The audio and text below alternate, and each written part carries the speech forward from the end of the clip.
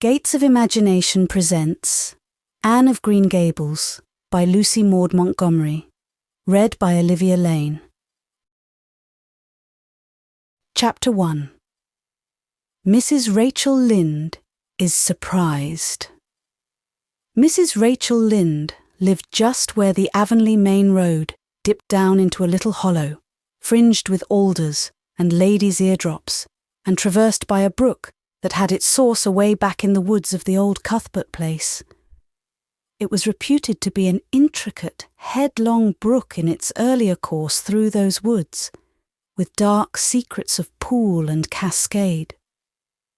But by the time it reached Lynde's Hollow, it was a quiet, well-conducted little stream, for not even a brook could run past Mrs. Rachel Lynde's door without due regard for decency and decorum. It probably was conscious that Mrs. Rachel was sitting at her window, keeping a sharp eye on everything that passed, from brooks and children up, and that if she noticed anything odd or out of place, she would never rest until she had ferreted out the whys and wherefores thereof. There are plenty of people, in Avonlea and out of it, who can attend closely to their neighbours' business by dint of neglecting their own. But Mrs. Rachel Lynde was one of those capable creatures who can manage their own concerns and those of other folks into the bargain. She was a notable housewife. Her work was always done and well done. She ran the sewing circle, helped run the Sunday school, and was the strongest prop of the Church Aid Society and Foreign Missions Auxiliary. Yet, with all this Mrs. Rachel found abundant time to sit for hours at her kitchen window, knitting cotton warp quilts. She had knitted 16 of them, as Avonlea housekeepers were wont to tell in awed voices, and keeping a sharp eye on the main road that crossed the hollow and wound up the steep red hill beyond. Since Avonlea occupied a little triangular peninsula jutting out into the Gulf of St. Lawrence, with water on two sides of it, anybody who went out of it or into it had to pass over that hill road, and so run the unseen gauntlet of Mrs. Rachel's all-seeing eye.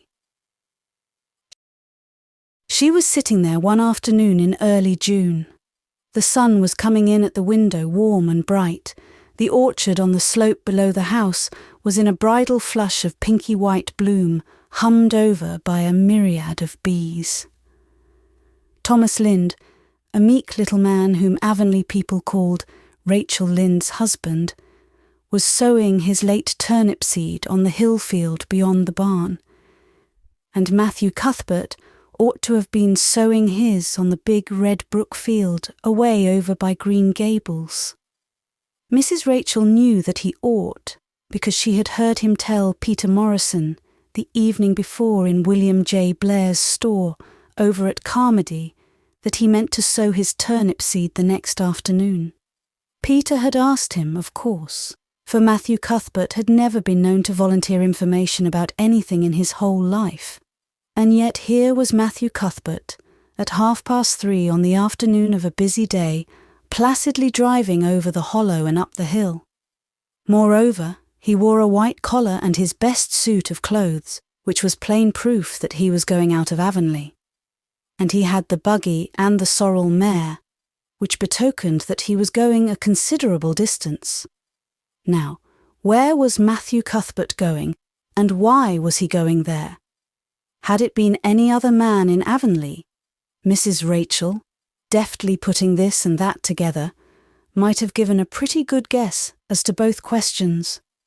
But Matthew so rarely went from home that it must be something pressing and unusual which was taking him. He was the shyest man alive, and hated to have to go among strangers or to any place where he might have to talk. Matthew, dressed up with a white collar and driving in a buggy, was something that didn't happen often. Mrs. Rachel, ponder as she might, could make nothing of it, and her afternoon's enjoyment was spoiled. "I'll just step over to Green Gables after tea and find out from Marilla where he's gone and why," the worthy woman finally concluded. "He doesn't generally go to town this time of year, and he never visits. If he'd run out of turnip seed, he wouldn't dress up and take the buggy to go for more. He wasn't driving fast enough to be going for a doctor. Yet something must have happened since last night to start him off. I'm clean puzzled, that's what, and I won't know a minute's peace of mind or conscience until I know what has taken Matthew Cuthbert out of Avonlea today. Accordingly, after tea, Mrs. Rachel set out. She had not far to go. The big, rambling, orchard-embowered house where the Cuthberts lived was a scant quarter of a mile up the road from Lynde's Hollow. To be sure, the long lane made it a good deal further. Matthew Cuthbert's father, as shy and silent as his son after him, had got as far away as he possibly could from his fellow men without actually retreating into the woods when he founded his homestead. Green Gables was built at the furthest edge of his cleared land, and there it was to this day, barely visible from the main road along which all the other Avonlea houses were so sociably situated. Mrs. Rachel Lynde did not call living in such a place living at all. "It's just staying, that's what," she said as she stepped along the deep-rutted grassy lane bordered with wild rose bushes. "It's no wonder Matthew and Marilla are both a little odd, living away back here by themselves. Trees aren't much company, though dear knows if they were, there'd be enough of them. I'd rather look at people. To be sure, they seem contented enough, but then I suppose they're used to it. A body can get used to anything, even to being hanged, as the Irishman said." With this missus, Rachel stepped out of the lane into the backyard of Green Gables. Very green and neat and precise was that yard, set about on one side with great patriarchal willows, and on the other with prim Lombardies. Not a stray stick nor stone was to be seen, for Mrs. Rachel would have seen it, if there had been. Privately, she was of the opinion that Marilla Cuthbert swept that yard over as often as she swept her house. One could have eaten a meal off the ground without over-brimming the proverbial peck of dirt. Mrs. Rachel rapped smartly at the kitchen door and stepped in when bidden to do so. The kitchen at Green Gables was a cheerful apartment, or would have been cheerful if it had not been so painfully clean as to give it something of the appearance of an unused parlour. Its windows looked east and west. Through the west one, looking out on the backyard, came a flood of mellow June sunlight, but the east one, whence you got a glimpse of the bloom-white cherry trees in the left orchard, and nodding slender birches down in the hollow by the brook, was greened over by a tangle of vines. Here sat Marilla Cuthbert, when she sat at all, always slightly distrustful of sunshine, which seemed to her too dancing and irresponsible a thing for a world which was meant to be taken seriously. And here she sat now, knitting, and the table behind her was laid for supper. Mrs. Rachel, before she had fairly closed the door, had taken a mental note of everything that was on that table. There were 3 plates laid, so that Marilla must be expecting someone home with Matthew to tea. But the dishes were everyday dishes, and there was only crab-apple preserves and one kind of cake, so that the expected company could not be any particular company. Yet what of Matthew's white collar and the sorrel mare? Mrs. Rachel was getting fairly dizzy with this unusual mystery about quiet, unmysterious Green Gables. "Good evening, Rachel," Marilla said briskly. "This is a real fine evening, isn't it? Won't you sit down? How are all your folks?" Something that for lack of any other name might be called friendship existed, and always had existed between Marilla Cuthbert and Mrs. Rachel, in spite of, or perhaps because of, their dissimilarity.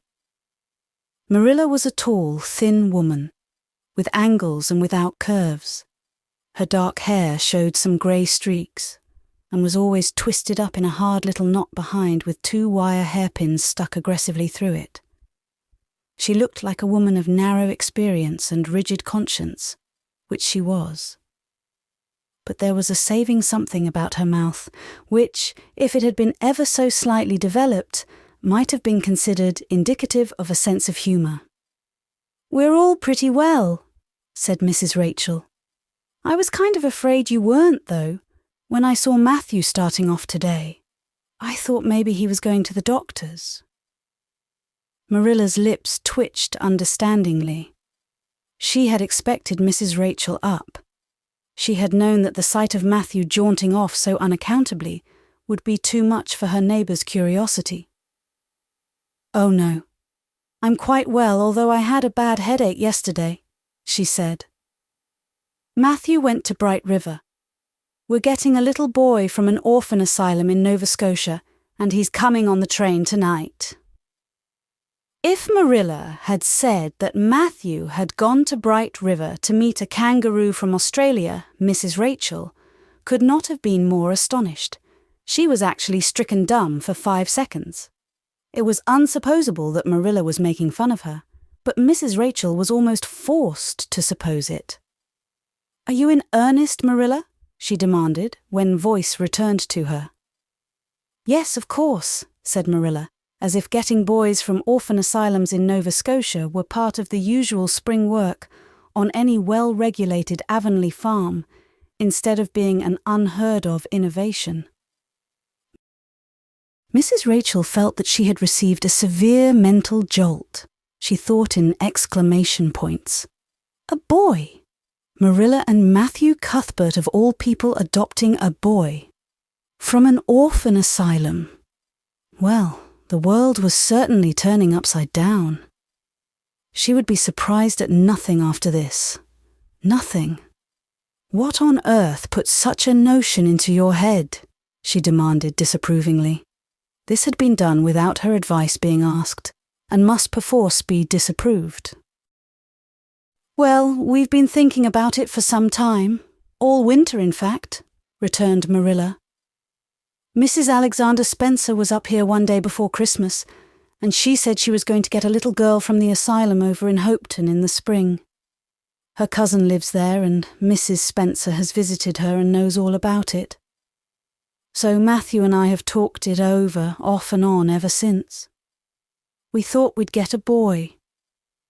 Matthew is getting up in years, you know. He's 60, and he isn't so spry as he once was.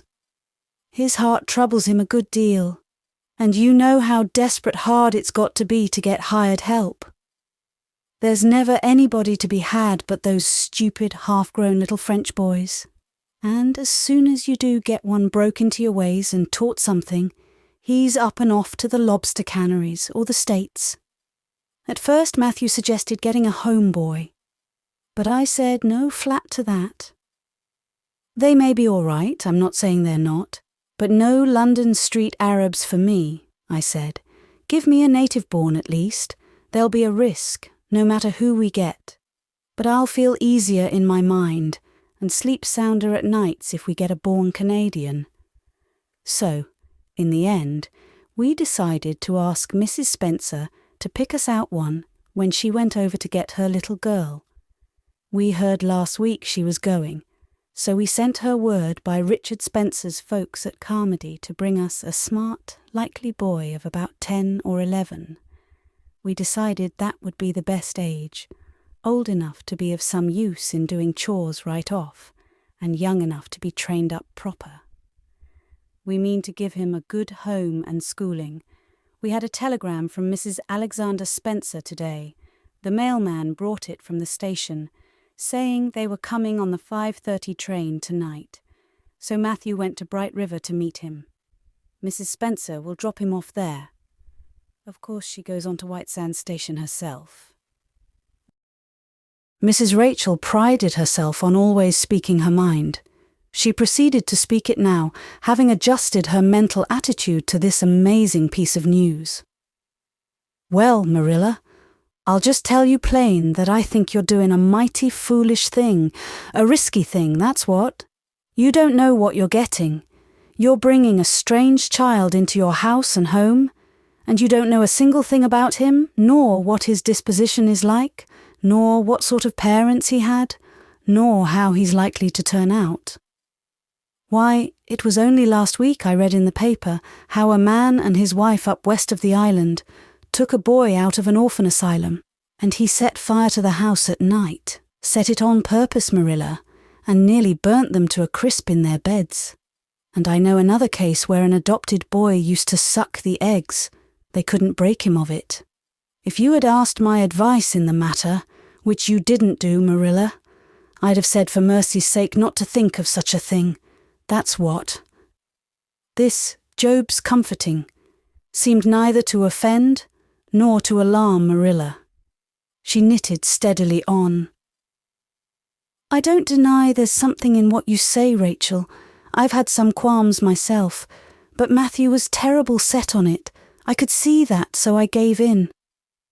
It's so seldom Matthew sets his mind on anything that when he does, I always feel it's my duty to give in.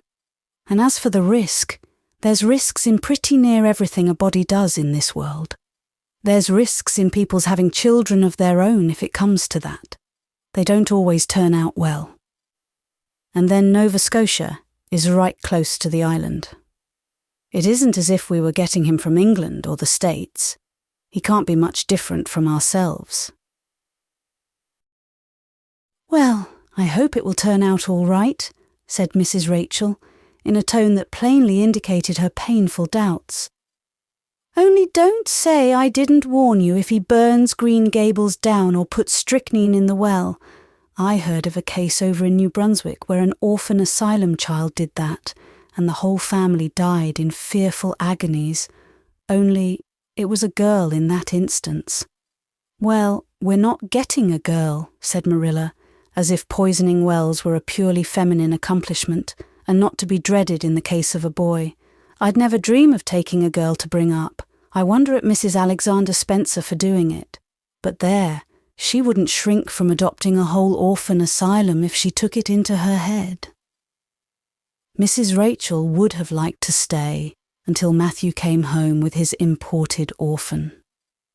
But reflecting that it would be a good 2 hours at least before his arrival, she concluded to go up the road to Robert Bell's and tell the news. It would certainly make a sensation second to none, and Mrs. Rachel dearly loved to make a sensation. So she took herself away, somewhat to Marilla's relief, for the latter felt her doubts and fears reviving under the influence of Mrs. Rachel's pessimism. Well, of all things that ever were or will be, ejaculated Mrs. Rachel, when she was safely out in the lane, it does really seem as if I must be dreaming. Well, I'm sorry for that poor young one, and no mistake. Matthew and Marilla don't know anything about children, and they'll expect him to be wiser and steadier than his own grandfather. If so be's he ever had a grandfather, which is doubtful. It seems uncanny to think of a child at Green Gables somehow. There's never been one there, for Matthew and Marilla were grown up when the new house was built. If they ever were children, which is hard to believe when one looks at them. I wouldn't be in that orphan's shoes for anything. My, but I pity him, that's what. So said Mrs. Rachel to the wild rose bushes out of the fullness of her heart. But if she could have seen the child who was waiting patiently at the Bright River station at that very moment, her pity would have been still deeper and more profound. Chapter 2. Matthew Cuthbert is surprised. Matthew Cuthbert and the sorrel mare jogged comfortably over the 8 miles to Bright River. It was a pretty road, running along between snug farmsteads, with now and again a bit of balsamy fir wood to drive through, or a hollow where wild plums hung out their filmy bloom. The air was sweet with the breath of many apple orchards, and the meadows sloped away in the distance to horizon mists of pearl and purple, while the little birds sang as if it were the one day of summer in all the year. Matthew enjoyed the drive after his own fashion, except during the moments when he met women and had to nod to them, for in Prince Edward Island you are supposed to nod to all and sundry you meet on the road whether you know them or not. Matthew dreaded all women except Marilla and Mrs. Rachel. He had an uncomfortable feeling that the mysterious creatures were secretly laughing at him. He may have been quite right in thinking so, for he was an odd-looking personage, with an ungainly figure and long iron-grey hair that touched his stooping shoulders, and a full, soft brown beard, which he had worn ever since he was 20. In fact, he had looked at 20 very much as he looked at 60, lacking a little of the greyness. When he reached Bright River, there was no sign of any train. He thought he was too early, so he tied his horse in the yard of the small Bright River Hotel and went over to the station house. The long platform was almost deserted, the only living creature in sight being a girl who was sitting on a pile of shingles at the extreme end. Matthew, barely noting that it was a girl, sidled past her as quickly as possible without looking at her. Had he looked, he could hardly have failed to notice the tense rigidity and expectation of her attitude and expression. She was sitting there waiting for something or somebody, and, since sitting and waiting was the only thing to do just then, she sat and waited with all her might and main. Matthew encountered the station master, locking up the ticket office preparatory to going home for supper, and asked him if the 5:30 train would soon be along. "The 5:30 train has been in and gone half an hour ago," answered that brisk official. "But there was a passenger dropped off for you, a little girl. She's sitting out there on the shingles. I asked her to go into the ladies' waiting room, but she informed me gravely that she preferred to stay outside." "There was more scope for imagination," she said. "She's a case, I should say." "I'm not expecting a girl," said Matthew blankly. "It's a boy I've come for. He should be here. Mrs. Alexander Spencer was to bring him over from Nova Scotia for me." The station master whistled. "Guess there's some mistake," he said. "Mrs. Spencer came off the train with that girl and gave her into my charge. Said you and your sister were adopting her from an orphan asylum and that you would be along for her presently. That's all I know about it, and I haven't got any more orphans concealed hereabouts." "I don't understand," said Matthew helplessly, wishing that Marilla was at hand to cope with the situation. "Well, you'd better question the girl," said the station master carelessly. "I dare say she'll be able to explain. She's got a tongue of her own, that's certain. Maybe they were out of boys of the brand you wanted." He walked jauntily away, being hungry, and the unfortunate Matthew was left to do that which was harder for him than bearding a lion in its den. Walk up to a girl, a strange girl, an orphan girl, and demand of her why she wasn't a boy. Matthew groaned in spirit as he turned about and shuffled gently down the platform towards her. She had been watching him ever since he had passed her, and she had her eyes on him now. Matthew was not looking at her, and would not have seen what she was really like if he had been. But an ordinary observer would have seen this. A child of about 11, garbed in a very short, very tight, very ugly dress of yellowish-grey wincey. She wore a faded brown sailor hat, and beneath the hat, extending down her back, were 2 braids of very thick, decidedly red hair. Her face was small, white and thin, also much freckled. Her mouth was large, and so were her eyes, which looked green in some lights and moods and grey in others. So far, the ordinary observer, an extraordinary observer, might have seen that the chin was very pointed and pronounced, that the big eyes were full of spirit and vivacity, that the mouth was sweet-lipped and expressive, that the forehead was broad and full. In short, our discerning, extraordinary observer might have concluded that no commonplace soul inhabited the body of this stray woman-child of whom shy Matthew Cuthbert was so ludicrously afraid. Matthew, however, was spared the ordeal of speaking first, for as soon as she concluded that he was coming to her, she stood up, grasping with one thin brown hand the handle of a shabby old-fashioned carpet bag. The other she held out to him. "I suppose you are Mr. Matthew Cuthbert of Green Gables," she said in a peculiarly clear, sweet voice. "I'm very glad to see you. I was beginning to be afraid you weren't coming for me, and I was imagining all the things that might have happened to prevent you. I had made up my mind that if you didn't come for me tonight, I'd go down the track to that big wild cherry tree at the bend and climb up into it to stay all night. I wouldn't be a bit afraid, and it would be lovely to sleep in a wild cherry tree all white with bloom in the moonshine, don't you think? You could imagine you were dwelling in marble halls, couldn't you? And I was quite sure you would come for me in the morning, if you didn't tonight." Matthew had taken the scrawny little hand awkwardly in his. Then and there he decided what to do. He could not tell this child with the glowing eyes that there had been a mistake.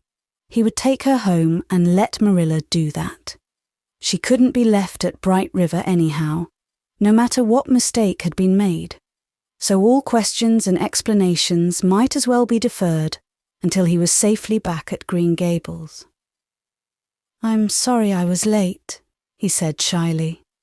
"Come along, the horse is over in the yard. Give me your bag." "Oh, I can carry it," the child responded cheerfully. "It isn't heavy. I've got all my worldly goods in it, but it isn't heavy. And if it isn't carried in just a certain way, the handle pulls out. So I'd better keep it, because I know the exact knack of it. It's an extremely old carpet bag. Oh, I'm very glad you've come, even if it would have been nice to sleep in a wild cherry tree. We've got to drive a long piece, haven't we? Mrs. Spencer said it was 8 miles. I'm glad because I love driving. Oh, it seems so wonderful that I'm going to live with you and belong to you. I've never belonged to anybody, not really. But the asylum was the worst. I've only been in it 4 months, but that was enough. I don't suppose you ever were an orphan in an asylum, so you can't possibly understand what it is like. It's worse than anything you could imagine. Mrs. Spencer said it was wicked of me to talk like that, but I didn't mean to be wicked. It's so easy to be wicked without knowing it, isn't it? They were good, you know, the asylum people. But there is so little scope for the imagination in an asylum, only just in the other orphans. It was pretty interesting to imagine things about them. To imagine that perhaps the girl who sat next to you was really the daughter of a belted earl, who had been stolen away from her parents in her infancy by a cruel nurse who died before she could confess. I used to lie awake at nights and imagine things like that because I didn't have time in the day. I guess that's why I'm so thin. I am dreadful thin, ain't I? There isn't a pick on my bones. I do love to imagine I'm nice and plump, with dimples in my elbows. With this, Matthew's companion stopped talking, partly because she was out of breath, and partly because they had reached the buggy. Not another word did she say until they had left the village and were driving down a steep little hill, the road part of which had been cut so deeply into the soft soil that the banks, fringed with blooming wild cherry trees and slim white birches, were several feet above their heads. The child put out her hand and broke off a branch of wild plum that brushed against the side of the buggy. "Isn't that beautiful? What did that tree, leaning out from the bank, all white and lacy, make you think of?" she asked. "Well, now I don't know," said Matthew. "Why, a bride, of course. A bride all in white with a lovely misty veil. I've never seen one, but I can imagine what she would look like. I don't ever expect to be a bride myself. I'm so homely, nobody will ever want to marry me. Unless it might be a foreign missionary. I suppose a foreign missionary mightn't be very particular, but I do hope that someday I shall have a white dress. That is my highest ideal of earthly bliss. I just love pretty clothes. And I've never had a pretty dress in my life that I can remember. But of course it's all the more to look forward to, isn't it? And then I can imagine that I'm dressed gorgeously. This morning when I left the asylum I felt so ashamed because I had to wear this horrid old wincey dress. All the orphans had to wear them, you know. A merchant in Hopeton last winter donated 300 yards of wincey to the asylum. Some people said it was because he couldn't sell it, but I'd rather believe that it was out of the kindness of his heart, wouldn't you? When we got on the train, I felt as if everybody must be looking at me and pitying me.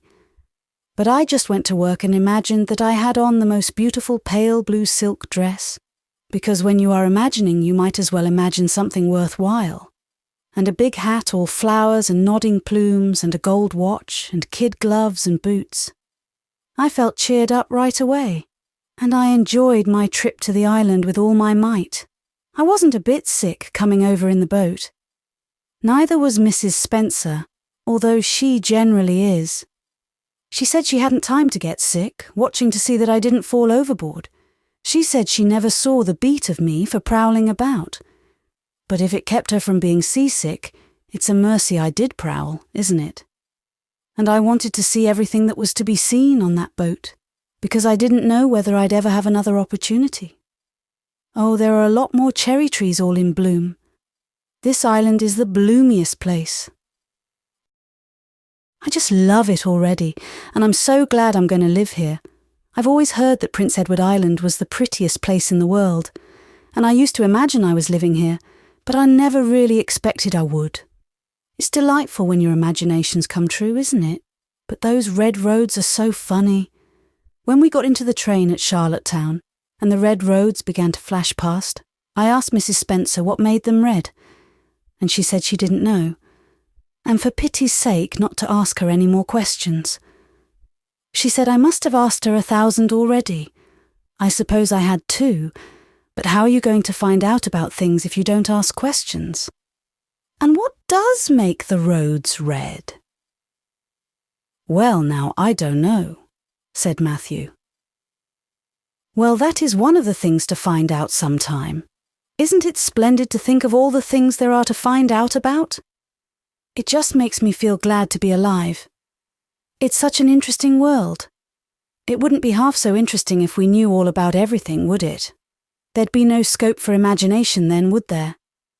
But am I talking too much? People are always telling me I do. Would you rather I didn't talk?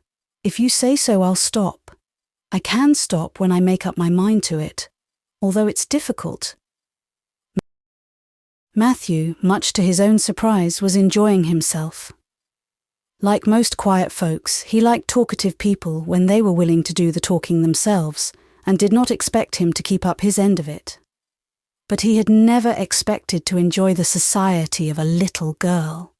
Women were bad enough in all conscience, but little girls were worse. He detested the way they had of sidling past him timidly, with sidewise glances, as if they expected him to gobble them up at a mouthful if they ventured to say a word. That was the Avonlea type of well-bred little girl. But this freckled witch was very different, and although he found it rather difficult for his slower intelligence to keep up with her brisk mental processes, he thought that he kind of liked her chatter. So he said, as shyly as usual, "Oh, you can talk as much as you like, I don't mind. Oh, I'm so glad. I know you and I are going to get along together fine. It's such a relief to talk when one wants to, and not be told that children should be seen and not heard. I've had that said to me 1,000,000 times if I have once, and people laugh at me because I use big words. But if you have big ideas, you have to use big words to express them, haven't you?" "Well now, that seems reasonable," said Matthew. "Mrs. Spencer said that my tongue must be hung in the middle, but it isn't. It's firmly fastened at one end. Mrs. Spencer said your place was named Green Gables. I asked her all about it, and she said there were trees all around it. I was gladder than ever. I just love trees. And there weren't any at all about the asylum. Only a few poor weeny-teeny things out in front with little whitewashed cagey things about them. They just looked like orphans themselves, those trees did. It used to make me want to cry to look at them. I used to say to them, "Oh, you poor little things. If you were out in a great big woods with other trees all around you, and little mosses and June bells growing over your roots, and a brook not far away, and birds singing in your branches, you could grow, couldn't you? But you can't where you are. I know just exactly how you feel, little trees." I felt sorry to leave them behind this morning. You do get so attached to things like that, don't you? Is there a brook anywhere near Green Gables? I forgot to ask Mrs. Spencer that. Well now, yes, there's one right below the house. Fancy, it's always been one of my dreams to live near a brook. I never expected I would, though. Dreams don't often come true, do they? Wouldn't it be nice if they did? But just now I feel pretty nearly perfectly happy. I can't feel exactly perfectly happy because, well, what colour would you call this? She twitched one of her long glossy braids over her thin shoulder and held it up before Matthew's eyes. Matthew was not used to deciding on the tints of ladies' tresses, but in this case there couldn't be much doubt. "It's red, ain't it?" he said. The girl let the braid drop back with a sigh that seemed to come from her very toes, and to exhale forth all the sorrows of the ages. "Yes, it's red," she said resignedly.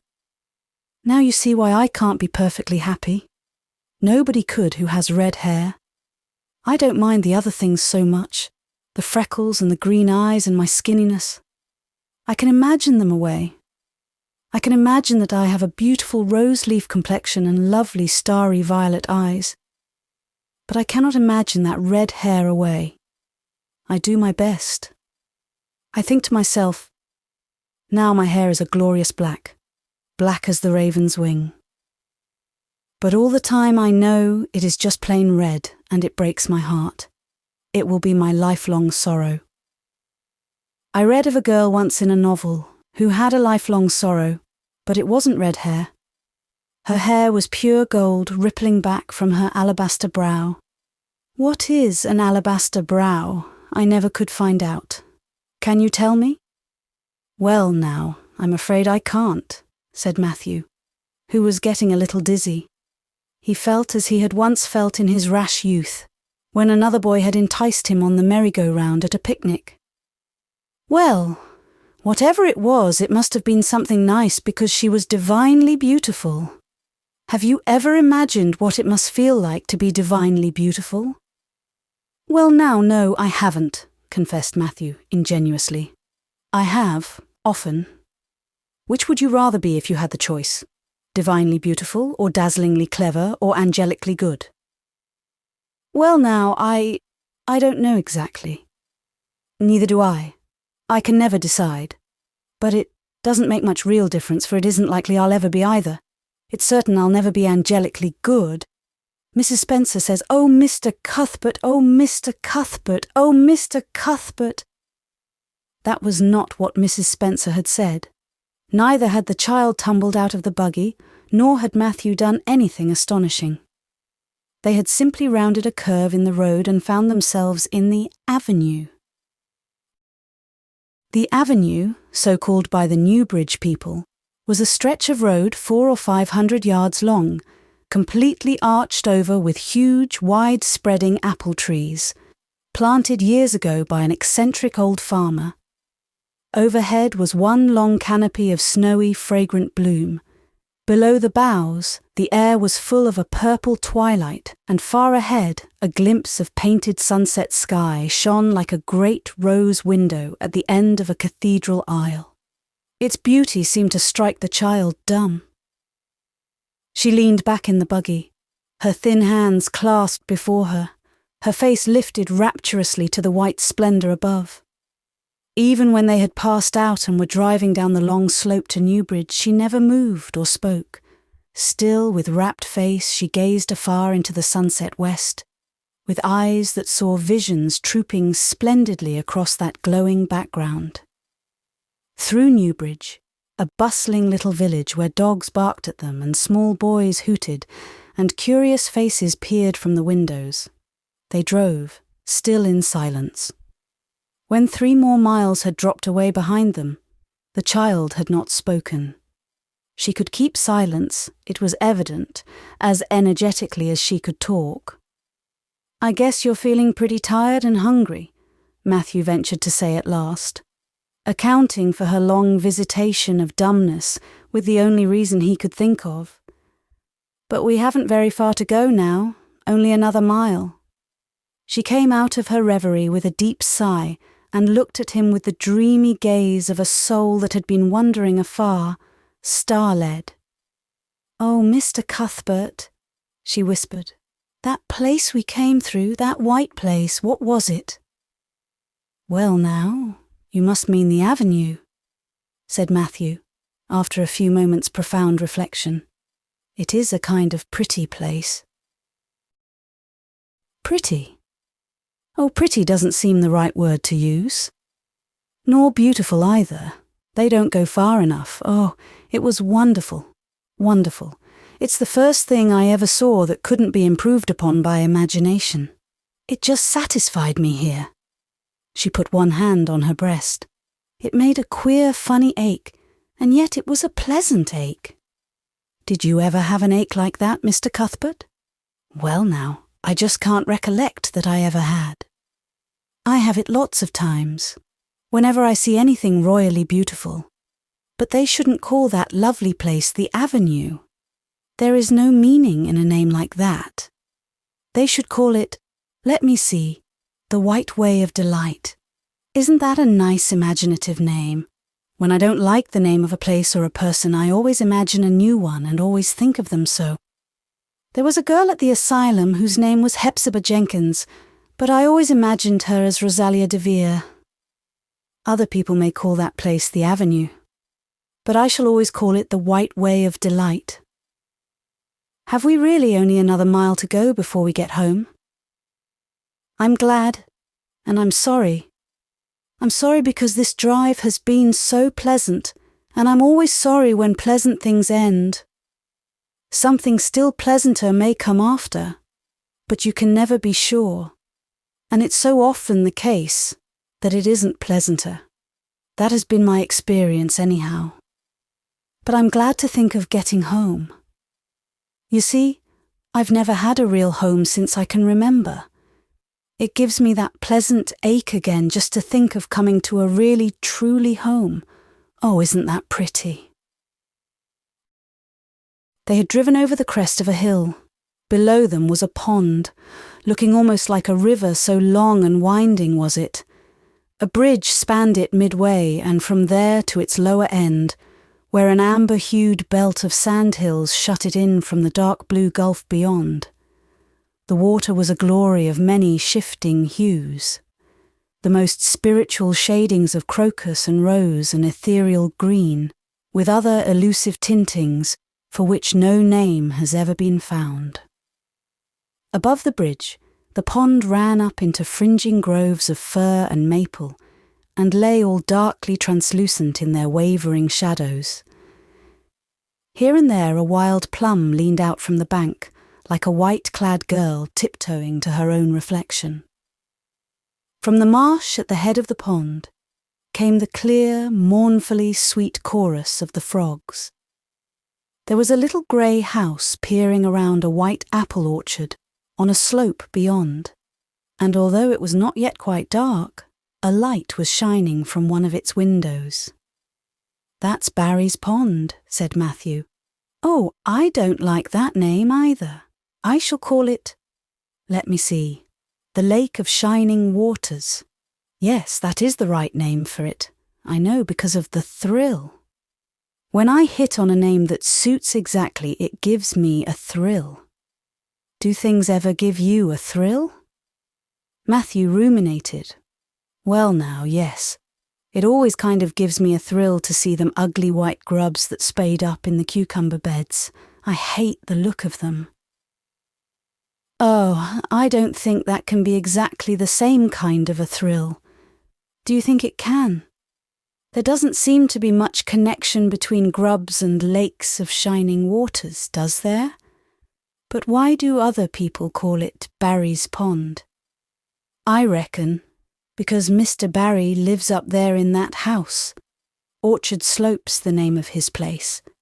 If it wasn't for that big bush behind it, you could see Green Gables from here. But we have to go over the bridge and round by the road, so it's near half a mile further. Has Mr. Barry any little girls? Well, not so very little either, about my size. He's got one about 11. Her name is Diana. Oh, with a long indrawing of breath, what a perfectly lovely name. Well now, I dunno, there's something dreadful heathenish about it, seems to me. I'd rather Jane or Mary or some sensible name like that. But when Diana was born, there was a schoolmaster boarding there, and they gave him the naming of her, and he called her Diana. I wish there had been a schoolmaster like that around when I was born then. Oh, here we are at the bridge. I'm going to shut my eyes tight. I'm always afraid going over bridges. I can't help imagining that perhaps, just as we get to the middle, they'll crumple up like a jackknife and nip us, so I shut my eyes, but I always have to open them for all when I think we're getting near the middle, because you see, if the bridge did crumple up, I'd want to see it crumple. What a jolly rumble it makes. I always like the rumble part of it. Isn't it splendid there are so many things to like in this world? There, we're over. Now I'll look back. Good night, dear lake of shining waters. I always say good night to the things I love, just as I would to people. I think they like it. That water looks as if it was smiling at me. When they had driven up the further hill and around a corner, Matthew said, "We're pretty near home now. That's Green Gables over—" "Oh, don't tell me," she interrupted breathlessly, catching at his partially raised arm and shutting her eyes that she might not see his gesture. "Let me guess. I'm sure I'll guess right." She opened her eyes and looked about her. They were on the crest of a hill. The sun had set some time since, but the landscape was still clear in the mellow afterlight. To the west, a dark church spire rose up against a marigold sky. Below was a little valley, and beyond a long, gently rising slope with snug farmsteads scattered along it. From one to another the child's eyes darted, eager and wistful. At last they lingered on one away to the left, far back from the road, dimly white with blossoming trees in the twilight of the surrounding woods. Over it, in the stainless southwest sky, a great crystal white star was shining like a lamp of guidance and promise. "That's it, isn't it?" she said, pointing. Matthew slapped the reins on the sorrel's back delightedly. "Well now, you've guessed it, but I reckon Mrs. Spencer described it so's you could tell." "No, she didn't. Really, she didn't. All she said might just as well have been about most of those other places. I hadn't any real idea what it looked like, but just as soon as I saw it, I felt it was home. Oh, it seems as if I must be in a dream. Do you know, my arm must be black and blue from the elbow up, for I've pinched myself so many times today. Every little while a horrible sickening feeling would come over me and I'd be so afraid it was all a dream. Then I'd pinch myself to see if it was real, until suddenly I remembered that even supposing it was only a dream, I'd better go on dreaming as long as I could, so I stopped pinching. But it is real, and we're nearly home." With a sigh of rapture, she relapsed into silence. Matthew stirred uneasily. He felt glad that it would be Marilla, and not he, who would have to tell this waif of the world that the home she longed for was not to be hers after all. They drove over Lynde's Hollow, where it was already quite dark, but not so dark that Mrs. Rachel could not see them from her window vantage, and up the hill, and into the long lane of Green Gables. By the time they arrived at the house, Matthew was shrinking from the approaching revelation with an energy he did not understand. It was not of Marilla or himself he was thinking, or of the trouble this mistake was probably going to make for them, but of the child's disappointment. When he thought of that rapt light being quenched in her eyes, he had an uncomfortable feeling that he was going to assist at murdering something. Much the same feeling that came over him when he had to kill a lamb or calf or any other innocent little creature. The yard was quite dark as they turned into it, and the poplar leaves were rustling silkily all round it. "Listen to the trees talking in their sleep," she whispered, as he lifted her to the ground. "What nice dreams they must have." Then, holding tightly to the carpet bag, which contained all her worldly goods, she followed him into the house. Chapter 3. Marilla Cuthbert is surprised. Marilla came briskly forward as Matthew opened the door, but when her eyes fell on the odd little figure in the stiff, ugly dress, with the long braids of red hair and the eager, luminous eyes, she stopped short in amazement. "Matthew Cuthbert! Who's that?" she ejaculated. "Where is the boy?" "There wasn't any boy," said Matthew wretchedly. "There was only her."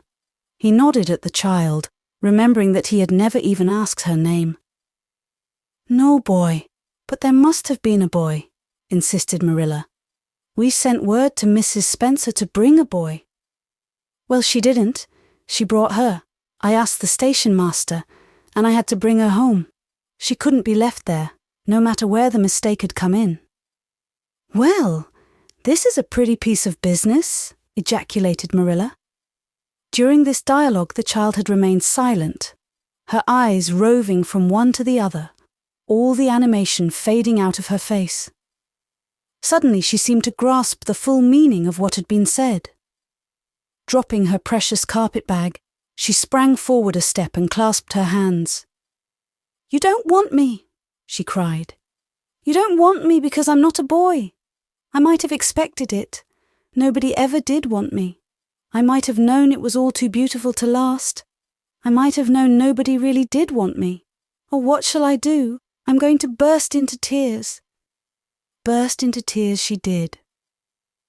Sitting down on a chair by the table, flinging her arms out upon it, and burying her face in them, she proceeded to cry stormily. Marilla and Matthew looked at each other deprecatingly across the stove. Neither of them knew what to say or do.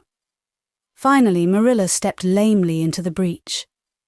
"Well, well, there's no need to cry so about it." "Yes, there is need." The child raised her head quickly, revealing a tear-stained face and trembling lips. "You would cry too if you were an orphan and had come to a place you thought was going to be home and found that they didn't want you because you weren't a boy. Oh, this is the most tragical thing that ever happened to me." Something like a reluctant smile, rather rusty from long disuse, mellowed Marilla's grim expression. "Well, don't cry any more. We're not going to turn you out of doors tonight. You'll have to stay here until we investigate this affair. What's your name?" The child hesitated for a moment. "Will you please call me Cordelia?" she said eagerly. "Call you Cordelia? Is that your name?" "No, it's not exactly my name, but I would love to be called Cordelia. It's such a perfectly elegant name." "I don't know what on earth you mean. If Cordelia isn't your name, what is?" "Anne Shirley," reluctantly faltered forth the owner of that name. "But, oh, please do call me Cordelia. It can't matter much to you what you call me if I'm only going to be here a little while, can it? And Anne is such an unromantic name." "Unromantic fiddlesticks," said the unsympathetic Marilla. "Anne is a real good, plain, sensible name. You've no need to be ashamed of it." "Oh, I'm not ashamed of it," explained Anne. "Only I like Cordelia better. I've always imagined that my name was Cordelia. At least, I always have of late years. When I was young, I used to imagine it was Geraldine, but I like Cordelia better now. But if you call me Anne, please call me Anne, spelled with an E." "What difference does it make how it's spelled?" asked Marilla with another rusty smile as she picked up the teapot. "Oh, it makes such a difference. It looks so much nicer. When you hear a name pronounced, can't you always see it in your mind, just as if it was printed out? I can, and Anne looks dreadful, but Annie looks so much more distinguished. If you'll only call me Anne, spelled with an E, I shall try to reconcile myself to not being called Cordelia." "Very well then. Anne spelled with an E, can you tell us how this mistake came to be made?" "We sent word to Mrs. Spencer to bring us a boy. Were there no boys at the asylum?" "Oh yes, there was an abundance of them. But Mrs. Spencer said distinctly that you wanted a girl about 11 years old, and the matron said she thought I would do. You don't know how delighted I was. I couldn't sleep all last night for joy." "Oh," she added reproachfully, turning to Matthew. "Why didn't you tell me at the station that you didn't want me and leave me there? If I hadn't seen the White Way of Delight and the Lake of Shining Waters, it wouldn't be so hard." "What on earth does she mean?" demanded Marilla, staring at Matthew. She's just referring to some conversation we had on the road," said Matthew hastily. "I'm going out to put the mare in, Marilla. Have tea ready when I come back." "Did Mrs. Spencer bring anybody over besides you?" continued Marilla, when Matthew had gone out. "She brought Lily Jones for herself. Lily is only 5 years old and she is very beautiful and had nut-brown hair. If I was very beautiful and had nut-brown hair, would you keep me?" "No. We want a boy to help Matthew on the farm. A girl would be of no use to us. Take off your hat. I'll lay it and your bag on the hall table." Anne took off her hat meekly. Matthew came back presently, and they sat down to supper. But Anne could not eat. In vain she nibbled at the bread and butter and pecked at the crab-apple preserve out of the little scalloped glass dish by her plate. She did not really make any headway at all. "You're not eating anything," said Marilla sharply, eyeing her as if it were a serious shortcoming. Anne sighed. "I can't. I'm in the depths of despair. Can you eat when you are in the depths of despair?" "I've never been in the depths of despair, so I can't say," responded Marilla.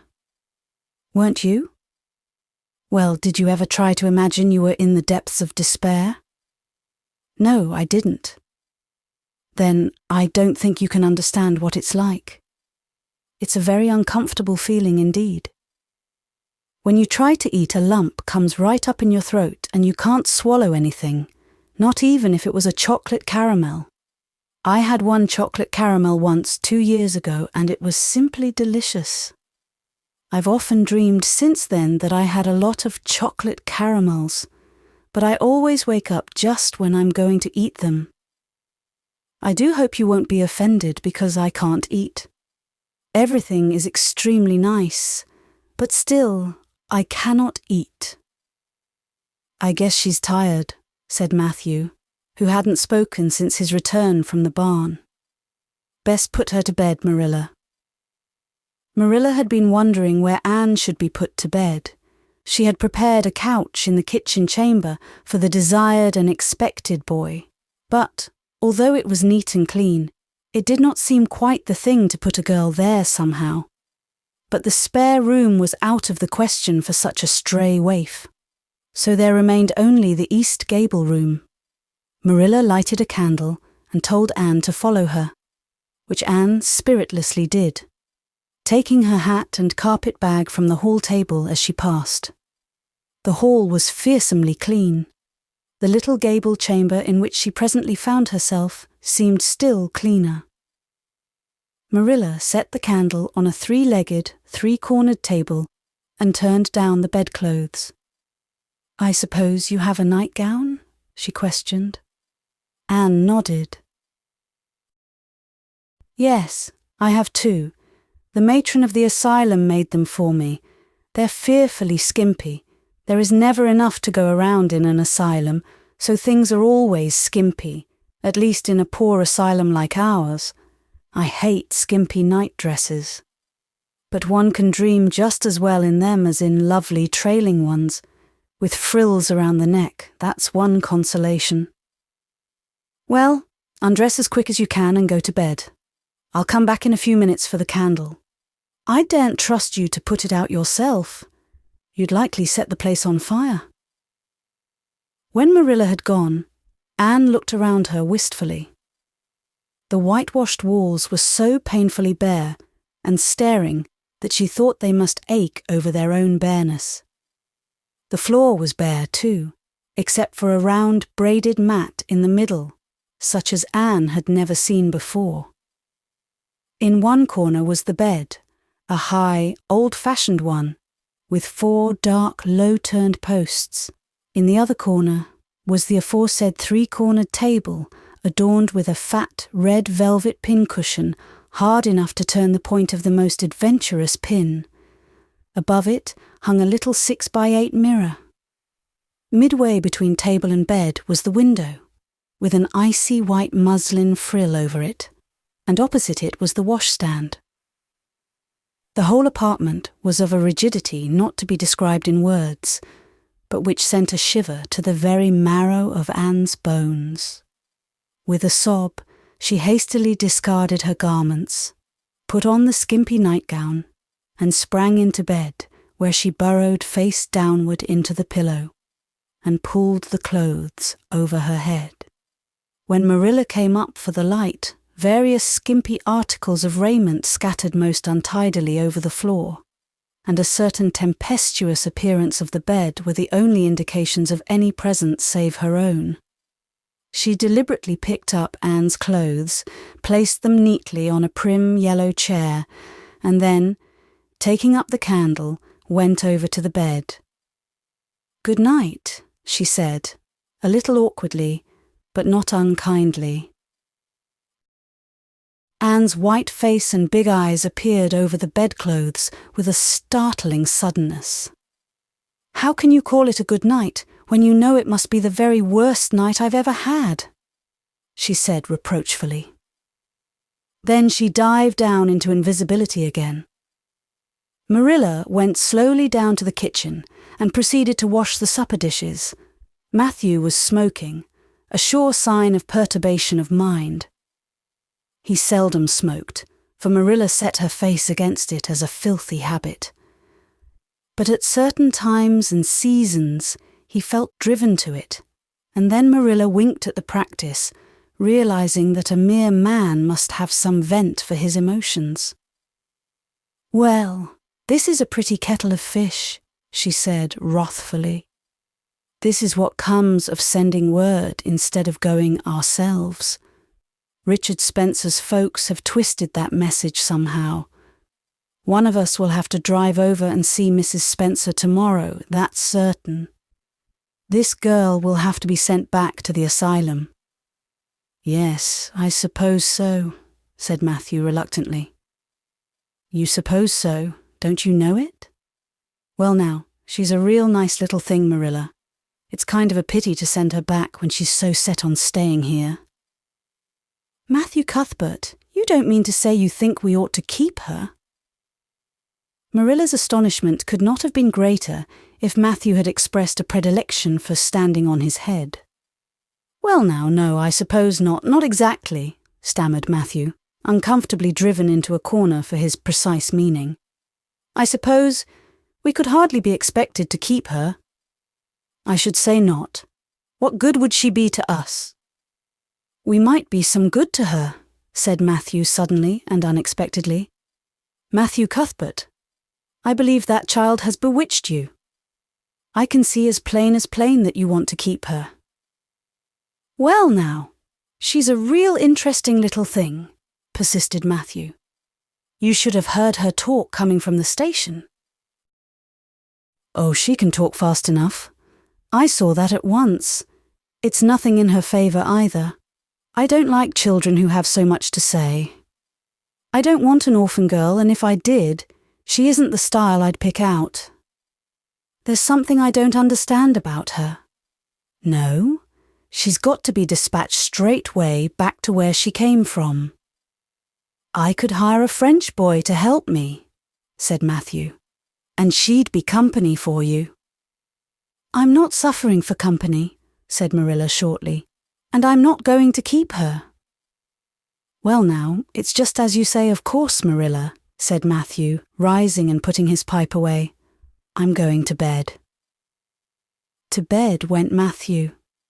And to bed, when she had put her dishes away, went Marilla, frowning most resolutely.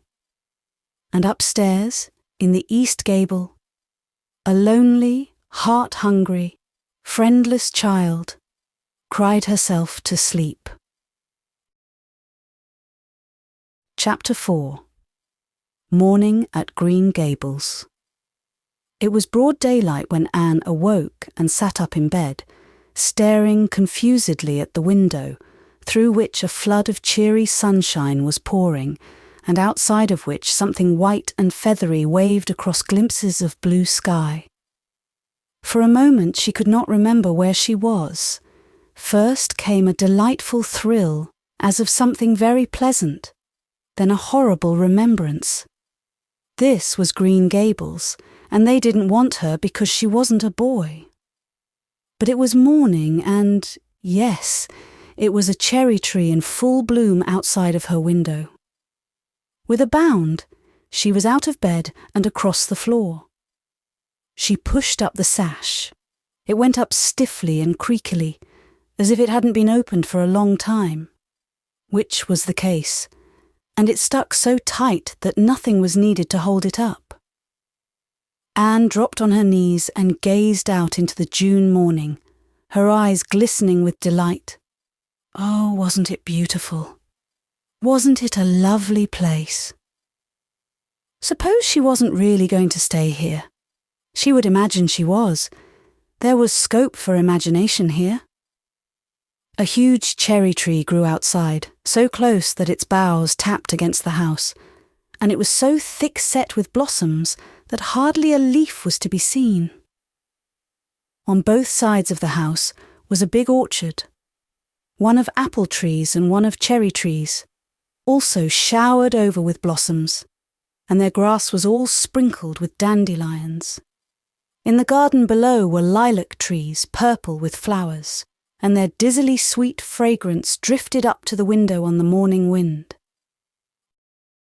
Below the garden, a green field, lush with clover, sloped down to the hollow where the brook ran and where scores of white birches grew, upspringing airily out of an undergrowth suggestive of delightful possibilities in ferns and mosses and woodsy things generally. Beyond it was a hill, green and feathery, with spruce and fir.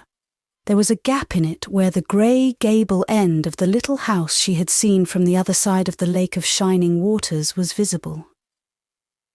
Off to the left were the big barns, and beyond them, away down over green, low-sloping fields, was a sparkling blue glimpse of sea. Anne's beauty-loving eyes lingered on it all, taking everything greedily in.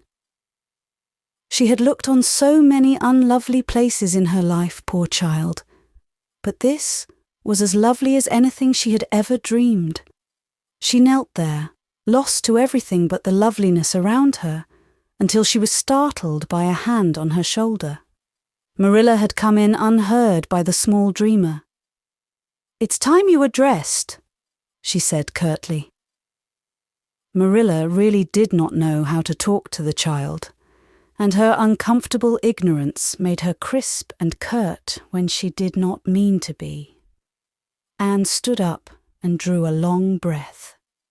"Oh, isn't it wonderful?" she said, waving her hand comprehensively at the good world outside. "It's a big tree," said Marilla, "and it blooms great, but the fruit don't amount to much, never, small and wormy. Oh, I don't mean just the tree. Of course it's lovely. Yes, it's radiantly lovely. It blooms as if it meant it. But I meant everything.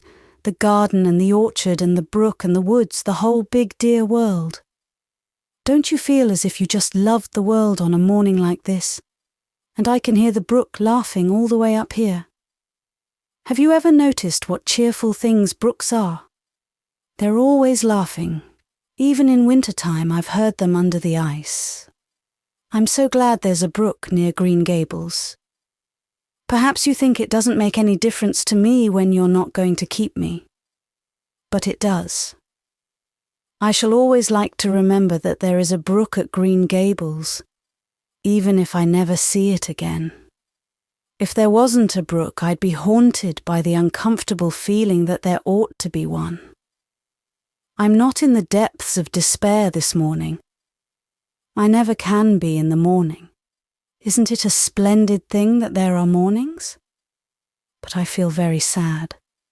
I've just been imagining that it was really me you wanted after all, and that I was to stay here forever and ever. It was a great comfort while it lasted. But the worst of imagining things is that the time comes when you have to stop, and that hurts. You'd better get dressed and come downstairs and never mind your imaginings, said Marilla, as soon as she could get a word in edgewise. Breakfast is waiting. Wash your face and comb your hair. Leave the window up and turn your bedclothes back over the foot of the bed. Be as smart as you can. Anne could evidently be smart to some purpose, for she was downstairs in 10 minutes' time, with her clothes neatly on, her hair brushed and braided, her face washed, and a comfortable consciousness pervading her soul that she had fulfilled all Marilla's requirements. As a matter of fact, however, she had forgotten to turn back the bedclothes. "I'm pretty hungry this morning," she announced as she slipped into the chair Marilla placed for her. "The world doesn't seem such a howling wilderness as it did last night. I'm so glad it's a sunshiny morning, but I like rainy mornings real well too. All sorts of mornings are interesting, don't you think? You don't know what's going to happen through the day, and there's so much scope for imagination. But I'm glad it's not rainy today because it's easier to be cheerful and bear up under affliction on a sunshiny day. I feel that I have a good deal to bear up under. It's all very well to read about sorrows and imagine yourself living through them heroically, but it's not so nice when you really come to have them, is it?" "For pity's sake, hold your tongue," said Marilla. "You talk entirely too much for a little girl." Thereupon Anne held her tongue so obediently and thoroughly that her continued silence made Marilla rather nervous, as if in the presence of something not exactly natural. Matthew also held his tongue, but this was natural, so that the meal was a very silent one. As it progressed, Anne became more and more abstracted, eating mechanically, with her big eyes fixed unswervingly and unseeingly on the sky outside the window. This made Marilla more nervous than ever. She had an uncomfortable feeling that while this odd child's body might be there at the table, her spirit was far away in some remote airy cloudland, borne aloft on the wings of imagination. Who would want such a child about the place? Yet Matthew wished to keep her, of all unaccountable things. Marilla felt that he wanted it just as much this morning as he had the night before, and that he would go on wanting it. That was Matthew's way. Take a whim into his head and cling to it with the most amazing silent persistency. A persistency 10 times more potent and effectual in its very silence than if he had talked it out. When the meal was ended, Anne came out of her reverie and offered to wash the dishes. "Can you wash dishes right?" asked Marilla distrustfully. "Pretty well. I'm better at looking after children, though. I've had so much experience at that. It's such a pity you haven't any here for me to look after. I don't feel as if I wanted any more children to look after than I've got at present. You're problem enough in all conscience. What's to be done with you, I don't know. Matthew is a most ridiculous man." "I think he's lovely," said Anne reproachfully. "He is so very sympathetic. He didn't mind how much I talked. He seemed to like it. I felt that he was a kindred spirit as soon as ever I saw him." "You're both queer enough, if that's what you mean by kindred spirits," said Marilla with a sniff. "Yes, you may wash the dishes. Take plenty of hot water, and be sure you dry them well. I've got enough to attend to this morning, for I'll have to drive over to White Sands in the afternoon and see Mrs. Spencer. You'll come with me, and we'll settle what's to be done with you. After you've finished the dishes, go upstairs and make your bed." Anne washed the dishes deftly enough, as Marilla, who kept a sharp eye on the process, discerned. Later on, she made her bed less successfully, for she had never learned the art of wrestling with a feather tick. But it was done somehow and smoothed down, and then Marilla, to get rid of her, told her she might go out of doors and amuse herself until dinner time. Anne flew to the door, face alight, eyes glowing. On the very threshold she stopped short, wheeled about, came back and sat down by the table, light and glow as effectually blotted out as if someone had clapped an extinguisher on her. "What's the matter now?" demanded Marilla. "I don't dare go out," said Anne, in the tone of a martyr relinquishing all earthly joys. "If I can't stay here, there is no use in my loving Green Gables. And if I go out there and get acquainted with all those trees and flowers and the orchard and the brook, I'll not be able to help loving it. It's hard enough now, so I won't make it any harder. I want to go out so much. Everything seems to be calling to me. Anne, Anne, come out to us. Anne, Anne, we want a playmate." But it's better not. There is no use in loving things if you have to be torn from them, is there? And it's so hard to keep from loving things, isn't it? That was why I was so glad when I thought I was going to live here. I thought I'd have so many things to love and nothing to hinder me. But that brief dream is over. I am resigned to my fate now, so I don't think I'll go out for fear I'll get unresigned again. What is the name of that geranium on the windowsill, please? That's the apple-scented geranium. Oh, I don't mean that sort of a name. I mean just a name you gave it yourself. Didn't you give it a name? May I give it one, then? May I call it... Let me see. Bonnie would do. May I call it Bonnie while I'm here? Oh, do let me. Goodness, I don't care. But where on earth is the sense of naming a geranium? Oh, I like things to have handles even if they are only geraniums. It makes them seem more like people. How do you know but that it hurts a geranium's feelings just to be called a geranium and nothing else? You wouldn't like to be called nothing but a woman all the time. Yes, I shall call it Bonnie. I named that cherry tree outside my bedroom window this morning. I called it Snow Queen because it was so white. Of course, it won't always be in blossom, but one can imagine that it is, can't one? I never in all my life saw or heard anything to equal her, muttered Marilla, beating a retreat down to the cellar after potatoes. She is kind of interesting, as Matthew says. I can feel already that I'm wondering what on earth she'll say next. She'll be casting a spell over me too. She's cast it over Matthew. That look he gave me when he went out said everything he said or hinted last night over again. I wish he was like other men and would talk things out. A body could answer back then and argue him into reason. But what's to be done with a man who just looks? Anne had relapsed into reverie, with her chin in her hands and her eyes on the sky, when Marilla returned from her cellar pilgrimage. There, Marilla left her until the early dinner was on the table. "I suppose I can have the mare and buggy this afternoon, Matthew?" said Marilla. Matthew nodded and looked wistfully at Anne. Marilla intercepted the look and said grimly, "I'm going to drive over to White Sands and settle this thing. I'll take Anne with me, and Mrs. Spencer will probably make arrangements to send her back to Nova Scotia at once.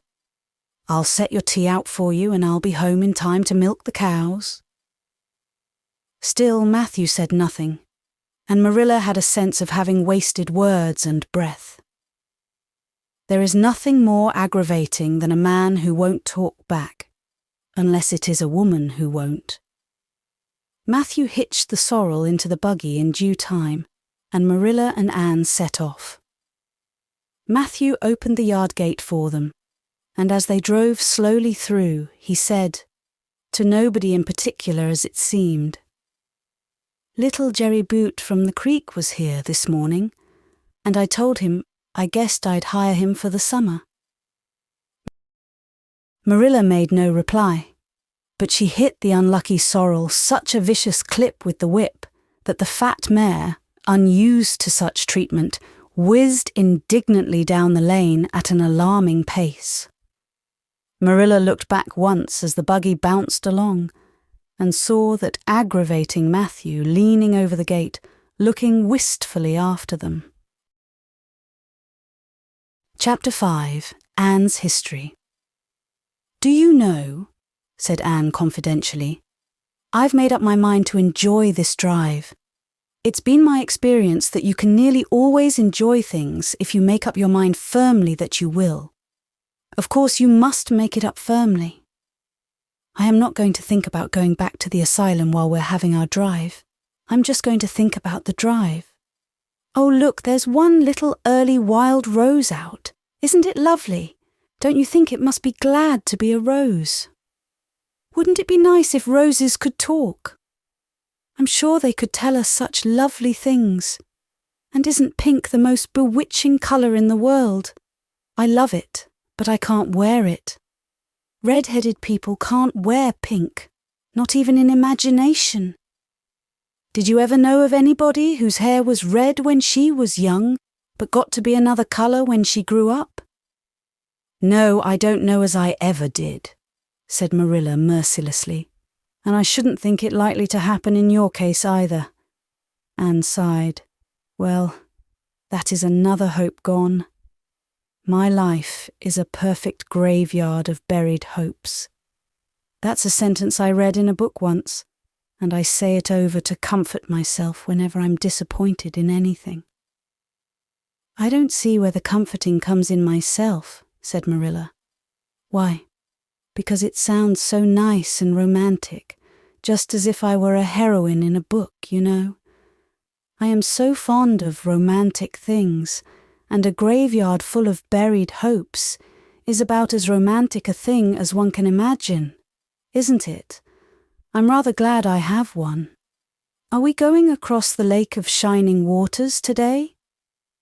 "We're not going over Barry's Pond, if that's what you mean by your Lake of Shining Waters. We're going by the Shore Road." "Shore Road sounds nice," said Anne dreamily. "Is it as nice as it sounds? Just when you said Shore Road, I saw it in a picture in my mind, as quick as that. And White Sands is a pretty name too. But I don't like it as well as Avonlea. Avonlea is a lovely name. It just sounds like music. How far is it to White Sands?" "It's 5 miles. And as you're evidently bent on talking, you might as well talk to some purpose by telling me what you know about yourself." "Oh, what I know about myself isn't really worth telling," said Anne eagerly. "If you'll only let me tell you what I imagine about myself, you'll think it ever so much more interesting." "No, I don't want any of your imaginings. Just you stick to bald facts. Begin at the beginning. Where were you born, and how old are you?" "I was 11 last March," said Anne, resigning herself to bald facts with a little sigh. "And I was born in Bolingbroke, Nova Scotia. My father's name was Walter Shirley, and he was a teacher in the Bolingbroke High School. My mother's name was Bertha Shirley. Aren't Walter and Bertha lovely names? I'm so glad my parents had nice names. It would be a real disgrace to have a father named, well, say Jedediah, wouldn't it? I guess it doesn't matter what a person's name is as long as he behaves himself, said Marilla, feeling herself called upon to inculcate a good and useful moral. Well, I don't know. Anne looked thoughtful. I read in a book once that a rose by any other name would smell as sweet, but I've never been able to believe it. I don't believe a rose would be as nice if it was called a thistle or a skunk cabbage. I suppose my father could have been a good man, even if he had been called Jedediah. But I'm sure it would have been a cross. Well, my mother was a teacher in the high school too. But when she married father, she gave up teaching, of course. A husband was enough responsibility. Mrs. Thomas said that they were a pair of babies and as poor as church mice. They went to live in a weeny-teeny little yellow house in Bolingbroke. I've never seen that house, but I've imagined it thousands of times.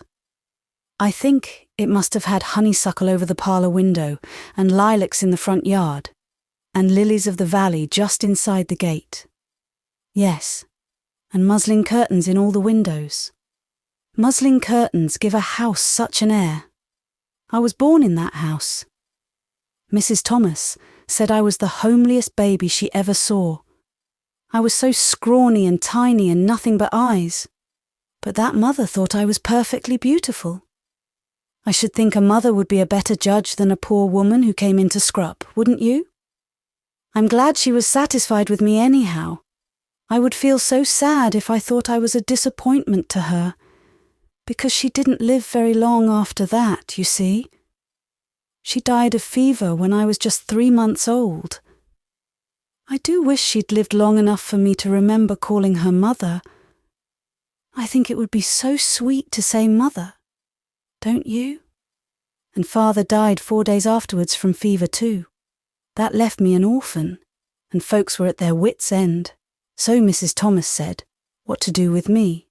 You see, nobody wanted me even then. It seems to be my fate. Father and mother had both come from places far away, and it was well known they hadn't any relatives living. Finally, Mrs. Thomas said she'd take me, though she was poor and had a drunken husband. She brought me up by hand. Do you know if there is anything in being brought up by hand that ought to make people who are brought up that way better than other people? Because whenever I was naughty, Mrs. Thomas would ask me how I could be such a bad girl when she had brought me up by hand, reproachful-like. Mr. and Mrs. Thomas moved away from Bolingbroke to Marysville, and I lived with them until I was 8 years old. I helped look after the Thomas children. There were 4 of them younger than me. And I can tell you, they took a lot of looking after. Then Mr. Thomas was killed, falling under a train, and his mother offered to take Mrs. Thomas and the children, but she didn't want me. Mrs. Thomas was at her wits' end, so she said what to do with me. Then Mrs. Hammond from up the river came down and said she'd take me, seeing I was handy with children, and I went up the river to live with her in a little clearing among the stumps. It was a very lonesome place. I'm sure I could never have lived there if I hadn't had an imagination.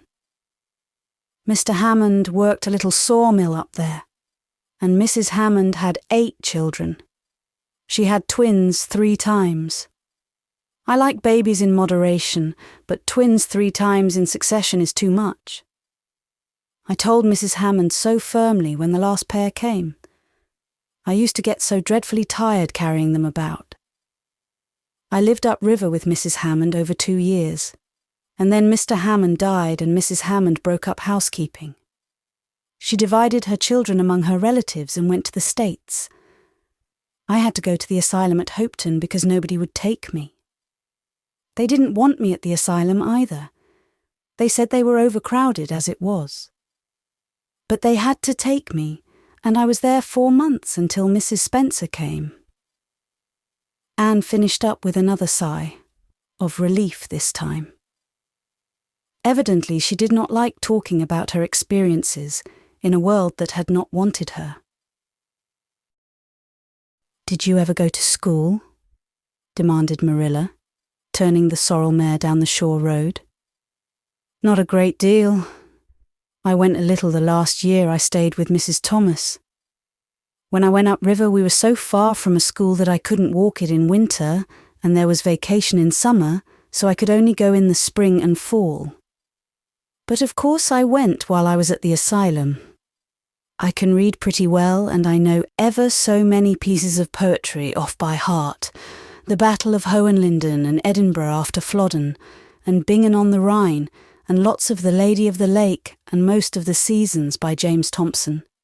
Don't you just love poetry that gives you a crinkly feeling up and down your back? There is a piece in the Fifth Reader, The Downfall of Poland, that is just full of thrills. Of course, I wasn't in the Fifth Reader, I was only in the Fourth, but the big girls used to lend me theirs to read." "Were those women, Mrs. Thomas and Mrs. Hammond, good to you?" asked Marilla, looking at Anne out of the corner of her eye. "Oh," faltered Anne. Her sensitive little face suddenly flushed scarlet, and embarrassment sat on her brow. "Oh, they meant to be. I know they meant to be just as good and kind as possible. And when people mean to be good to you, you don't mind very much when they're not quite. Always. They had a good deal to worry them, you know. It's very trying to have a drunken husband, you see, and it must be very trying to have twins 3 times in succession, don't you think? But I feel sure they meant to be good to me." Marilla asked no more questions. Anne gave herself up to a silent rapture over the shore road, and Marilla guided the sorrel abstractedly while she pondered deeply. Pity was suddenly stirring in her heart for the child. What a starved, unloved life she had had, a life of drudgery and poverty and neglect, for Marilla was shrewd enough to read between the lines of Anne's history and divine the truth.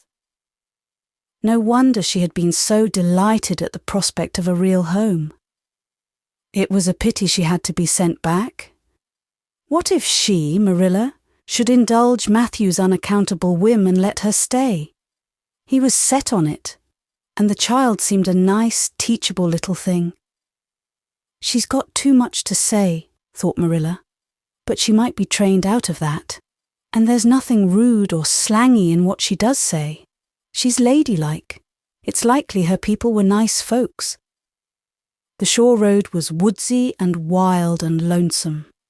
On the right hand, scrub firs, their spirits quite unbroken by long years of tussle with the Gulf winds, grew thickly. On the left were the steep red sandstone cliffs, so near the track in places that a mare of less steadiness than the sorrel might have tried the nerves of the people behind her. Down at the base of the cliffs were heaps of surf-worn rocks or little sandy coves, inlaid with pebbles as with ocean jewels. Beyond lay the sea, shimmering and blue, and over it soared the gulls, their pinions flashing silvery in the sunlight. "Isn't the sea wonderful?" said Anne, rousing from a long, wide-eyed silence. "Once, when I lived in Marysville, Mr. Thomas hired an express wagon and took us all to spend the day at the shore 10 miles away. I enjoyed every moment of that day, even if I had to look after the children all the time. I lived it over in happy dreams for years. But this shore is nicer than the Marysville shore. Aren't those gulls splendid? Would you like to be a gull? I think I would. That is, if I couldn't be a human girl. Don't you think it would be nice to wake up at sunrise and swoop down over the water and away out over that lovely blue all day, and then at night to fly back to one's nest? Oh, I can just imagine myself doing it. What big house is that just ahead, please? That's the White Sands Hotel. Mr. Kirk runs it, but the season hasn't begun yet. There are heaps of Americans come there for the summer. They think this shore is just about right. I was afraid it might be Mrs. Spencer's place, said Anne mournfully. I don't want to get there. Somehow it will seem like the end of everything. Chapter 6. Marilla makes up her mind. Get there they did, however, in due season. Mrs. Spencer lived in a big yellow house at White Sands Cove, and she came to the door with surprise and welcome mingled on her benevolent face. Dear, dear, she exclaimed. You're the last folks I was looking for today, but I'm real glad to see you. You'll put your horse in? And how are you, Anne? I'm as well as can be expected, thank you, said Anne smilelessly. A blight seemed to have descended on her. I suppose we'll stay a little while to rest the mare, said Marilla, but I promised Matthew I'd be home early. The fact is, Mrs. Spencer, there's been a queer mistake somewhere, and I've come over to see where it is. We sent word, Matthew and I, for you to bring us a boy from the asylum. We told your brother Robert to tell you we wanted a boy, 10 or 11 years old. Marilla Cuthbert, you don't say so, said Mrs. Spencer in distress. Why, Robert sent word down by his daughter Nancy, and she said you wanted a girl, didn't she, Flora Jane? Appealing to her daughter who had come out to the steps. She certainly did, Miss Cuthbert, corroborated Flora Jane earnestly. I'm dreadful sorry, said Mrs. Spencer. It's too bad, but it certainly wasn't my fault, you see, Miss Cuthbert. I did the best I could, and I thought I was following your instructions. Nancy is a terrible flighty thing. I've often had to scold her well for her heedlessness. It was our own fault, said Marilla resignedly. We should have come to you ourselves and not left an important message to be passed along by word of mouth in that fashion. Anyhow, the mistake has been made, and the only thing to do now is to set it right. Can we send the child back to the asylum? I suppose they'll take her back, won't they? I suppose so, said Mrs. Spencer thoughtfully, but I don't think it will be necessary to send her back. Mrs. Peter Blewett was up here yesterday, and she was saying to me how much she wished she'd sent by me for a little girl to help her. Mrs. Peter has a large family, you know, and she finds it hard to get help. Anne will be the very girl for her. I call it positively providential. Marilla did not look as if she thought Providence had much to do with the matter. Here was an unexpectedly good chance to get this unwelcome orphan off her hands, and she did not even feel grateful for it. She knew Mrs. Peter Blewett only by sight as a small, shrewish-faced woman without an ounce of superfluous flesh on her bones. But she had heard of her. A terrible worker and driver, Mrs. Peter was said to be, and discharged servant girls told fearsome tales of her temper and stinginess, and her family of pert, quarrelsome children. Marilla felt a qualm of conscience at the thought of handing Anne over to her tender mercies. Well, I'll go in, and we'll talk the matter over, she said.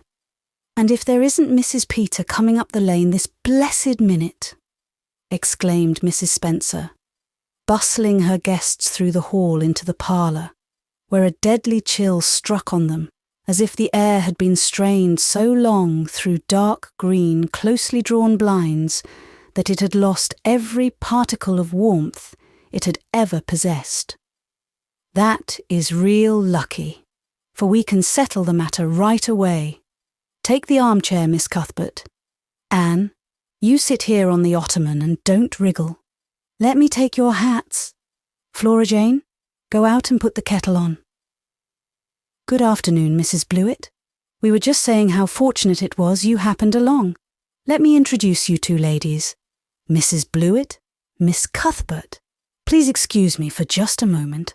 I forgot to tell Flora Jane to take the buns out of the oven. Mrs. Spencer whisked away after pulling up the blinds, Anne, sitting mutely on the ottoman, with her hands clasped tightly in her lap, stared at Mrs. Blewett as one fascinated. Was she to be given into the keeping of this sharp-faced, sharp-eyed woman? She felt a lump coming up in her throat, and her eyes smarted painfully. She was beginning to be afraid she couldn't keep the tears back when Mrs. Spencer returned, flushed and beaming, quite capable of taking any and every difficulty, physical, mental, or spiritual, into consideration and settling it out of hand. "It seems there's been a mistake about this little girl, Mrs. Blewett," she said. "I was under the impression that Mr. and Miss Cuthbert wanted a little girl to adopt. I was certainly told so, but it seems it was a boy they wanted. So, if you're still of the same mind you were yesterday, I think she'll be just the thing for you." Mrs. Blewett darted her eyes over Anne from head to foot. "How old are you and what's your name?" she demanded. "Anne Shirley," faltered the shrinking child, not daring to make any stipulations regarding the spelling thereof, "and I'm 11 years old." You don't look as if there was much to you, but you're wiry." "I don't know, but the wiry ones are the best after all." "Well, if I take you, you'll have to be a good girl, you know. Good and smart and respectful. I'll expect you to earn your keep, and no mistake about that." "Yes, I suppose I might as well take her off your hands, Miss Cuthbert. The baby's awful fractious, and I'm clean worn out attending to him. If you like, I can take her right home now." Marilla looked at Anne and softened at sight of the child's pale face, with its look of mute misery. The misery of a helpless little creature who finds itself once more caught in the trap from which it had escaped. Marilla felt an uncomfortable conviction that, if she denied the appeal of that look, it would haunt her to her dying day. Moreover, she did not fancy Mrs. Blewett. To hand a sensitive, high-strung child over to such a woman, no, she could not take the responsibility of doing that. "Well, I don't know," she said slowly. "I didn't say that Matthew and I had absolutely decided that we wouldn't keep her. In fact, I may say that Matthew is disposed to keep her. I just came over to find out how the mistake had occurred. I think I'd better take her home again and talk it over with Matthew. I feel that I oughtn't to decide on anything without consulting him. If we make up our mind not to keep her, we'll bring or send her over to you tomorrow night. If we don't, you may know that she is going to stay with us. Will that suit you, Mrs. Blewett?" "I suppose it'll have to," said Mrs. Blewett ungraciously. During Marilla's speech, a sunrise had been dawning on Anne's face. First the look of despair faded out. Then came a faint flush of hope. Her eyes grew deep and bright as morning stars. The child was quite transfigured. And a moment later, when Mrs. Spencer and Mrs. Blewett went out in quest of a recipe the latter had come to borrow, she sprang up and flew across the room to Marilla. "Oh, Miss Cuthbert, did you really say that perhaps you would let me stay at Green Gables?" she said in a breathless whisper, as if speaking aloud might shatter the glorious possibility. "Did you really say it, or did I only imagine that you did?" "I think you'd better learn to control that imagination of yours, Anne, if you can't distinguish between what is real and what isn't," said Marilla crossly. "Yes, you did hear me say just that and no more. It isn't decided yet, and perhaps we will conclude to let Mrs. Blewett take you after all. She certainly needs you much more than I do." "I'd rather go back to the asylum than go to live with her," said Anne passionately.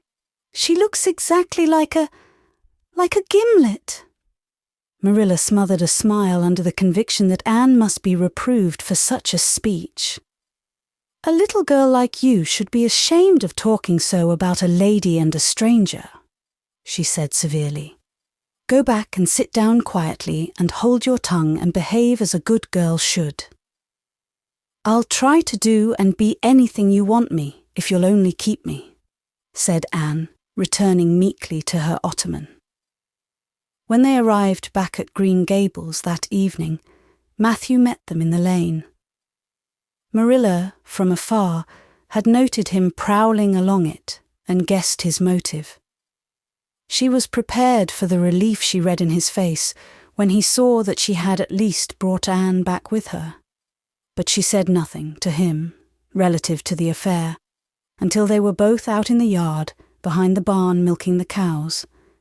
Then she briefly told him Anne's history and the result of the interview with Mrs. Spencer.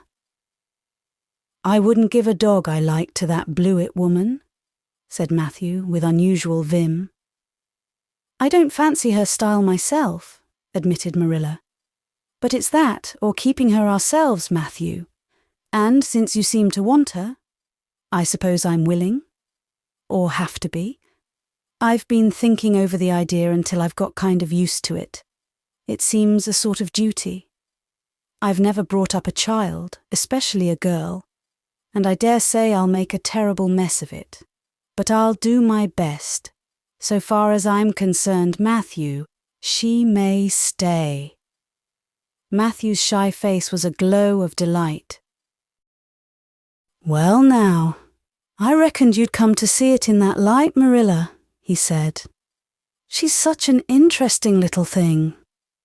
"It'd be more to the point if you could say she was a useful little thing," retorted Marilla. "But I'll make it my business to see she's trained to be that. And mind, Matthew, you're not to go interfering with my methods. Perhaps an old maid doesn't know much about bringing up a child, but I guess she knows more than an old bachelor. So you just leave me to manage her. When I fail, it'll be time enough to put your oar in." There, Marilla, you can have your own way," said Matthew reassuringly. "Only be as good and kind to her as you can without spoiling her. I kind of think she's one of the sort you can do anything with, if you only get her to love you." Marilla sniffed to express her contempt for Matthew's opinions concerning anything feminine, and walked off to the dairy with the pails. "I won't tell her tonight that she can stay," she reflected, as she strained the milk into the creamers. She'd be so excited that she wouldn't sleep a wink. "Marilla Cuthbert, you're fairly in for it. Did you ever suppose you'd see the day when you'd be adopting an orphan girl? It's surprising enough, but not so surprising as that Matthew should be at the bottom of it. Him that always seemed to have such a mortal dread of little girls. Anyhow, we've decided on the experiment and goodness only knows what will come of it." Chapter 7. Anne Says Her Prayers. When Marilla took Anne up to bed that night, she said stiffly, "Now, Anne, I noticed last night that you threw your clothes all about the floor when you took them off. That is a very untidy habit, and I can't allow it at all. As soon as you take off any article of clothing, fold it neatly and place it on the chair. I haven't any use at all for little girls who aren't neat." "I was so harrowed up in my mind last night that I didn't think about my clothes at all," said Anne. "I'll fold them nicely tonight. They always made us do that at the asylum. Half the time, though, I'd forget. I'd be in such a hurry to get into bed nice and quiet and imagine things." "You'll have to remember a little better if you stay here," admonished Marilla. "There, that looks something like. Say your prayers now and get into bed." "I never say any prayers," announced Anne. Marilla looked horrified astonishment. "Why, Anne, what do you mean? Were you never taught to say your prayers? God always wants little girls to say their prayers. Don't you know who God is, Anne? God is a spirit, infinite, eternal, and unchangeable in his being, wisdom, power, holiness, justice, goodness, and truth," responded Anne promptly and glibly. Marilla looked rather relieved. "So you do know something then, thank goodness. You're not quite a heathen. Where did you learn that?" "Oh, at the Asylum Sunday School," They made us learn the whole catechism. I liked it pretty well. There's something splendid about some of the words. Infinite, eternal, and unchangeable. Isn't that grand? It has such a roll to it, just like a big organ playing. You couldn't quite call it poetry, I suppose, but it sounds a lot like it, doesn't it? We're not talking about poetry, Anne. We are talking about saying your prayers. Don't you know it's a terrible, wicked thing not to say your prayers every night? I'm afraid you are a very bad little girl. You'd find it easier to be bad than good if you had red hair, said Anne reproachfully. People who haven't red hair don't know what trouble is. Mrs. Thomas told me that God made my hair red on purpose, and I've never cared about him since. And anyhow, I'd always be too tired at night to bother saying prayers. People who have to look after twins can't be expected to say their prayers. Now, do you honestly think they can? Marilla decided that Anne's religious training must be begun at once.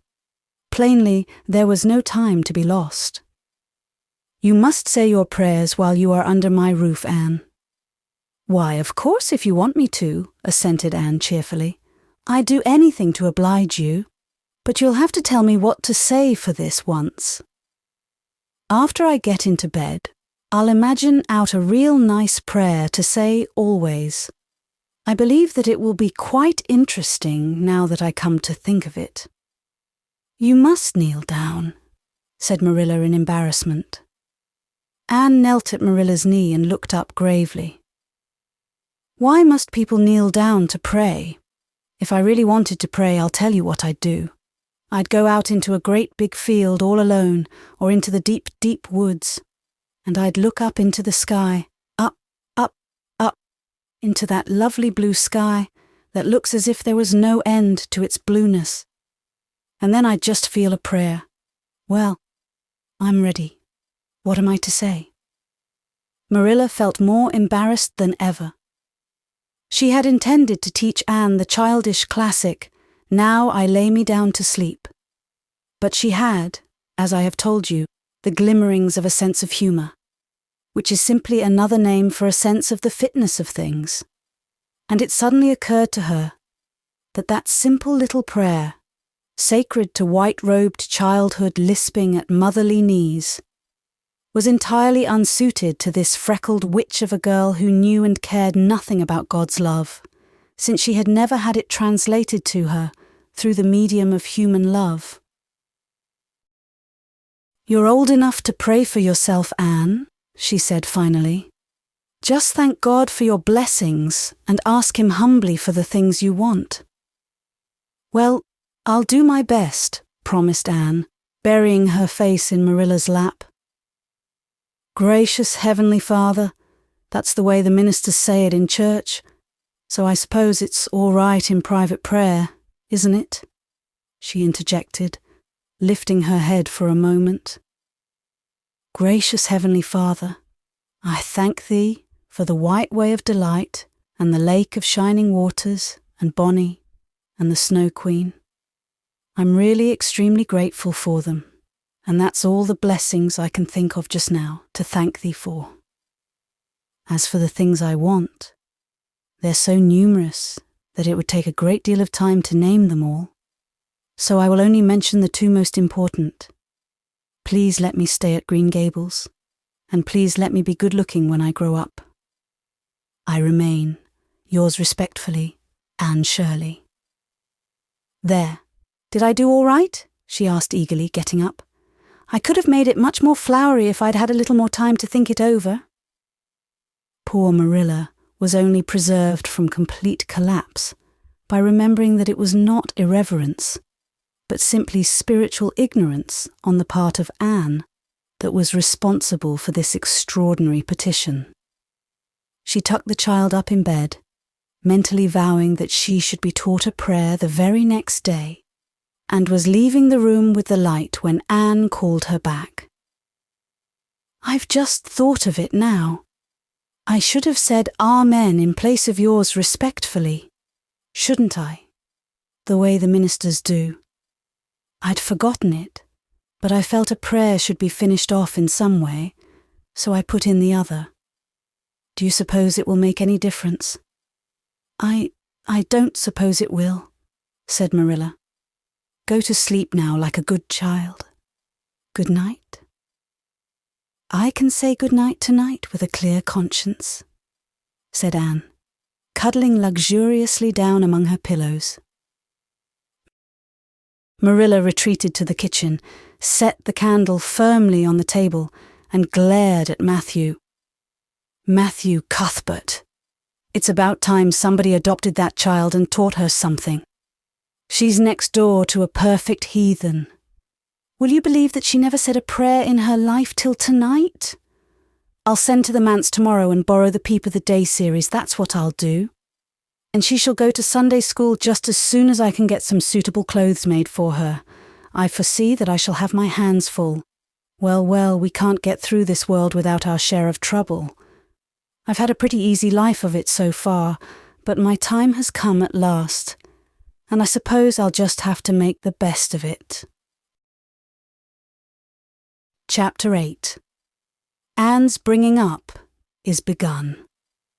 For reasons best known to herself, Marilla did not tell Anne that she was to stay at Green Gables until the next afternoon. During the forenoon she kept the child busy with various tasks and watched over her with a keen eye while she did them. By noon, she had concluded that Anne was smart and obedient, willing to work and quick to learn. Her most serious shortcoming seemed to be a tendency to fall into daydreams in the middle of a task and forget all about it until such time as she was sharply recalled to earth by a reprimand or a catastrophe.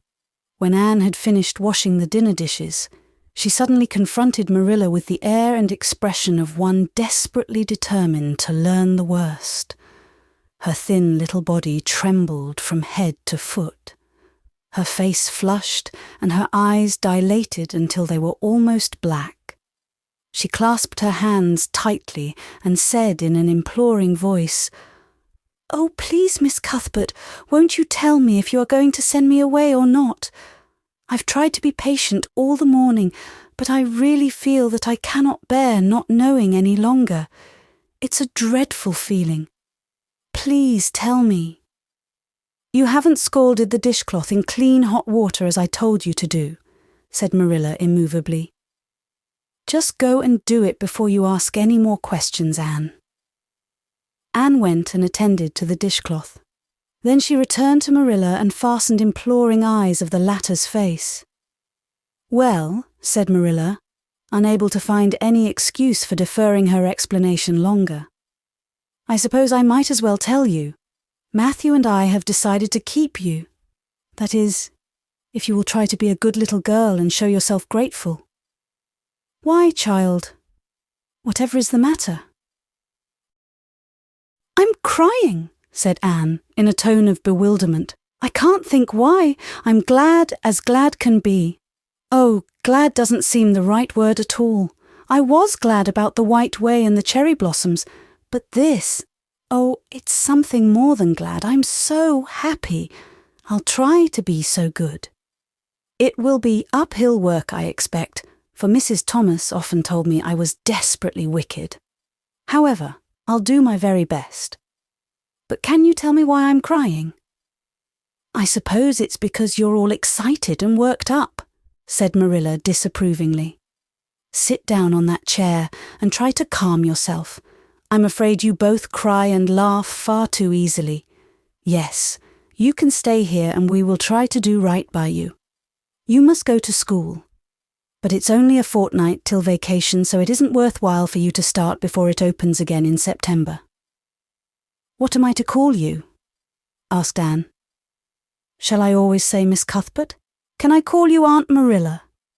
"No, you'll call me just plain Marilla. I'm not used to being called Miss Cuthbert, and it would make me nervous." "It sounds awfully disrespectful to just say Marilla," protested Anne. "I guess there'll be nothing disrespectful in it if you're careful to speak respectfully. Everybody, young and old in Avonlea, calls me Marilla except the minister. He says Miss Cuthbert when he thinks of it. "I'd love to call you Aunt Marilla," said Anne wistfully. "I've never had an aunt or any relation at all, not even a grandmother. It would make me feel as if I really belonged to you. Can't I call you Aunt Marilla?" "No, I'm not your aunt, and I don't believe in calling people names that don't belong to them." "But we could imagine you were my aunt." "I couldn't," said Marilla grimly. "Do you never imagine things different from what they really are?" asked Anne, wide-eyed. "No." "Oh." Anne drew a long breath. "Oh, Miss Marilla, how much you miss."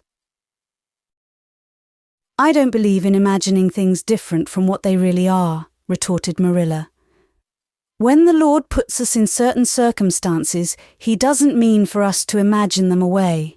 And that reminds me, go into the sitting room, Anne. Be sure your feet are clean and don't let any flies in. And bring me out the illustrated card that's on the mantelpiece. The Lord's Prayer is on it, and you'll devote your spare time this afternoon to learning it off by heart. There's to be no more of such praying as I heard last night." "I suppose I was very awkward," said Anne apologetically. "But then, you see, I'd never had any practice. You couldn't really expect a person to pray very well the first time she tried, could you? I thought out a splendid prayer after I went to bed, just as I promised you I would. It was nearly as long as a minister's and so poetical, but would you believe it? I couldn't remember one word when I woke up this morning, and I'm afraid I'll never be able to think out another one as good. Somehow things never are so good when they're thought out a second time. Have you ever noticed that? Here is something for you to notice, Anne. When I tell you to do a thing, I want you to obey me at once and not stand stock still and discourse about it. Just you go and do as I bid you." Anne promptly departed for the sitting room across the hall. She failed to return. After waiting 10 minutes, Marilla laid down her knitting and marched after her with a grim expression. She found Anne standing motionless before a picture hanging on the wall between the two windows, with her eyes a star with dreams. The white and green light strained through apple trees and clustering vines outside fell over the rapt little figure with a half-unearthly radiance. "Anne, whatever are you thinking of?" demanded Marilla sharply. Anne came back to earth with a start. "That," she said, pointing to the picture, a rather vivid chromo entitled "Christ Blessing Little Children. And I was just imagining I was one of them. That I was the little girl in the blue dress, standing off by herself in the corner as if she didn't belong to anybody like me. She looks lonely and sad, don't you think? I guess she hadn't any father or mother of her own. But she wanted to be blessed too, so she just crept shyly up on the outside of the crowd, hoping nobody would notice her. Except him. I'm sure I know just how she felt. Her heart must have beat and her hands must have got cold, like mine did when I asked you if I could stay. She was afraid he mightn't notice her. But it's likely he did, don't you think? I've been trying to imagine it all out. Her edging a little nearer all the time until she was quite close to him. And then he would look at her and put his hand on her hair, and oh, such a thrill of joy as would run over her. But I wish the artist hadn't painted him so sorrowful looking. All his pictures are like that, if you've noticed. But I don't believe he could really have looked so sad or the children would have been afraid of him. "Anne," said Marilla, wondering why she had not broken into this speech long before, "you shouldn't talk that way. It's irreverent, positively irreverent." Anne's eyes marvelled. "Why, I felt just as reverent as could be. I'm sure I didn't mean to be irreverent." Well, I don't suppose you did, but it doesn't sound right to talk so familiarly about such things. And another thing, Anne, when I send you after something, you're to bring it at once and not fall into mooning and imagining before pictures. Remember that.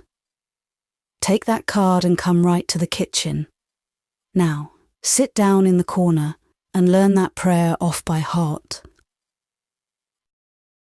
Anne set the card up against the jugful of apple blossoms she had brought in to decorate the dinner table. Marilla had eyed that decoration askance but had said nothing, propped her chin on her hands, and fell to studying it intently for several silent minutes. "I like this," she announced at length. "It's beautiful. I've heard it before. I heard the superintendent of the asylum Sunday school say it over once. But I didn't like it then. He had such a cracked voice and he prayed it so mournfully. I really felt sure he thought praying was a disagreeable duty. This isn't poetry, but it makes me feel just the same way poetry does. Our Father who art in heaven, hallowed be thy name. That is just like a line of music.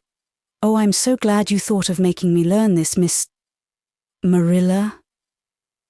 "Well, learn it and hold your tongue," said Marilla shortly. Anne tipped the vase of apple blossoms near enough to bestow a soft kiss on a pink-cupped bud, and then studied diligently for some moments longer. "Marilla," she demanded presently, "do you think that I shall ever have a bosom friend in Avonlea? What kind of friend?" "A bosom friend, an intimate friend, you know, a really kindred spirit to whom I can confide my inmost soul. I've dreamed of meeting her all my life. I never really supposed I would, but so many of my loveliest dreams have come true all at once that perhaps this one will too. Do you think it's possible?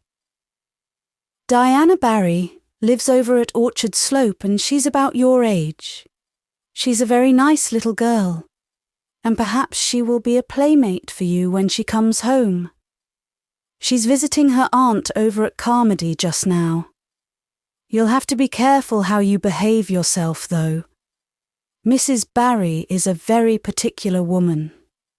She won't let Diana play with any little girl who isn't nice and good." Anne looked at Marilla through the apple blossoms, her eyes aglow with interest. "What is Diana like? Her hair isn't red, is it? Oh, I hope not. It's bad enough to have red hair myself, but I positively couldn't endure it in a bosom friend. Diana is a very pretty little girl. She has black eyes and hair and rosy cheeks, and she is good and smart, which is better than being pretty." Marilla was as fond of morals as the Duchess in Wonderland, and was firmly convinced that one should be tacked on to every remark made to a child who was being brought up. But Anne waved the moral inconsequently aside and seized only on the delightful possibilities before it. "Oh, I'm so glad she's pretty. Next to being beautiful oneself, and that's impossible in my case, it would be best to have a beautiful bosom friend. When I lived with Mrs. Thomas, she had a bookcase in her sitting room with glass doors. There weren't any books in it. Mrs. Thomas kept her best china and her preserves there, when she had any preserves to keep. One of the doors was broken. Mr. Thomas smashed it one night when he was slightly intoxicated.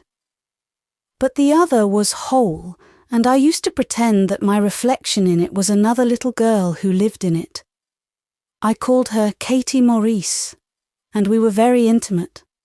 I used to talk to her by the hour, especially on Sunday, and tell her everything. Katie was the comfort and consolation of my life. We used to pretend that the bookcase was enchanted, and that if I only knew the spell, I could open the door and step right into the room where Katie Maurice lived, instead of into Mrs. Thomas's shelves of preserves and china. And then Katie Maurice would have taken me by the hand and led me out into a wonderful place, all flowers and sunshine and fairies, and we would have lived there happy forever after. When I went to live with Mrs. Hammond, it just broke my heart to leave Katie Maurice. She felt it dreadfully too. I know she did, for she was crying when she kissed me goodbye through the bookcase door.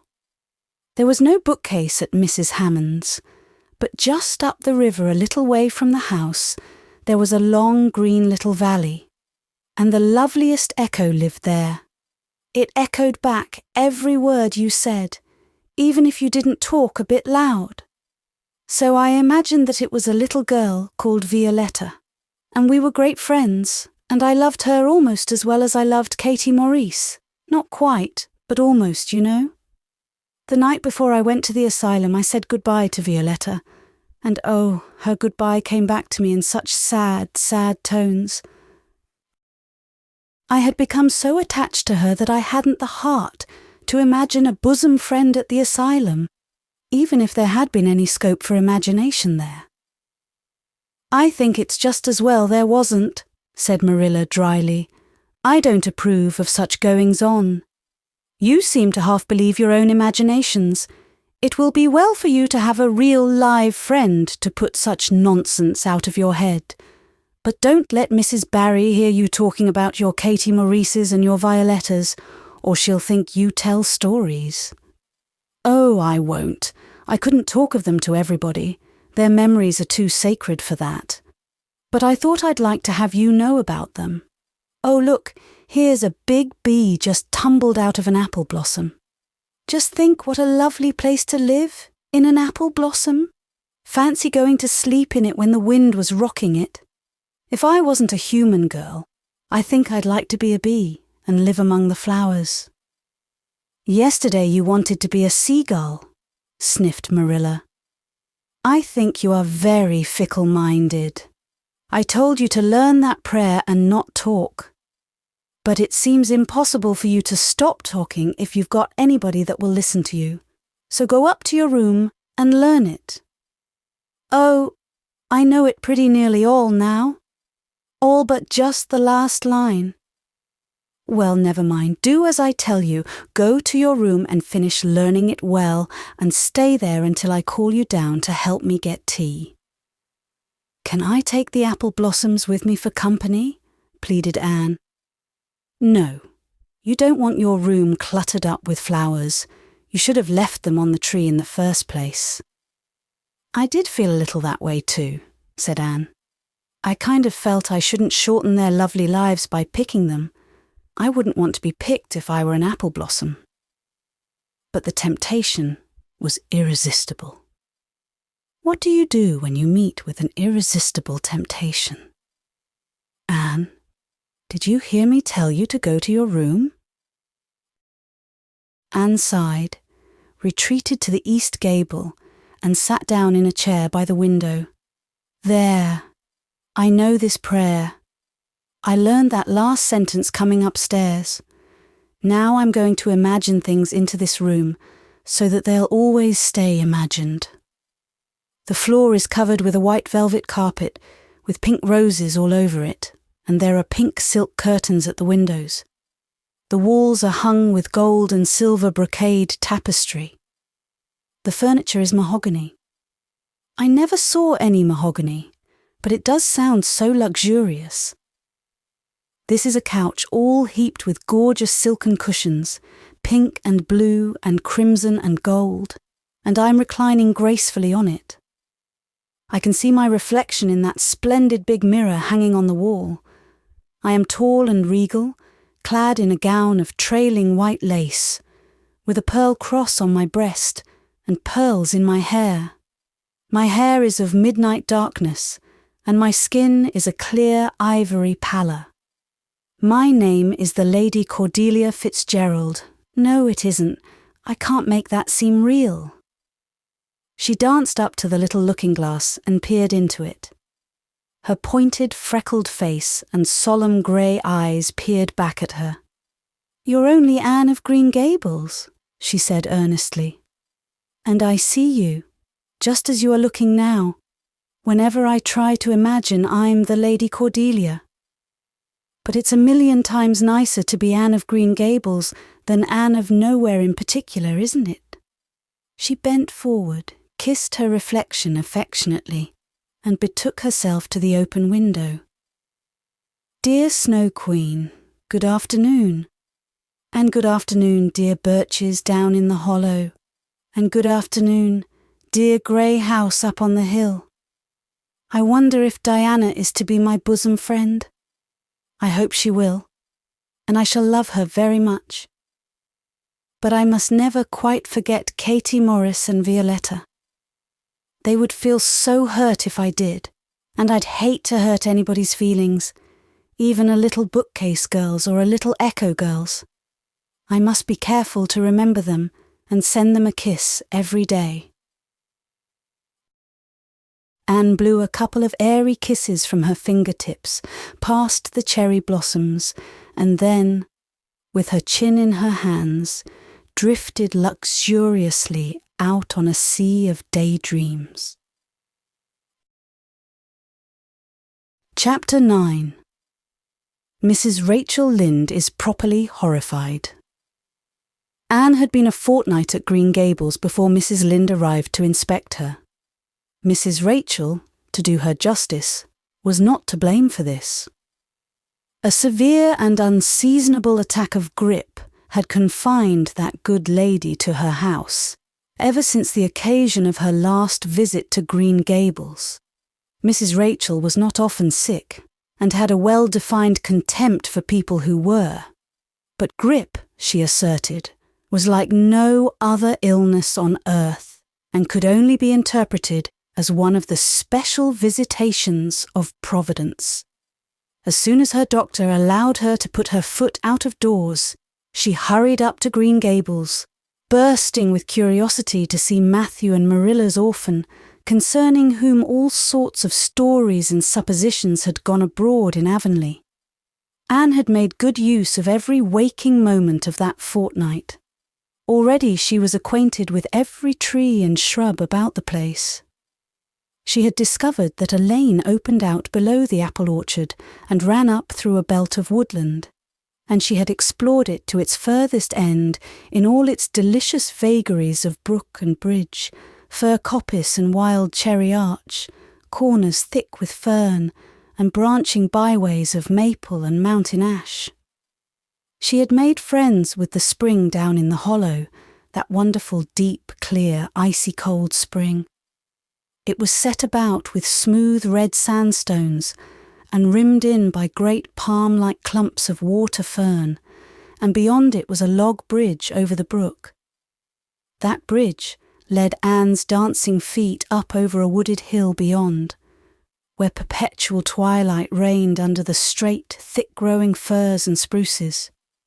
The only flowers there were myriads of delicate June bells, those shyest and sweetest of woodland blooms, and a few pale aerial starflowers, like the spirits of last year's blossoms. Gossamers glimmered like threads of silver among the trees, and the fir boughs and tassels seemed to utter friendly speech.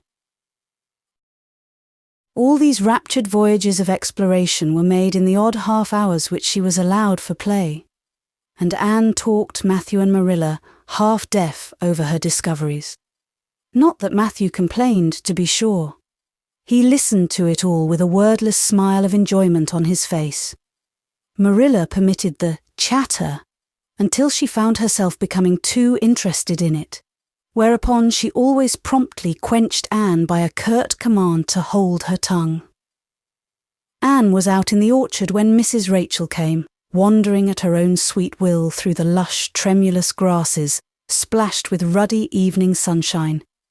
So that good lady had an excellent chance to talk her illness fully over, describing every ache and pulse beat, with such evident enjoyment that Marilla thought even grippe must bring its compensations. When details were exhausted, Mrs. Rachel introduced the real reason of her call. "I've been hearing some surprising things about you and Matthew." "I don't suppose you are any more surprised than I am myself," said Marilla. "I'm getting over my surprise now." "It was too bad there was such a mistake," said Mrs. Rachel sympathetically. Couldn't you have sent her back? I suppose we could, but we decided not to. Matthew took a fancy to her, and I must say I like her myself, although I admit she has her faults. The house seems a different place already. She's a real bright little thing. Marilla said more than she had intended to say when she began, for she read disapproval in Mrs. Rachel's expression. It's a great responsibility you've taken on yourself, said that lady gloomily, especially when you've never had any experience with children. You don't know much about her or her real disposition, I suppose, and there's no guessing how a child like that will turn out. But I don't want to discourage you, I'm sure, Marilla. I'm not feeling discouraged, was Marilla's dry response. When I make up my mind to do a thing, it stays made up. I suppose you'd like to see Anne. I'll call her in. Anne came running in presently, her face sparkling with the delight of her orchard rovings. But, abashed at finding the delight herself in the unexpected presence of a stranger, she halted confusedly inside the door. She certainly was an odd-looking little creature in the short, tight, wincey dress she had worn from the asylum, below which her thin legs seemed ungracefully long. Her freckles were more numerous and obtrusive than ever. The wind had ruffled her hatless hair into over-brilliant disorder. It had never looked redder than at that moment. Well, they didn't pick you for your looks, that's sure and certain, was Mrs. Rachel Lynde's emphatic comment. Mrs. Rachel was one of those delightful and popular people who pride themselves on speaking their mind without fear or favour. She's terrible skinny and homely, Marilla.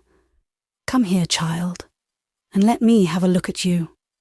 Lawful heart, did anyone ever see such freckles? And hair as red as carrots? Come here, child, I say. Anne came there, but not exactly as Mrs. Rachel expected. With one bound, she crossed the kitchen floor and stood before Mrs. Rachel, her face scarlet with anger, her lips quivering, and her whole slender form trembling from head to foot. "I hate you!" she cried in a choked voice, stamping her foot on the floor. "I hate you! I hate you! I hate you!" A louder stamp with each assertion of hatred. "How dare you call me skinny and ugly? How dare you say I'm freckled and red-headed? You are a rude, impolite, unfeeling woman." "Anne!" exclaimed Marilla in consternation.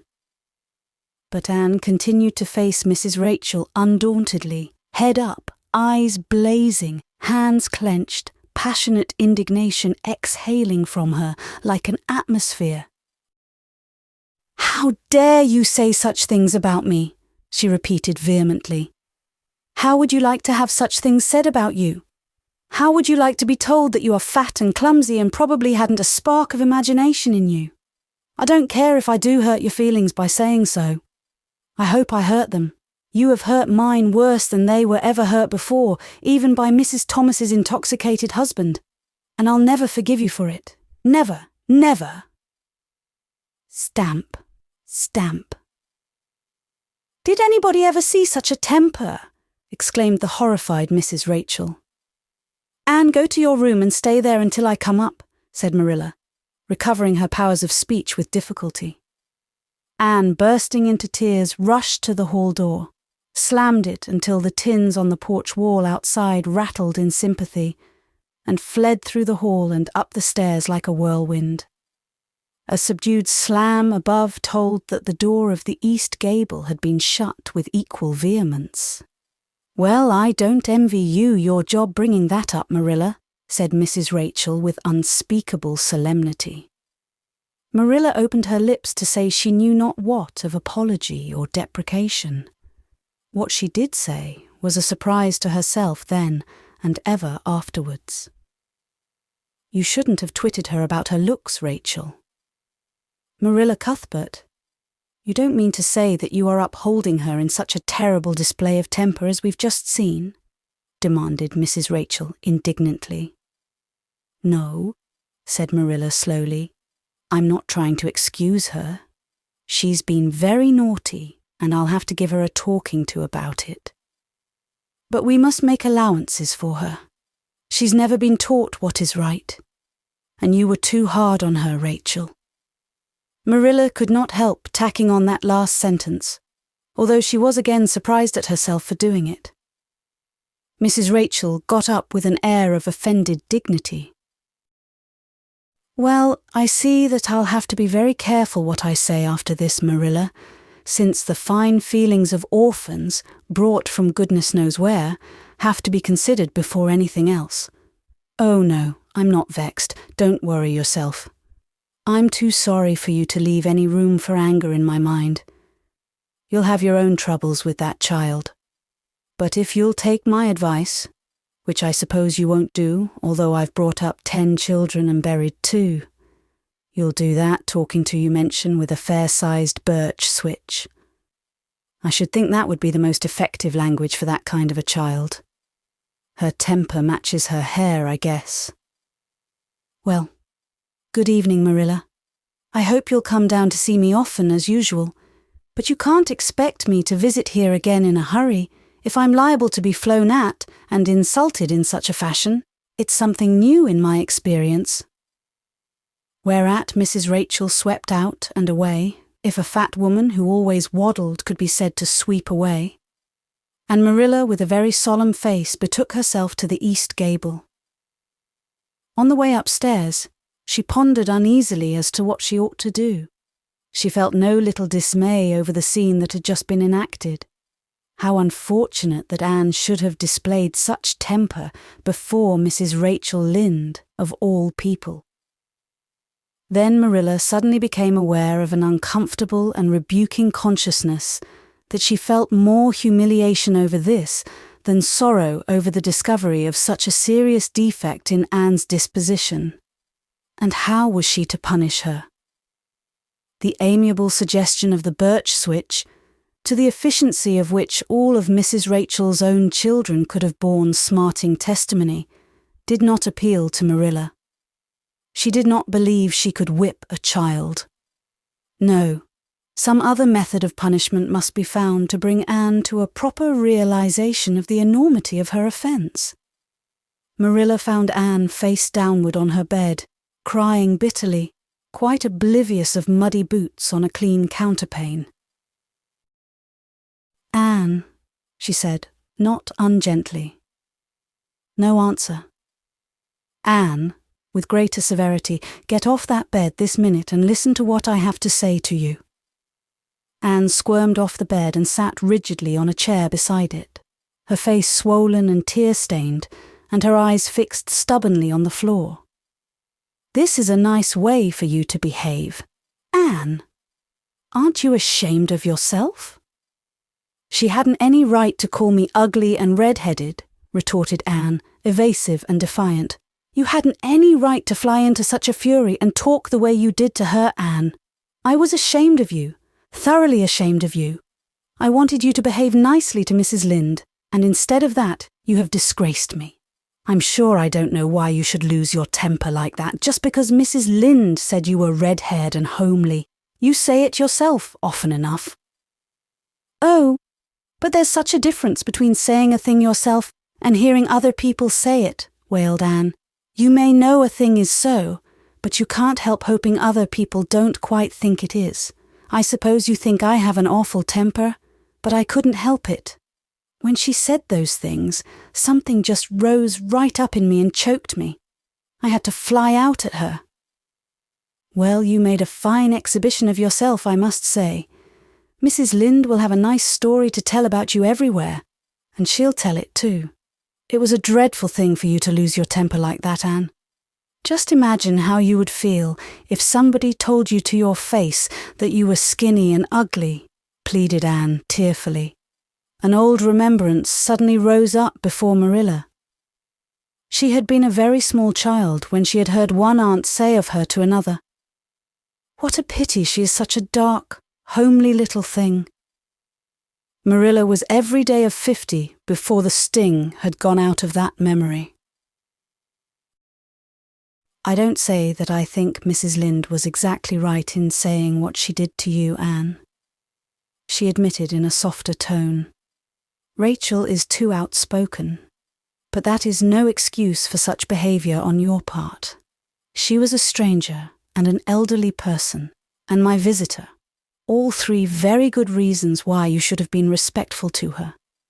You were rude and saucy, and Marilla had a saving inspiration of punishment. You must go to her and tell her you are very sorry for your bad temper and ask her to forgive you. I can never do that, said Anne determinedly and darkly. You can punish me in any way you like, Marilla. You can shut me up in a dark, damp dungeon inhabited by snakes and toads and feed me only on bread and water, and I shall not complain, but I cannot ask Mrs. Lynde to forgive me. We're not in the habit of shutting people up in dark, damp dungeons, said Marilla dryly, especially as they're rather scarce in Avonlea. But apologize to Mrs. Lynde you must and shall, and you'll stay here in your room until you can tell me you're willing to do it. I shall have to stay here forever then, said Anne mournfully, because I can't tell Mrs. Lynde I'm sorry I said those things to her. How can I? I'm not sorry. I'm sorry I've vexed you, but I'm glad I told her just what I did. It was a great satisfaction. I can't say I'm sorry when I'm not, can I? I can't even imagine I'm sorry. Perhaps your imagination will be in better working order by the morning, said Marilla, rising to depart. You'll have the night to think over your conduct in and come to a better frame of mind. You said you would try to be a very good girl if we kept you at Green Gables, but I must say it hasn't seemed very much like it this evening. Leaving this Parthian shaft to rankle in Anne's stormy bosom, Marilla descended to the kitchen, grievously troubled in mind and vexed in soul. She was as angry with herself as with Anne, because, whenever she recalled Mrs. Rachel's dumbfounded countenance, her lips twitched with amusement, and she felt a most reprehensible desire to laugh. Chapter 10. Anne's Apology. Marilla said nothing to Matthew about the affair that evening, but when Anne proved still refractory the next morning, an explanation had to be made to account for her absence from the breakfast table. Marilla told Matthew the whole story, taking pains to impress him with a due sense of the enormity of Anne's behaviour. It's a good thing Rachel Lynde got a calling down. She's a meddlesome old gossip, was Matthew's consolatory rejoinder. Matthew Cuthbert, I'm astonished at you. You know that Anne's behaviour was dreadful, and yet you take her part. I suppose you'll be saying next thing that she oughtn't to be punished at all. Well, now, no, not exactly, said Matthew uneasily. I reckon she ought to be punished a little. But don't be too hard on her, Marilla. Recollect she hasn't ever had anyone to teach her right. You're going to give her something to eat, aren't you? When did you ever hear of me starving people into good behaviour? Demanded Marilla indignantly. She'll have her meals regular, and I'll carry them up to her myself, but she'll stay up there until she's willing to apologise to Mrs. Lynde, and that's final, Matthew. Breakfast, dinner and supper were very silent meals, for Anne still remained obdurate. After each meal, Marilla carried a well-filled tray to the east gable and brought it down later on not noticeably depleted. Matthew eyed its last descent with a troubled eye. Had Anne eaten anything at all? When Marilla went out that evening to bring the cows from the back pasture, Matthew, who had been hanging about the barns and watching, slipped into the house with the air of a burglar and crept upstairs. As a general thing, Matthew gravitated between the kitchen and the little bedroom off the hall where he slept. Once in a while, he ventured uncomfortably into the parlour or sitting room when the minister came to tea. But he had never been upstairs in his own house since the spring he helped Marilla paper the spare bedroom, and that was 4 years ago. He tiptoed along the hall and stood for several minutes outside the door of the east gable before he summoned courage to tap on it with his fingers, and then opened the door to peep in. Anne was sitting on the yellow chair by the window, gazing mournfully out into the garden. Very small and unhappy she looked, and Matthew's heart smote him. He softly closed the door and tiptoed over to her. "Anne," he whispered, as if afraid of being overheard. "How are you making it, Anne?" Anne smiled wanly. "Pretty well. I imagine a good deal, and that helps to pass the time. Of course, it's rather lonesome, but then I may as well get used to that." Anne smiled again, bravely facing the long years of solitary imprisonment before her. Matthew recollected that he must say what he had come to say without loss of time, lest Marilla return prematurely. "Well now, Anne, don't you think you'd better do it and have it over with?" he whispered. "It'll have to be done sooner or later, you know. For Marilla's a dreadful determined woman. Dreadful determined, Anne. Do it right off, I say, and have it over."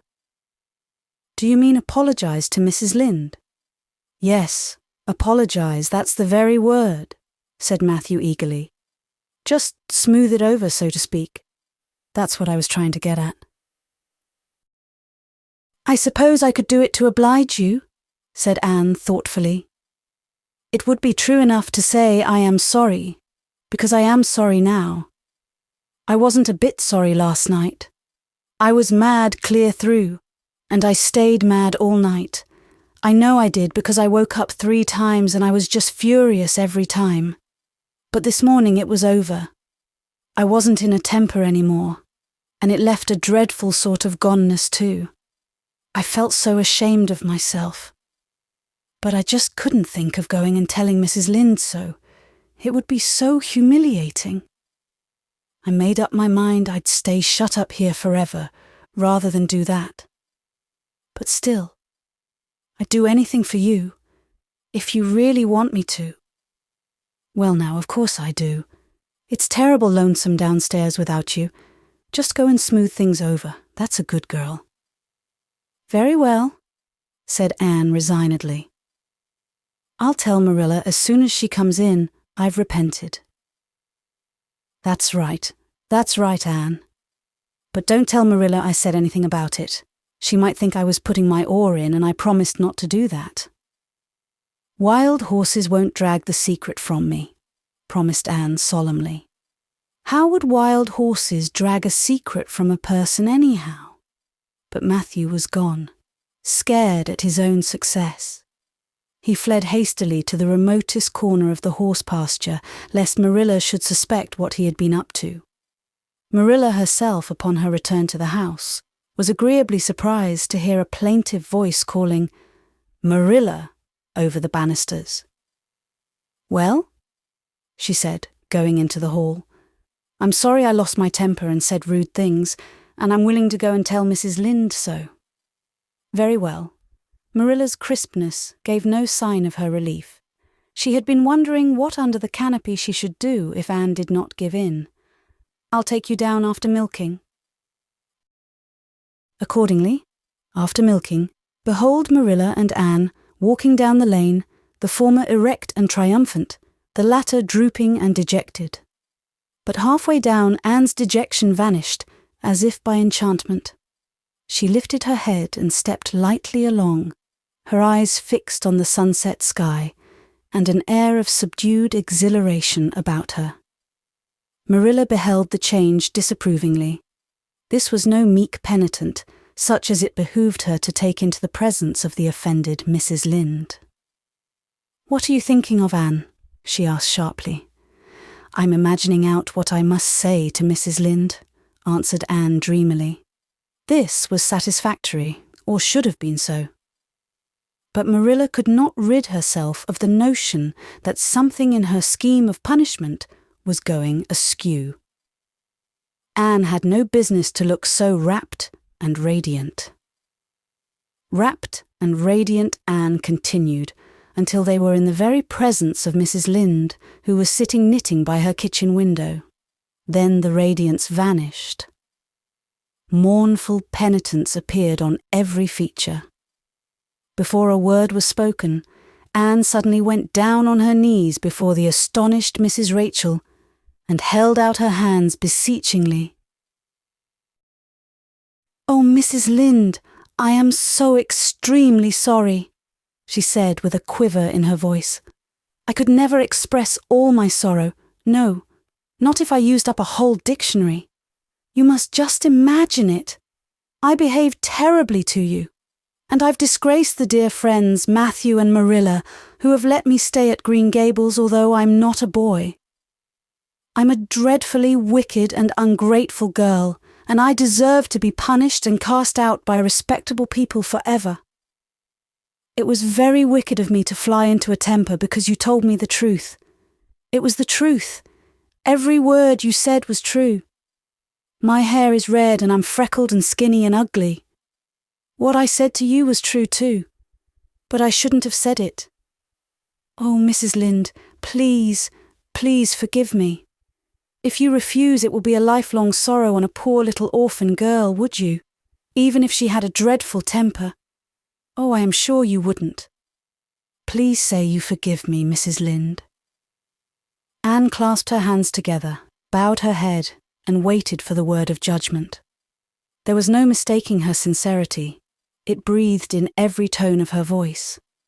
Both Marilla and Mrs. Lynde recognized its unmistakable ring. But the former understood in dismay that Anne was actually enjoying her valley of humiliation, was revelling in the thoroughness of her abasement. Where was the wholesome punishment upon which she, Marilla, had plumed herself? Anne had turned it into a species of positive pleasure. Good Mrs. Lynde, not being overburdened with perception, did not see this. She only perceived that Anne had made a very thorough apology, and all resentment vanished from her kindly, if somewhat officious, heart. "There, get up, child," she said heartily. "Of course I forgive you. I guess I was a little too hard on you anyway, but I'm such an outspoken person. You just mustn't mind me, that's what. It can't be denied your hair is terrible red, but I knew a girl once, went to school with her in fact, whose hair was every mite as red as yours when she was young, but when she grew up, it darkened to a real handsome auburn. I wouldn't be a mite surprised if yours did too. Not a mite." "Oh, Mrs. Lynde," Anne drew a long breath as she rose to her feet. "You have given me a hope. I shall always feel that you are a benefactor. Oh, I could endure anything if I only thought my hair would be a handsome auburn when I grew up. It would be so much easier to be good if one's hair was a handsome auburn, don't you think? And now may I go out into your garden and sit on that bench under the apple trees while you and Marilla are talking? There is so much more scope for imagination out there." "Laws, yes. Run along, child. And you can pick a bouquet of them white June lilies over in the corner if you like." As the door closed behind Anne, Mrs. Lynde got briskly up to light a lamp. "She's a real odd little thing. Take this chair, Marilla. It's easier than the one you've got. I just keep that for the hired boy to sit on." Yes, she certainly is an odd child, but there is something kind of taking about her after all. I don't feel so surprised at you and Matthew keeping her as I did, nor so sorry for you either. She may turn out all right. Of course, she has a queer way of expressing herself, a little too kind of forcible, you know, but she'll likely get over that now that she's come to live among civilized folks. And then her temper's pretty quick, I guess. But there's one comfort, a child that has a quick temper. Just blaze up and cool down, ain't never likely to be sly or deceitful. Preserve me from a sly child, that's what. On the whole, Marilla, I kind of like her." When Marilla went home, Anne came out of the fragrant twilight of the orchard with a sheaf of white narcissi in her hands. "I apologized pretty well, didn't I?" she said proudly as they went down the lane. "I thought since I had to do it, I might as well do it thoroughly." "You did it thoroughly, all right enough," was Marilla's comment. Marilla was dismayed at finding herself inclined to laugh over the recollection. She had also an uneasy feeling that she ought to scold Anne for apologizing so well. But then, that was ridiculous. She compromised with her conscience by saying severely, "I hope you won't have occasion to make many more such apologies. I hope you'll try to control your temper now, Anne. That wouldn't be so hard if people wouldn't twit me about my looks," said Anne with a sigh. "I don't get cross about other things, but I'm so tired of being twitted about my hair, and it just makes me boil right over. Do you suppose my hair will really be a handsome auburn when I grow up?" "You shouldn't think so much about your looks, Anne. I'm afraid you are a very vain little girl." "How can I be vain when I know I'm homely?" protested Anne. "I love pretty things, and I hate to look in the glass and see something that isn't pretty. It makes me feel so sorrowful, just as I feel when I look at any ugly thing. I pity it because it isn't beautiful." "Handsome is as handsome does," quoted Marilla. "I've had that said to me before, but I have my doubts about it," remarked skeptical Anne, sniffing at her narcissi. "Oh, aren't these flowers sweet? It was lovely of Mrs. Lynde to give them to me." "I have no hard feelings against Mrs. Lynde now. It gives you a lovely, comfortable feeling to apologize and be forgiven, doesn't it? Aren't the stars bright tonight? If you could live in a star, which one would you pick? I'd like that lovely, clear, big one away over there above that dark hill." "Anne, do hold your tongue," said Marilla, thoroughly worn out trying to follow the gyrations of Anne's thoughts. Anne said no more until they turned into their own lane. A little gypsy wind came down it to meet them, laden with the spicy perfume of young dew-wet ferns. Far up in the shadows, a cheerful light gleamed out through the trees from the kitchen at Green Gables. Anne suddenly came close to Marilla and slipped her hand into the older woman's hard palm. "It's lovely to be going home and know it's home," she said. "I love Green Gables already, and I never loved any place before. No place ever seemed like home. Oh, Marilla, I'm so happy. I could pray right now and not find it a bit hard." Something warm and pleasant welled up in Marilla's heart at touch of that thin little hand in her own, a throb of the maternity she had missed, perhaps. Its very unaccustomedness and sweetness disturbed her. She hastened to restore her sensations to their normal calm by inculcating a moral. "If you'll be a good girl, you'll always be happy, Anne, and you should never find it hard to say your prayers." "Saying one's prayers isn't exactly the same thing as praying," said Anne meditatively. "But I'm going to imagine that I'm the wind that is blowing up there in those treetops. When I get tired of the trees, I'll imagine I'm gently waving down here in the ferns, and then I'll fly over to Mrs. Lynde's garden and set the flowers dancing, and then I'll go with one great swoop over the clover field, and then I'll blow over the lake of shining waters and ripple it all up into little sparkling waves. Oh, there's so much scope for imagination in a wind, so I'll not talk any more just now, Marilla." "Thanks be to goodness for that," breathed Marilla in devout relief. Chapter 11. Anne's Impressions of Sunday School. "Well, how do you like them?" said Marilla. Anne was standing in the gable room, looking solemnly at 3 new dresses spread out on the bed. One was of snuffy-coloured gingham, which Marilla had been tempted to buy from a peddler the preceding summer because it looked so serviceable. One was of black and white checkered sateen, which she had picked up at a bargain counter in the winter. And one was a stiff print of an ugly blue shade which she had purchased that week at a Carmody store. She had made them up herself, and they were all made alike. Plain skirts fulled tightly to plain waists, with sleeves as plain as waist, and skirt and tight as sleeves could be. "I'll imagine that I like them," said Anne soberly. "I don't want you to imagine it," said Marilla, offended. "Oh, I can see you don't like the dresses. What is the matter with them? Aren't they neat and clean and new?" "Yes." "Then why don't you like them?" They're not pretty," said Anne reluctantly. "Pretty?" Marilla sniffed. "I didn't trouble my head about getting pretty dresses for you. I don't believe in pampering Vanity, Anne, I'll tell you that right off. Those dresses are good, sensible, serviceable dresses, without any frills or furbelows about them, and they're all you'll get this summer. The brown gingham and the blue print will do you for school when you begin to go. The sateen is for church and Sunday school. I'll expect you to keep them neat and clean and not to tear them. I should think you'd be grateful to get most anything after those skimpy, wincy things you've been wearing." "Oh, I am grateful," protested Anne.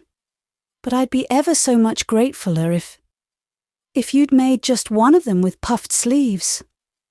Puffed sleeves are so fashionable now. It would give me such a thrill, Marilla, just to wear a dress with puffed sleeves." "Well, you'll have to do without your thrill.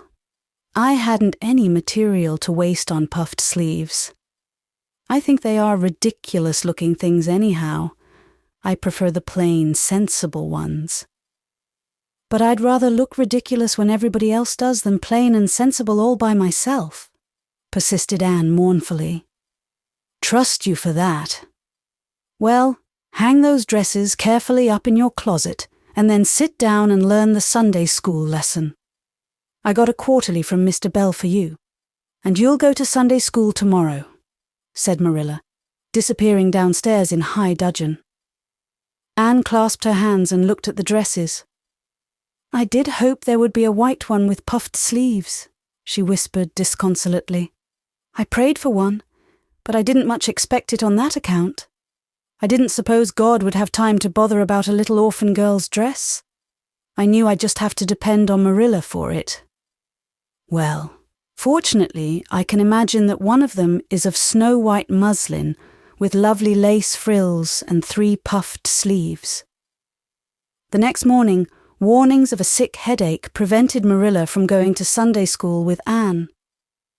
"You'll have to go down and call for Mrs. Lynde, Anne," she said. "She'll see that you get into the right class. Now, mind you behave yourself properly. Stay to preaching afterwards and ask Mrs. Lynde to show you our pew. Here's a cent for collection. Don't stare at people and don't fidget. I shall expect you to tell me the text when you come home." Anne started off irreproachable, arrayed in the stiff black and white sateen, which, while decent as regards length and certainly not open to the charge of skimpiness, contrived to emphasize every corner and angle of her thin figure. Her hat was a little flat, glossy new sailor, the extreme plainness of which had likewise much disappointed Anne, who had permitted herself secret visions of ribbon and flowers. The latter, however, were supplied before Anne reached the main road, for being confronted halfway down the lane with a golden frenzy of wind-stirred buttercups and a glory of wild roses, Anne promptly and liberally garlanded her hat with a heavy wreath of them. Whatever other people might have thought of the result, it satisfied Anne, and she tripped gaily down the road, holding her ruddy head with its decoration of pink and yellow very proudly. When she had reached Mrs. Lynde's house, she found that lady gone. Nothing daunted, Anne proceeded onward to the church alone. In the porch, she found a crowd of little girls, all more or less gaily attired in whites and blues and pinks, and all staring with curious eyes at this stranger in their midst, with her extraordinary head adornment. Avonlea little girls had already heard queer stories about Anne. Mrs. Lynde said she had an awful temper. Jerry Boot, the hired boy at Green Gables, said she talked all the time to herself or to the trees and flowers like a crazy girl. They looked at her and whispered to each other behind their quarterlies. Nobody made any friendly advances, then or later on when the opening exercises were over, and Anne found herself in Miss Rogerson's class. Miss Rogerson was a middle-aged lady who had taught a Sunday school class for 20 years. Her method of teaching was to ask the printed questions from the quarterly and look sternly over its edge at the particular little girl she thought ought to answer the question. She looked very often at Anne, and Anne, thanks to Marilla's drilling, answered promptly. But it may be questioned if she understood very much about either question or answer. She did not think she liked Miss Rogerson, and she felt very miserable. Every other little girl in the class had puffed sleeves. Anne felt that life was really not worth living without puffed sleeves. "Well, how did you like Sunday school?"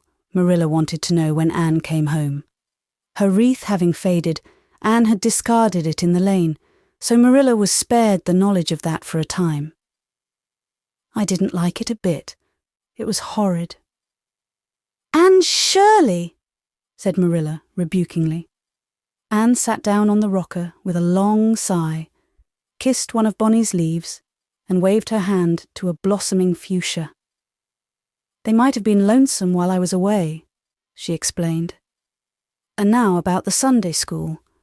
I behaved well, just as you told me. Mrs. Lynde was gone, but I went right on myself. I went into the church with a lot of other little girls, and I sat in the corner of a pew by the window while the opening exercises went on. Mr. Bell made an awfully long prayer. I would have been dreadfully tired before he got through if I hadn't been sitting by that window, but it looked right out on the lake of shining waters, so I just gazed at that and imagined all sorts of splendid things. You shouldn't have done anything of the sort. You should have listened to Mr. Bell." "But he wasn't talking to me," protested Anne. "He was talking to God, and he didn't seem to be very much interested in it either." "I think he thought God was too far off, though.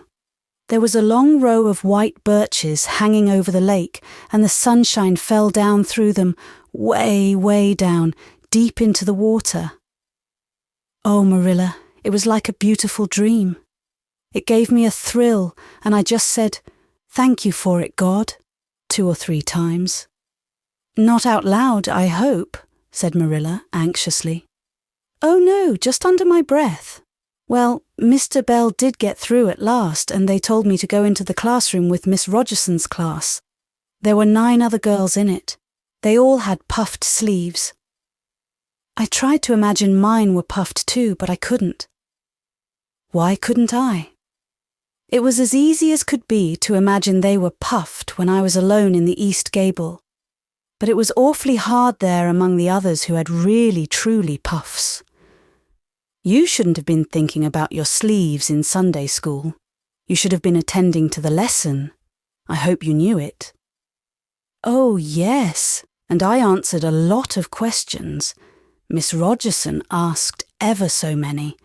I don't think it was fair for her to do all the asking. There were lots I wanted to ask her, but I didn't like to, because I didn't think she was a kindred spirit. Then all the other little girls recited a paraphrase. She asked me if I knew any. I told her I didn't, but I could recite, 'The dog at his master's grave,' if she liked. That's in the 3rd Royal Reader. It isn't a really truly religious piece of poetry, but it's so sad and melancholy that it might as well be. She said it wouldn't do, and she told me to learn the 19th paraphrase for next Sunday. I read it over in church afterwards, and it's splendid. There are 2 lines in particular that just thrill me. quick as the slaughtered squadrons fell in Midian's evil day. I don't know what squadrons means nor Midian either, but it sounds so tragical.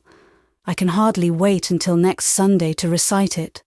I'll practice it all the week. After Sunday school, I asked Miss Rogerson, because Mrs. Lynde was too far away, to show me your pew. I sat just as still as I could, and the text was Revelations, 3rd chapter, 2nd and 3rd verses. It was a very long text. If I was a minister, I'd pick the short, snappy ones. The sermon was awfully long too. I suppose the minister had to match it to the text. I didn't think he was a bit interesting. The trouble with him seems to be that he hasn't enough imagination. I didn't listen to him very much. I just let my thoughts run, and I thought of the most surprising things.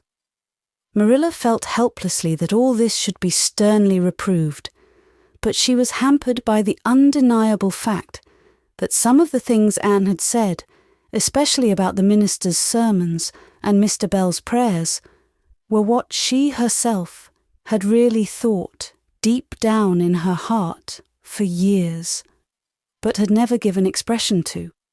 It almost seemed to her that those secret, unuttered critical thoughts had suddenly taken visible and accusing shape and form in the person of this outspoken morsel of neglected humanity. Chapter 12. A Solemn Vow and Promise. It was not until the next Friday that Marilla heard the story of the flower-wreathed hat. She came home from Mrs. Lynde's and called Anne to account.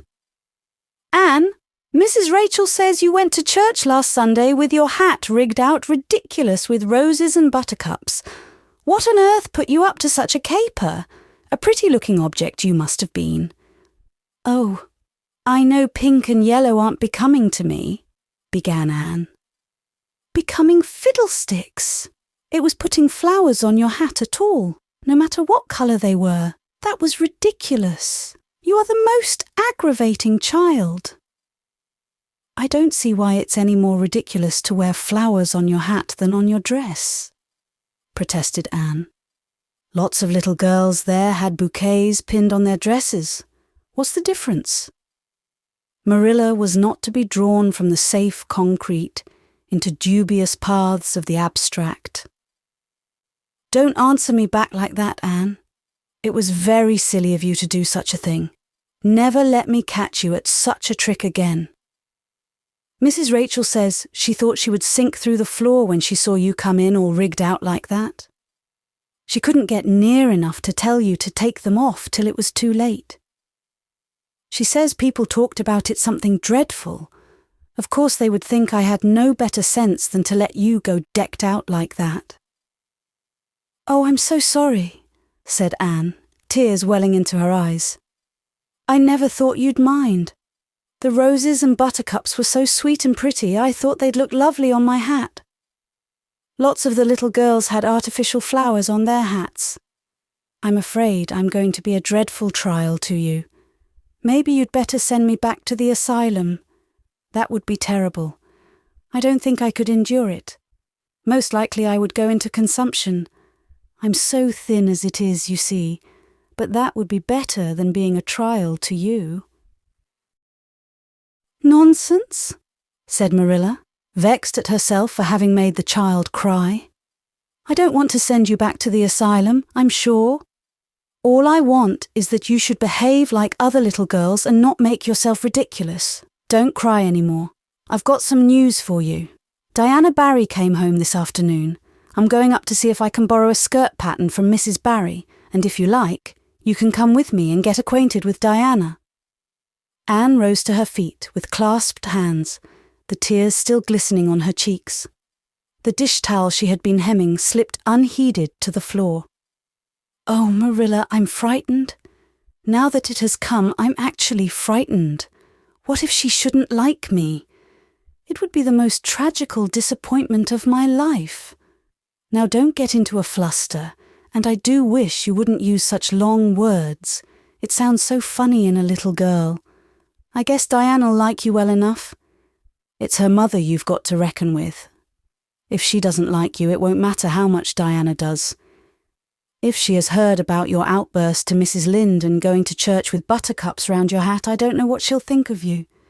You must be polite and well-behaved, and don't make any of your startling speeches. For pity's sake, if the child isn't actually trembling." Anne was trembling. Her face was pale and tense. "Oh, Marilla, you'd be excited too, if you were going to meet a little girl you hoped to be your bosom friend and whose mother mightn't like you," she said, as she hastened to get her hat. They went over to Orchard Slope by the shortcut across the brook and up the Firry Hill Grove. Mrs. Barry came to the kitchen door in answer to Marilla's knock. She was a tall, black-eyed, black-haired woman with a very resolute mouth. She had the reputation of being very strict with her children. "How do you do, Marilla?" she said cordially. "Come in. And this is the little girl you have adopted, I suppose?" "Yes, this is Anne Shirley," said Marilla. "Spelled with an E," gasped Anne, who, tremulous and excited as she was determined there should be no misunderstanding on that important point. Mrs. Barry, not hearing or not comprehending, merely shook hands and said kindly, "How are you?" "I am well in body, although considerable rumpled up in spirit, thank you, ma'am," said Anne gravely. Then aside to Marilla in an audible whisper, "There wasn't anything startling in that, was there, Marilla?" Diana was sitting on the sofa, reading a book, which she dropped when the callers entered. She was a very pretty little girl, with her mother's black eyes and hair and rosy cheeks, and the merry expression which was her inheritance from her father. "This is my little girl Diana," said Mrs. Barry. "Diana, you might take Anne out into the garden and show her your flowers. It will be better for you than straining your eyes over that book. She reads entirely too much." This to Marilla as the little girls went out. "And I can't prevent her, for her father aids and abets her. She's always poring over a book. I'm glad she has the prospect of a playmate. Perhaps it will take her more out of doors." Outside in the garden, which was full of mellow sunset light streaming through the dark old firs to the west of it, stood Anne and Diana, gazing bashfully at each other over a clump of gorgeous tiger lilies. The Barry garden was a bowery wilderness of flowers, which would have delighted Anne's heart at any time less fraught with destiny. It was encircled by huge old willows and tall firs, beneath which flourished flowers that loved the shade, prim right-angled paths neatly bordered with clam-shells intersected it like moist red ribbons, and in the beds between old-fashioned flowers ran riot. There were rosy bleeding hearts and great splendid crimson peonies, white fragrant narcissi and thorny sweet Scotch roses, pink and blue and white columbines and lilac-tinted bouncing bets, clumps of southernwood and ribbon grass and mint, purple Adam and Eve daffodils and masses of sweet clover white with its delicate fragrant feathery sprays, scarlet lightning that shot its fiery lances over prim white musk flowers. A garden it was where sunshine lingered and bees hummed, and winds, beguiled into loitering, purred and rustled. "Oh, Diana," said Anne at last, clasping her hands and speaking almost in a whisper. "Oh, do you think you can like me a little?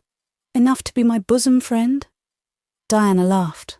Diana always laughed before she spoke. "Why, I guess so," she said frankly.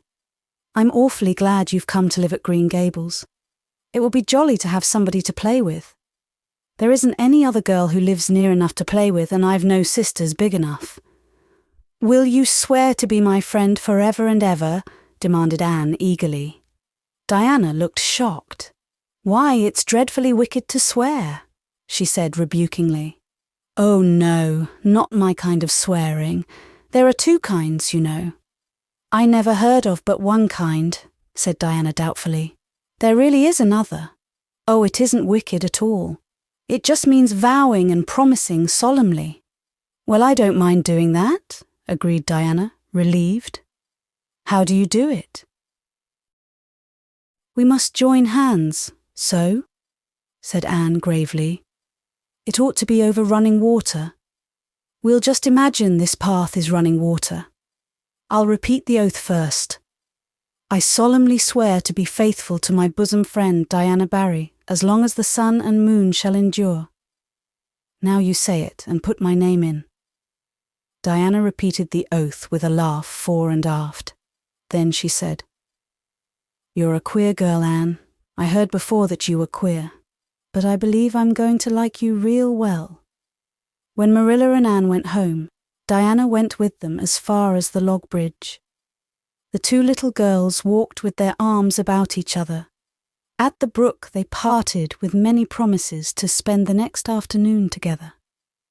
Well, did you find Diana a kindred spirit? Asked Marilla as they went up through the garden of Green Gables. Oh, yes, sighed Anne, blissfully unconscious of any sarcasm on Marilla's part. Oh, Marilla, I'm the happiest girl on Prince Edward Island this very moment. I assure you, I'll say my prayers with a right good will tonight. Diana and I are going to build a playhouse in Mr. William Bell's birch grove tomorrow. Can I have those broken pieces of china that are out in the woodshed? Diana's birthday is in February, and mine is in March. Don't you think that is a very strange coincidence? Diana is going to lend me a book to read. She says it's perfectly splendid and tremendously exciting. She's going to show me a place back in the woods where rice lilies grow. Don't you think Diana has got very soulful eyes? I wish I had soulful eyes. Diana is going to teach me to sing a song called Nellie in the Hazel Dell. She's going to give me a picture to put up in my room. It's a perfectly beautiful picture, she says. A lovely lady in a pale blue silk dress. A sewing machine agent gave it to her. I wish I had something to give Diana. I'm an inch taller than Diana, but she is ever so much fatter. She says she'd like to be thin because it's so much more graceful, but I'm afraid she only said it to soothe my feelings. We're going to the shore some day to gather shells. We have agreed to call the spring down by the log bridge the Dryad's Bubble. Isn't that a perfectly elegant name? I read a story once about a spring called that. A dryad is sort of a grown-up fairy, I think. Well, all I hope is you won't talk Diana to death, said Marilla. But remember this, in all your planning, Anne. You're not going to play all the time, nor most of it.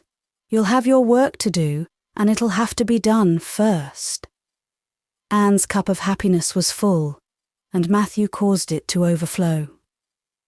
He had just got home from a trip to the store at Carmody, and he sheepishly produced a small parcel from his pocket and handed it to Anne, with a deprecatory look at Marilla. I heard you say you liked chocolate sweeties, so I got you some, he said. Humph, sniffed Marilla. It'll ruin her teeth and stomach. There, child, don't look so dismal. You can eat those, since Matthew has gone and got them. He'd better have brought you peppermints. They're wholesomer.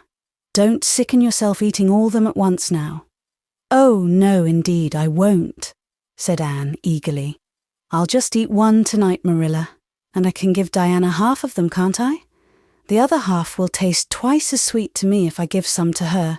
It's delightful to think I have something to give her. I will say it for the child, said Marilla, when Anne had gone to her gable. She isn't stingy, I'm glad, for of all faults I detest stinginess in a child. Dear me, it's only 3 weeks since she came, and it seems as if she'd been here always. I can't imagine the place without her. Now, don't be looking I told you so, Matthew. That's bad enough in a woman, but it isn't to be endured in a man. I'm perfectly willing to own up that I'm glad I consented to keep the child and that I'm getting fond of her. But don't you rub it in, Matthew Cuthbert. Chapter 13. The Delights of Anticipation. "It's time Anne was in to do her sewing," said Marilla, glancing at the clock and then out into the yellow August afternoon where everything drowsed in the heat. "She stayed playing with Diana more than half an hour more'n I gave her leave to. And now she's perched out there on the woodpile talking to Matthew, 19 to the dozen, when she knows perfectly well she ought to be at her work. And of course he's listening to her like a perfect ninny. I never saw such an infatuated man. The more she talks and the odder the things she says, the more he's delighted, evidently. Anne Shirley, you come right in here this minute, do you hear me?"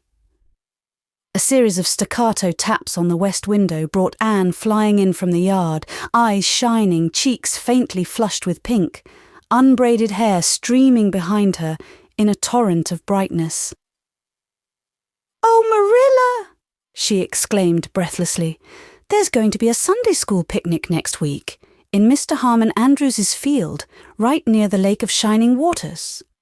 And Mrs. Superintendent Bell and Mrs. Rachel Lynde are going to make ice cream. Think of it, Marilla, ice cream. And oh, Marilla, can I go to it?" "Just look at the clock, if you please, Anne. What time did I tell you to come in?" 2 o'clock. But isn't it splendid about the picnic, Marilla? Please, can I go?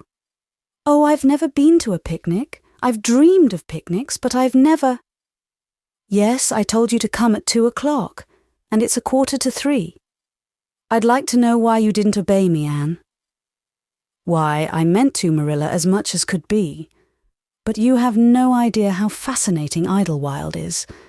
And then, of course, I had to tell Matthew about the picnic. Matthew is such a sympathetic listener. Please, can I go? You'll have to learn to resist the fascination of idle, whatever you call it. When I tell you to come in at a certain time, I mean that time and not half an hour later. And you needn't stop to discourse with sympathetic listeners on your way, either. As for the picnic, of course you can go. You're a Sunday school scholar, and it's not likely I'd refuse to let you go when all the other little girls are going. But, faltered Anne, Diana says that everybody must take a basket of things to eat. I can't cook, as you know, Marilla, and I don't mind going to a picnic without puffed sleeves so much, but I'd feel terribly humiliated if I had to go without a basket. It's been preying on my mind ever since Diana told me. Well, it needn't prey any longer. I'll bake you a basket. Oh, you dear good Marilla. Oh, you are so kind to me. Oh, I'm so much obliged to you. Getting through with her O's, Anne cast herself into Marilla's arms and rapturously kissed her sallow cheek. It was the first time in her whole life that childish lips had voluntarily touched Marilla's face. Again that sudden sensation of startling sweetness thrilled her. She was secretly vastly pleased at Anne's impulsive caress, which was probably the reason why she said brusquely, There, never mind your kissing nonsense.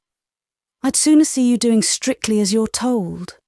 As for cooking, I mean to begin giving you lessons in that some of these days. But you're so feather-brained, Anne. I've been waiting to see if you'd sober down a little and learn to be steady before I begin. You've got to keep your wits about you in cooking and not stop in the middle of things to let your thoughts rove all over creation. Now, get out your patchwork and have your square done before tea time. I do not like patchwork, said Anne dolefully, hunting out her work-basket and sitting down before a little heap of red and white diamonds with a sigh. I think some kinds of sewing would be nice, but there's no scope for imagination in patchwork. It's just one little seam after another and you never seem to be getting anywhere. But of course I'd rather be Anne of Green Gables sewing patchwork than Anne of any other place with nothing to do but play. I wish time went as quick sewing patches as it does when I'm playing with Diana, though. Oh, we do have such elegant times, Marilla. I have to furnish most of the imagination, but I'm well able to do that. Diana is simply perfect in every other way. You know that little piece of land across the brook that runs up between our farm and Mr. Barry's? It belongs to Mr. William Bell, and right in the corner there is a little ring of white birch trees, the most romantic spot, Marilla. Diana and I have our playhouse there. We call it Idlewild. Isn't that a poetical name? I assure you it took me some time to think it out. I stayed awake nearly a whole night before I invented it. Then, just as I was dropping off to sleep, it came like an inspiration. Diana was enraptured when she heard it. We have got our house fixed up elegantly. You must come and see it, Marilla, won't you? We have great big stones, all covered with moss for seats and boards from tree to tree for shelves. And we have all our dishes on them. Of course, they're all broken, but it's the easiest thing in the world to imagine that they are whole. There's a piece of a plate with a spray of red and yellow ivy on it that is especially beautiful. We keep it in the parlour, and we have the fairy glass there too. The fairy glass is as lovely as a dream. Diana found it out in the woods behind their chicken house. It's all full of rainbows. Just little young rainbows that haven't grown big yet. And Diana's mother told her it was broken off a hanging lamp they once had. But it's nice to imagine the fairies lost it one night when they had a ball, so we call it the fairy glass. Matthew is going to make us a table. Oh, we have named that little round pool over in Mr. Barry's field Willowmere. I got that name out of the book Diana lent me. That was a thrilling book, Marilla. The heroine had 5 lovers. I'd be satisfied with one, wouldn't you? She was very handsome, and she went through great tribulations. She could faint as easy as anything. I'd love to be able to faint, wouldn't you, Marilla? It's so romantic. But I'm really very healthy for all I'm so thin. I believe I'm getting fatter, though. Don't you think I am? I look at my elbows every morning when I get up to see if any dimples are coming. Diana is having a new dress made with elbow sleeves. She's going to wear it to the picnic. Oh, I do hope it will be fine next Wednesday. I don't feel that I could endure the disappointment if anything happened to prevent me from getting to the picnic. I suppose I'd live through it, but I'm certain it would be a lifelong sorrow. It wouldn't matter if I got to 100 picnics in after years. They wouldn't make up for missing this one. They're going to have boats on the Lake of Shining Waters and ice cream, as I told you. I have never tasted ice cream. Diana tried to explain what it was like, but I guess ice cream is one of those things that are beyond imagination. Anne, you have talked even on for 10 minutes by the clock, said Marilla. Now, just for curiosity's sake, see if you can hold your tongue for the same length of time. Anne held her tongue as desired, but for the rest of the week she talked picnic and thought picnic and dreamed picnic. On Saturday it rained, and she worked herself up into such a frantic state, lest it should keep on raining until and over Wednesday, that Marilla made her sew an extra patchwork square by way of steadying her nerves. On Sunday, Anne confided to Marilla on the way home from church that she grew actually cold all over with excitement when the minister announced the picnic from the pulpit. Such a thrill as went up and down my back, Marilla. I don't think I'd ever really believed until then that there was honestly going to be a picnic. I couldn't help fearing I'd only imagined it. But when a minister says a thing in the pulpit, you just have to believe it. You set your heart too much on things, Anne, said Marilla with a sigh. I'm afraid there'll be a great many disappointments in store for you through life. Oh, Marilla, looking forward to things is half the pleasure of them, exclaimed Anne. You mayn't get the things themselves, but nothing can prevent you from having the fun of looking forward to them. Mrs. Lynde says, "Blessed are they who expect nothing, for they shall not be disappointed." But I think it would be worse to expect nothing than to be disappointed.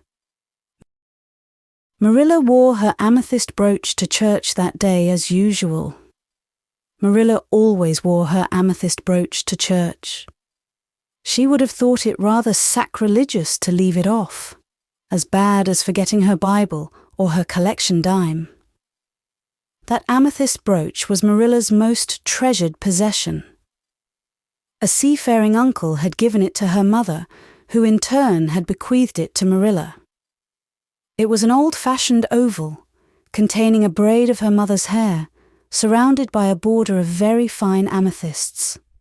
Marilla knew too little about precious stones to realize how fine the amethysts actually were, but she thought them very beautiful and was always pleasantly conscious of their violet shimmer at her throat, above her good brown satin dress, even although she could not see it. Anne had been smitten with delighted admiration when she first saw that brooch. "Oh, Marilla, it's a perfectly elegant brooch. I don't know how you can pay attention to the sermon or the prayers when you have it on." "I couldn't, I know. I think amethysts are just sweet. They are what I used to think diamonds were like. Long ago, before I had ever seen a diamond, I read about them and I tried to imagine what they would be like. I thought they would be lovely, glimmering purple stones. When I saw a real diamond in a lady's ring one day, I was so disappointed I cried. Of course, it was very lovely, but it wasn't my idea of a diamond. Will you let me hold the brooch for 1 minute, Marilla? Do you think amethysts can be the souls of good violets?" Chapter 14. Anne's Confession. On the Monday evening before the picnic, Marilla came down from her room with a troubled face. "Anne," she said to that small personage who was shelling peas by the spotless table and singing "Nellie of the Hazel Dell," with a vigour and expression that did credit to Diana's teaching.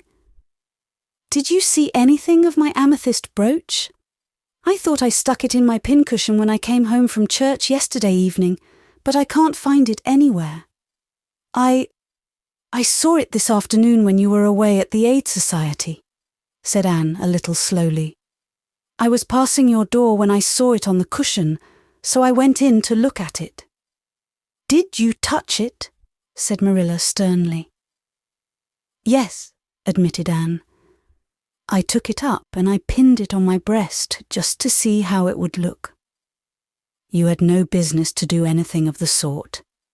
It's very wrong in a little girl to meddle. You shouldn't have gone into my room in the first place, and you shouldn't have touched a brooch that didn't belong to you in the second. Where did you put it?" "Oh, I put it back on the bureau. I hadn't it on a minute. Truly, I didn't mean to meddle, Marilla. I didn't think about its being wrong to go in and try on the brooch, but I see now that it was, and I'll never do it again. That's one good thing about me. I never do the same naughty thing twice." "You didn't put it back," said Marilla. "That brooch isn't anywhere on the bureau. You've taken it out or something, Anne." "I did put it back," said Anne quickly, pertly, Marilla thought. "I don't just remember whether I stuck it on the pincushion or laid it in the china tray, but I'm perfectly certain I put it back." "I'll go and have another look," said Marilla, determining to be just. "If you put that brooch back, it's there still. If it isn't, I'll know you didn't, that's all." Marilla went to her room and made a thorough search not only over the bureau, but in every other place she thought the brooch might possibly be. It was not to be found, and she returned to the kitchen. "Anne, the brooch is gone. By your own admission, you were the last person to handle it. Now, what have you done with it? Tell me the truth at once. Did you take it out and lose it?" "No, I didn't," said Anne solemnly, meeting Marilla's angry gaze squarely. "I never took the brooch out of your room, and that is the truth, if I was to be led to the block for it. Although I'm not very certain what a block is. So there, Marilla." Anne's "so there" was only intended to emphasize her assertion, but Marilla took it as a display of defiance. "I believe you are telling me a falsehood, Anne," she said sharply. "I know you are. There now, don't say anything more unless you are prepared to tell the whole truth. Go to your room and stay there until you are ready to confess." "Will I take the peas with me?" said Anne meekly. "No, I'll finish shelling them myself. Do as I bid you." When Anne had gone, Marilla went about her evening tasks in a very disturbed state of mind. She was worried about her valuable brooch. What if Anne had lost it? And how wicked of the child to deny having taken it when anybody could see she must have, with such an innocent face too. "I don't know what I wouldn't sooner have had happen," thought Marilla, as she nervously shelled the peas. "Of course, I don't suppose she meant to steal it or anything like that. She's just taken it to play with or help along that imagination of hers. She must have taken it, that's clear, for there hasn't been a soul in that room since she was in it. By her own story until I went up tonight. And the brooch is gone. There's nothing surer. I suppose she has lost it and is afraid to own up for fear she'll be punished. It's a dreadful thing to think she tells falsehoods. It's a far worse thing than her fit of temper. It's a fearful responsibility to have a child in your house you can't trust. Slyness and untruthfulness, that's what she has displayed. I declare I feel worse about that than about the brooch. If she'd only have told the truth about it, I wouldn't mind so much." Marilla went to her room at intervals all through the evening and searched for the brooch without finding it. A bedtime visit to the east gable produced no result. Anne persisted in denying that she knew anything about the brooch, but Marilla was only the more firmly convinced that she did. She told Matthew the story the next morning. Matthew was confounded and puzzled. He could not so quickly lose faith in Anne, but he had to admit that circumstances were against her. "You're sure it hasn't fell down behind the bureau?" was the only suggestion he could offer. "I've moved the bureau, and I've taken out the drawers, and I've looked in every crack and cranny," was Marilla's positive answer. "The brooch is gone, and that child has taken it and lied about it. That's the plain, ugly truth, Matthew Cuthbert, and we might as well look it in the face." "Well now, what are you going to do about it?" Matthew asked forlornly, feeling secretly thankful that Marilla and not he had to deal with the situation. He felt no desire to put his oar in this time. "She'll stay in her room until she confesses," said Marilla grimly, remembering the success of this method in the former case. "Then we'll see. Perhaps we'll be able to find the brooch, if she'll only tell where she took it. But in any case she'll have to be severely punished, Matthew." "Well now, you'll have to punish her," said Matthew, reaching for his hat. "I've nothing to do with it, remember. You warned me off yourself." Marilla felt deserted by everyone.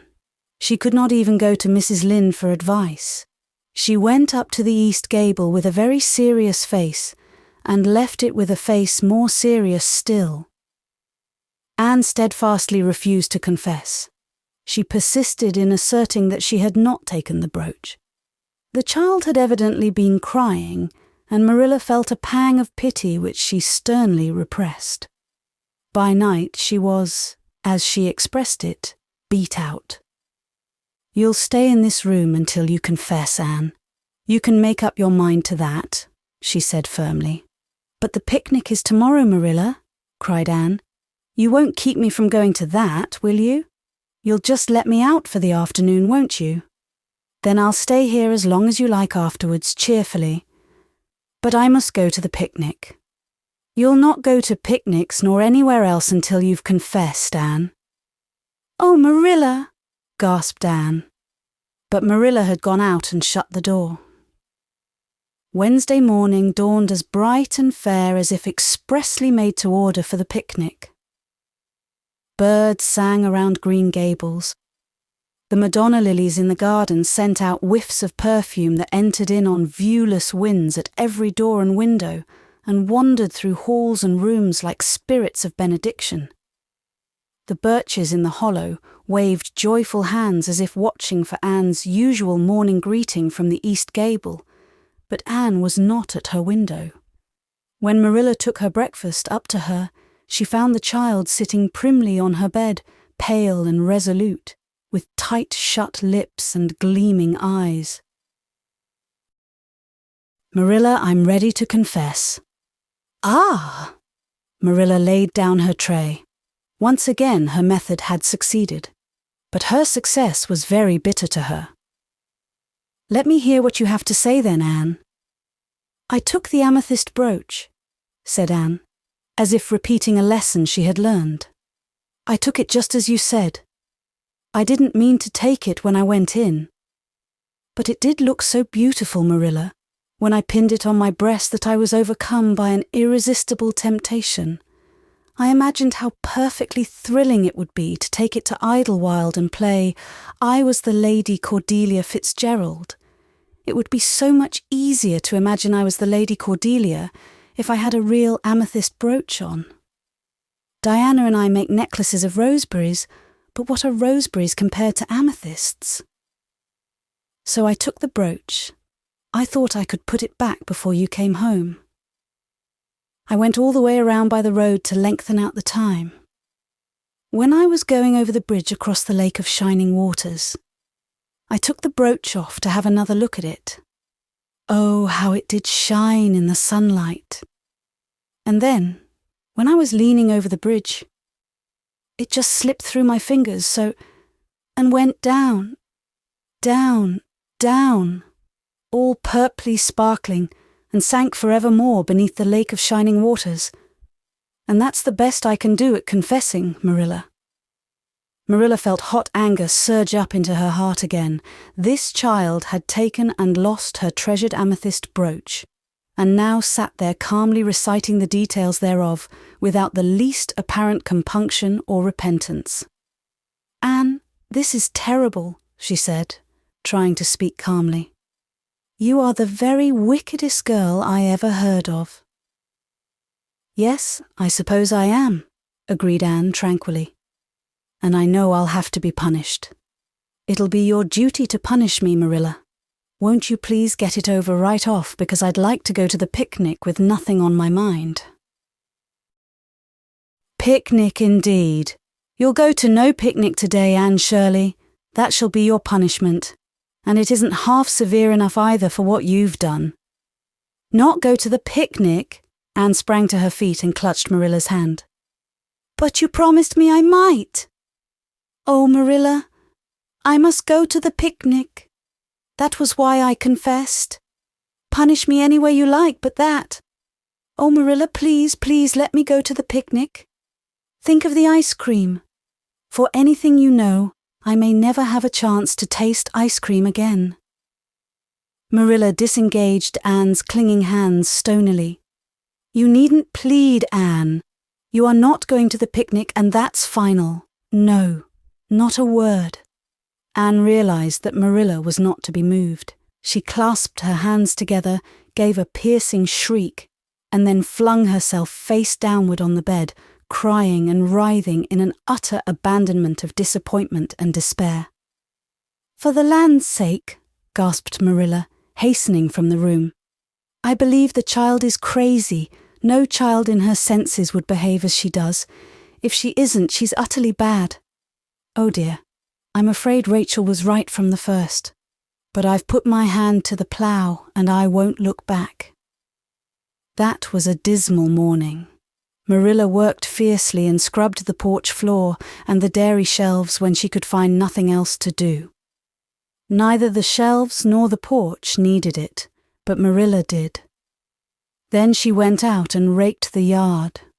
When dinner was ready, she went to the stairs and called Anne. A tear-stained face appeared, looking tragically over the banisters. "Come down to your dinner, Anne." "I don't want any dinner, Marilla," said Anne sobbingly. I couldn't eat anything. My heart is broken. You'll feel remorse of conscience someday, I expect, for breaking it, Marilla.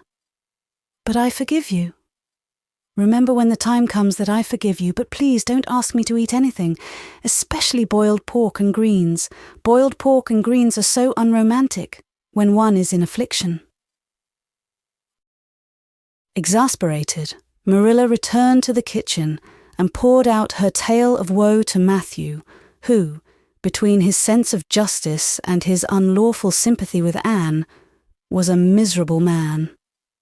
Well now, she shouldn't have taken the brooch, Marilla, or told stories about it, he admitted, mournfully surveying his plateful of unromantic pork and greens, as if he, like Anne, thought it a food unsuited to crises of feeling.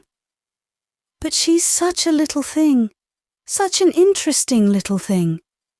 Don't you think it's pretty rough not to let her go to the picnic when she's so set on it? Matthew Cuthbert, I'm amazed at you. I think I've let her off entirely too easy, and she doesn't appear to realize how wicked she's been at all. That's what worries me most. If she'd really felt sorry, it wouldn't be so bad. And you don't seem to realize it neither. You're making excuses for her all the time to yourself, I can see that. Well now, she's such a little thing, feebly reiterated Matthew. And there should be allowances made, Marilla. You know she's never had any bringing up. Well, she's having it now, retorted Marilla. The retort silenced Matthew if it did not convince him. That dinner was a very dismal meal. The only cheerful thing about it was Jerry Boot, the hired boy, and Marilla resented his cheerfulness as a personal insult. When her dishes were washed and her bread sponge set and her hens fed, Marilla remembered that she had noticed a small rent in her best black lace shawl when she had taken it off on Monday afternoon on returning from the Ladies' Aid. She would go and mend it. The shawl was in a box in her trunk. As Marilla lifted it out, the sunlight, falling through the vines that clustered thickly about the window, struck upon something caught in the shawl. Something that glittered and sparkled in facets of violet light. Marilla snatched at it with a gasp. It was the amethyst brooch, hanging to a thread of the lace by its catch. "Dear life and heart," said Marilla blankly, "what does this mean? Here's my brooch safe and sound that I thought was at the bottom of Barry's pond. Whatever did that girl mean by saying she took it and lost it? I declare I believe Green Gables is bewitched. I remember now that when I took off my shawl Monday afternoon, I laid it on the bureau for a minute. I suppose the brooch got caught in it somehow. Well," Marilla betook herself to the east gable, brooch in hand. Anne had cried herself out and was sitting dejectedly by the window. "Anne Shirley," said Marilla solemnly, "I've just found my brooch hanging to my black lace shawl. Now I want to know what that rigmarole you told me this morning meant." "Why, you said you'd keep me here until I confessed," returned Anne wearily. "And so I decided to confess because I was bound to get to the picnic. I thought out a confession last night after I went to bed and made it as interesting as I could, and I said it over and over so that I wouldn't forget it. But you wouldn't let me go to the picnic after all, so all my trouble was wasted." Marilla had to laugh in spite of herself, but her conscience pricked her. "Anne, you do beat all. But I was wrong. I see that now. I shouldn't have doubted your word when I'd never known you to tell a story. Of course, it wasn't right for you to confess to a thing you hadn't done. It was very wrong to do so. But I drove you to it. So if you'll forgive me, Anne, I'll forgive you, and we'll start square again. And now, get yourself ready for the picnic." Anne flew up like a rocket. "Oh, Marilla, isn't it too late?" "No, it's only 2:00. They won't be more than well gathered yet, and it'll be an hour before they have tea. Wash your face and comb your hair and put on your gingham. I'll fill a basket for you. There's plenty of stuff baked in the house, and I'll get Jerry to hitch up the sorrel and drive you down to the picnic ground." "Oh, Marilla," exclaimed Anne, flying to the washstand.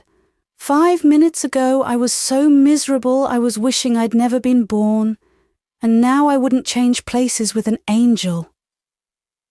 That night, a thoroughly happy, completely tired out Anne returned to Green Gables in a state of beatification impossible to describe. "Oh, Marilla, I've had a perfectly scrumptious time. Scrumptious is a new word I learned today. I heard Mary Alice Bell use it. Isn't it very expressive? Everything was lovely. We had a splendid tea, and then Mr. Harmon Andrews took us all for a row on the Lake of Shining Waters, 6 of us at a time. And Jane Andrews nearly fell overboard. She was leaning out to pick water lilies, and if Mr. Andrews hadn't caught her by her sash, just in the nick of time she'd fallen in and probably been drowned. I wish it had been me. It would have been such a romantic experience to have been nearly drowned. It would be such a thrilling tale to tell. And we had the ice cream. Words fail me to describe that ice cream. Marilla, I assure you, it was sublime." That evening Marilla told the whole story to Matthew over her stocking basket. "I'm willing to own up that I made a mistake," she concluded candidly. "But I've learned a lesson. I have to laugh when I think of Anne's confession. Although I suppose I shouldn't, for it really was a falsehood. But it doesn't seem as bad as the other would have been somehow. And anyhow, I'm responsible for it. That child is hard to understand in some respects. But I believe she'll turn out all right yet. And there's one thing certain, no house will ever be dull that she's in." Chapter 15. A Tempest in the School Teapot. "What a splendid day," said Anne, drawing a long breath. "Isn't it good just to be alive on a day like this?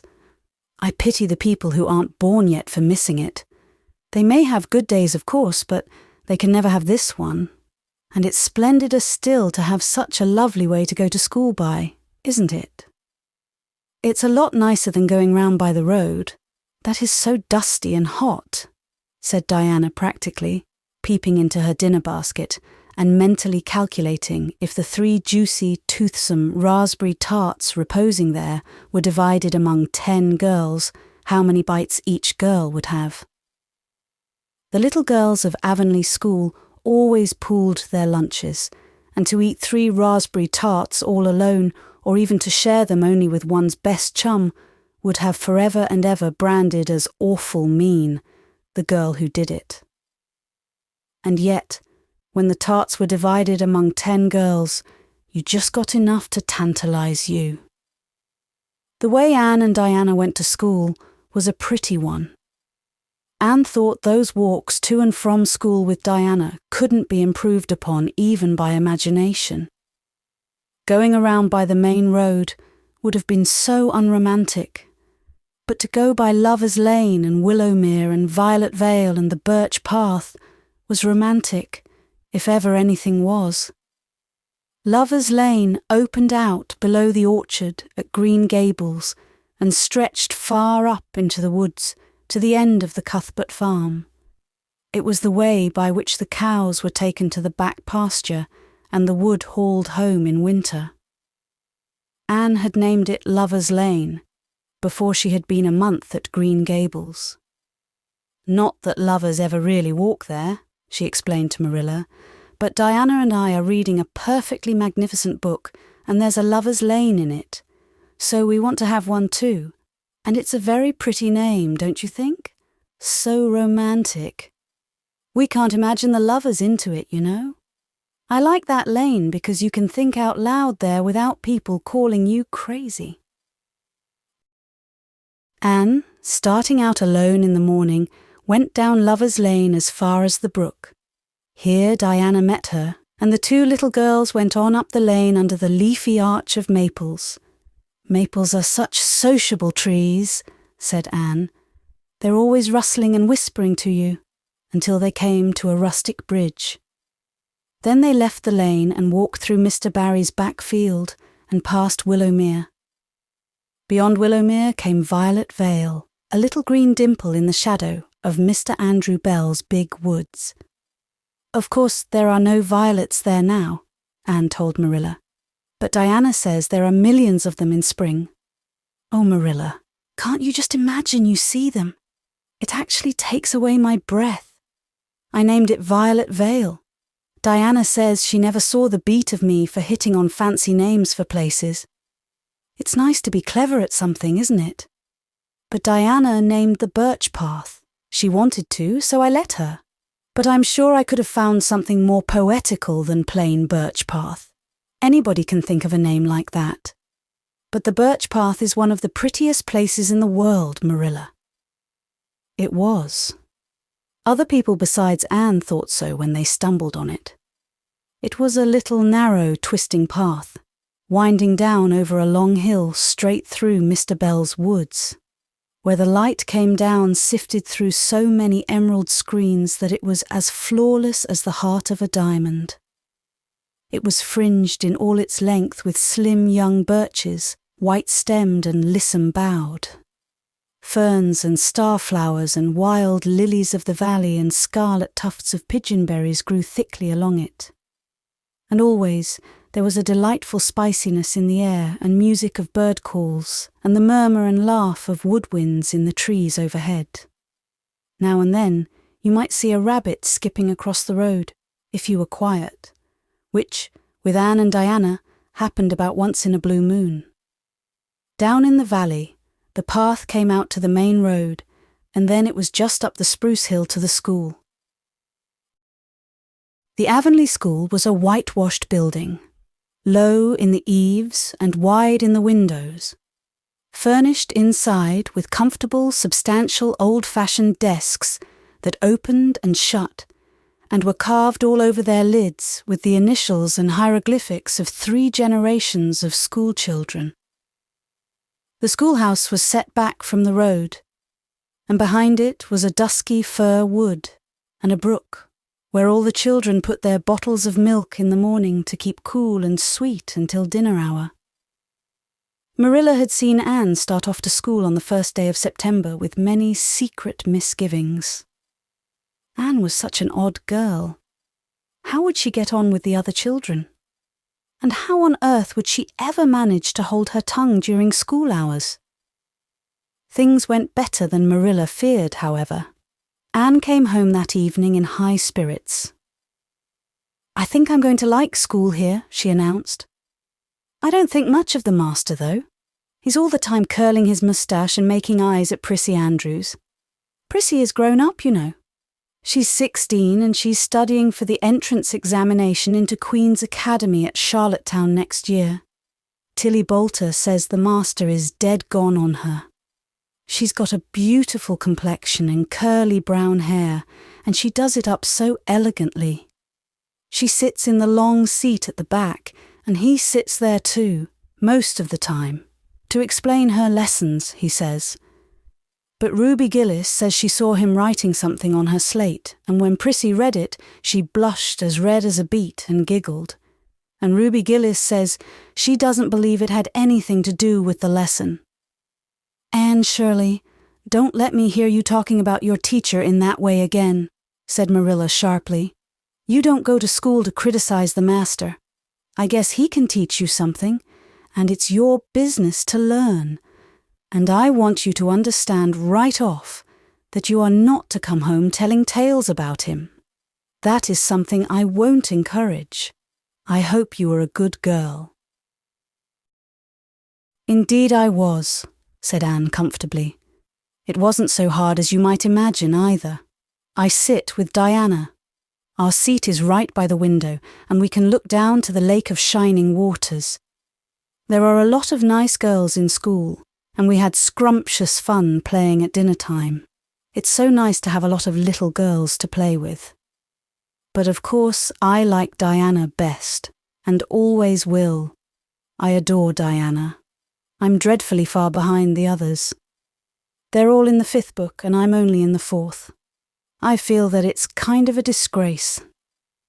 But there's not one of them has such an imagination as I have, and I soon found that out. We had reading and geography and Canadian history and dictation today. Mr. Phillips said my spelling was disgraceful, and he held up my slate so that everybody could see it, all marked over. I felt so mortified, Marilla. He might have been politer to a stranger, I think. Ruby Gillis gave me an apple and Sophia Sloane lent me a lovely pink card with "May I see you home?" on it. I'm to give it back to her tomorrow. And Tilly Boulter let me wear her bead ring all the afternoon. Can I have some of those pearl beads off the old pincushion in the garret to make myself a ring? And oh, Marilla, Jane Andrews told me that Minnie Macpherson told her that she heard Prissy Andrews tell Sarah Gillis that I had a very pretty nose. Marilla, that is the first compliment I have ever had in my life, and you can't imagine what a strange feeling it gave me. Marilla, have I really a pretty nose? I know you'll tell me the truth. Your nose is well enough, said Marilla shortly.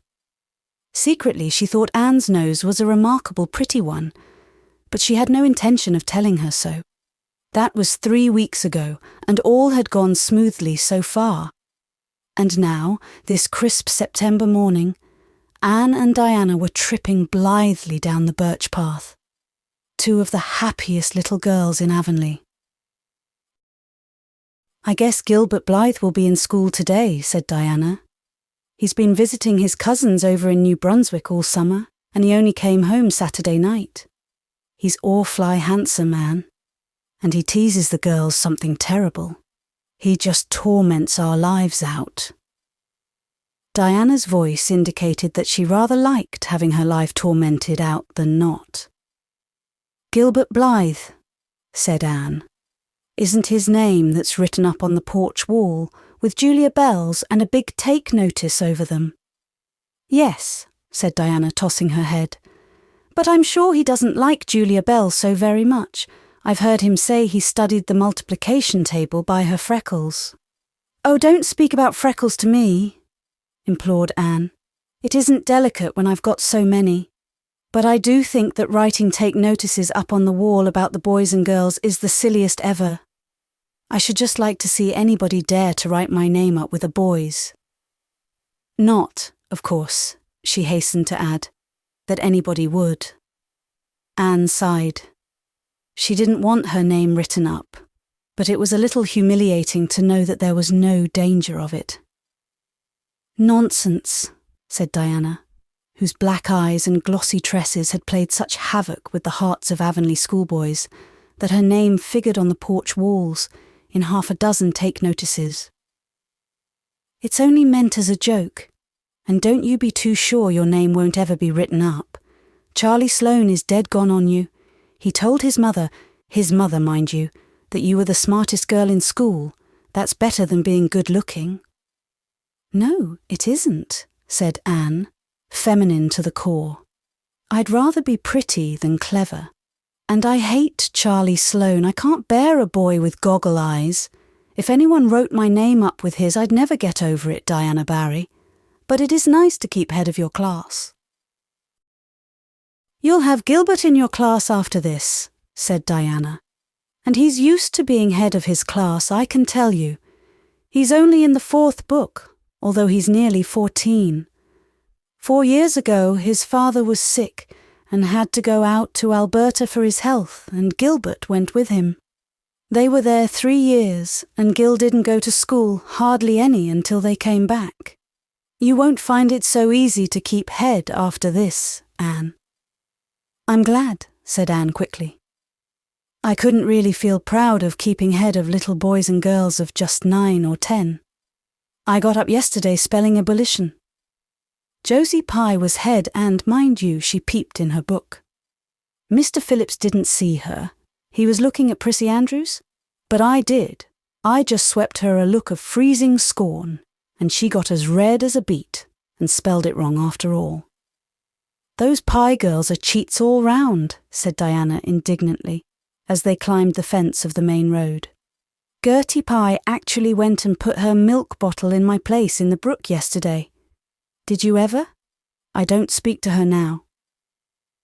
When Mr. Phillips was in the back of the room hearing Prissy Andrews's Latin, Diana whispered to Anne, "That's Gilbert Blythe sitting right across the aisle from you, Anne. Just look at him and see if you don't think he's handsome." Anne looked accordingly. She had a good chance to do so, for the said Gilbert Blythe was absorbed in stealthily pinning the long yellow braid of Ruby Gillis, who sat in front of him, to the back of her seat. He was a tall boy with curly brown hair, roguish hazel eyes, and a mouth twisted into a teasing smile. Presently, Ruby Gillis started up to take a sum to the master.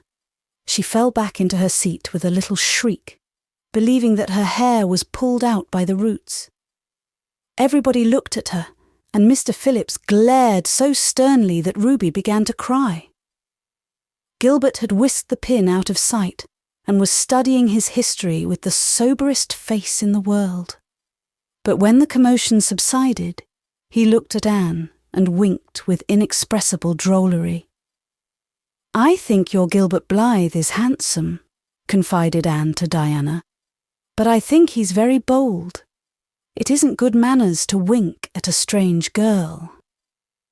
But it was not until the afternoon that things really began to happen.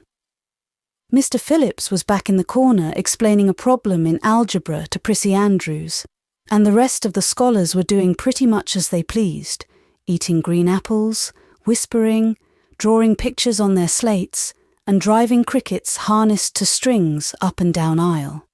Gilbert Blythe was trying to make Anne Shirley look at him and failing utterly, because Anne was at that moment totally oblivious not only to the very existence of Gilbert Blythe, but of every other scholar in Avonlea School itself.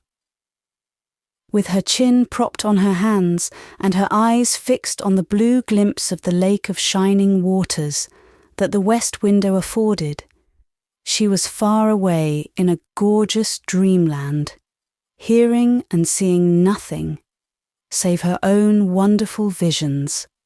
Gilbert Blythe wasn't used to putting himself out to make a girl look at him and meeting with failure. She should look at him, that red-haired Shirley girl with the little pointed chin and the big eyes that weren't like the eyes of any other girl in Avonlea School.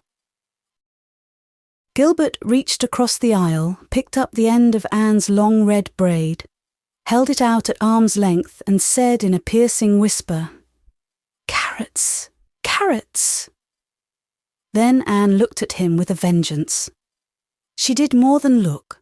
She sprang to her feet, her bright fancies fallen into cureless ruin. She flashed one indignant glance at Gilbert from eyes whose angry sparkle was swiftly quenched in equally angry tears. "You mean hateful boy!" she exclaimed passionately. "How dare you!" And then, thwack! Anne had brought her slate down on Gilbert's head and cracked it slate not head, clear across. Avonlea School always enjoyed a scene. This was an especially enjoyable one. Everybody said, "Oh," in horrified delight. Diana gasped. Ruby Gillis, who was inclined to be hysterical, began to cry. Tommy Sloane let his team of crickets escape him altogether, while he stared open-mouthed at the tableau. Mr. Phillips stalked down the aisle and laid his hand heavily on Anne's shoulder. "Anne Shirley, what does this mean?" he said angrily. Anne returned no answer. It was asking too much of flesh and blood to expect her to tell before the whole school that she had been called carrots. Gilbert it was who spoke up stoutly. "It was my fault, Mr. Phillips. I teased her." Mr. Phillips paid no heed to Gilbert. "I am sorry to see a pupil of mine displaying such a temper and such a vindictive spirit," he said in a solemn tone, as if the mere fact of being a pupil of his ought to root out all evil passions from the hearts of small, imperfect mortals. Anne, go and stand on the platform in front of the blackboard for the rest of the afternoon. Anne would have infinitely preferred a whipping to this punishment under which her sensitive spirit quivered as from a whiplash. With a white, set face she obeyed. Mr. Phillips took a chalk crayon and wrote on the blackboard above her head. Anne Shirley has a very bad temper. Anne Shirley must learn to control her temper. And then read it out loud so that even the primer class, who couldn't read writing, should understand it. Anne stood there the rest of the afternoon with that legend above her. She did not cry or hang her head. Anger was still too hot in her heart for that, and it sustained her amid all her agony of humiliation. With resentful eyes and passion-red cheeks, she confronted alike Diana's sympathetic gaze, and Charlie Sloane's indignant nods, and Josie Pye's malicious smiles. As for Gilbert Blythe, she would not even look at him. She would never look at him again. She would never speak to him. When school was dismissed, Anne marched out with her red head held high. Gilbert Blythe tried to intercept her at the porch door. "I'm awfully sorry I made fun of your hair, Anne," he whispered contritely. "Honest I am. Don't be mad for keeps now." Anne swept by disdainfully, without look or sign of hearing. "Oh, how could you, Anne?" breathed Diana, as they went down the road half reproachfully, half admiringly. Diana felt that she could never have resisted Gilbert's plea. "I shall never forgive Gilbert Blythe," said Anne firmly. "And Mr. Phillips spelled my name without an E too. The iron has entered into my soul, Diana." Diana hadn't the least idea what Anne meant, but she understood it was something terrible. "You mustn't mind Gilbert making fun of your hair," she said soothingly. "Why, he makes fun of all the girls. He laughs at mine because it's so black. He's called me a crow a dozen times, and I never heard him apologize for anything before either." "There's a great deal of difference between being called a crow and being called carrots," said Anne with dignity. "Gilbert Blythe has hurt my feelings excruciatingly, Diana. It is possible the matter might have blown over without more excruciation if nothing else had happened. But when things begin to happen, they are apt to keep on." Avonlea scholars often spent noon hour picking gum in Mr. Bell's spruce grove over the hill and across his big pasture field. From there they could keep an eye on Eben Wright's house, where the master boarded. When they saw Mr. Phillips emerging therefrom, they ran for the schoolhouse, but the distance being about 3 times longer than Mr. Wright's lane, they were very apt to arrive there, breathless and gasping, some 3 minutes too late. On the following day, Mr. Phillips was seized with one of his spasmodic fits of reform, and announced before going home to dinner that he should expect to find all the scholars in their seats when he returned. Anyone who came in late would be punished. All the boys and some of the girls went to Mr. Bell's spruce grove as usual, fully intending to stay only long enough to pick a chew. But spruce groves are seductive and yellow nuts of gum beguiling. They picked and loitered and strayed, and as usual the first thing that recalled them to a sense of the flight of time was Jimmy Glover shouting from the top of a patriarchal old spruce, "Master's coming." The girls who were on the ground started first and managed to reach the schoolhouse in time, but without a second to spare. The boys, who had to wriggle hastily down from the trees, were later, and Anne, who had not been picking gum at all, but was wandering happily in the far end of the grove, waist-deep among the bracken, singing softly to herself, with a wreath of rice lilies on her hair, as if she were some wild divinity of the shadowy places, was latest of all. Anne could run like a deer, however. Run she did with the impish result that she overtook the boys at the door and was swept into the schoolhouse among them just as Mr. Phillips was in the act of hanging up his hat. Mr. Phillips's brief, reforming energy was over. He didn't want the bother of punishing a dozen pupils, but it was necessary to do something to save his word. So he looked about for a scapegoat and found it in Anne, who had dropped into her seat, gasping for breath, with a forgotten lily wreath hanging askew over one ear and giving her a particularly rakish and dishevelled appearance. "Anne Shirley, since you seem to be so fond of the boys' company, we shall indulge your taste for it this afternoon," he said sarcastically. "Take those flowers out of your hair and sit with Gilbert Blythe." The other boys snickered. Diana, turning pale with pity, plucked the wreath from Anne's hair and squeezed her hand. Anne stared at the master as if turned to stone. "Did you hear what I said, Anne?" queried Mr. Phillips sternly. "Yes, sir," said Anne slowly, "but I didn't suppose you really meant it." "I assure you I did," still with the sarcastic inflection which all the children, and Anne especially, hated. It flicked on the raw. "Obey me at once." For a moment Anne looked as if she meant to disobey. Then, realizing that there was no help for it, she rose haughtily, stepped across the aisle, sat down beside Gilbert Blythe, and buried her face in her arms on the desk. Ruby Gillis, who got a glimpse of it as it went down, told the others going home from school that she'd actually never seen anything like it. It was so white, with awful little red spots in it. To Anne, this was as the end of all things. It was bad enough to be singled out for punishment from among a dozen equally guilty ones. It was worse still to be sent to sit with a boy, but that boy should be Gilbert Blythe was heaping insult on injury to a degree utterly unbearable. Anne felt that she could not bear it, and it would be of no use to try. Her whole being seethed with shame and anger and humiliation. At first the other scholars looked and whispered and giggled and nudged. But as Anne never lifted her head, and as Gilbert worked fractions, as if his whole soul was absorbed in them and them only, they soon returned to their own tasks, and Anne was forgotten. When Mr. Phillips called the history class out, Anne should have gone.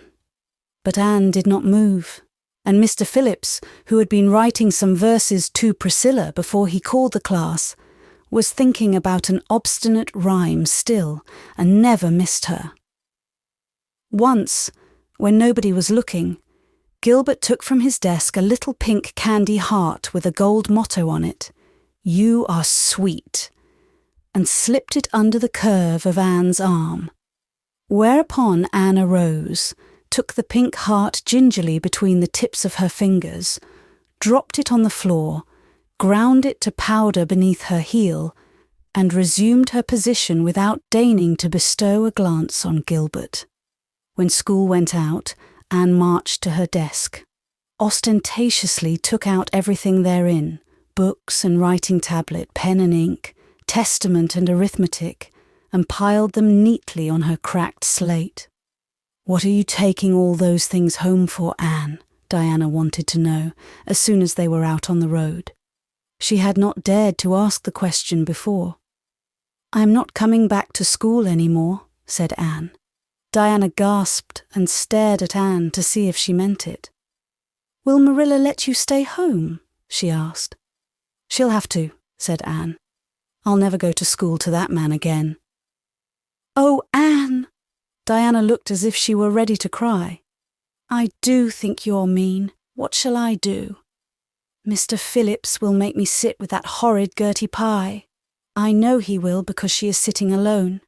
Do come back, Anne." "I'd do almost anything in the world for you, Diana," said Anne sadly. "I'd let myself be torn limb from limb if it would do you any good. But I can't do this, so please don't ask it. You harrow up my very soul."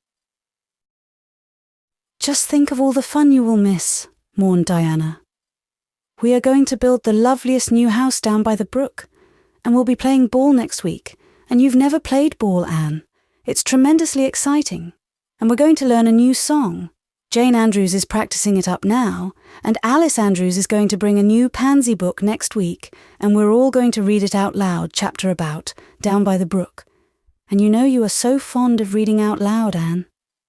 Nothing moved Anne in the least. Her mind was made up. She would not go to school to Mr. Phillips again. She told Marilla so when she got home. "Nonsense," said Marilla. "It isn't nonsense at all," said Anne, gazing at Marilla with solemn, reproachful eyes. "Don't you understand, Marilla? I've been insulted." "Insulted fiddlesticks! You'll go to school tomorrow as usual." "Oh no," Anne shook her head gently. "I'm not going back, Marilla. I'll learn my lessons at home, and I'll be as good as I can be and hold my tongue all the time if it's possible at all. But I will not go back to school, I assure you." Marilla saw something remarkably like unyielding stubbornness looking out of Anne's small face.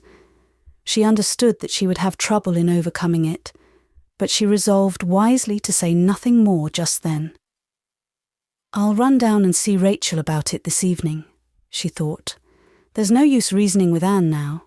She's too worked up, and I've an idea she can be awful stubborn if she takes the notion. Far as I can make out from her story, Mr. Phillips has been carrying matters with a rather high hand, but it would never do to say so to her. I'll just talk it over with Rachel. She sent 10 children to school, and she ought to know something about it.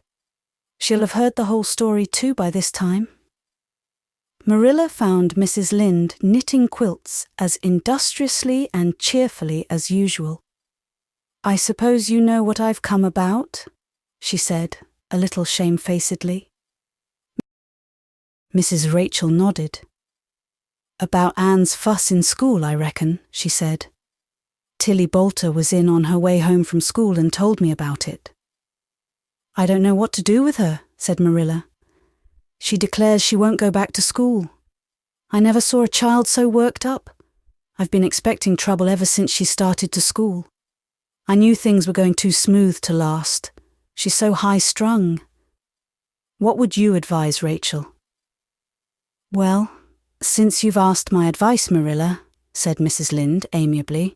Mrs. Lynde dearly loved to be asked for advice. "I'd just humour her a little at first. That's what I'd do. It's my belief that Mr. Phillips was in the wrong. Of course, it doesn't do to say so to the children, you know. And of course, he did right to punish her yesterday for giving way to temper. But today it was different. The others who were late should have been punished as well as Anne, that's what. And I don't believe in making the girls sit with the boys for punishment. It isn't modest.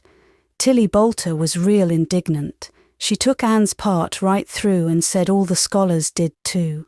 Anne seems real popular among them somehow. I never thought she'd take with them so well." "Then you really think I'd better let her stay home?" said Marilla in amazement. "Yes. That is, I wouldn't say school to her again until she said it herself. Depend upon it, Marilla, she'll cool off in a week or so and be ready enough to go back of her own accord. That's what. While, if you were to make her go back right off, dear knows what freak or tantrum she'd take next and make more trouble than ever. The less fuss made the better, in my opinion. She won't miss much by not going to school, as far as that goes. Mr. Phillips isn't any good at all as a teacher. The order he keeps is scandalous, that's what. And he neglects the young fry and puts all his time on those big scholars he's getting ready for Queen's. He'd never have got the school for another year if his uncle hadn't been a trustee. The trustee, for he just leads the other two around by the nose, that's what. I declare, I don't know what education in this island is coming to." Mrs. Rachel shook her head, as much as to say if she were only at the head of the educational system of the province, things would be much better managed. Marilla took Mrs. Rachel's advice, and not another word was said to Anne about going back to school. She learned her lessons at home, did her chores, and played with Diana in the chilly purple autumn twilights. But when she met Gilbert Blythe on the road, or encountered him in Sunday school, she passed him by with an icy contempt that was no whit thawed by his evident desire to appease her. Even Diana's efforts as a peacemaker were of no avail. Anne had evidently made up her mind to hate Gilbert Blythe to the end of life. As much as she hated Gilbert, however, did she love Diana, with all the love of her passionate little heart, equally intense in its likes and dislikes. One evening Marilla, coming in from the orchard with a basket of apples, found Anne sitting along by the east window in the twilight, crying bitterly. "Whatever's the matter now, Anne?" she asked. "It's about Diana," sobbed Anne luxuriously. "I love Diana so, Marilla. I cannot ever live without her. But I know very well when we grow up that Diana will get married and go away and leave me. And oh, what shall I do? I hate her husband. I just hate him furiously. I've been imagining it all out. The wedding and everything. Diana dressed in snowy garments, with a veil, and looking as beautiful and regal as a queen.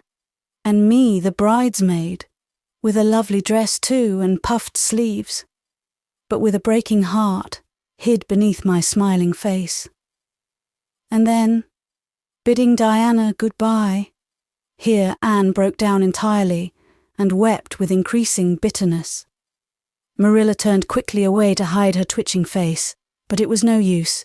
She collapsed on the nearest chair and burst into such a hearty and unusual peal of laughter that Matthew, crossing the yard outside, halted in amazement. When had he heard Marilla laugh like that before? "Well, Anne Shirley," said Marilla as soon as she could speak, "if you must borrow trouble, for pity's sake borrow it handier home. I should think you had an imagination, sure enough." Chapter 16. Diana is invited to tea with tragic results. October was a beautiful month at Green Gables, when the birches in the hollow turned as golden as sunshine, and the maples behind the orchard were royal crimson, and the wild cherry trees along the lane put on the loveliest shades of dark red and bronzy green, while the fields sunned themselves in aftermaths.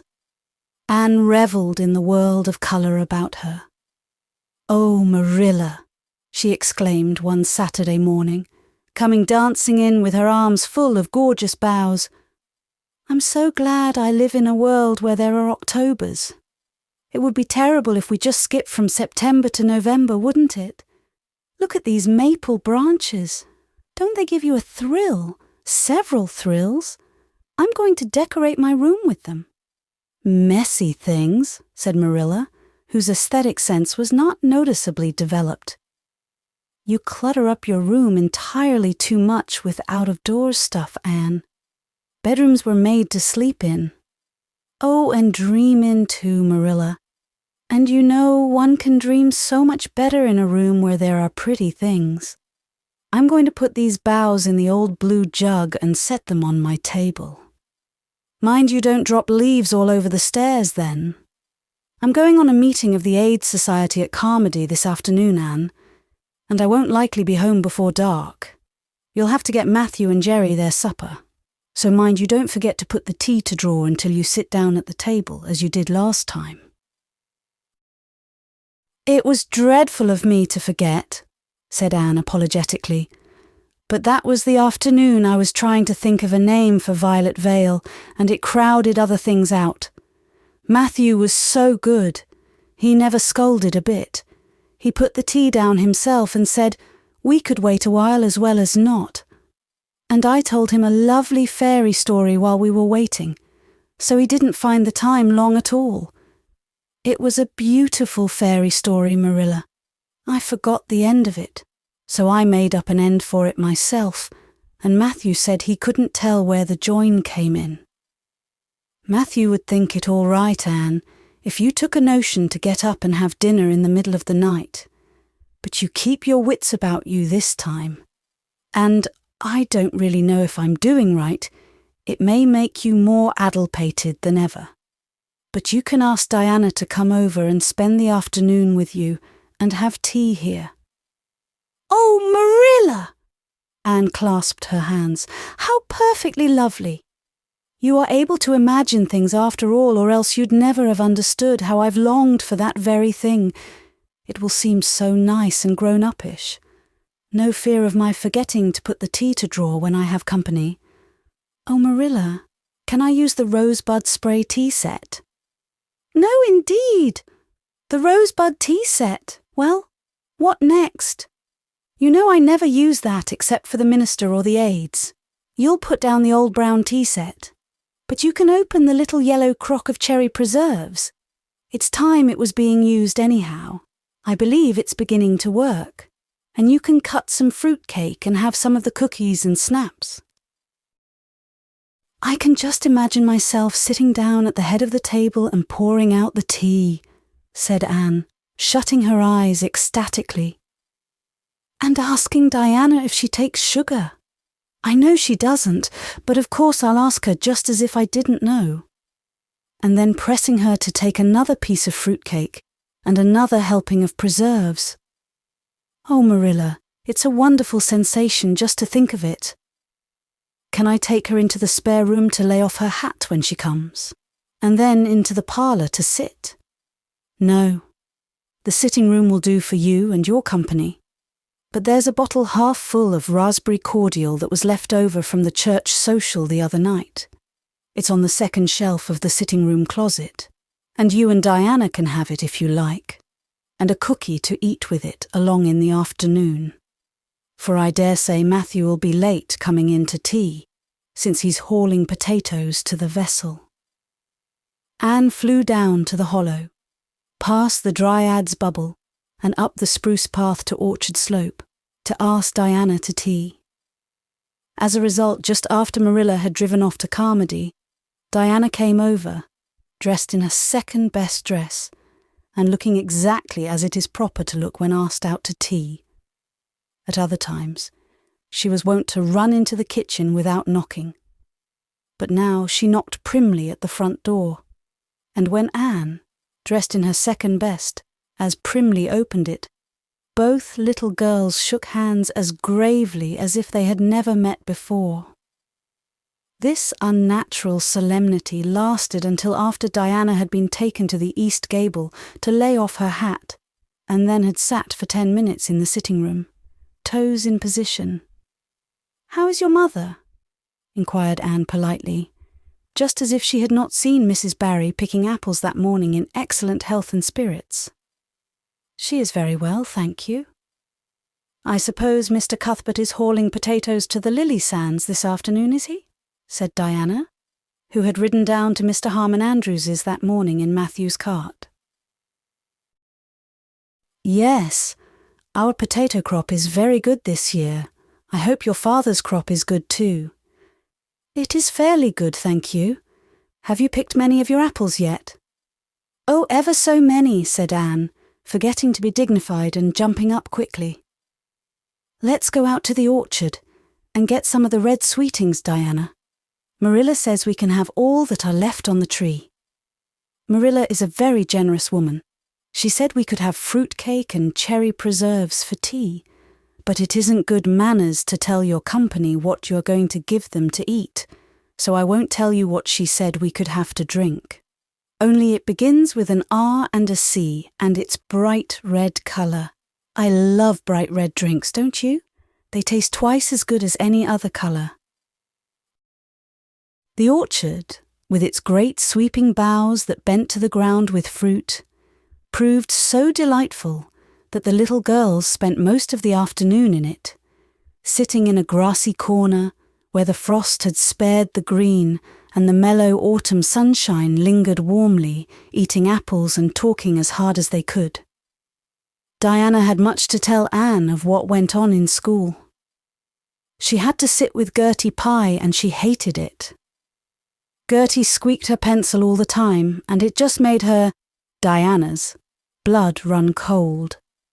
Ruby Gillis had charmed all her warts away, true's you live, with a magic pebble that old Mary Jo from the creek gave her, You had to rub the warts with a pebble and then throw it away over your left shoulder at the time of the new moon, and the warts would all go. Charlie Sloane's name was written up with M. White's on the porch wall, and M. White was awful mad about it.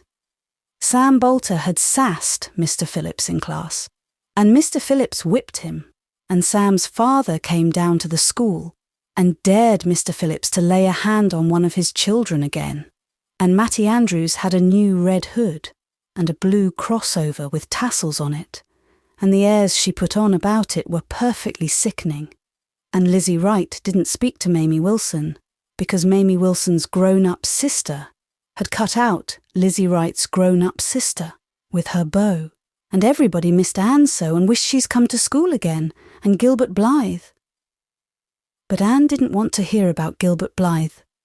She jumped up hurriedly and said, "Suppose they go in and have some raspberry cordial." Anne looked on the second shelf of the room pantry, but there was no bottle of raspberry cordial there. Search revealed it away back on the top shelf. Anne put it on a tray and set it on the table with a tumbler. "Now, please help yourself, Diana," she said politely. "I don't believe I'll have any just now. I don't feel as if I wanted any after all those apples." Diana poured herself out a tumblerful, looked at its bright red hue admiringly, and then sipped it daintily. "That's awfully nice raspberry cordial, Anne," she said. "I didn't know raspberry cordial was so nice." "I'm real glad you like it. Take as much as you want. I'm going to run out and stir the fire up. There are so many responsibilities on a person's mind when they're keeping house, isn't there?" When Anne came back from the kitchen, Diana was drinking her second glassful of cordial, and being entreated thereto by Anne, she offered no particular objection to the drinking of a third. The tumblerfuls were generous ones, and the raspberry cordial was certainly very nice. "The nicest I ever drank," said Diana. "It's ever so much nicer than Mrs. Lynde's, although she brags of hers so much. It doesn't taste a bit like hers." "I should think Marilla's raspberry cordial would probably be much nicer than Mrs. Lynde's," said Anne loyally. "Marilla is a famous cook. She is trying to teach me to cook, but I assure you, Diana, it is uphill work. There's so little scope for imagination in cookery. You just have to go by rules. The last time I made a cake, I forgot to put the flour in. I was thinking the loveliest story about you and me, Diana. I thought you were desperately ill with smallpox, and everybody deserted you. But I went boldly to your bedside and nursed you back to life. And then I took the smallpox and died, and I was buried under those poplar trees in the graveyard, and you planted a rosebush by my grave and watered it with your tears, and you never, never forgot the friend of your youth who sacrificed her life for you. Oh, it was such a pathetic tale, Diana. The tears just rained down over my cheeks while I mixed the cake. But I forgot the flour, and the cake was a dismal failure. Flour is so essential to cakes, you know. Marilla was very cross, and I don't wonder. I'm a great trial to her. She was terribly mortified about the pudding sauce last week. We had a plum pudding for dinner on Tuesday, and there was half the pudding and a pitcherful of sauce left over. Marilla said there was enough for another dinner and told me to set it on the pantry shelf and cover it. I meant to cover it just as much as could be, Diana, but when I carried it in, I was imagining I was a nun. Of course I'm a Protestant, but I imagined I was a Catholic, taking the veil to bury a broken heart in cloistered seclusion, and I forgot all about covering the pudding sauce. I thought of it next morning and ran to the pantry. Diana, fancy if you can my extreme horror at finding a mouse drowned in that pudding sauce. I lifted the mouse out with a spoon and threw it out in the yard, and then I washed the spoon in 3 waters. Marilla was out milking, and I fully intended to ask her when she came in if I'd give the sauce to the pigs, but when she did come in, I was imagining that I was a frost fairy going through the woods, turning the trees red and yellow, whichever they wanted to be. So I never thought about the pudding sauce again, and Marilla sent me out to pick apples. Well, Mr. and Mrs. Chester Ross from Spencervale came here that morning. You know they are very stylish people, especially Mrs. Chester Ross. When Marilla called me and dinner was all ready, and everybody was at the table, I tried to be as polite and dignified as I could be, for I wanted Mrs. Chester Ross to think I was a ladylike little girl, even if I wasn't pretty. Everything went right, until I saw Marilla coming with the plum pudding in one hand, and the pitcher of pudding sauce warmed up in the other. Diana, that was a terrible moment. I remembered everything and I just stood up in my place and shrieked out, "Marilla, you mustn't use that pudding sauce. There was a mouse drowned in it. I forgot to tell you before." Oh, Diana, I shall never forget that awful moment if I live to be 100. Mrs. Chester Ross just looked at me, and I thought I would sink through the floor with mortification. She is such a perfect housekeeper, and fancy what she must have thought of us. Marilla turned red as fire, but she never said a word then. She just carried that sauce and pudding out and brought in some strawberry preserves. She even offered me some, but I couldn't swallow a mouthful. It was like heaping coals of fire on my head. After Mrs. Chester Ross went away, Marilla gave me a dreadful scolding. "Why, Diana, what is the matter?" Diana had stood up very unsteadily. Then she sat down again, putting her hands to her head. I'm awful sick," she said a little thickly. I must go right home." "Oh, you mustn't dream of going home without your tea," cried Anne in distress. "I'll get it right off. I'll go and put the tea down this very minute." "I must go home," repeated Diana, stupidly but determinedly.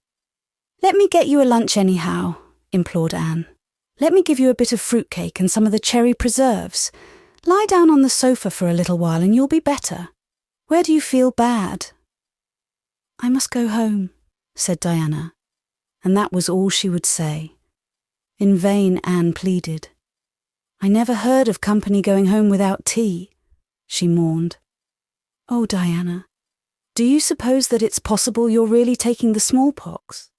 If you are, I'll go and nurse you. You can depend on that. I'll never forsake you. But I do wish you'd stay till after tea. Where do you feel bad?" "I'm awful dizzy," said Diana, and indeed, she walked very dizzily. Anne, with tears of disappointment in her eyes, got Diana's hat and went with her as far as the Barry Yard fence. Then she wept all the way back to Green Gables, where she sorrowfully put the remainder of the raspberry cordial back into the pantry and got tea ready for Matthew and Jerry, with all the zest gone out of the performance. The next day was Sunday, and as the rain poured down in torrents from dawn till dusk, Anne did not stir abroad from Green Gables. Monday afternoon, Marilla sent her down to Mrs. Lynde's on an errand. In a very short space of time, Anne came flying back up the lane with tears rolling down her cheeks. Into the kitchen, she dashed and flung herself face downward on the sofa in an agony. "Whatever has gone wrong now, Anne?" queried Marilla in doubt and dismay. "I do hope you haven't gone and been saucy to Mrs. Lynde again." No answer from Anne save more tears and stormier sobs. "Anne Shirley, when I ask you a question, I want to be answered. Sit right up this very minute and tell me what you are crying about." Anne sat up, tragedy personified. "Mrs. Lynde was up to see Mrs. Barry today, and Mrs. Barry was in an awful state," she wailed. "She says that I set Diana drunk Saturday and sent her home in a disgraceful condition. And she says I must be a thoroughly bad, wicked little girl, and she's never going to let Diana play with me again. Oh, Marilla, I'm just overcome with woe." Marilla stared in blank amazement. "Set Diana drunk?" she said when she found her voice. "Anne, are you or Mrs. Barry crazy? What on earth did you give her?" "Not a thing but raspberry cordial," sobbed Anne. "I never thought raspberry cordial would set people drunk, Marilla. Not even if they drank 3 big tumblerfuls as Diana did." "Oh, it sounds so like Mrs. Thomas's husband." "But I didn't mean to set her drunk." "Drunk fiddlesticks," said Marilla, marching to the sitting-room pantry. There on the shelf was a bottle, which she at once recognized as one containing some of her 3-year-old homemade currant wine, for which she was celebrated in Avonlea, although certain of the stricter sort, Mrs. Barry among them, disapproved strongly of it. And at the same time, Marilla recollected that she had put the bottle of raspberry cordial down in the cellar, instead of in the pantry as she had told Anne. She went back to the kitchen with the wine bottle in her hand. Her face was twitching in spite of herself. "Anne, you certainly have a genius for getting into trouble. You went and gave Diana currant wine instead of raspberry cordial. Didn't you know the difference yourself?" "I never tasted it," said Anne. "I thought it was the cordial.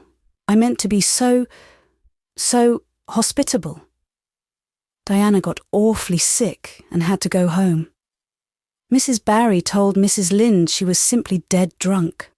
She just laughed silly-like when her mother asked her what was the matter and went to sleep and slept for hours. Her mother smelled her breath and knew she was drunk. She had a fearful headache all day yesterday. Mrs. Barry is so indignant. She will never believe but what I did it on purpose. I should think she would better punish Diana for being so greedy as to drink 3 glassfuls of anything," said Marilla shortly. "Why, 3 of those big glasses would have made her sick, even if it had only been cordial. Well, this story will be a nice handle for those folks who are so down on me for making currant wine, although I haven't made any for 3 years ever since I found out that the minister didn't approve. I just kept that bottle for sickness. There, child, don't cry. I can't see as you were to blame, although I'm sorry it happened so." "I must cry," said Anne. "My heart is broken. The stars in their courses fight against me, Marilla. Diana and I are parted forever. Oh, Marilla, I little dreamed of this when first we swore our vows of friendship. Don't be foolish, Anne. Mrs. Barry will think better of it when she finds you're not to blame. I suppose she thinks you've done it for a silly joke or something of that sort. You'd best go up this evening and tell her how it was." "My courage fails me at the thought of facing Diana's injured mother," sighed Anne. "I wish you'd go, Marilla. You're so much more dignified than I am. Likely she'd listen to you quicker than to me." "Well, I will," said Marilla, reflecting that it would probably be the wiser course. "Don't cry any more, Anne. It will be all right." Marilla had changed her mind about it being all right by the time she got back from Orchard Slope. Anne was watching for her coming and flew to the porch door to meet her. "Oh, Marilla, I know by your face that it's been no use," she said sorrowfully. "Mrs. Barry won't forgive me." "Mrs. Barry indeed," snapped Marilla. "Of all the unreasonable women I ever saw, she's the worst. I told her it was all a mistake and you weren't to blame, but she just simply didn't believe me. And she rubbed it well in about my currant wine and how I'd always said it couldn't have the least effect on anybody. I just told her plainly that currant wine wasn't meant to be drunk 3 tumblerfuls at a time, and that if a child I had to do with was so greedy, I'd sober her up with a right good spanking." Marilla whisked into the kitchen, grievously disturbed, leaving a very much distracted little soul in the porch behind her. Presently Anne stepped out bareheaded into the chill autumn dusk. Very determinedly and steadily she took her way down through the sere clover field, over the log bridge, and up through the spruce grove, lighted by a pale little moon hanging low over the western woods. Mrs. Barry, coming to the door in answer to a timid knock, found a white-lipped, eager-eyed suppliant on the doorstep. Her face hardened. Mrs. Barry was a woman of strong prejudices and dislikes, and her anger was of the cold, sullen sort, which is always hardest to overcome. To do her justice, she really believed Anne had made Diana drunk out of sheer malice prepense, and she was honestly anxious to preserve her little daughter from the contamination of further intimacy with such a child. "What do you want?" she said stiffly. Anne clasped her hands. "Oh, Mrs. Barry, please forgive me. I did not mean to intoxicate Diana. How could I? Just imagine if you were a poor little orphan girl that kind people had adopted and you had just one bosom friend in all the world. Do you think you would intoxicate her on purpose? I thought it was only raspberry cordial. I was firmly convinced it was raspberry cordial. Oh, please don't say that you won't let Diana play with me anymore. If you do, you will cover my life with a dark cloud of woe." This speech, which would have softened good Mrs. Lynde's heart in a twinkling, had no effect on Mrs. Barry except to irritate her still more. She was suspicious of Anne's big words and dramatic gestures, and imagined that the child was making fun of her.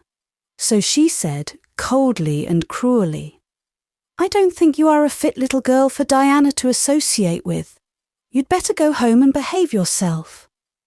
Anne's lips quivered. "Won't you let me see Diana just once to say farewell?" she implored. "Diana has gone over to Carmody with her father," said Mrs. Barry, going in and shutting the door. Anne went back to Green Gables, calm with despair. "My last hope is gone," she told Marilla. "I went up and saw Mrs. Barry myself, and she treated me very insultingly. Marilla, I do not think she is a well-bred woman. There is nothing more to do except to pray, and I haven't much hope that that'll do much good because, Marilla, I do not believe that God himself can do very much with such an obstinate person as Mrs. Barry." "Anne, you shouldn't say such things," rebuked Marilla, striving to overcome that unholy tendency to laughter which she was dismayed to find growing upon her. And indeed, when she told the whole story to Matthew that night, she did laugh heartily over Anne's tribulations. But when she slipped into the east gable before going to bed and found that Anne had cried herself to sleep, an unaccustomed softness crept into her face. "Poor little soul," she murmured, lifting a loose curl of hair from the child's tear-stained face. Then she bent down and kissed the flushed cheek on the pillow. Chapter 17. A new interest in life. The next afternoon, Anne, bending over her patchwork at the kitchen window, happened to glance out and beheld Diana down by the Dryad's bubble, beckoning mysteriously. In a trice, Anne was out of the house and flying down to the hollow, astonishment and hope struggling in her expressive eyes. But the hope faded when she saw Diana's dejected countenance. "Your mother hasn't relented?" she gasped. Diana shook her head mournfully. "No. And oh, Anne, she says I'm never to play with you again. I've cried, and I told her it wasn't your fault, but it wasn't any use. I had ever such a time coaxing her to let me come down and say goodbye to you. She said I was only to stay 10 minutes and she's timing me by the clock." 10 minutes isn't very long to say an eternal farewell in," said Anne tearfully. "Oh, Diana, will you promise faithfully never to forget me, the friend of your youth, no matter what dearer friends may caress thee?" "Indeed I will," sobbed Diana, "and I'll never have another bosom friend. I don't want to have. I couldn't love anybody as I love you." "Oh, Diana," cried Anne, clasping her hands, Do you love me?" "Why, of course I do. Didn't you know that?" "No." Anne drew a long breath. "I thought you liked me, of course, but I never hoped you loved me." "Why, Diana, I didn't think anybody could love me. Nobody ever has loved me since I can remember. Oh, this is wonderful. It's a ray of light which will forever shine on the darkness of a path severed from thee, Diana. Oh, just say it once again." "I love you devotedly, Anne," said Diana staunchly, "and I always will. You may be sure of that." "And I will always love thee, Diana," said Anne, solemnly extending her hand. "In the years to come thy memory will shine like a star over my lonely life, as that last story we read together says. Diana, wilt thou give me a lock of thy jet-black tresses in parting to treasure forevermore?" "Have you got anything to cut it with?" queried Diana, wiping away the tears which Anne's affecting accents had caused to flow afresh and returning to practicalities. "Yes, I've got my patchwork scissors in my apron pocket, fortunately," said Anne. She solemnly clipped one of Diana's curls. "Fare thee well, my beloved friend. Henceforth, we must be as strangers though living side by side. But my heart will ever be faithful to thee." Anne stood and watched Diana out of sight, mournfully waving her hand to the latter whenever she turned to look back. Then she returned to the house, not a little consoled for the time being by this romantic parting. "It is all over," she informed Marilla. "I shall never have another friend. I'm really worse off than ever before, for I haven't Katie Morris and Violetta now, and even if I had it wouldn't be the same. Somehow, little dream girls are not satisfying after a real friend. Diana and I had such an affecting farewell down by the spring. It will be sacred in my memory forever. I used the most pathetic language I could think of and said thou and thee. Thou and thee seems so much more romantic than you. Diana gave me a lock of her hair, and I'm going to sew it up in a little bag and wear it around my neck all my life. Please see that it is buried with me, for I don't believe I'll live very long. Perhaps when she sees me lying cold and dead before her Mrs., Barry may feel remorse for what she has done and will let Diana come to my funeral. I don't think there is much fear of your dying of grief as long as you can talk, Anne," said Marilla unsympathetically. The following Monday, Anne surprised Marilla by coming down from her room with her basket of books on her arm and hip and her lips primmed up into a line of determination. "I'm going back to school," she announced. "That is all there is left in life for me, now that my friend has been ruthlessly torn from me. In school I can look at her and muse over days departed." "You'd better muse over your lessons and sums," said Marilla, concealing her delight at this development of the situation. "If you're going back to school, I hope we'll hear no more of breaking slates over people's heads and such carryings on. Behave yourself and do just what your teacher tells you." "I'll try to be a model pupil," agreed Anne dolefully. "There won't be much fun in it, I expect. Mr. Phillips said Minnie Andrews was a model pupil, and there isn't a spark of imagination or life in her. She is just dull and poky and never seems to have a good time. But I feel so depressed that perhaps it will come easy to me now. I'm going round by the road. I couldn't bear to go by the birch path all alone. I should weep bitter tears if I did." Anne was welcomed back to school with open arms. Her imagination had been sorely missed in games, her voice in the singing, and her dramatic ability in the perusal aloud of books at dinner hour. Ruby Gillis smuggled 3 blue plums over to her during Testament reading. Ella May Macpherson gave her an enormous yellow pansy cut from the covers of a floral catalogue, a species of desk decoration much prized in Avonlea School. Sophia Sloane offered to teach her a perfectly elegant new pattern of knit lace, so nice for trimming aprons. Katie Boulter gave her a perfume bottle to keep slate water in, and Julia Bell copied carefully on a piece of pale pink paper, scalloped on the edges, the following effusion. To Anne, when twilight drops her curtain down and pins it with a star, remember that you have a friend, though she may wander far. It's so nice to be appreciated, sighed Anne rapturously to Marilla that night. The girls were not the only scholars who appreciated her. When Anne went to her seat after dinner hour, she had been told by Mr. Phillips to sit with the model Minnie Andrews. She found on her desk a big, luscious strawberry apple.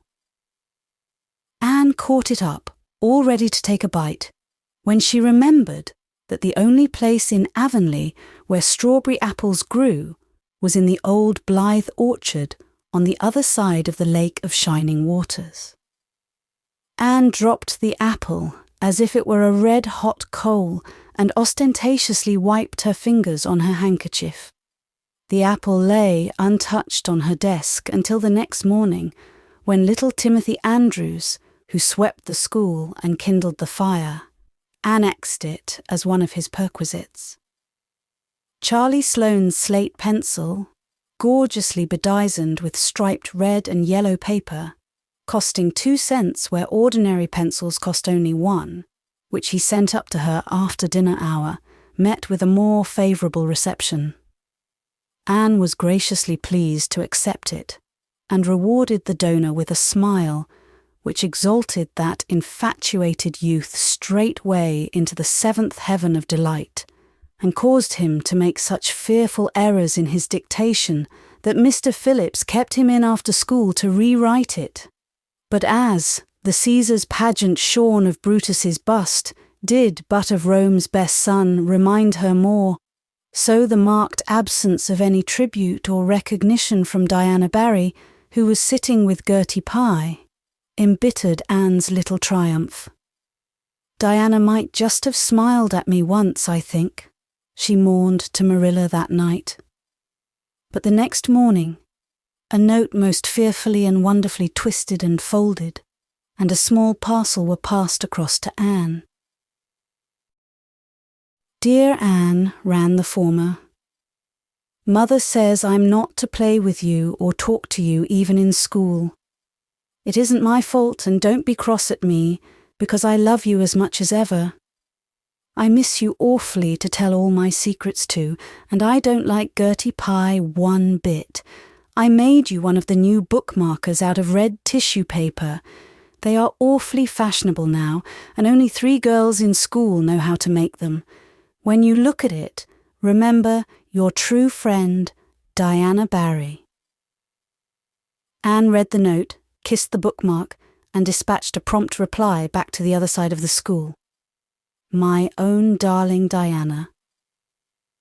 Of course I am not cross at you because you have to obey your mother. Our spirits can commune. I shall keep your lovely present forever. Minnie Andrews is a very nice little girl, although she has no imagination, but after having been Diana's bosom friend, I cannot be Minnie's. Please excuse mistakes because my spelling isn't very good yet, although much improved. Yours until death us do part, Anne or Cordelia Shirley. P.S. I shall sleep with your letter under my pillow tonight. A. or C.S. Marilla pessimistically expected more trouble since Anne had again begun to go to school, but none developed. Perhaps Anne caught something of the model spirit from Minnie Andrews. At least she got on very well with Mr. Phillips thenceforth. She flung herself into her studies heart and soul, determined not to be outdone in any class by Gilbert Blythe. The rivalry between them was soon apparent. It was entirely good-natured on Gilbert's side. But it is much to be feared that the same thing cannot be said of Anne, who had certainly an unpraiseworthy tenacity for holding grudges. She was as intense in her hatreds as in her loves. She would not stoop to admit that she meant to rival Gilbert in schoolwork, because that would have been to acknowledge his existence, which Anne persistently ignored. But the rivalry was there, and honours fluctuated between them. Now Gilbert was head of the spelling class. Now Anne, with a toss of her long red braids, spelled him down. One morning, Gilbert had all his sums done correctly and had his name written on the blackboard on the roll of honour. The next morning, Anne, having wrestled wildly with decimals the entire evening before, would be first. One awful day, they were ties, and their names were written up together. It was almost as bad as a take notice, and Anne's mortification was as evident as Gilbert's satisfaction. When the written examinations at the end of each month were held, the suspense was terrible. The first month, Gilbert came out 3 marks ahead. The second, Anne beat him by 5. But her triumph was marred by the fact that Gilbert congratulated her heartily before the whole school. It would have been ever so much sweeter to her if he had felt the sting of his defeat. Mr. Phillips might not be a very good teacher, but a pupil so inflexibly determined on learning as Anne was could hardly escape making progress under any kind of teacher. By the end of the term, Anne and Gilbert were both promoted into the 5th class and allowed to begin studying the elements of the branches, by which Latin, geometry, French, and algebra were meant. In geometry, Anne met her Waterloo.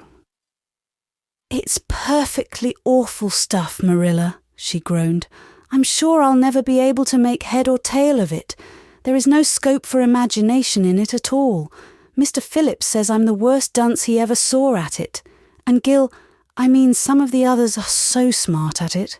It is extremely mortifying, Marilla. Even Diana gets along better than I do. But I don't mind being beaten by Diana. Even although we meet as strangers now, I still love her with an inextinguishable love. It makes me very sad at times to think about her. But really, Marilla, one can't stay sad very long in such an interesting world, can one?"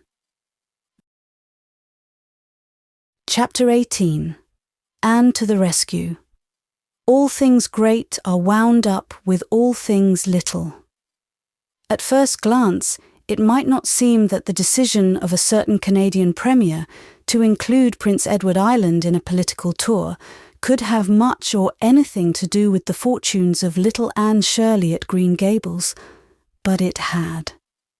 It was a January the premier came, to address his loyal supporters and such of his non-supporters as chose to be present at the monster mass meeting held in Charlottetown.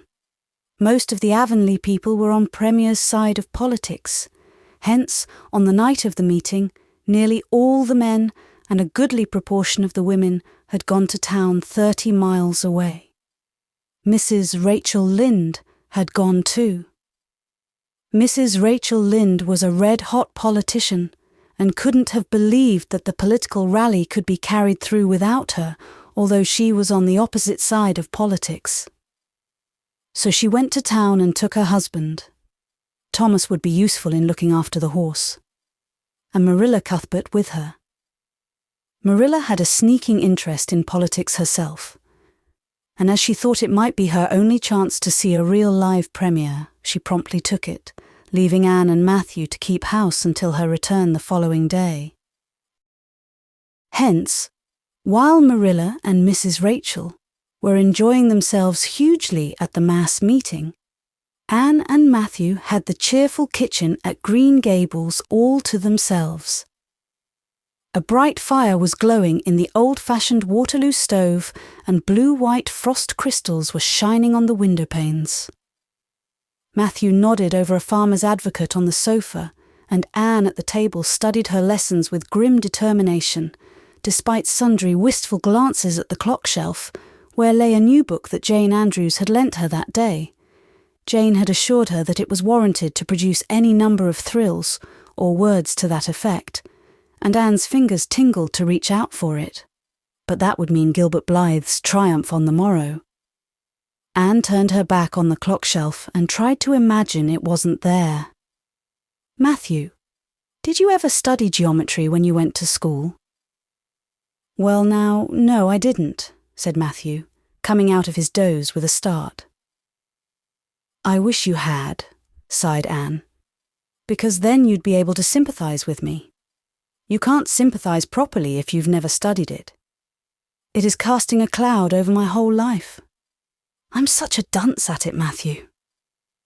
Well now, I don't know, said Matthew soothingly. I guess you're all right at anything. Mr. Phillips told me last week in Blair's store at Carmody that you was the smartest scholar in school and was making rapid progress. Rapid progress was his very words. There's them as runs down Teddy Phillips and says he ain't much of a teacher, but I guess he's all right. Matthew would have thought anyone who praised Anne was all right. I'm sure I'd get on better with geometry if only he wouldn't change the letters, complained Anne. I learn the proposition off by heart, and then he draws it on the blackboard and puts different letters from what are in the book, and I get all mixed up. I don't think a teacher should take such a mean advantage, do you? We're studying agriculture now, and I've found out at last what makes the roads red. It's a great comfort. I wonder how Marilla and Mrs. Lynde are enjoying themselves. Mrs. Lynde says Canada is going to the dogs the way things are being run at Ottawa, and that it's an awful warning to the electors. She says if women were allowed to vote, we would soon see a blessed change. What way do you vote, Matthew? Conservative, said Matthew promptly. To vote Conservative was part of Matthew's religion. Then I'm Conservative too, said Anne decidedly. I'm glad, because some of the boys in school are grits. I guess Mr. Phillips is a grit too, because Prissy Andrews's father is one. And Ruby Gillis says that when a man is courting, he always has to agree with the girl's mother in religion and her father in politics. Is that true, Matthew? Well, now, I don't know, said Matthew. Did you ever go courting, Matthew? Well, now, no, I don't know's I ever did, said Matthew, who had certainly never thought of such a thing in his whole existence. Anne reflected, with her chin in her hands.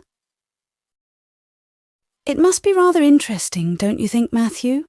Ruby Gillis says when she grows up, she's going to have ever so many bows on the string and have them all crazy about her.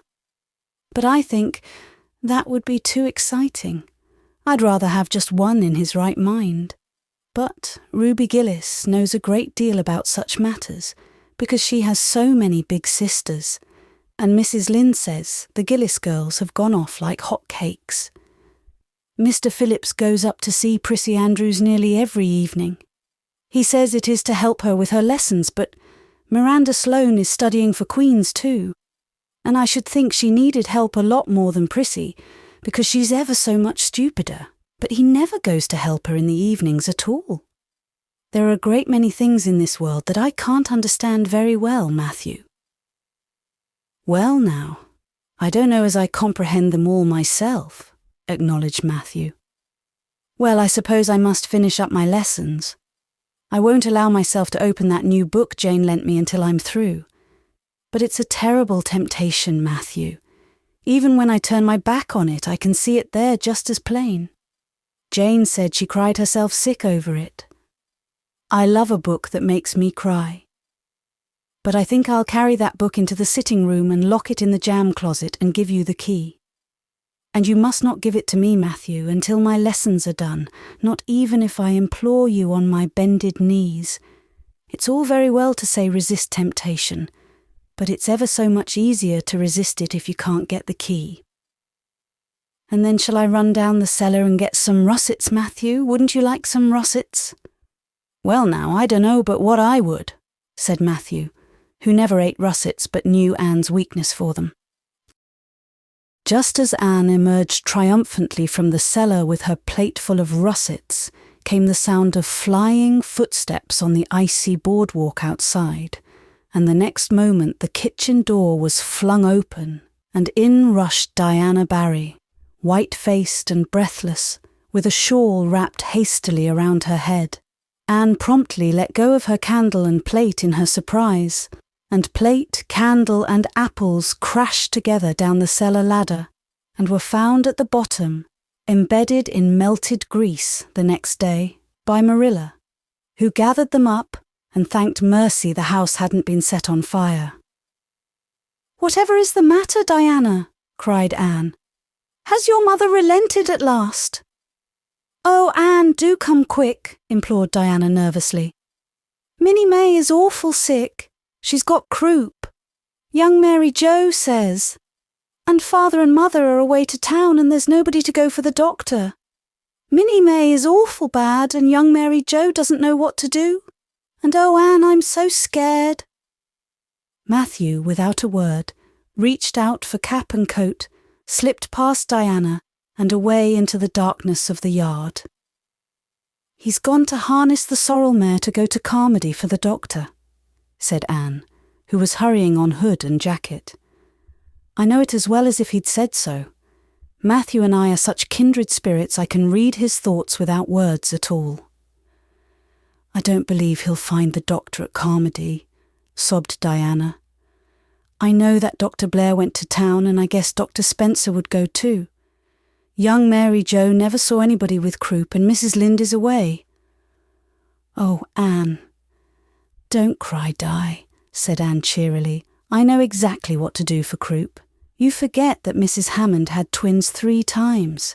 When you look after 3 pairs of twins, you naturally get a lot of experience. They all had croup regularly. Just wait till I get the Ipecac bottle. You mayn't have any at your house. Come on now." The 2 little girls hastened out hand in hand and hurried through Lover's Lane and across the crusted field beyond, for the snow was too deep to go by the shorter woodway. Anne, although sincerely sorry for Minnie May, was far from being insensible to the romance of the situation, and to the sweetness of once more sharing that romance with a kindred spirit. The night was clear and frosty, all ebony of shadow and silver of snowy slope. Big stars were shining over the silent fields. Here and there the dark pointed firs stood up with snow powdering their branches and the wind whistling through them. Anne thought it was truly delightful to go skimming through all this mystery and loveliness with your bosom friend who had been so long estranged. Minnie May, aged 3, was really very sick. She lay on the kitchen sofa feverish and restless, while her hoarse breathing could be heard all over the house. Young Mary Joe, a buxom, broad-faced French girl from the creek, whom Mrs. Barry had engaged to stay with the children during her absence, was helpless and bewildered, quite incapable of thinking what to do or doing it if she thought of it. Anne went to work with skill and promptness. "Minnie May has croup all right. She's pretty bad, but I've seen them worse. First we must have lots of hot water. I declare, Diana, there isn't more than a cupful in the kettle. There, I've filled it up. And, Mary Joe, you may put some wood in the stove. I don't want to hurt your feelings, but it seems to me you might have thought of this before if you'd any imagination. Now I'll undress Minnie May and put her to bed, and you try to find some soft flannel cloths, Diana. I'm going to give her a dose of Ipecac first of all." Minnie May did not take kindly to the Ipecac, but Anne had not brought up 3 pairs of twins for nothing. Down that Ipecac went, not only once, but many times during the long, anxious night, when the 2 little girls worked patiently over the suffering Minnie May, and young Mary Joe, honestly anxious to do all she could, kept up a roaring fire and heated more water than would have been needed for a hospital of croupy babies. It was 3 o'clock when Matthew came with a doctor, for he had been obliged to go all the way to Spencervale for one. But the pressing need for assistance was past. Minnie May was much better and was sleeping soundly. "I was awfully near giving up in despair," explained Anne. "She got worse and worse until she was sicker than ever the Hammond twins were, even the last pair. I actually thought she was going to choke to death. I gave her every drop of Epoch in that bottle, and when the last dose went down, I said to myself, not to Diana or young Mary Jo, because I didn't want to worry them any more than they were worried, but I had to say it to myself, just to relieve my feelings. This is the last lingering hope, and I fear 'tis a vain one. But in about 3 minutes she coughed up the phlegm and began to get better right away. You must just imagine my relief, Doctor, because I can't express it in words. You know, there are some things that cannot be expressed in words. Yes, I know, nodded the doctor. He looked at Anne as if he were thinking some things about her that couldn't be expressed in words. Later on, however, he expressed them to Mr. and Mrs. Barry. That little red-headed girl they have over at Cuthberts is as smart as they make 'em. I tell you, she saved that baby's life, for it would have been too late by the time I got there. She seems to have a skill and presence of mind, perfectly wonderful in a child of her age. I never saw anything like the eyes of her when she was explaining the case to me. Anne had gone home in the wonderful white frosted winter morning, heavy-eyed from loss of sleep, but still talking unweariedly to Matthew as they crossed the long white field and walked under the glittering fairy arch of the Lovers' Lane maples. Oh, Matthew, isn't it a wonderful morning? The world looks like something God had just imagined for his own pleasure, doesn't it? Those trees look as if I could blow them away with a breath. Poof! I'm so glad I live in a world where there are white frosts, aren't you? And I'm so glad Mrs. Hammond had 3 pairs of twins after all. If she hadn't, I mightn't have known what to do for Minnie May. I'm real sorry I was ever cross with Mrs. Hammond for having twins. But oh, Matthew, I'm so sleepy, I can't go to school. I just know I couldn't keep my eyes open and I'd be so stupid. But I hate to stay home for Gil. Some of the others will get head of the class, and it's so hard to get up again, although of course the harder it is, the more satisfaction you have when you do get up, haven't you? Well now, I guess you'll manage all right, said Matthew, looking at Anne's white little face and the dark shadows under her eyes. You just go right to bed and have a good sleep. I'll do all the chores. Anne accordingly went to bed, and slept so long and soundly that it was well on in the white and rosy winter afternoon when she awoke and descended to the kitchen where Marilla, who had arrived home in the meantime, was sitting knitting. "Oh, did you see the Premier?" exclaimed Anne at once. "What did he look like, Marilla?" "Well, he never got to be Premier on account of his looks," said Marilla. "Such a nose as that man had. But he can speak. I was proud of being a Conservative. Rachel Lynde, of course, being a Liberal, had no use for him. Your dinner is in the oven, Anne, and you can get yourself some blue plum preserve out of the pantry. I guess you're hungry. Matthew has been telling me about last night. I must say, it was fortunate you knew what to do. I wouldn't have had any idea myself, for I never saw a case of croup. There now, never mind talking till you've had your dinner. I can tell by the look of you that you're just full up with speeches, but they'll keep." Marilla had something to tell Anne, but she did not tell it just then, for she knew if she did, Anne's consequent excitement would lift her clear out of the region of such material matters as appetite or dinner. Not until Anne had finished her saucer of blue plums did Marilla say, "Mrs. Barry was here this afternoon, Anne. She wanted to see you, but I wouldn't wake you up. She says you saved Minnie May's life, and she is very sorry she acted as she did in that affair of the currant wine. She says she knows now you didn't mean to set Diana drunk, and she hopes you'll forgive her and be good friends with Diana again. You're to go over this evening if you like, for Diana can't stir outside the door on account of a bad cold she caught last night." Now, "Anne Shirley, for pity's sake, don't fly up into the air." The warning seemed not unnecessary, so uplifted and aerial was Anne's expression and attitude as she sprang to her feet, her face irradiated with the flame of her spirit. "Oh, Marilla, can I go right now, without washing my dishes? I'll wash them when I come back. But I cannot tie myself down to anything so unromantic as dishwashing at this thrilling moment." "Yes, yes, run along," said Marilla indulgently. "Anne Shirley, are you crazy? Come back this instant and put something on you. I might as well call to the wind. She's gone without a cap or wrap. Look at her tearing through the orchard with her hair streaming. It'll be a mercy if she doesn't catch her death of cold." Anne came dancing home in the purple winter twilight across the snowy places.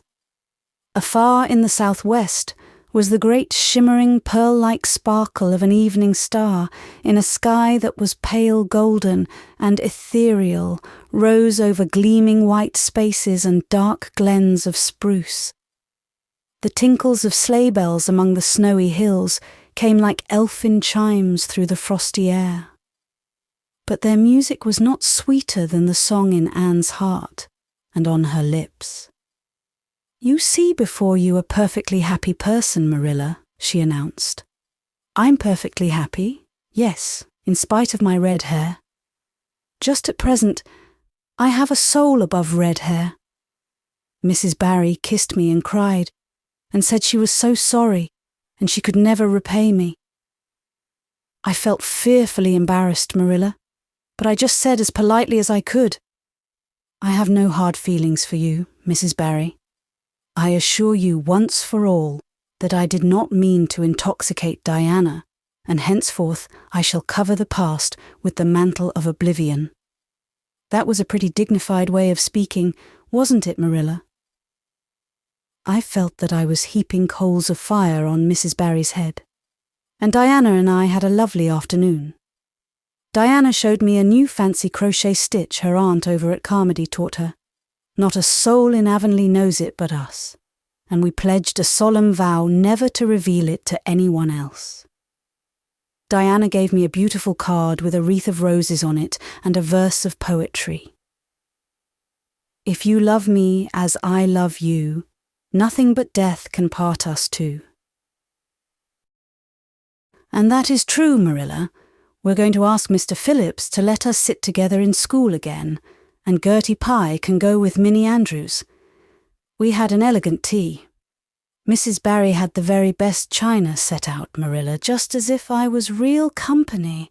I can't tell you what a thrill it gave me. Nobody ever used their very best china on my account before, and we had fruitcake and pound cake and doughnuts and 2 kinds of preserves, Marilla. And Mrs. Barry asked me if I took tea and said, "Pa, why don't you pass the biscuits to Anne?" It must be lovely to be grown up, Marilla, when just being treated as if you were is so nice. "I don't know about that," said Marilla with a brief sigh.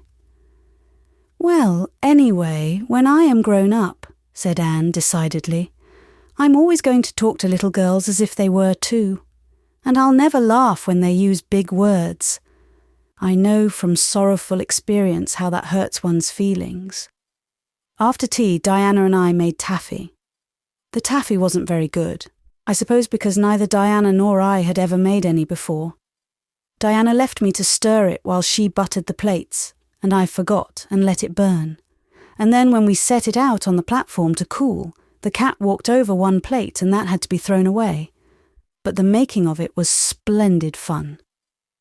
Then when I came home, Mrs. Barry asked me to come over as often as I could, and Diana stood at the window and threw kisses to me all the way down to Lover's Lane. I assure you, Marilla, that I feel like praying tonight, and I'm going to think out a special brand new prayer in honor of the occasion. Chapter 19. A concert, a catastrophe, and a confession. "Marilla, can I go over to see Diana just for a minute? asked Anne, running breathlessly down from the east gable one February evening. "I don't see what you want to be traipsing about after dark for," said Marilla shortly. "You and Diana walked home from school together and then stood down there in the snow for half an hour more, your tongues going the whole blessed time, clickety-clack. So I don't think you're very badly off to see her again." "But she wants to see me," pleaded Anne. "She has something very important to tell me." "How do you know she has?" "Because she just signalled to me from her window. We have arranged a way to signal with our candles and cardboard. We set the candle on the window sill and make flashes by passing the cardboard back and forth. So many flashes mean a certain thing. It was my idea, Marilla." "I'll warrant you it was," said Marilla emphatically. "And the next thing you'll be setting fire to the curtains with your signalling nonsense." "Oh, we're very careful, Marilla, and it's so interesting. 2 flashes mean— Are you there? 3 mean yes, and 4 no. 5 mean, come over as soon as possible because I have something important to reveal. Diana has just signalled 5 flashes, and I'm really suffering to know what it is." "Well, you needn't suffer any longer," said Marilla sarcastically. "You can go, but you're to be back here in just 10 minutes, remember that." Anne did remember it, and was back in the stipulated time, although probably no mortal will ever know just what it cost her to confine the discussion of Diana's important communication within the limits of 10 minutes. But at least she had made good use of them. "Oh, Marilla, what do you think? You know tomorrow is Diana's birthday. Well, her mother told her she could ask me to go home with her from school and stay all night with her. And her cousins are coming over from Newbridge in a big pung sleigh to go to the debating club concert at the hall tomorrow night. And they are going to take Diana and me to the concert. If you'll let me go, that is. You will, won't you, Marilla? Oh, I feel so excited." "You can calm down then, because you're not going. You're better at home in your own bed. And as for that club concert, it's all nonsense, and little girls should not be allowed to go out to such places at all."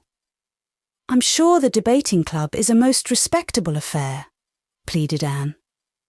"I'm not saying it isn't. But you're not going to begin gadding about to concerts and staying out all hours of the night. Pretty doings for children. I'm surprised at Mrs. Barry's letting Diana go." "But it's such a very special occasion," mourned Anne, on the verge of tears. "Diana has only one birthday in a year. It isn't as if birthdays were common things, Marilla. Prissy Andrews is going to recite curfew must not ring tonight." "That is such a good moral piece, Marilla. I'm sure it would do me lots of good to hear it. And the choir are going to sing 4 lovely pathetic songs that are pretty near as good as hymns. And oh, Marilla, the minister is going to take part. Yes, indeed he is. He's going to give an address. That will be just about the same thing as a sermon. Please, mayn't I go, Marilla?" "You heard what I said, Anne, didn't you? Take off your boots now and go to bed. It's past 8. "There's just one more thing, Marilla," said Anne, with the air of producing the last shot in her locker. "Mrs. Barry told Diana that we might sleep in the spare room bed. Think of the honour of your little Anne being put in the spare room bed. It's an honour you'll have to get along without. Go to bed, Anne, and don't let me hear another word out of you." When Anne, with tears rolling over her cheeks, had gone sorrowfully upstairs, Matthew, who had been apparently sound asleep on the lounge during the whole dialogue, opened his eyes and said decidedly, "Well now, Marilla, I think you ought to let Anne go." "I don't then," retorted Marilla. "Who's bringing this child up, Matthew? You or me?" "Well now, you," admitted Matthew. "Don't interfere then. Well, now, I ain't interfering. It ain't interfering to have your own opinion, and my opinion is that you ought to let Anne go. You'd think I ought to let Anne go to the moon if she took the notion, I've no doubt, was Marilla's amiable rejoinder. I might have let her spend the night with Diana, if that was all. But I don't approve of this concert plan. She'd go there and catch cold like as not, and have her head filled up with nonsense and excitement. It would unsettle her for a week. I understand that child's disposition and what's good for it better than you, Matthew. I think you ought to let Anne go, repeated Matthew firmly. Argument was not his strong point, but holding fast to his opinion certainly was.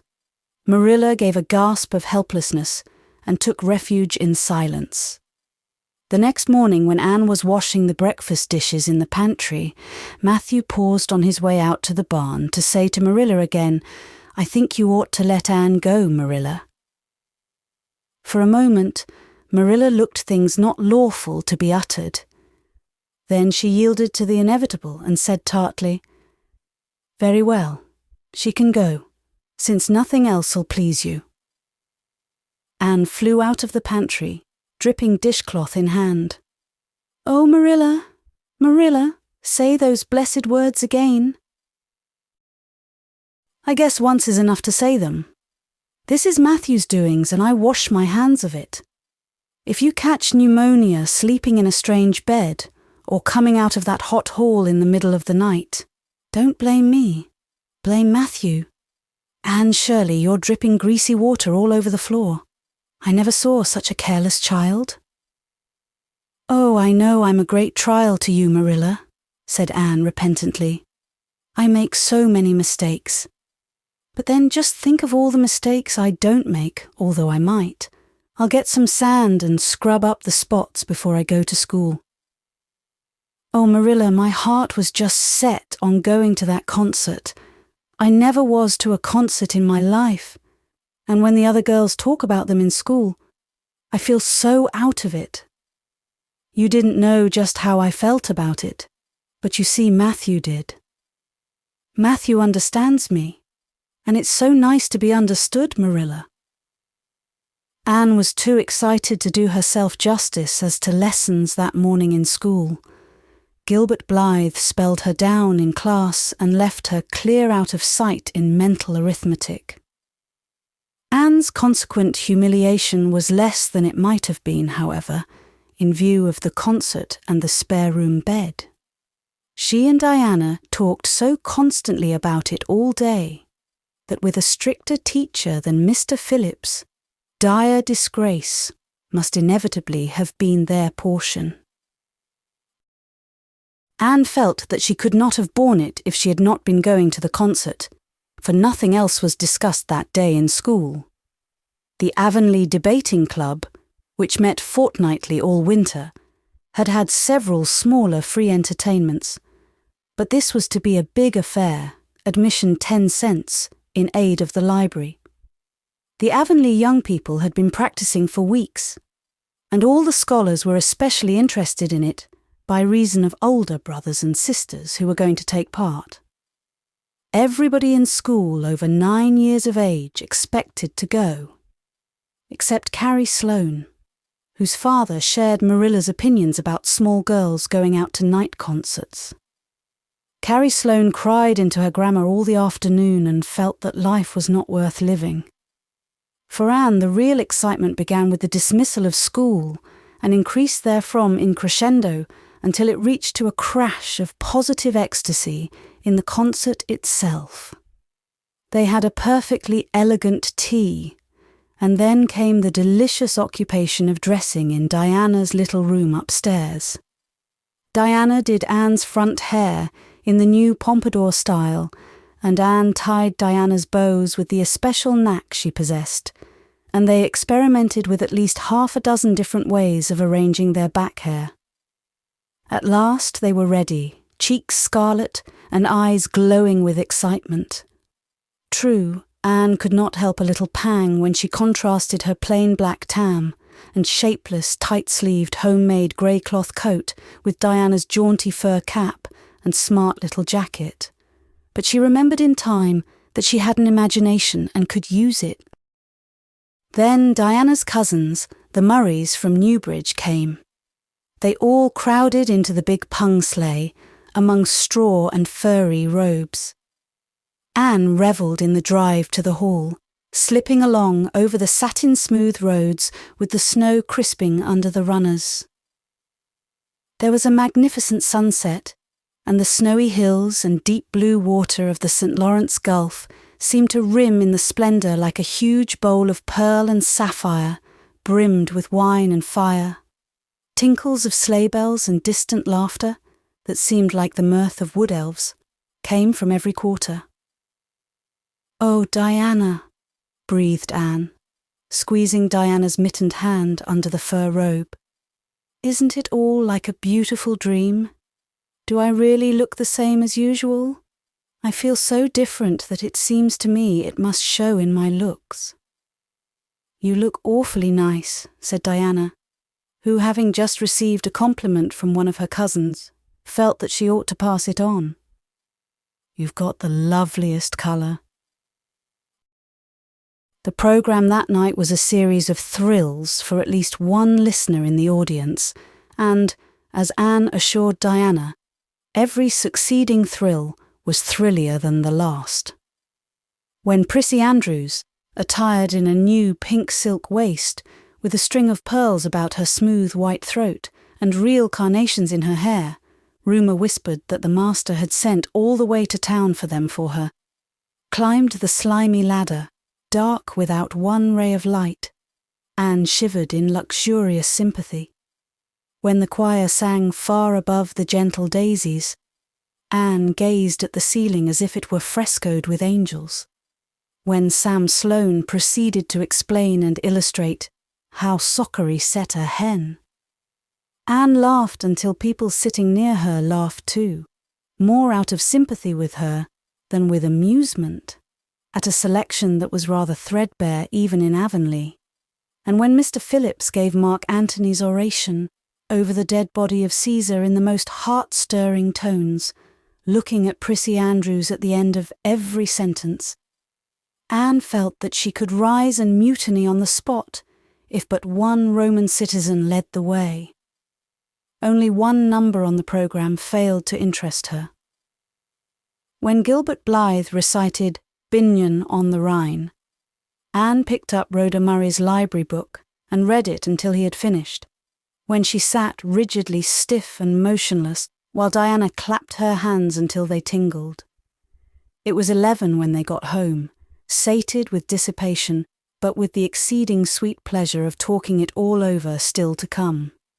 Everybody seemed asleep, and the house was dark and silent. Anne and Diana tiptoed into the parlour, a long, narrow room out of which the spare room opened. It was pleasantly warm and dimly lighted by the embers of a fire in the grate.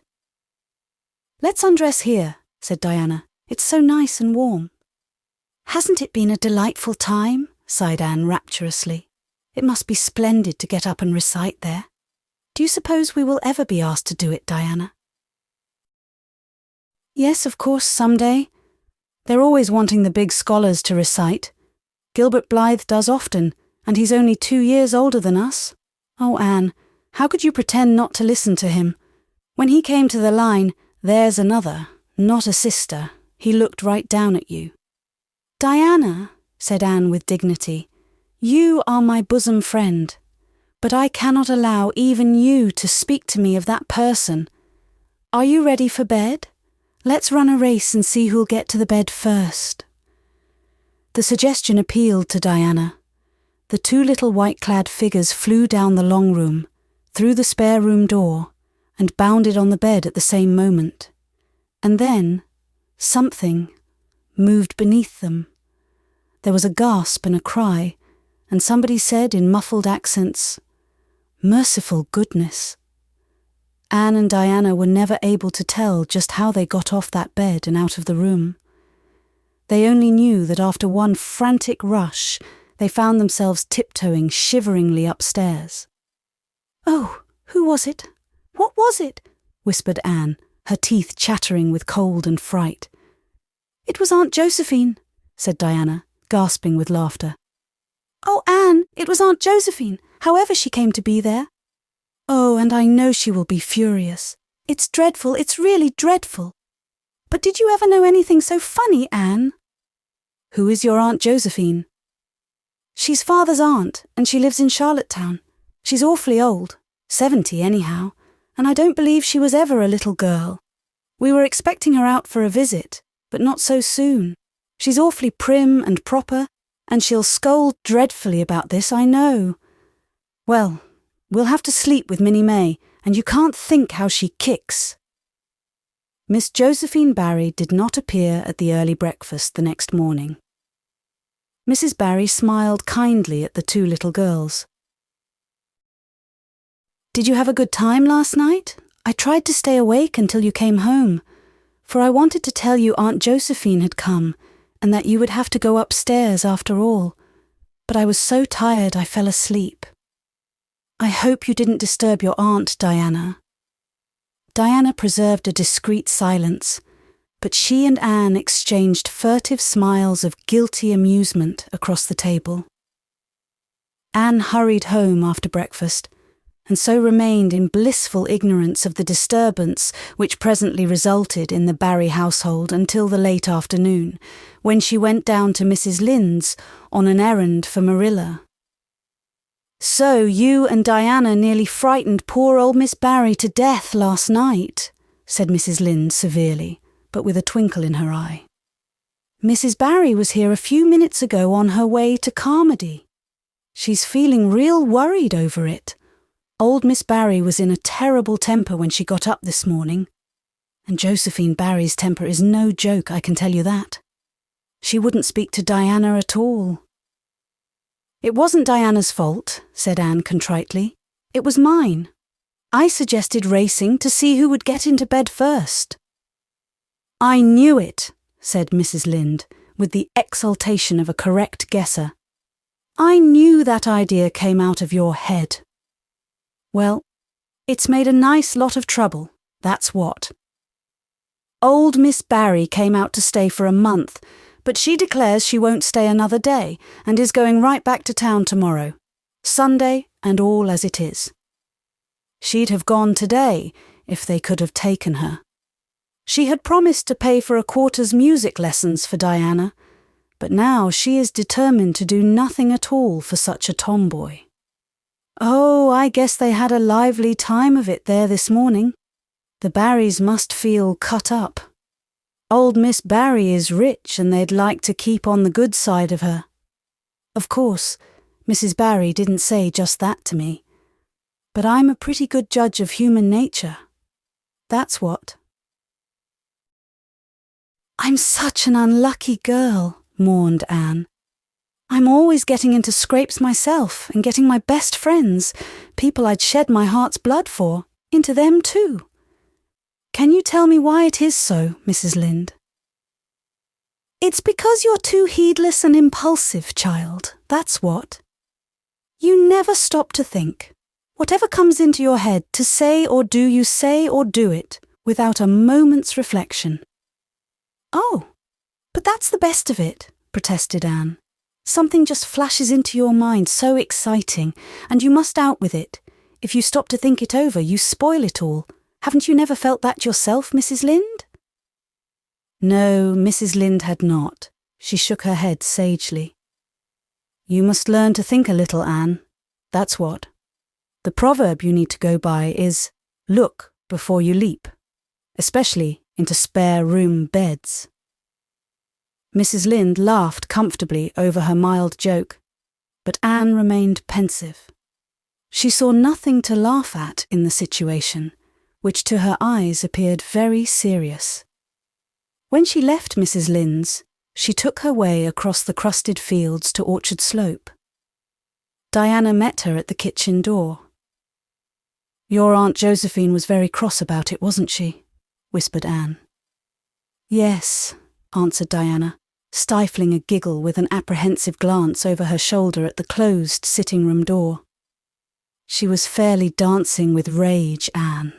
Oh, how she scolded.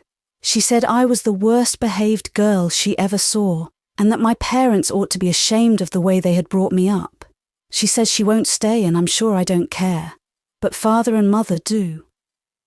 Why didn't you tell them it was my fault? Demanded Anne.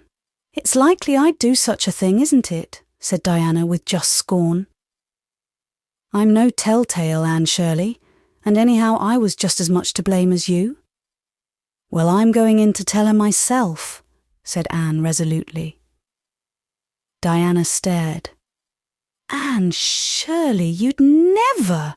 Why, she'll eat you alive. Don't frighten me any more than I am frightened, implored Anne. I'd rather walk up to a cannon's mouth, but I've got to do it, Diana.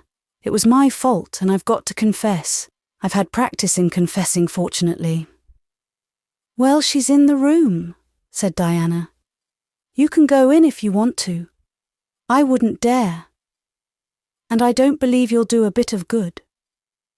With this encouragement, Anne bearded the lion in its den. That is to say, walked resolutely up to the sitting-room door and knocked faintly. A sharp, "Come in," followed. Miss Josephine Barry, thin, prim and rigid, was knitting fiercely by the fire, her wrath quite unappeased and her eyes snapping through her gold-rimmed glasses. She wheeled around in her chair, expecting to see Diana, and beheld a white-faced girl whose great eyes were brimmed up with a mixture of desperate courage and shrinking terror. "Who are you?" demanded Miss Josephine Barry without ceremony. "I'm Anne of Green Gables," said the small visitor tremulously, clasping her hands with her characteristic gesture. "And I've come to confess, if you please." "Confess what?" "That it was all my fault about jumping into bed on you last night. I suggested it. Diana would never have thought of such a thing, I am sure. Diana is a very ladylike girl, Miss Barry, so you must see how unjust it is to blame her." "Oh, I must, hey? I rather think Diana did her share of the jumping at least. Such carryings on in a respectable house." "But we were only in fun," persisted Anne. "I think you ought to forgive us, Miss Barry, now that we've apologised. And anyhow, please forgive Diana and let her have her music lessons. Diana's heart is set on her music lessons, Miss Barry, and I know too well what it is to set your heart on a thing and not get it. If you must be cross with anyone, be cross with me. I've been so used in my early days to having people cross at me that I can endure it much better than Diana can." Much of the snap had gone out of the old lady's eyes by this time, and was replaced by a twinkle of amused interest. But she still said severely, "I don't think it is any excuse for you that you were only in fun. Little girls never indulged in that kind of fun when I was young. You don't know what it is to be awakened out of a sound sleep after a long and arduous journey by two great girls coming bounce down on you." "I don't know, but I can imagine," said Anne eagerly. "I'm sure it must have been very disturbing. But then there is our side of it too. Have you any imagination, Miss Barry? If you have, just put yourself in our place. We didn't know there was anybody in that bed, and you nearly scared us to death. It was simply awful the way we felt. And then we couldn't sleep in the spare room after being promised. I suppose you are used to sleeping in spare rooms. But just imagine what you would feel like if you were a little orphan girl who had never had such an honour." All the snap had gone by this time. Miss Barry actually laughed, a sound which caused Diana, waiting in speechless anxiety in the kitchen outside, to give a great gasp of relief. "I'm afraid my imagination is a little rusty. It's so long since I used it," she said. "I dare say your claim to sympathy is just as strong as mine. It all depends on the way we look at it. Sit down here and tell me about yourself." "I am very sorry I can't," said Anne firmly. "I would like to, because you seem like an interesting lady, and you might even be a kindred spirit, although you don't look very much like it. But it is my duty to go home to Miss Marilla Cuthbert. Miss Marilla Cuthbert is a very kind lady, who has taken me to bring up properly. She is doing her best, but it is very discouraging work. You must not blame her because I jumped on the bed. But before I go, I do wish you would tell me if you will forgive Diana, and stay just as long as you meant to in Avonlea. I think perhaps I will if you will come over and talk to me occasionally, said Miss Barry. That evening, Miss Barry gave Diana a silver bangle bracelet and told the senior members of the household that she had unpacked her valise. I've made up my mind to stay simply for the sake of getting better acquainted with that Anne girl, she said frankly. She amuses me, and at my time of life, an amusing person is a rarity. Marilla's only comment when she heard the story was, "I told you so." This was for Matthew's benefit. Miss Barry stayed her month out and over. She was a more agreeable guest than usual, for Anne kept her in good humour. They became firm friends. When Miss Barry went away, she said, "Remember you, Anne girl. When you come to town, you're to visit me and I'll put you in my very sparest spare-room bed to sleep." Miss Barry was a kindred spirit after all, Anne confided to Marilla. You wouldn't think so to look at her, but she is. You don't find it right out at first, as in Matthew's case, but after a while you come to see it. Kindred spirits are not so scarce as I used to think. It's splendid to find out there are so many of them in the world. Chapter 20. A Good Imagination Gone Wrong. Spring had come once more to Green Gables, the beautiful, capricious, reluctant Canadian spring, lingering along through April and May in a succession of sweet, fresh, chilly days, with pink sunsets and miracles of resurrection and growth. The maples in Lover's Lane were red-budded and little curly ferns pushed up around the dryad's bubble. Away up in the barrens, behind Mr. Silas Sloane's place, the mayflowers blossomed out, pink and white stars of sweetness under their brown leaves. All the schoolgirls and boys had one golden afternoon gathering them, coming home in the clear, echoing twilight with arms and baskets full of flowery spoil. "I'm so sorry for people who live in lands where there are no mayflowers," said Anne. "Diana says perhaps they have something better, but there couldn't be anything better than mayflowers, could there, Marilla? And Diana says if they don't know what they are like, they don't miss them. But I think that is the saddest thing of all. I think it would be tragic, Marilla, not to know what mayflowers are like, and not to miss them. Do you know what I think mayflowers are, Marilla? I think they must be the souls of the flowers that died last summer, and this is their heaven. But we had a splendid time today, Marilla. We had our lunch down in a big, mossy hollow by an old well, such a romantic spot. Charlie Sloane dared Artie Gillis to jump over it, and Artie did because he wouldn't take a dare. Nobody would in school. It is very fashionable to dare. Mr. Phillips gave all the mayflowers he found to Prissy Andrews, and I heard him to say sweets to the sweet. He got that out of a book, I know, but it shows he has some imagination. I was offered some mayflowers too, but I rejected them with scorn. I can't tell you the person's name, because I have vowed never to let it cross my lips. We made wreaths of the mayflowers and put them on our hats. And when the time came to go home, we marched in procession down the road, 2 by 2, with our bouquets and wreaths, singing My Home on the Hill. Oh, it was so thrilling, Marilla. All Mr. Silas Sloane's folks rushed out to see us, and everybody we met on the road stopped and stared after us. We made a real sensation. Not much wonder, such silly doings, was Marilla's response. After the Mayflowers came the violets, and Violet Vale was empurpled with them. Anne walked through it on her way to school with reverent steps and worshipping eyes, as if she trod on holy ground. "Somehow," she told Diana, "when I'm going through here, I don't really care whether anybody gets ahead of me in class or not. But when I'm up in school, it's all different and I care as much as ever. There's such a lot of different Annes in me. I sometimes think that is why I'm such a troublesome person. If I was just the one Anne, it would be ever so much more comfortable. But then, it wouldn't be half so interesting."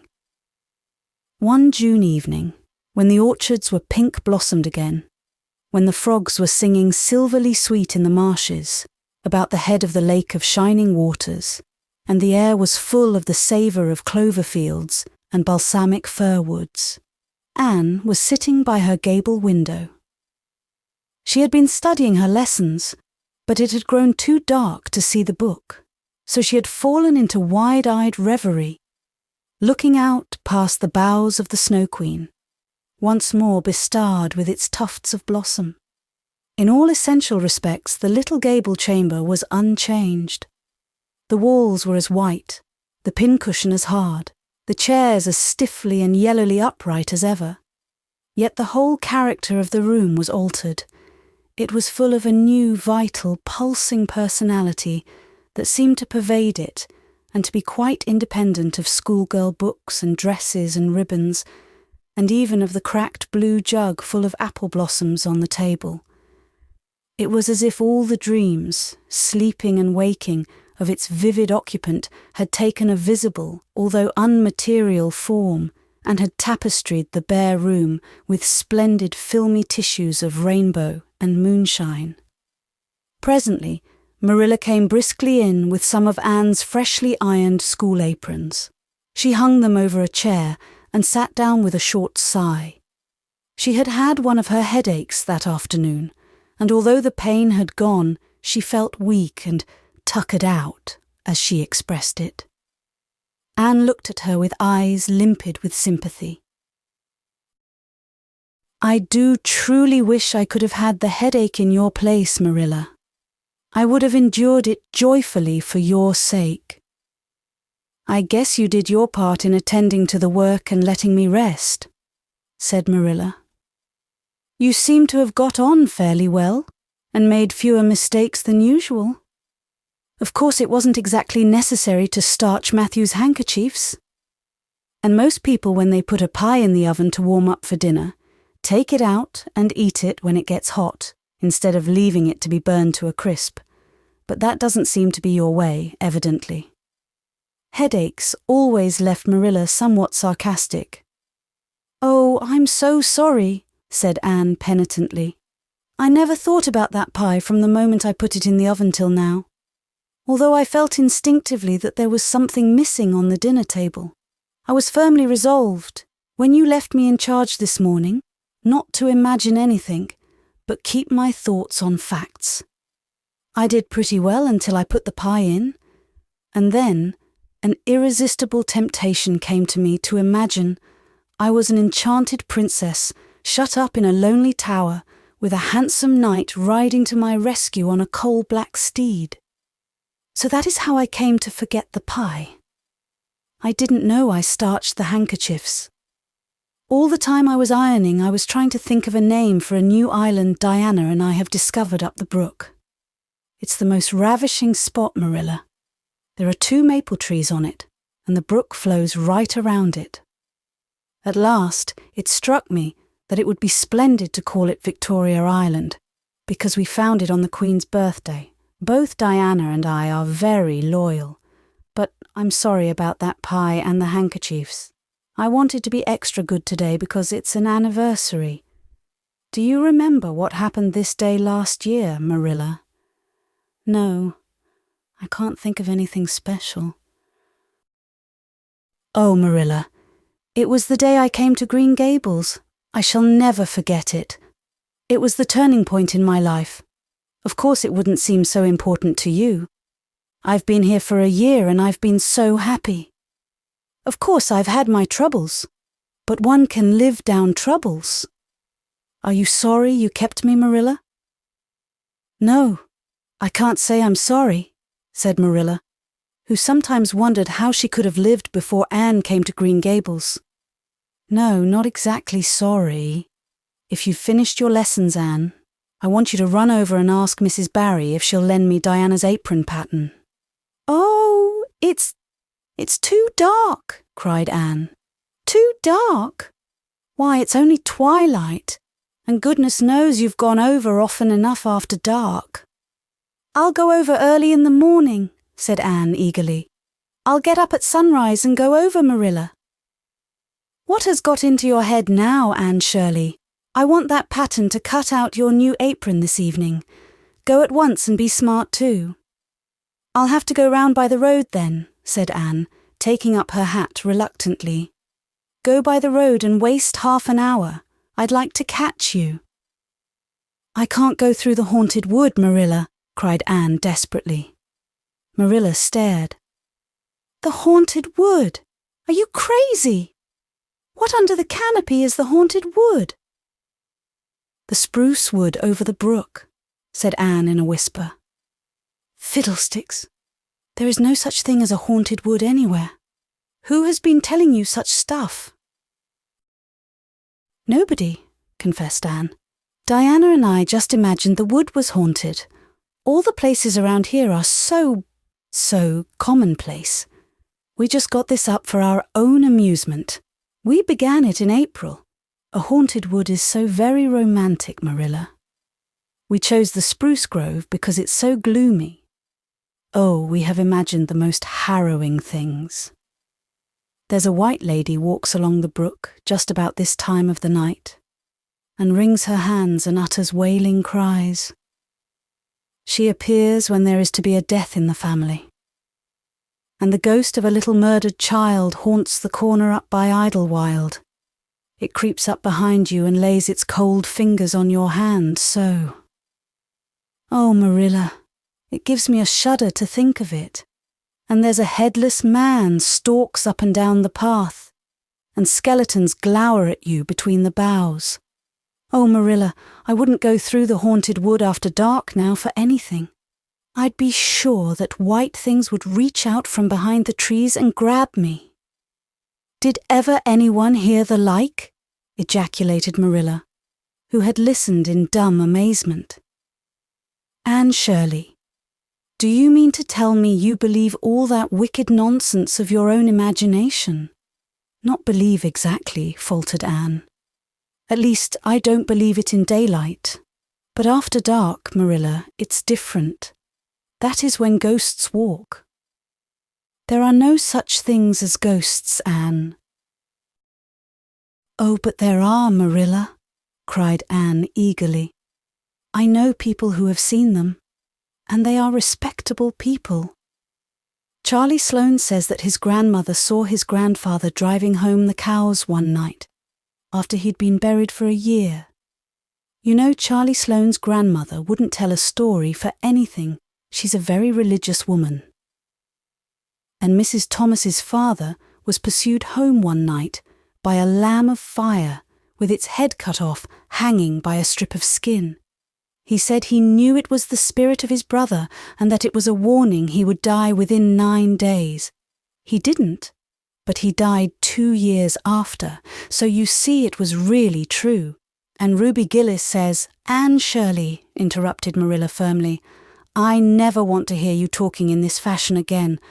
I've had my doubts about that imagination of yours right along, and if this is going to be the outcome of it, I won't countenance any such doings.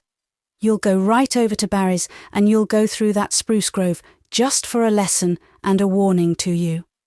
And never let me hear a word out of your head about haunted woods again."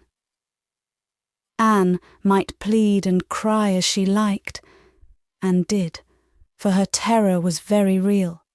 Her imagination had run away with her, and she held the spruce grove in mortal dread after nightfall. But Marilla was inexorable. She marched the shrinking ghost-seer down to the spring, and ordered her to proceed straightway over the bridge and into the dusky retreats of wailing ladies and headless spectres beyond. "Oh, Marilla, how can you be so cruel?" sobbed Anne. "What would you feel like if a white thing did snatch me up and carry me off?" "I'll risk it," said Marilla unfeelingly. "You know I always mean what I say. I'll cure you of imagining ghosts into places. March now." Anne marched. That is, she stumbled over the bridge and went shuddering up the horrible dim path beyond. Anne never forgot that walk. Bitterly did she repent the license she had given to her imagination. The goblins of her fancy lurked in every shadow about her, reaching out their cold, fleshless hands to grasp the terrified small girl who had called them into being. A white strip of birch bark blowing up from the hollow over the brown floor of the grove made her heart stand still. The long drawn wail of two old boughs rubbing against each other brought out the perspiration in beads on her forehead. The swoop of bats in the darkness over her was as the wings of unearthly creatures. When she reached Mr. William Bell's field, she fled across it as if pursued by an army of white things, and arrived at the Barry kitchen door so out of breath that she could hardly gasp out her request for the apron pattern. Diana was away, so that she had no excuse to linger. The dreadful return journey had to be faced. Anne went back over it with shut eyes, preferring to take the risk of dashing her brains out among the boughs to that of seeing a white thing. When she finally stumbled over the log bridge, she drew one long, shivering breath of relief. "Well, so nothing caught you?" said Marilla unsympathetically. "Oh, Marilla," chattered Anne, "I'll be contented with commonplace places after this." Chapter 21. A New Departure in Flavorings. "Dear me, there is nothing but meetings and partings in this world, as Mrs. Lynde says," remarked Anne plaintively, putting her slate and books down on the kitchen table on the last day of June, and wiping her red eyes with a very damp handkerchief. "Wasn't it fortunate, Marilla, that I took an extra handkerchief to school today? I had a presentiment that it would be needed." "I never thought you were so fond of Mr. Phillips that you'd require 2 handkerchiefs to dry your tears just because he was going away," said Marilla. "I don't think I was crying because I was really so very fond of him," reflected Anne. "I just cried because all the others did. It was Ruby Gillis started it. Ruby Gillis has always declared she hated Mr. Phillips, but just as soon as he got up to make his farewell speech, she burst into tears. Then all the girls began to cry, one after the other. I tried to hold out, Marilla. I tried to remember the time Mr. Phillips made me sit with Gil, with a boy, and the time he spelled my name without any on the blackboard, and how he said I was the worst dunce he ever saw at geometry and laughed at my spelling, and all the times he had been so horrid and sarcastic. But somehow I couldn't, Marilla, and I just had to cry too. Jane Andrews has been talking for a month about how glad she'd be when Mr. Phillips went away, and she declared she'd never shed a tear. Well, she was worse than any of us, and had to borrow a handkerchief from her brother. Of course the boys didn't cry, because she hadn't brought one of her own, not expecting to need it. Oh, Marilla, it was heartrending. Mr. Phillips made such a beautiful farewell speech beginning, "The time has come for us to part." It was very affecting. And he had tears in his eyes too, Marilla. Oh, I felt dreadfully sorry and remorseful for all the times I'd talked in school and drawn pictures of him on my slate and made fun of him and Prissy. I can tell you I wished I'd been a model pupil like Minnie Andrews.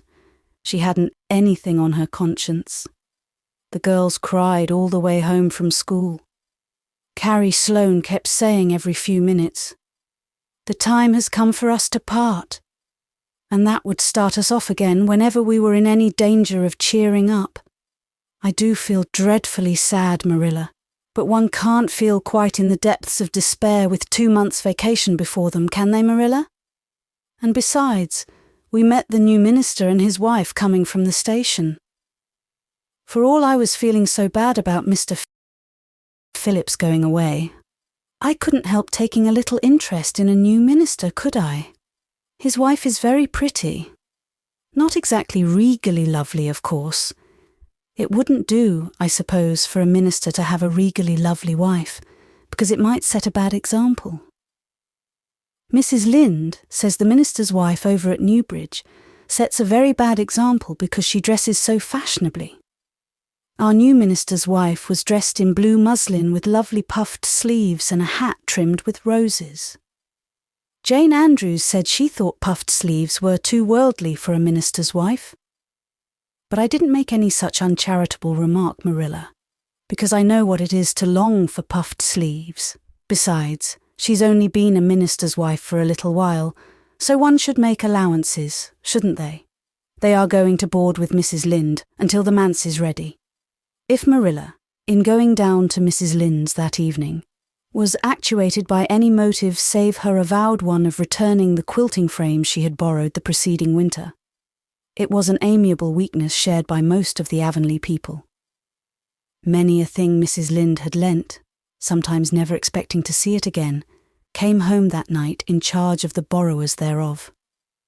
A new minister, and moreover a minister with a wife, was a lawful object of curiosity in a quiet little country settlement, where sensations were few and far between.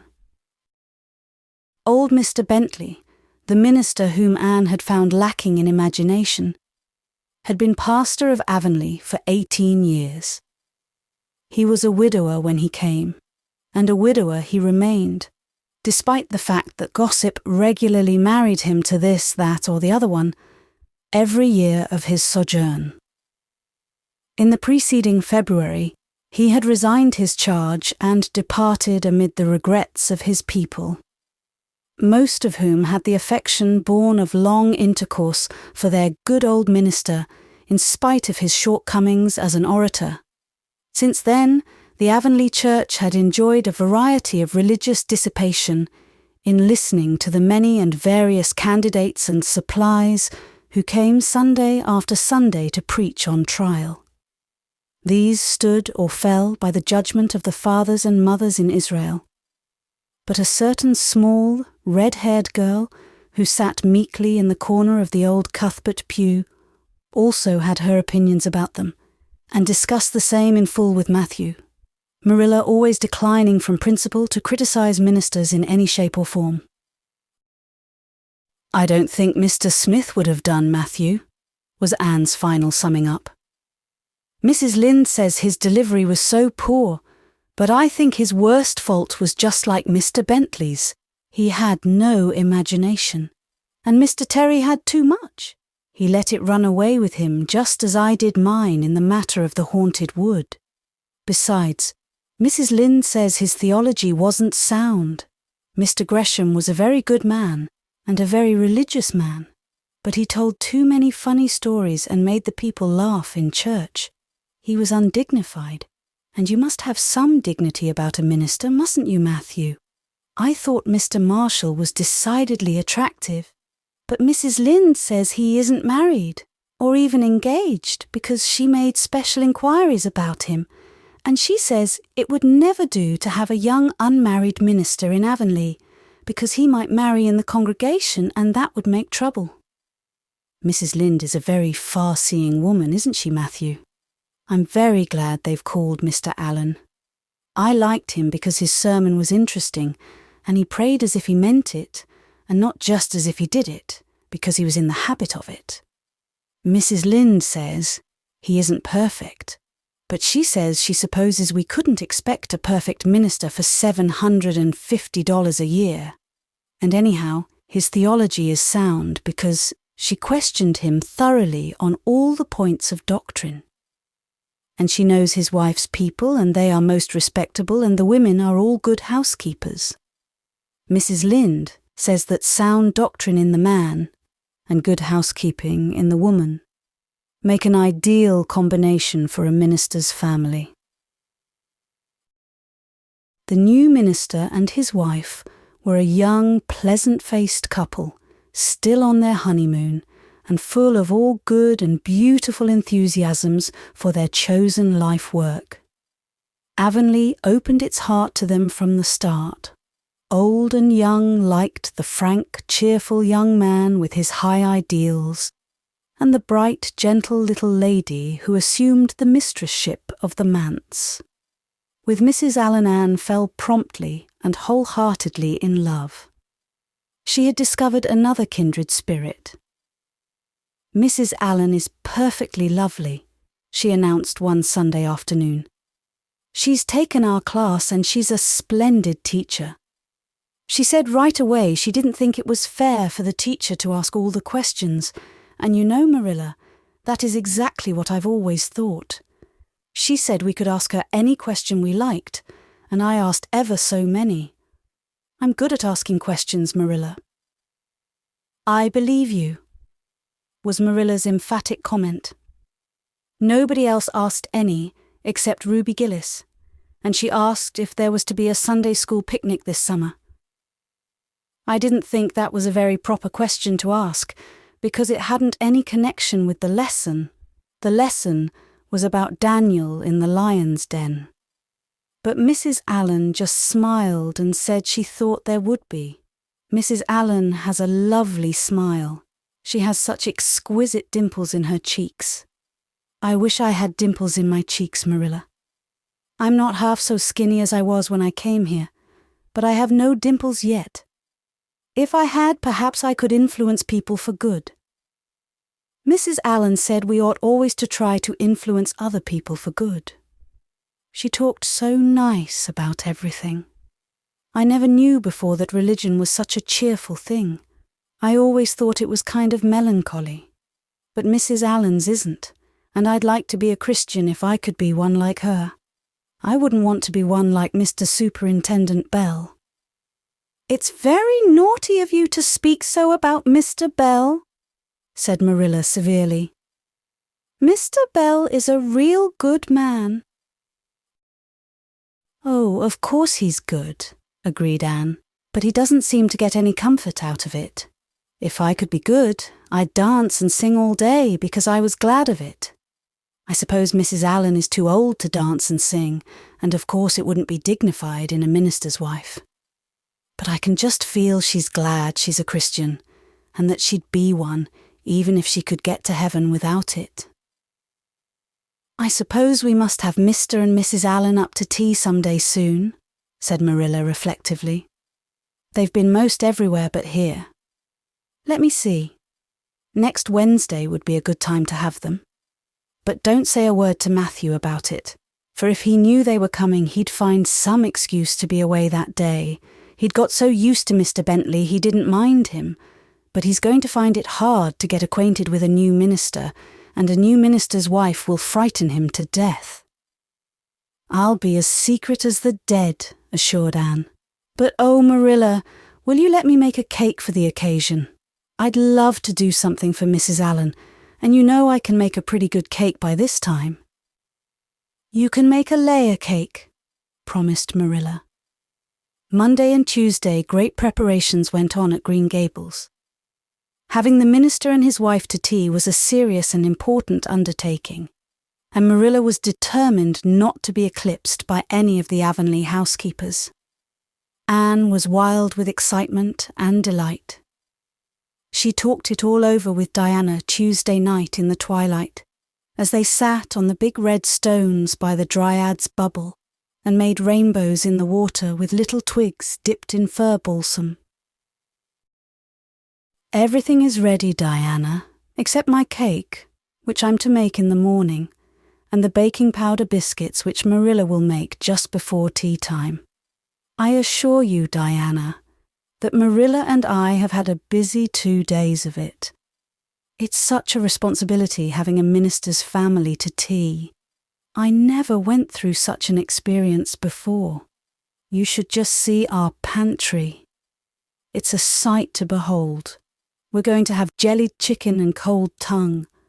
We're to have 2 kinds of jelly, red and yellow, and whipped cream and lemon pie, and cherry pie, and 3 kinds of cookies, and fruit cake, and Marilla's famous yellow plum preserves that she keeps especially for ministers, and pound cake and layer cake, and biscuits, as aforesaid, and new bread and old both, in case the minister is dyspeptic and can't eat new. Mrs. Lynde says ministers are dyspeptic, but I don't think Mr. Allen has been a minister long enough for it to have had a bad effect on him. I just grow cold when I think of my layer cake. Oh, Diana, what if it shouldn't be good? I dreamed last night that I was chased all around by a fearful goblin with a big layer cake for a head. It'll be good, all right, assured Diana, who was a very comfortable sort of friend. I'm sure that piece of the one you made that we had for lunch in Idlewild 2 weeks ago was perfectly elegant. Yes, but cakes have such a terrible habit of turning out bad just when you especially want them to be good, sighed Anne, setting a particularly well-balsamed twig afloat. However, I suppose I shall just have to trust to Providence and be careful to put in the flour. Oh, look, Diana, what a lovely rainbow! Do you suppose the dryad will come out after we go away and take it for a scarf? You know there is no such thing as a dryad, said Diana. Diana's mother had found out about the haunted wood and had been decidedly angry over it. As a result, Diana had abstained from any further imitative flights of imagination, and did not think it prudent to cultivate a spirit of belief even in harmless dryads.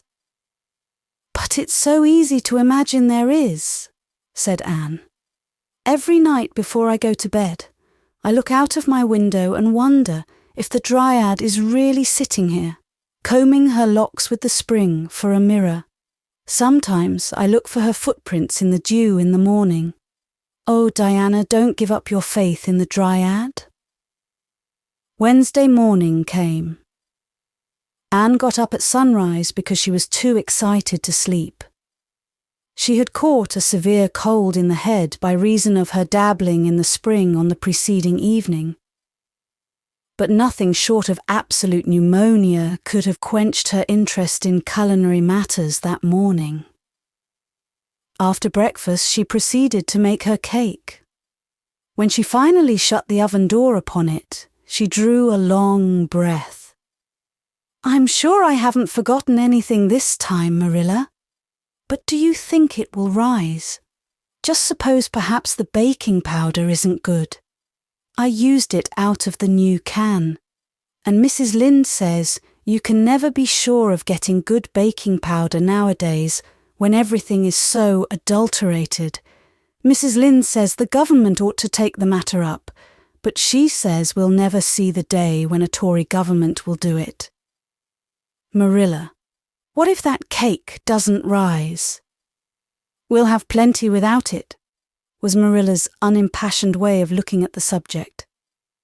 The cake did rise, however, and came out of the oven as light and feathery as golden foam. Anne, flushed with delight, clapped it together with layers of ruby jelly, and in imagination saw Mrs. Allen eating it and possibly asking for another piece.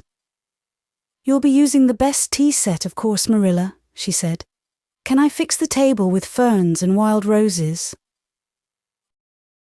I think that's all nonsense, sniffed Marilla. In my opinion, it's the eatables that matter and not flummery decorations. Mrs. Barry had her table decorated, said Anne, who was not entirely guiltless of the wisdom of the serpent, and the minister paid her an elegant compliment. He said it was a feast for the eye as well as the palate. Well, do as you like, said Marilla, who was quite determined not to be surpassed by Mrs. Barry or anybody else. Only mind you leave enough room for the dishes and the food. Anne laid herself out to decorate, in a manner and after a fashion that should leave Mrs. Barry's nowhere. Having abundance of roses and ferns and a very artistic taste of her own, She made that tea table such a thing of beauty that when the minister and his wife sat down to it, they exclaimed in chorus over it, "Loveliness." "It's Anne's doings," said Marilla, grimly just. And Anne felt that Mrs. Allen's approving smile was almost too much happiness for this world.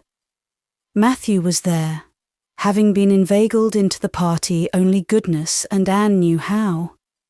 He had been in such a state of shyness and nervousness that Marilla had given him up in despair. But Anne took him in hand so successfully that he now sat at the table in his best clothes and white collar, and talked to the minister not uninterestingly. He never said a word to Mrs. Allen, but that perhaps was not to be expected. All went merry as a marriage bell until Anne's layer cake was passed. Mrs. Allen, having already been helped to a bewildering variety, declined it. But Marilla, seeing the disappointment on Anne's face, said smilingly, "Oh, you must take a piece of this, Mrs. Allen. Anne made it on purpose for you."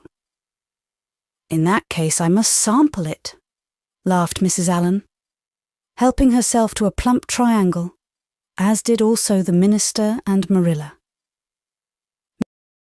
Mrs. Allen took a mouthful of hers, and a most peculiar expression crossed her face.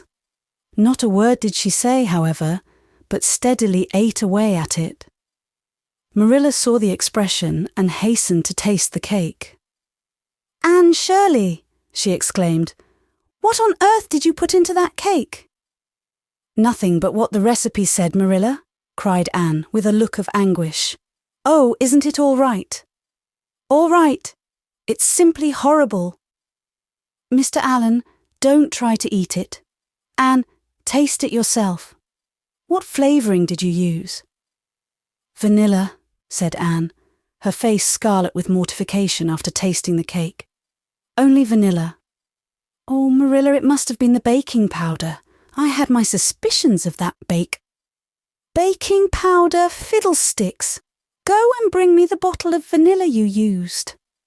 Anne fled to the pantry and returned with a small bottle partially filled with a brown liquid and labelled yellowly, "Best vanilla." Marilla took it, uncorked it, smelled it. "Mercy on us, Anne, you've flavoured that cake with anodyne liniment. I broke the liniment bottle last week and poured what was left into an old empty vanilla bottle. I suppose it's partly my fault. I should have warned you, but for pity's sake, why couldn't you have smelled it?" Anne dissolved into tears under this double disgrace. "I couldn't. I had such a cold." And with this, she fairly fled to the gable chamber, where she cast herself on the bed and wept, as one who refuses to be comforted. Presently, a light step sounded on the stairs, and somebody entered the room. "Oh, Marilla," sobbed Anne without looking up, "I'm disgraced forever. I shall never be able to live this down. It will get out. Things always do get out in Avonlea. Diana will ask me how my cake turned out, and I shall have to tell her the truth.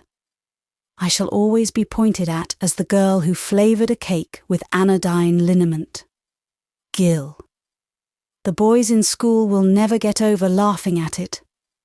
Oh, Marilla, if you have a spark of Christian pity. Don't tell me that I must go down and wash the dishes after this. I'll wash them when the minister and his wife are gone. But I cannot ever look Mrs. Allen in the face again. Perhaps she'll think I tried to poison her. Mrs. Lynde says she knows an orphan girl who tried to poison her benefactor. But the liniment isn't poisonous. It's meant to be taken internally, although not in cakes. Won't you tell Mrs. Allen so, Marilla? Suppose you jump up and tell her so yourself, said a merry voice. Anne flew up, to find Mrs. Allen standing by her bed, surveying her with laughing eyes. "My dear little girl, you mustn't cry like this," she said, genuinely disturbed by Anne's tragic face. "Why, it's all just a funny mistake that anybody might make." "Oh, no, "It takes me to make such a mistake," said Anne forlornly. "And I wanted to have that cake so nice for you, Mrs. Allen." "Yes, I know, dear. And I assure you I appreciate your kindness and thoughtfulness just as much as if it had turned out all right. Now, you mustn't cry any more. But come down with me and show me your flower garden. Miss Cuthbert tells me you have a little plot all your own. I want to see it, for I'm very much interested in flowers." Anne permitted herself to be led down and comforted, reflecting that it was really providential that Mrs. Allen was a kindred spirit. Nothing more was said about the liniment cake, and when the guests went away, Anne found that she had enjoyed the evening more than could have been expected, considering that terrible incident. Nevertheless, she sighed deeply. "Marilla, isn't it nice to think that tomorrow is a new day with no mistakes in it yet?" "I'll warrant you'll make plenty in it," said Marilla. "I never saw your beat for making mistakes, Anne." "Yes, and well I know it," admitted Anne mournfully. "But have you ever noticed one encouraging thing about me, Marilla? I never make the same mistake twice." "I don't know as that's much benefit when you're always making new ones." "Oh, don't you see, Marilla? There must be a limit to the mistakes one person can make, and when I get to the end of them, then I'll be through with them." "That's a very comforting thought." "Well, you'd better go and give that cake to the pigs," said Marilla. "It isn't fit for any human to eat, not even Jerry Boutte." Chapter 22. Anne is invited out to tea. "And what are your eyes popping out of your head about now?" asked Marilla, when Anne had just come in from a run to the post office. "Have you discovered another kindred spirit?" Excitement hung around Anne like a garment, shone in her eyes, kindled in every feature. She had come dancing up the lane like a wind-blown sprite, through the mellow sunshine and lazy shadows of the August evening. "No, Marilla, but oh, what do you think? I am invited to tea at the manse tomorrow afternoon. Mrs. Allen left the letter for me at the post office. Just look at it, Marilla. Miss Anne Shirley, Green Gables. That is the first time I was ever called Miss. Such a thrill as it gave me. I shall cherish it forever among my choicest treasures. Mrs. Allen told me she meant to have all the members of her Sunday school class to tea in turn," said Marilla, regarding the wonderful event very coolly. "You needn't get in such a fever over it. Do learn to take things calmly, child." For Anne to take things calmly would have been to change her nature. All spirit and fire and dew, as she was, the pleasures and pains of life came to her with trebled intensity. Marilla felt this, and was vaguely troubled over it, realizing that the ups and downs of existence would probably bear hardly on this impulsive soul, and not sufficiently understanding that the equally great capacity for delight might more than compensate. Therefore, Marilla conceived it to be her duty to drill Anne into a tranquil uniformity of disposition, as impossible and alien to her as to a dancing sunbeam in one of the brook shallows. She did not make much headway, as she sorrowfully admitted to herself. The downfall of some dear hope or plan plunged Anne into deeps of affliction. The fulfillment thereof exalted her to dizzy realms of delight. Marilla had almost begun to despair of ever fashioning this waif of the world into her model little girl of demure manners and prim deportment. Neither would she have believed that she really liked Anne much better as she was. Anne went to bed that night speechless with misery, because Matthew had said the wind was round northeast, and he feared it would be a rainy day tomorrow. The rustle of the poplar leaves about the house worried her. It sounded so like pattering raindrops, and the full, faraway roar of the gulf, to which she listened delightedly at other times, loving its strange, sonorous, haunting rhythm, now seemed like a prophecy of storm and disaster to a small maiden who particularly wanted a fine day. Anne thought that the morning would never come. But all things have an end, even nights before the day on which you are invited to take tea at the manse. The morning, in spite of Matthew's predictions, was fine, and Anne's spirits soared to their highest. "Oh, Marilla, there is something in me today that makes me just love everybody I see," she exclaimed as she washed the breakfast dishes. "You don't know how good I feel. Wouldn't it be nice if it could last? I believe I could be a model child if I were just invited out to tea every day. But oh, Marilla, it's a solemn occasion too. I feel so anxious. What if I shouldn't behave properly? You know I never had tea at a manse before, and I'm not sure that I know all the rules of etiquette, although I've been studying the rules given in the etiquette department of the Family Herald ever since I came here. I'm so afraid I'll do something silly, or forget to do something I should do. Would it be good manners to take a second helping of anything if you wanted to very much? The trouble with you, Anne, is that you're thinking too much about yourself. You should just think of Mrs. Allen and what would be nicest and most agreeable to her," said Marilla, hitting for once in her life on a very sound and pithy piece of advice. Anne instantly realized this. "You are right, Marilla. I'll try not to think about myself at all."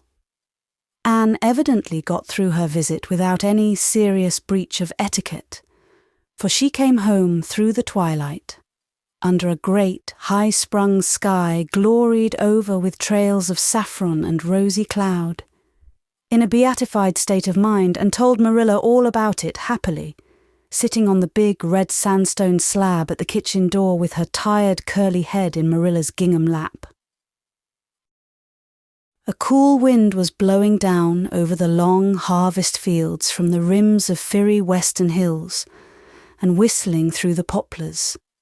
One clear star hung over the orchard, and the fireflies were flitting over in Lover's Lane, in and out among the ferns and rustling boughs. Anne watched them as she talked and somehow felt that wind and stars and fireflies were all tangled up together into something unutterably sweet and enchanting. "Oh, Marilla, I've had a most fascinating time. I feel that I have not lived in vain, and I shall always feel like that, even if I should never be invited to tea at a manse again." When I got there, Mrs. Allen met me at the door. She was dressed in the sweetest dress of pale pink organdy, with dozens of frills and elbow sleeves, and she looked just like a seraph. "I really think I'd like to be a minister's wife when I grow up, Marilla. A minister mightn't mind my red hair because he wouldn't be thinking of such worldly things. But then, of course, one would have to be naturally good, and I'll never be that, so I suppose there's no use in thinking about it. Some people are naturally good, you know, and others are not. I'm one of the others. Mrs. Lynde says, I'm full of original sin. No matter how hard I try to be good, I can never make such a success of it as those who are naturally good. It's a good deal like geometry, I expect.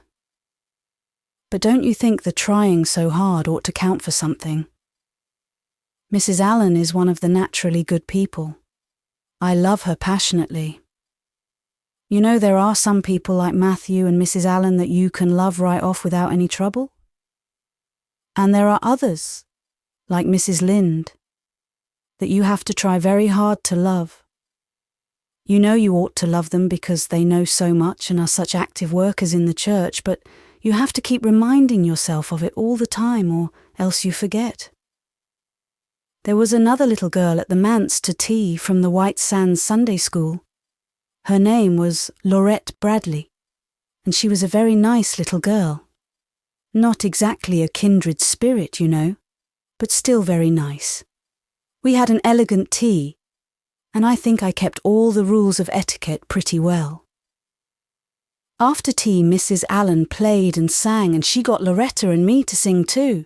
Mrs. Allen says I have a good voice, and she says I must sing in the Sunday school choir after this.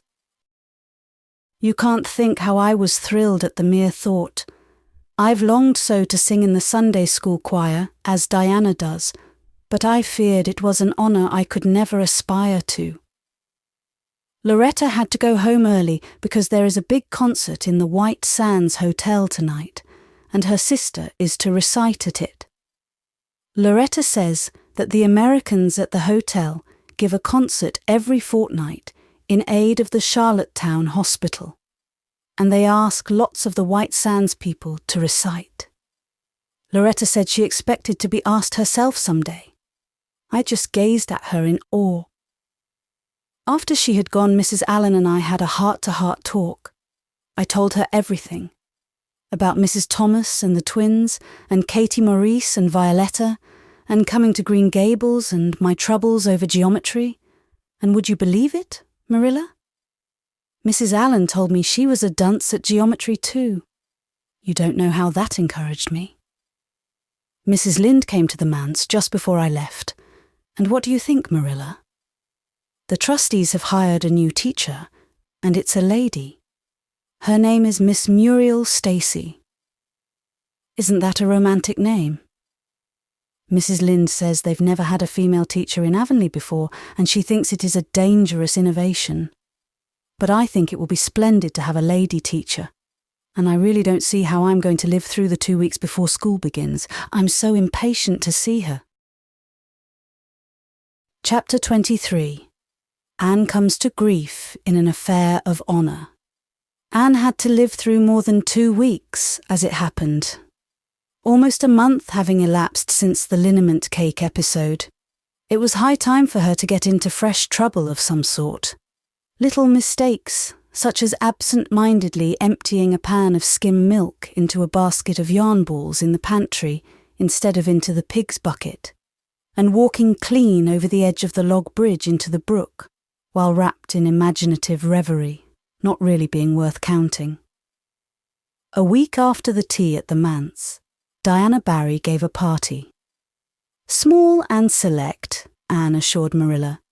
Just the girls in our class.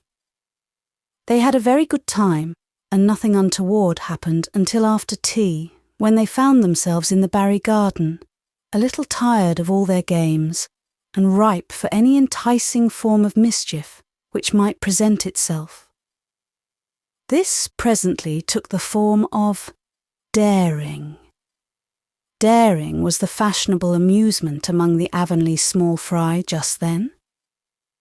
It had begun among the boys, but soon spread to the girls, and all the silly things that were done in Avonlea that summer, because the doers thereof were dared to do them, would fill a book by themselves. First of all, Carrie Sloane dared Ruby Gillis to climb to a certain point in the huge old willow tree before the front door, which Ruby Gillis, albeit in mortal dread of the fat green caterpillars with which said tree was infested, and with the fear of her mother before her eyes if she should tear her new muslin dress, nimbly did, to the discomfiture of the aforesaid Carrie Sloane.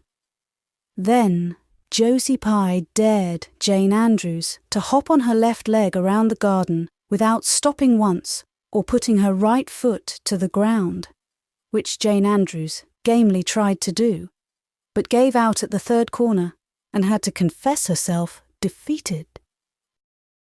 Josie's triumph being rather more pronounced than good taste permitted, Anne Shirley dared her to walk along the top of the board fence which bounded the garden to the east. Now, to walk board fences requires more skill and steadiness of head and heel than one might suppose who has never tried it. But Josie Pye, if deficient in some qualities that make for popularity, had at least a natural and inborn gift, duly cultivated, for walking board fences. Josie walked the Barry fence with an airy unconcern, which seemed to imply that a little thing like that wasn't worth a dare. Reluctant admiration greeted her exploit, for most of the other girls could appreciate it, having suffered many things themselves in their efforts to walk fences.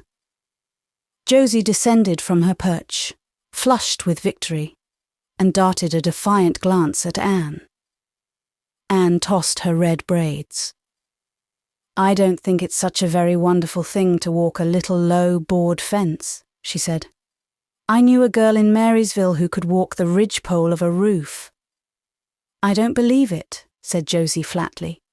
"I don't believe anybody could walk a ridgepole. You couldn't anyhow." "Couldn't I?" cried Anne rashly. "Then I dare you to do it," said Josie defiantly.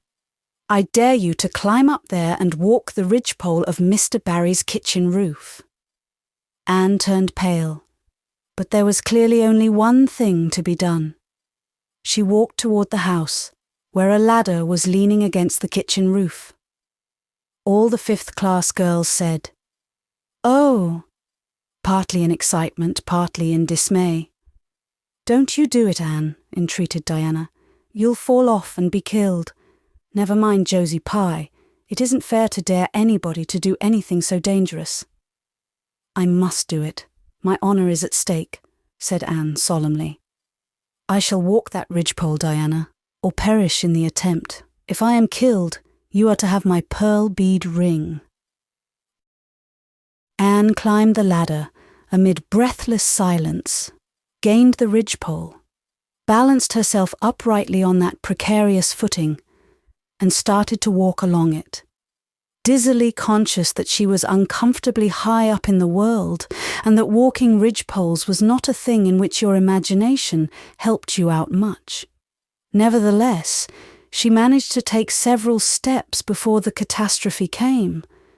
Then she swayed, lost her balance, stumbled, staggered and fell, sliding down over the sun-baked roof and crashing off it through the tangle of Virginia creeper beneath, all before the dismayed circle below could give a simultaneous, terrified shriek. If Anne had tumbled off the roof, on the side up which she had ascended, Diana would probably have fallen heir to the pearl bead ring then and there. Fortunately, she fell on the other side, where the roof extended down over the porch so nearly to the ground that a fall therefrom was a much less serious thing.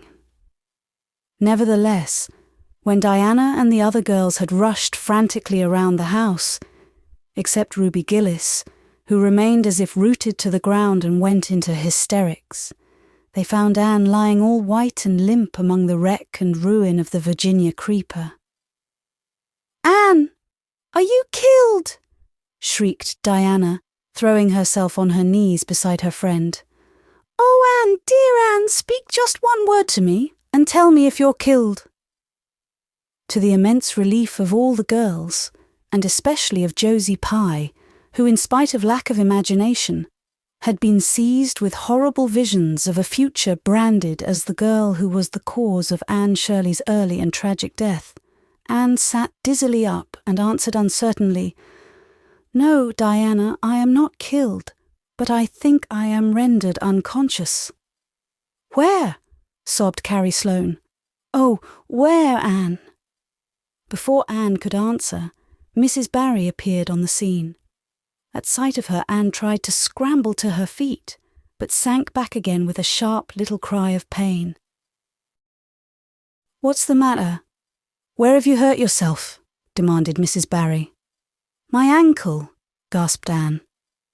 "Oh, Diana, please find your father and ask him to take me home. I know I can never walk there. And I'm sure I couldn't hop so far on one foot when Jane couldn't even hop around the garden." Marilla was out in the orchard picking a panful of summer apples when she saw Mr. Barry coming over the log bridge and up the slope, with Mrs. Barry beside him, and a whole procession of little girls trailing after him. In his arms he carried Anne, whose head lay limply against his shoulder. At that moment, Marilla had a revelation. In the sudden stab of fear that pierced her very heart, she realized what Anne had come to mean to her. She would have admitted that she liked Anne, nay, that she was very fond of Anne. But now she knew as she hurried wildly down the slope that Anne was dearer to her than anything else on earth. "Mr. Barry, what has happened to her?" she gasped, more white and shaken than the self-contained, sensible Marilla had been for many years. Anne herself answered, lifting her head. "Don't be very frightened, Marilla. I was walking the ridgepole and I fell off. I expect I have sprained my ankle, but Marilla, I might have broken my neck. Let us look on the bright side of things." "I might have known you'd go and do something of the sort when I let you go to that party," said Marilla, sharp and shrewish in her very relief. "Bring her in here, Mr. Barry, and lay her on the sofa. Mercy me, the child has gone and fainted." It was quite true. Overcome by the pain of her injury, Anne had one more of her wishes granted to her. She had fainted, dead away. Matthew, hastily summoned from the harvest field, was straightway dispatched for the doctor, who in due time came to discover that the injury was more serious than they had supposed. Anne's ankle was broken. That night, when Marilla went up to the east gable, where a white-faced girl was lying, a plaintive voice greeted her from the bed. "Aren't you very sorry for me, Marilla?" "It was your own fault," said Marilla, twitching down the blind and lighting a lamp. "And that is just why you should be sorry for me," said Anne, "because the thought that it is all my own fault is what makes it so hard. If I could blame it on anybody, I would feel so much better. But what would you have done, Marilla, if you had been dared to walk a ridgepole?" "I'd have stayed on good firm ground and let them dare away. Such absurdity," said Marilla. Anne sighed. "But you have such strength of mind, Marilla. I haven't. I just felt that I couldn't bear Josie Pye's scorn. She would have crowed over me all my life. And I think I have been punished so much that you needn't be very cross with me, Marilla. It's not a bit nice to faint after all. And the doctor hurt me dreadfully when he was setting my ankle. I won't be able to go around for 6 or 7 weeks, and I'll miss the new lady teacher. She won't be new anymore by the time I'm able to go to school. And Gil? Everybody will get ahead of me in class. Oh, I am an afflicted mortal. But I'll try to bear it all bravely if only you won't be cross with me, Marilla." There, I'm not cross," said Marilla. "You're an unlucky child, there's no doubt about that. But as you say, you'll have the suffering of it. Here now, try and eat some supper." "Isn't it fortunate I've got such an imagination?" said Anne. "It will help me through splendidly, I expect. What do people who haven't any imagination do when they break their bones, do you suppose, Marilla?" Anne had good reason to bless her imagination many a time and oft during the tedious 7 weeks that followed. But she was not solely dependent on it. She had many visitors, and not a day passed without one or more of the schoolgirls dropping in to bring her flowers and books, and tell her all the happenings in the juvenile world of Avonlea. "Everybody has been so good and kind, Marilla," sighed Anne happily, on the day when she could first limp across the floor. "It isn't very pleasant to be laid up, but there is a bright side to it, Marilla. You find out how many friends you have. Why, even Superintendent Bell came to see me, and he's really a very fine man. Not a kindred spirit, of course, but still, I like him, and I'm awfully sorry I ever criticized his prayers. I believe now he really does mean them, only he has got into the habit of saying them as if he didn't. He could get over that if he'd take a little trouble. I gave him a good broad hint. I told him how hard I tried to make my own little private prayers interesting. He told me all about the time he broke his ankle when he was a boy. It does seem so strange to think of Superintendent Bell ever being a boy. Even my imagination has its limits, for I can't imagine that. When I try to imagine him as a boy, I see him with grey whiskers and spectacles, just as he looks in Sunday school, only small.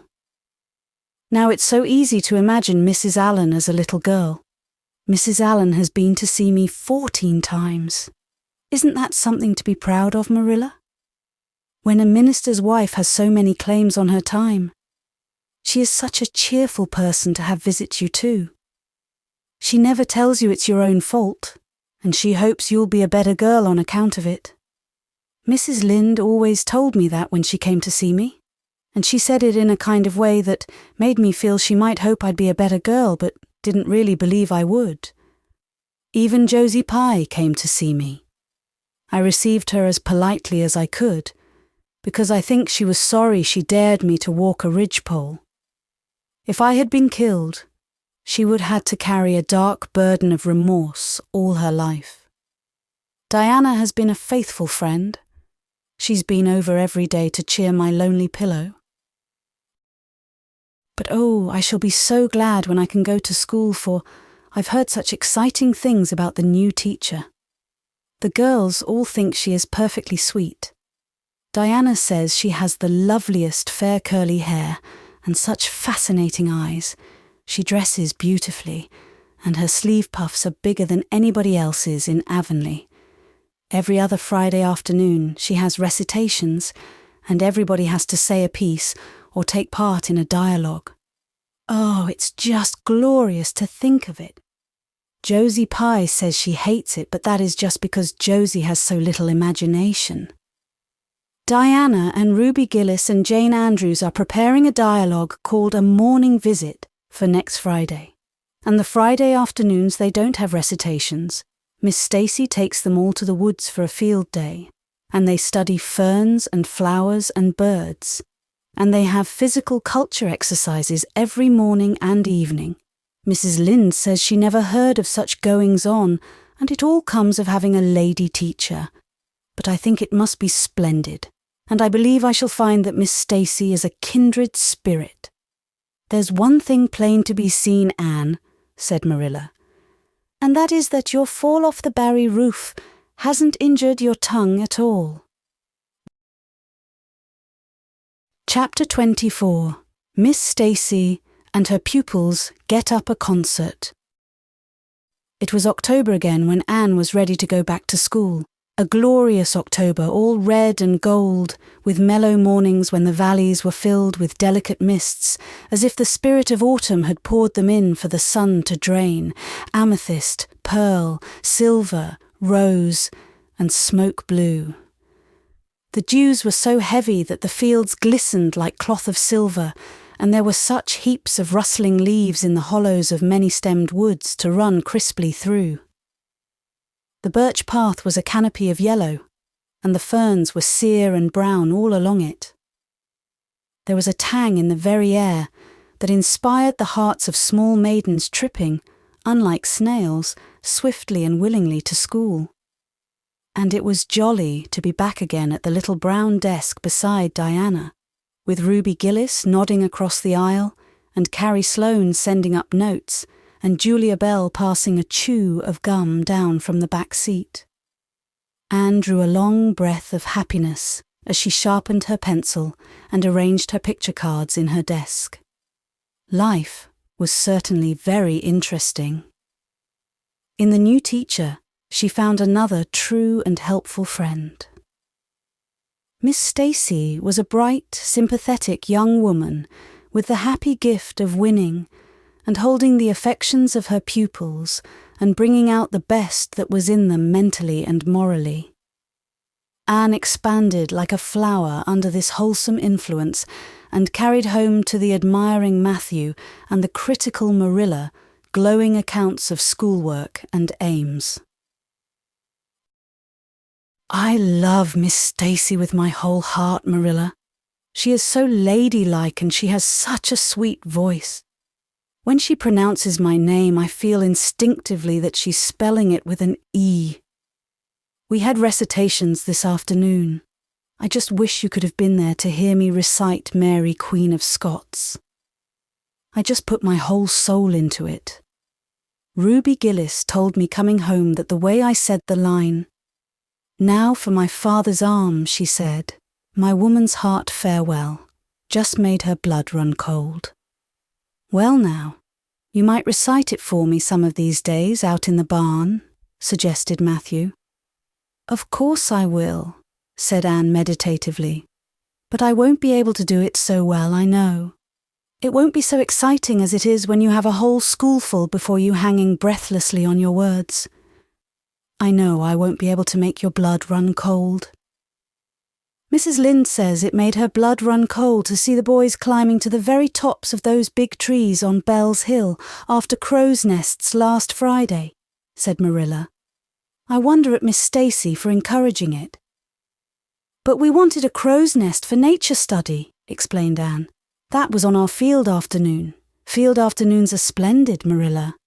And Miss Stacy explains everything so beautifully.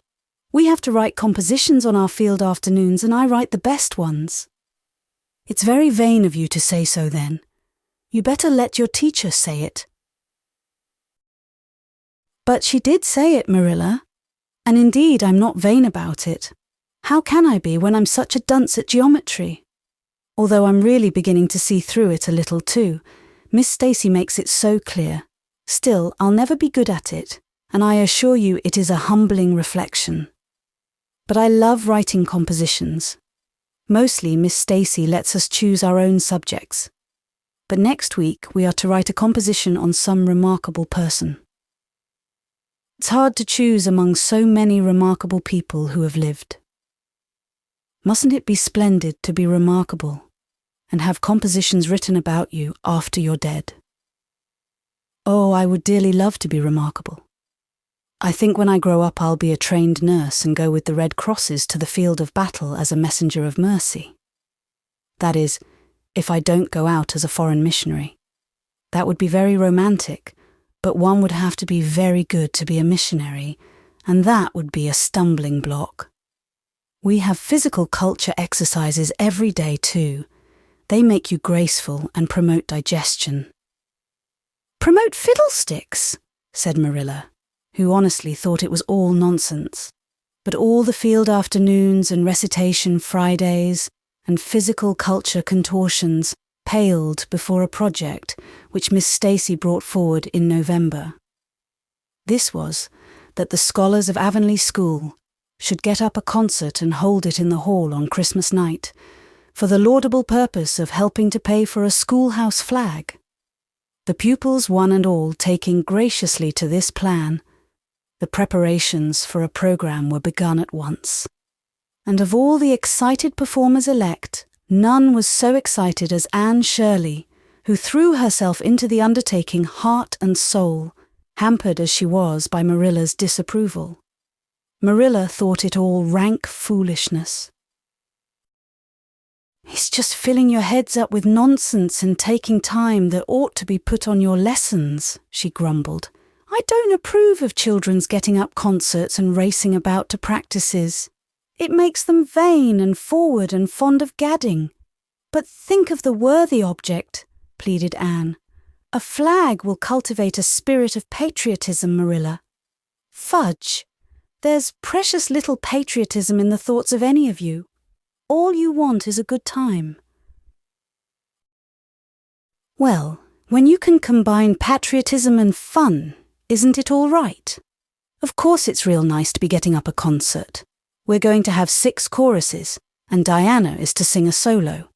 I'm in 2 dialogues, the Society for the Suppression of Gossip and the Fairy Queen. The boys are going to have a dialogue too, and I'm to have 2 recitations, Marilla. I just tremble when I think of it, but it's a nice thrilly kind of tremble. And we're to have a tableau at the last, Faith, Hope and Charity. Diana and Ruby and I are to be in it, all draped in white with flowing hair. I'm to be Hope with my hands clasped so and my eyes uplifted. I'm going to practice my recitations in the garret. Don't be alarmed if you hear me groaning. I have to groan heart-rendingly in one of them, and it's really hard to get up a good artistic groan, Marilla. Josie Pye is sulky because she didn't get the part she wanted in the dialogue. She wanted to be the Fairy Queen. That would have been ridiculous. For whoever heard of a fairy queen as fat as Josie? Fairy queens must be slender. Jane Andrews is to be the queen and I am to be one of her maids of honour. Josie says she thinks a red-haired fairy is just as ridiculous as a fat one. But I do not let myself mind what Josie says. I'm to have a wreath of white roses on my hair and Ruby Gillis is going to lend me her slippers because I haven't any of my own. It's necessary for fairies to have slippers, you know. You couldn't imagine a fairy wearing boots, could you? Especially with copper toes. We are going to decorate the hall with creeping spruce and fir mottos with pink tissue paper roses in them. And we are all to march in 2 by 2 after the audience is seated, while Emma White plays a march on the organ. Oh, Marilla, I know you are not so enthusiastic about it as I am, but don't you hope your little Anne will distinguish herself? All I hope is that you'll behave yourself. I'll be heartily glad when all this fuss is over, and you'll be able to settle down. You are simply good for nothing just now with your head stuffed full of dialogues and groans and tableaus. As for your tongue, it's a marvel it's not clean worn out. Anne sighed and betook herself to the backyard, over which a young new moon was shining through the leafless poplar boughs from an apple-green western sky, and where Matthew was splitting wood. Anne perched herself on a block and talked the concert over with him, sure of an appreciative and sympathetic listener in this instance at least. Well now, I reckon it's going to be a pretty good concert, and I expect you'll do your part fine, he said, smiling down into her eager, vivacious little face. Anne smiled back at him. Those two were the best of friends, and Matthew thanked his stars many a time, and oft, that he had nothing to do with bringing her up. That was Marilla's exclusive duty. If it had been his, he would have been worried over frequent conflicts between inclination and said duty. As it was, he was free to spoil Anne, Marilla's phrasing, as much as he liked. But it was not such a bad arrangement after all. A little appreciation sometimes does quite as much good as all the conscientious bringing up in the world. Chapter 25. Matthew insists on puffed sleeves. Matthew was having a bad 10 minutes of it. He had come into the kitchen in the twilight of a cold, grey December evening and had sat down in the woodbox corner to take off his heavy boots, unconscious of the fact that Anne and a bevy of her schoolmates were having a practice of the Fairy Queen in the sitting room. Presently, they came trooping through the hall and out into the kitchen, laughing and chattering gaily. They did not see Matthew, who shrank bashfully back into the shadows beyond the woodbox, with a boot in one hand and a boot-jack in the other. And he watched them shyly for the aforesaid 10 minutes, as they put on caps and jackets and talked about the dialogue and the concert. Anne stood among them, bright-eyed and animated as they. But Matthew suddenly became conscious that there was something about her different from her mates. And what worried Matthew was that the difference impressed him as being something that should not exist. Anne had a brighter face and bigger, starrier eyes and more delicate features than the other. Even shy, unobservant Matthew had learned to take note of these things. But the difference that disturbed him did not consist in any of these respects. Then, in what did it consist? Matthew was haunted by this question long after the girls had gone, arm in arm, down the long, hard-frozen lane, and Anne had betaken herself to her books. He could not refer it to Marilla, who, he felt, would be quite sure to sniff scornfully and remark that the only difference she saw between Anne and the other girls was that they sometimes kept their tongues quiet while Anne never did. This, Matthew felt, would be no great help. He had recourse to his pipe that evening to help him study it out, much to Marilla's disgust. After 2 hours of smoking and hard reflection, Matthew arrived at a solution of his problem. Anne was not dressed like the other girls. The more Matthew thought about the matter, the more he was convinced that Anne never had been dressed like the other girls, never since she had come to Green Gables. Marilla kept her clothed in plain, dark dresses, all made after the same unvarying pattern. If Matthew knew there was such a thing as fashion in dress, it was as much as he did. But he was quite sure that Anne's sleeves did not look at all like the sleeves the other girls wore. He recalled the cluster of little girls he had seen around her that evening, all gay in waists of red and blue and pink and white, and he wondered why Marilla always kept her so plainly and soberly gowned. Of course it must be all right. Marilla knew best, and Marilla was bringing her up. Probably some wise, inscrutable motive was to be served thereby. But surely it would do no harm to let the child have one pretty dress, something like Diana Barry always wore. Matthew decided that he would give her one. That surely could not be objected to as an unwarranted putting in of his oar. Christmas was only a fortnight off. A nice new dress would be the very thing for a present. Matthew, with a sigh of satisfaction, put away his pipe and went to bed, while Marilla opened all the doors and aired the house. The very next evening, Matthew betook himself to Carmody to buy the dress, determined to get the worst over and have done with it. It would be, he felt assured, no trifling ordeal. There were some things Matthew could buy, and prove himself no mean bargainer, but he knew he would be at the mercy of shopkeepers when it came to buying a girl's dress.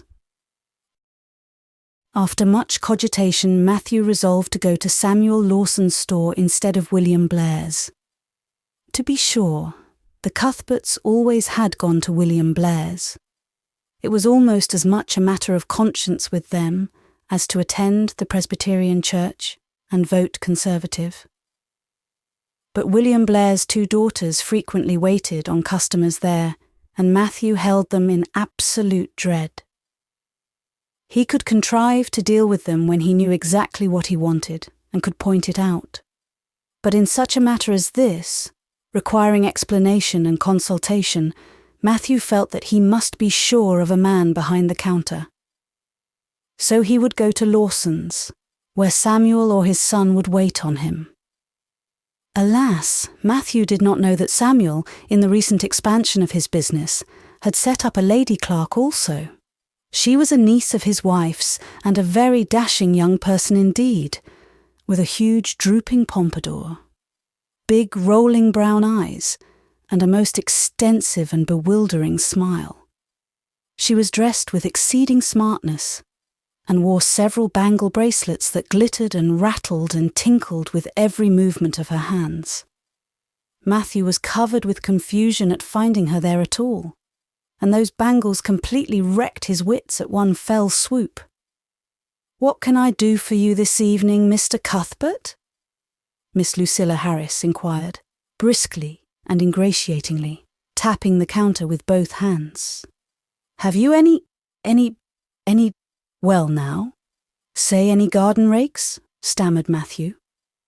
Miss Harris looked somewhat surprised, as well she might, to hear a man inquiring for garden rakes in the middle of December.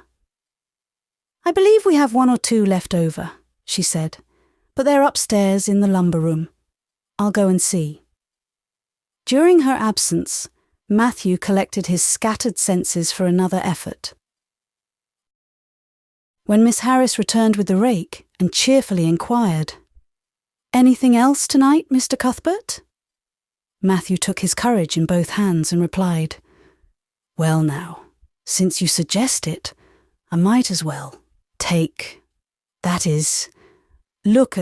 buy some hayseed." Miss Harris had heard Matthew Cuthbert called odd. She now concluded that he was entirely crazy. "We only keep hayseed in the spring," she explained loftily. "We've none on hand just now." "Oh, certainly, just as you say," stammered unhappy Matthew, seizing the rake and making for the door. At the threshold, He recollected that he had not paid for it, and he turned miserably back. While Miss Harris was counting out his change, he rallied his powers for a final desperate attempt. "Well now, if it isn't too much trouble, I might as well, that is, I'd like to look at some sugar." "White or brown?" queried Miss Harris patiently. "Oh, well now, brown," said Matthew feebly. "There's a barrel of it over there," said Miss Harris, shaking her bangles at it. "It's the only kind we have." I'll take 20 pounds of it," said Matthew, with beads of perspiration standing on his forehead. Matthew had driven halfway home before he was his own man again. It had been a gruesome experience, but it served him right, he thought, for committing the heresy of going to a strange store. When he reached home, he hid the rake in the tool house, but the sugar he carried in to Marilla. "Brown sugar!" exclaimed Marilla. "Whatever possessed you to get so much? You know I never use it except for the hired man's porridge or black fruit cake." "Jerry's gone and I've made my cake long ago. It's not good sugar either. It's coarse and dark. William Blair doesn't usually keep sugar like that." I thought it might come in handy sometime," said Matthew, making good his escape. When Matthew came to think the matter over, he decided that a woman was required to cope with the situation. Marilla was out of the question. Matthew felt sure she would throw cold water on his project at once. Remained only Mrs. Lynde. For of no other woman in Avonlea would Matthew have dared to ask advice. To Mrs. Lynde he went accordingly, and that good lady promptly took the matter out of the harassed man's hands. "Pick out a dress for you to give Anne. To be sure I will. I'm going to Carmody tomorrow and I'll attend to it. Have you something particular in mind? No? Well, I'll just go by my own judgment then. I believe a nice rich brown would just suit Anne, and William Blair has some new Gloria in that's real pretty. Perhaps you'd like me to make it up for her too, seeing that if Marilla was to make it, Anne would probably get wind of it before the time and spoil the surprise." "Well, I'll do it. No, it isn't a mite of trouble. I like sewing. I'll make it to fit my niece, Jenny Gillis, for she and Anne are as like as two peas as far as figure goes." "Well now, I'm much obliged," said Matthew. And, I don't know, but I think they make the sleeves different nowadays to what they used to be. If it wouldn't be asking too much, I'd like them made in the new way." "Puffs, of course. You needn't worry a speck more about it, Matthew." "I'll make it up in the very latest fashion," said Mrs. Lynde. To herself she added when Matthew had gone, "It'll be a real satisfaction to see that poor child wearing something decent for once. The way Marilla dresses her is positively ridiculous, that's what, and I've ached to tell her so plainly a dozen times. I've held my tongue, though, for I can see Marilla doesn't want advice, and she thinks she knows more about bringing children up than I do for all she's an old maid. But that's always the way. Folks that has brought up children know that there's no hard and fast method in the world that'll suit every child. But them as never have think it's all as plain and easy as rule of 3. Just set your 3 terms down so fashion, and the sum'll work out correct. But flesh and blood don't come under the head of arithmetic, and that's where Marilla Cuthbert makes her mistake. I suppose she's trying to cultivate a spirit of humility in Anne by dressing her as she does, but it's more likely to cultivate envy and discontent. I'm sure the child must feel the difference between her clothes and the other girls, but to think of Matthew taking notice of it. That man is waking up after being asleep for over 60 years. Marilla knew all the following fortnight that Matthew had something on his mind, but what it was she could not guess until Christmas Eve, when Mrs. Lynde brought up the new dress.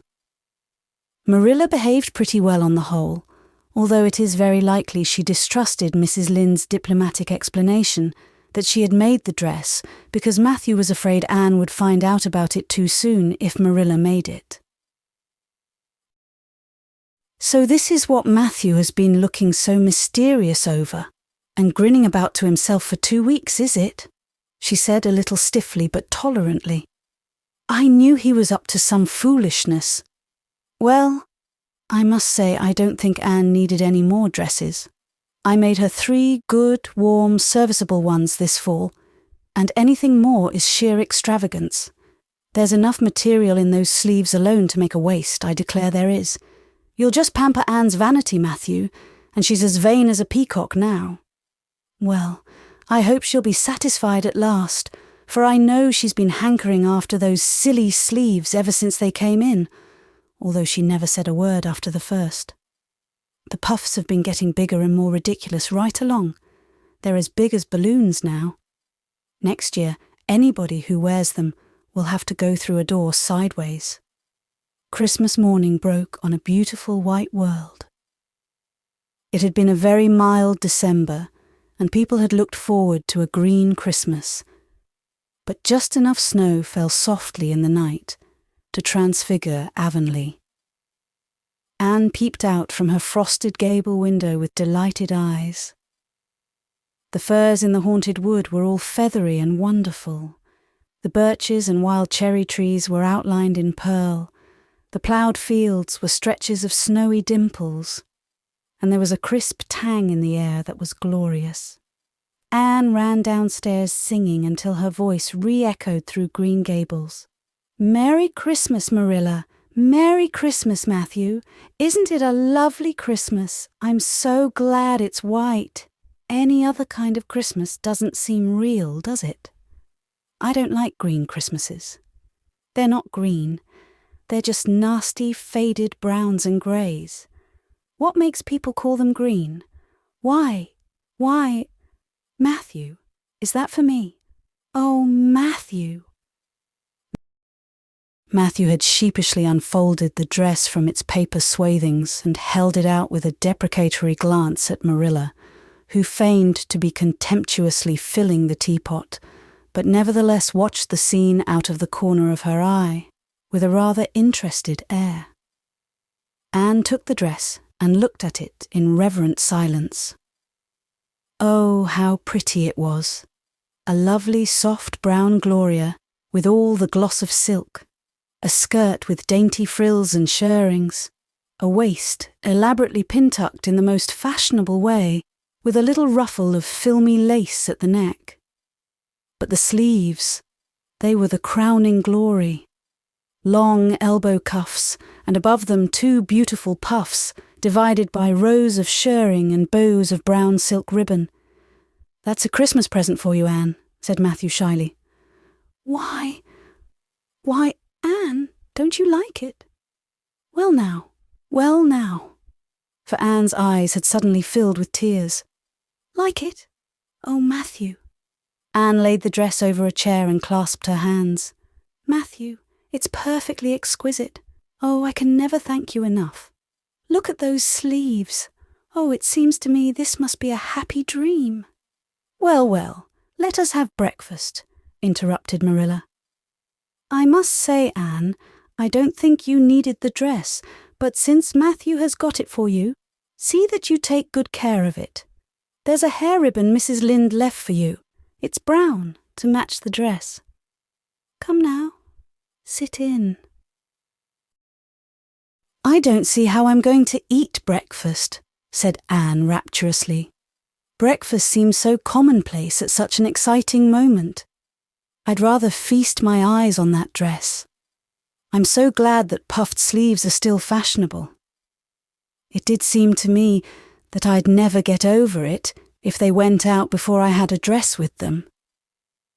I'd never have felt quite satisfied, you see.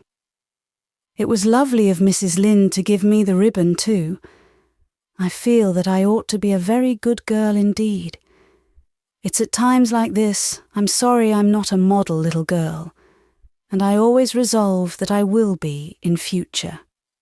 But somehow it's hard to carry out your resolutions when irresistible temptations come, still. I really will make an extra effort after this."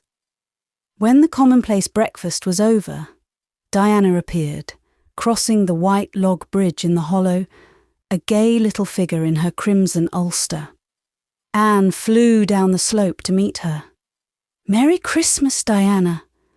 And oh, it's a wonderful Christmas. I've something splendid to show you. Matthew has given me the loveliest dress, with such sleeves. I couldn't even imagine any nicer." "I've got something more for you," said Diana breathlessly. "Here, this box.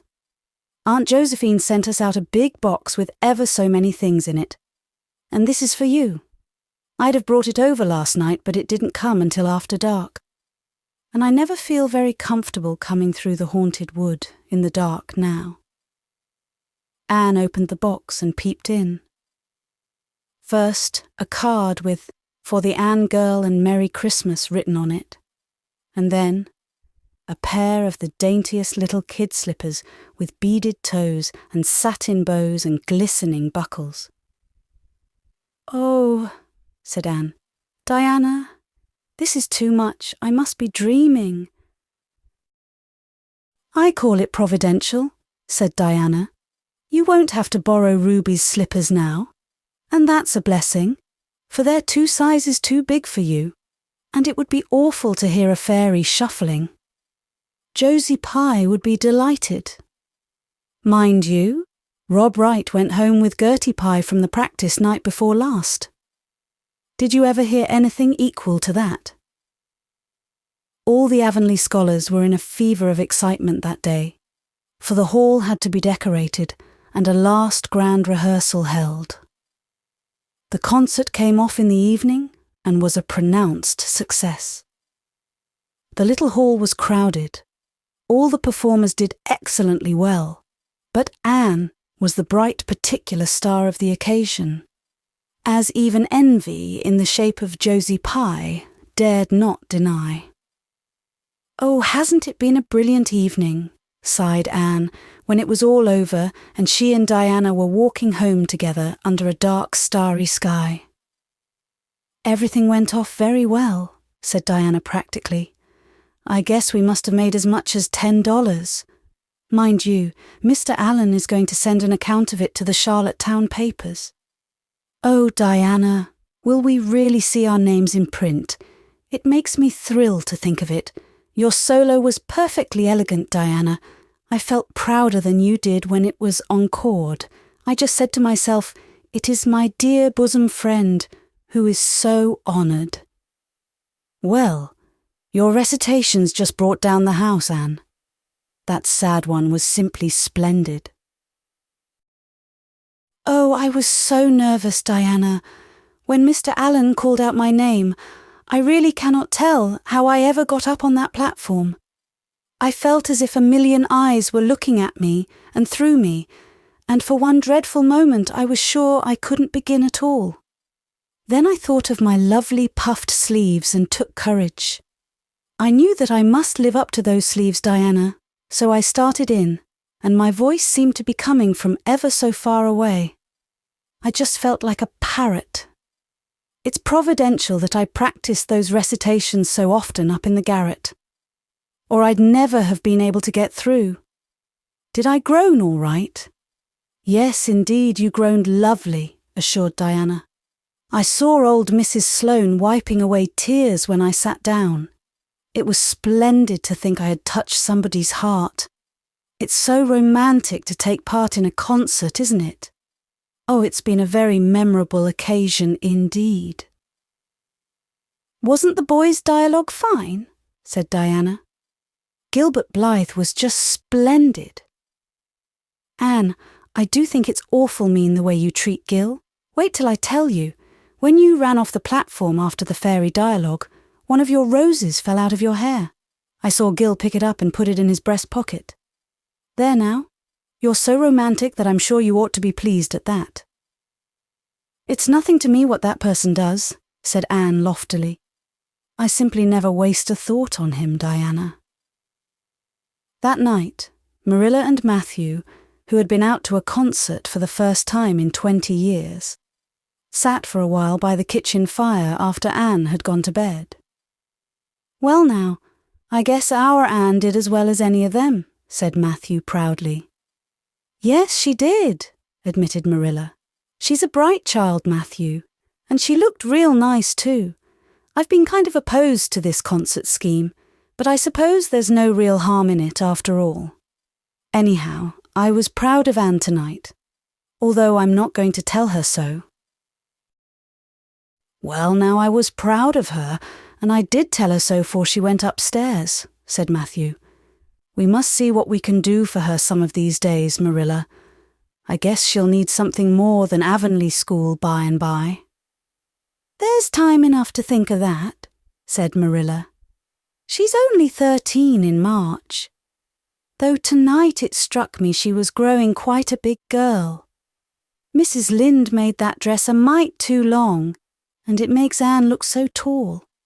She's quick to learn, and I guess the best thing we can do for her will be to send her to Queen's after a spell. But nothing need be said about that for a year or two yet." "Well now, it'll do no harm to be thinking it over off and on," said Matthew. "Things like that are all the better for lots of thinking over." Chapter 26. The Story Club is formed. Junior Avonlea found it hard to settle down to humdrum existence again. To Anne in particular, things seemed fearfully flat, stale, and unprofitable after the goblet of excitement she had been sipping for weeks. Could she go back to the former quiet pleasures of those faraway days before the concert? At first, as she told Diana, she did not really think she could. "I'm positively certain, Diana, that life can never be quite the same again as it was in those olden days," she said mournfully, as if referring to a period of at least 50 years back. "Perhaps after a while I'll get used to it, but I'm afraid concerts spoil people for everyday life. I suppose that is why Marilla disapproves of them. Marilla is such a sensible woman. It must be a great deal better to be sensible, but still, I don't believe I'd really want to be a sensible person, because they are so unromantic. Mrs. Lynde says there is no danger of my ever being one, but you can never tell.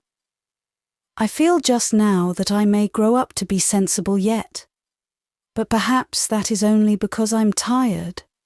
I simply couldn't sleep last night for ever so long. I just lay awake and imagined the concert over and over again. That's one splendid thing about such affairs. It's so lovely to look back to them." Eventually, however, Avonlea School slipped back into its old groove and took up its old interests. To be sure, the concert left traces. Ruby Gillis and Emma White, who had quarrelled over a point of precedence in their platform seats, no longer sat at the same desk, and a promising friendship of 3 years was broken up. Josie Pye and Julia Bell did not speak for 3 months, because Josie Pye had told Bessie Wright that Julia Bell's bow when she got up to recite made her think of a chicken jerking its head, and Bessie told Julia. None of the Sloanes would have any dealings with the Bells, because the Bells had declared that the Sloanes had too much to do in the programme, and the Sloanes had retorted that the Bells were not capable of doing the little they had to do properly. Finally, Charlie Sloane fought Moody Spurgeon Macpherson, because Moody Spurgeon had said that Anne Shirley put on airs about her recitations, and Moody Spurgeon was licked. Consequently, Moody Spurgeon's sister, Ella May, would not speak to Anne Shirley all the rest of the winter. With the exception of these trifling frictions, work in Miss Stacy's little kingdom went on with regularity and smoothness. The winter weeks slipped by. It was an unusually mild winter, with so little snow that Anne and Diana could go to school nearly every day by way of the birch path. On Anne's birthday, they were tripping lightly down it, keeping eyes and ears alert amid all their chatter, for Miss Stacy had told them that they must soon write a composition on A Winter's Walk in the Woods, and it behooved them to be observant. "Just think, Diana, I'm 13 years old today," remarked Anne in an awed voice. "I can scarcely realise that I'm in my teens. When I woke this morning, it seemed to me that everything must be different. You've been 13 for a month, so I suppose it doesn't seem such a novelty to you as it does to me. It makes life seem so much more interesting. In 2 more years I'll be really grown up. It's a great comfort to think that I'll be able to use big words then without being laughed at. Ruby Gillis says she means to have a beau as soon as she's 15, said Diana. Ruby Gillis thinks of nothing but beaux, said Anne disdainfully. She's actually delighted when anyone writes her name up in a take notice for all she pretends to be so mad. But I'm afraid that is an uncharitable speech. Mrs. Allen says we should never make uncharitable speeches, but they do slip out so often before you think, don't they? I simply can't talk about Josie Pye without making an uncharitable speech, so I never mention her at all. You may have noticed that. I'm trying to be as much like Mrs. Allen as I possibly can, for I think she's perfect. Mr. Allen thinks so too. Mrs. Lynde says he just worships the ground she treads on, and she doesn't really think it right for a minister to set his affections so much on a mortal being. But then, Diana, even ministers are human and have their besetting sins just like everybody else. I had such an interesting talk with Mrs. Allen about besetting sins last Sunday afternoon. There are just a few things it's proper to talk about on Sundays, and that is one of them. My besetting sin is imagining too much and forgetting my duties. I'm striving very hard to overcome it, and now that I'm really 13, perhaps I'll get on better. In 4 more years, we'll be able to put our hair up, said Diana. Alice Bell is only 16 and she is wearing hers up, but I think that's ridiculous. I shall wait until I'm 17. If I had Alice Bell's crooked nose, said Anne decidedly, I wouldn't, but there. I won't say what I was going to because it was extremely uncharitable. Besides, I was comparing it with my own nose, and that's vanity. I'm afraid I think too much about my nose, ever since I heard that compliment about it long ago. It really is a great comfort to me. Oh, Diana, look. There's a rabbit. That's something to remember for our woods composition. I really think the woods are just as lovely in winter as in summer. They're so white and still, as if they were asleep and dreaming pretty dreams. I won't mind writing that composition when its time comes, sighed Diana. I can manage to write about the woods, but the one we're to hand in Monday is terrible. The idea of Miss Stacy telling us to write a story out of our own heads. Why, it's as easy as wink, said Anne. It's easy for you because you have an imagination, retorted Diana. But what would you do if you had been born without one? I suppose you have your composition all done? Anne nodded, trying hard not to look virtuously complacent and failing miserably. I wrote it last Monday evening. It's called The Jealous Rival, or In Death Not Divided. I read it to Marilla and she said it was stuff and nonsense.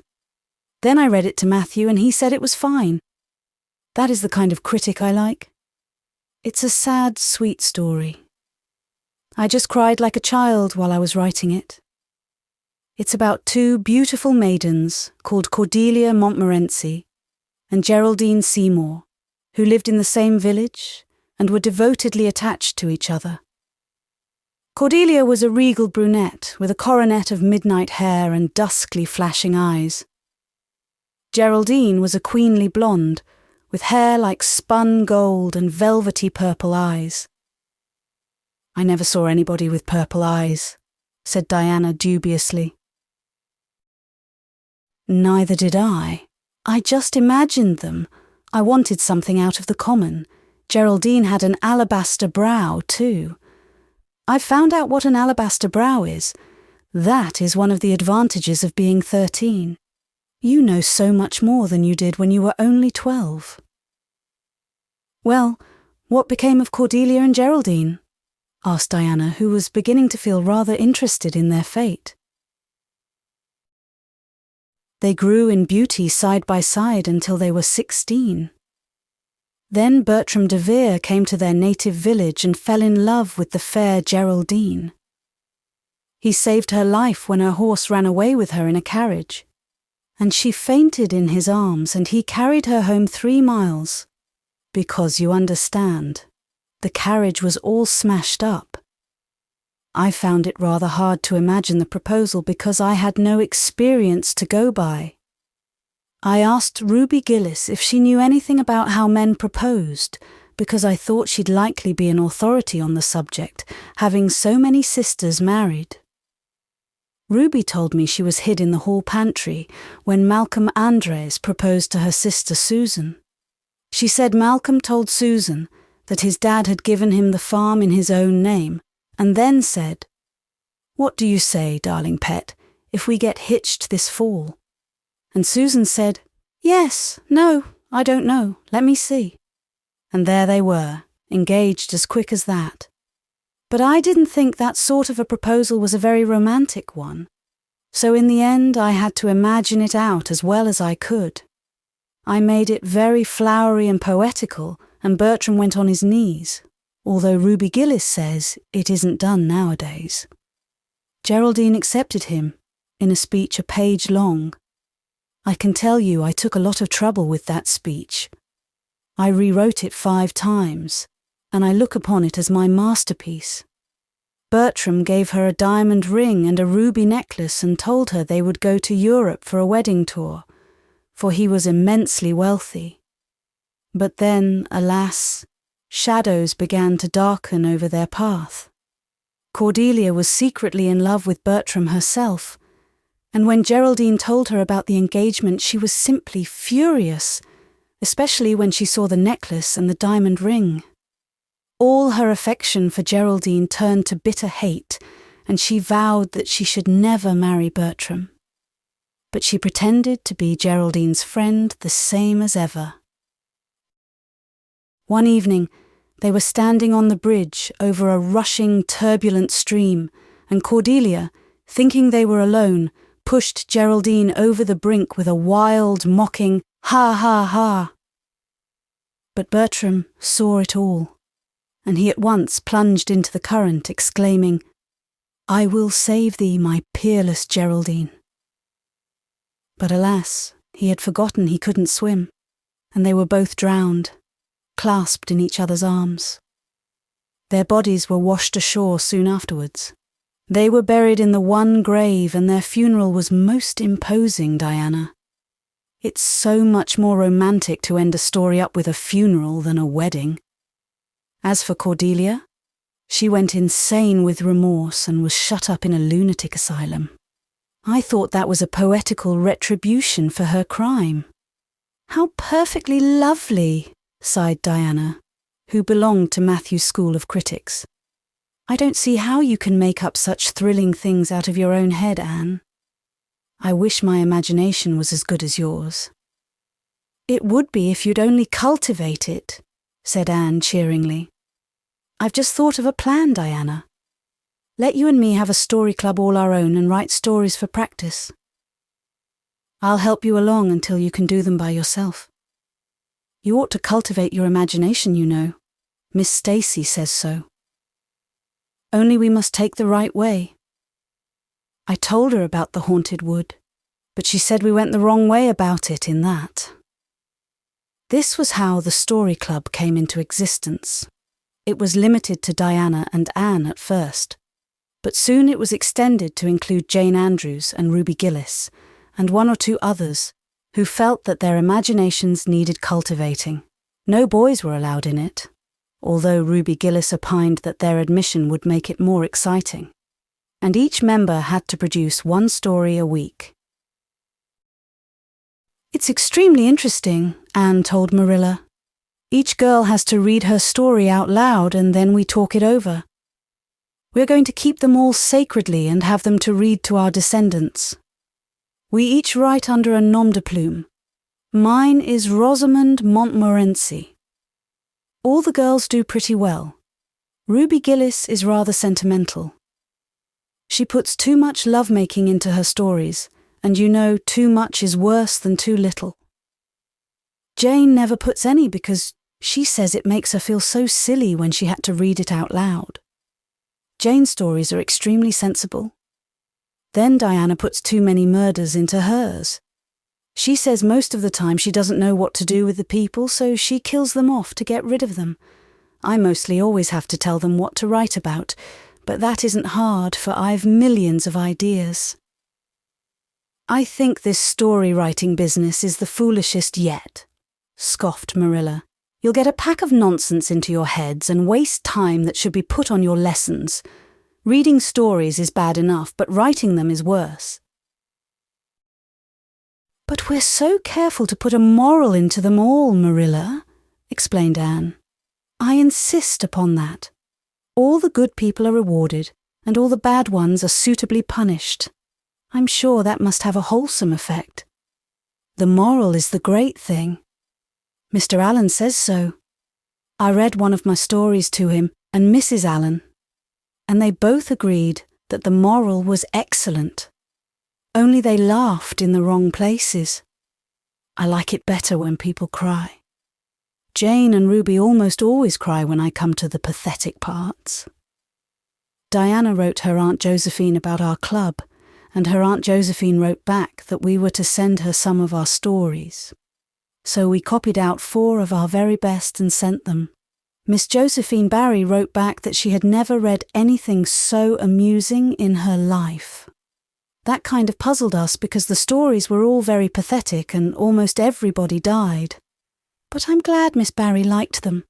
It shows our club is doing some good in the world. Mrs. Allen says that ought to be our object in everything. I do really try to make it my object, but I forget so often when I'm having fun. I hope I shall be a little like Mrs. Allen when I grow up. Do you think there is any prospect of it, Marilla? I shouldn't say there was a great deal, was Marilla's encouraging answer. I'm sure Mrs. Allen was never such a silly, forgetful little girl as you are. No, but she wasn't always so good as she is now either, said Anne seriously. She told me so herself. That is, she said she was a dreadful mischief when she was a girl and was always getting into scrapes. I felt so encouraged when I heard that. Is it very wicked of me, Marilla, to feel encouraged when I hear that other people have been bad and mischievous? Mrs. Lynde says it is. Mrs. Lynde says she always feels shocked when she hears of anyone ever having been naughty, no matter how small they were. Mrs. Lynde says she once heard a minister confess that, when he was a boy, he stole a strawberry tart out of his aunt's pantry, and she never had any respect for that minister again. Now, I wouldn't have felt that way. I'd have thought that it was real noble of him to confess it. And I'd have thought what an encouraging thing it would be for small boys nowadays, who do naughty things and are sorry for them, to know that perhaps they may grow up to be ministers in spite of it. That's how I'd feel, Marilla. The way I feel at present, Anne, said Marilla, is that it's high time you had those dishes washed. You've taken half an hour longer than you should with all your chattering. Learn to work first and talk afterwards. Chapter 27. Vanity and Vexation of Spirit. Marilla, walking home one late April evening from an aid meeting, realized that the winter was over and gone with the thrill of delight that spring never fails to bring to the oldest and saddest, as well as to the youngest and merriest. Marilla was not given to subjective analysis of her thoughts and feelings. She probably imagined that she was thinking about the aids and their missionary box, and the new carpet for the vestry room. But under these reflections was a harmonious consciousness of red fields, smoking into pale purply mists in the declining sun, of long, sharp-pointed fir shadows falling over the meadow beyond the brook, of still crimson-budded maples around a mirror-like wood pool, of awakening in the world and a stir of hidden pulses under the grey sod. The spring was abroad in the land, and Marilla's sober, middle-aged step was lighter and swifter because of its deep, primal gladness. Her eyes dwelt affectionately on Green Gables, peering through its network of trees and reflecting the sunlight back from its windows in several little coruscations of glory. Marilla, as she picked her steps along the damp lane, thought that it was really a satisfaction to know that she was going home to a briskly snapping wood fire and a table nicely spread for tea, instead of to the cold comfort of Old Aid meeting evenings before Anne had come to Green Gables. Consequently, when Marilla entered her kitchen and found the fire black out, with no sign of Anne anywhere, she felt justly disappointed and irritated. She had told Anne to be sure and have tea ready at 5 o'clock.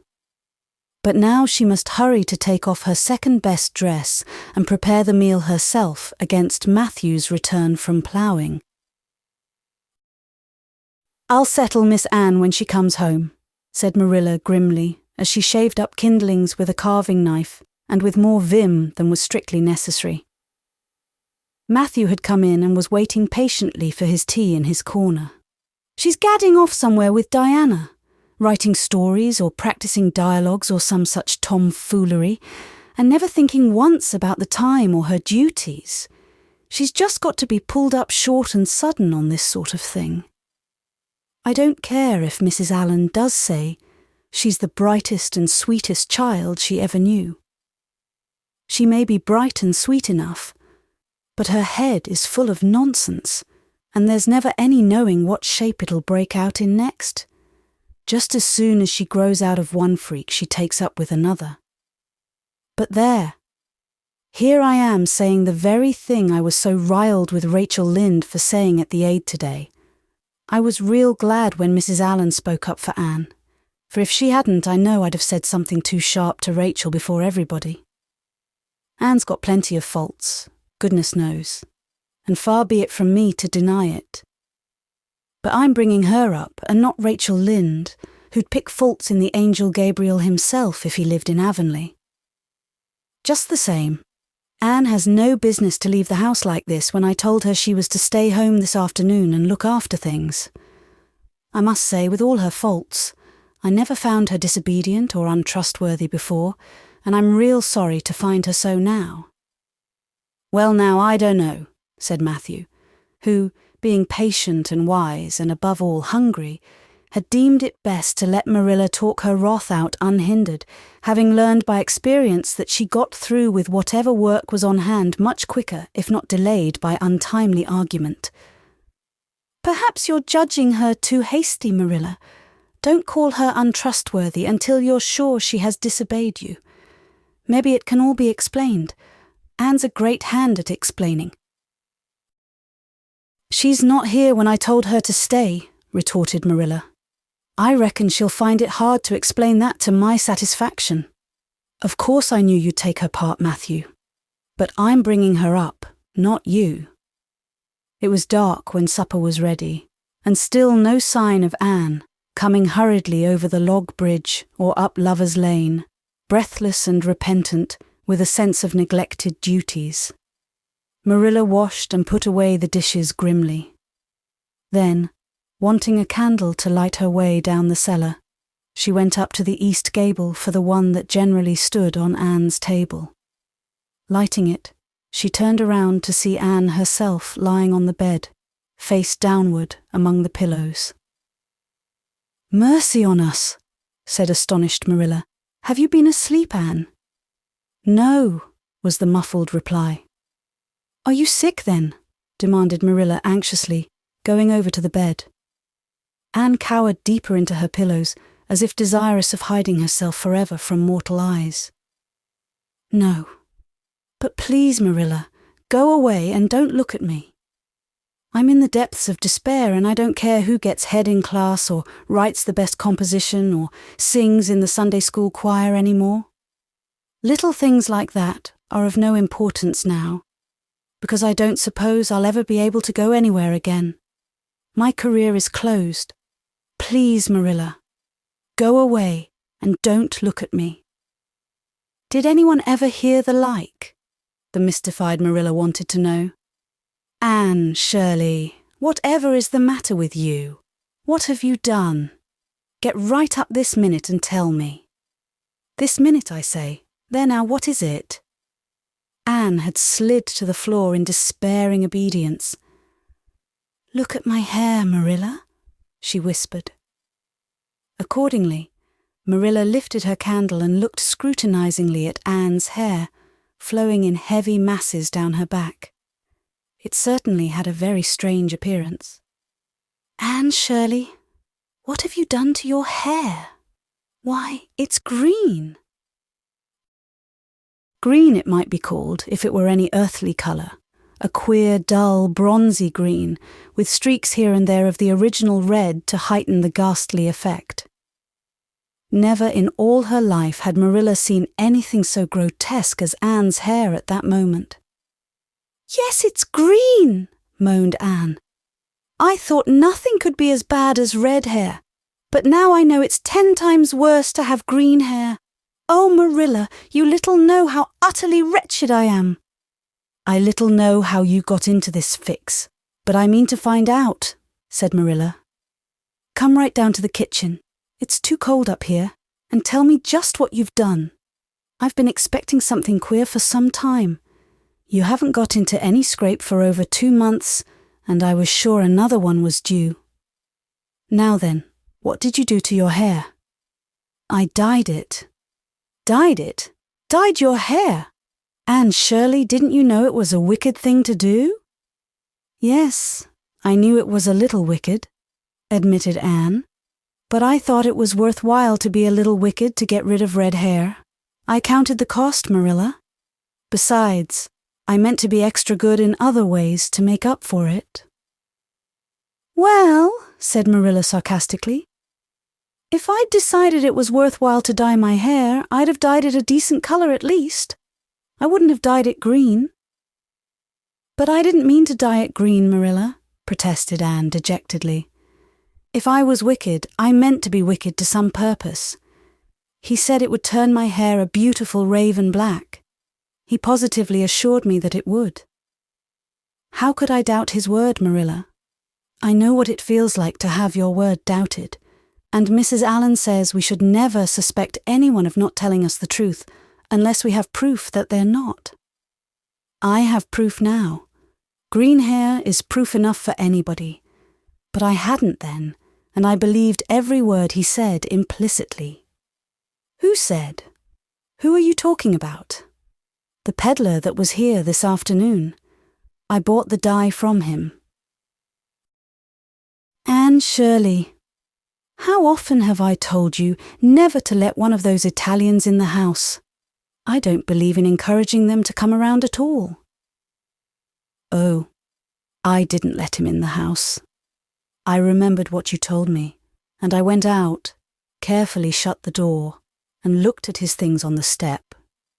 Besides, he wasn't an Italian. He was a German Jew. He had a big box full of very interesting things, and he told me he was working hard to make enough money to bring his wife and children out from Germany. He spoke so feelingly about them that it touched my heart. I wanted to buy something from him to help him in such a worthy object. Then all at once I saw the bottle of hair dye. The peddler said it was warranted to dye any hair a beautiful raven black and wouldn't wash off. In a trice I saw myself with beautiful raven black hair, and the temptation was irresistible.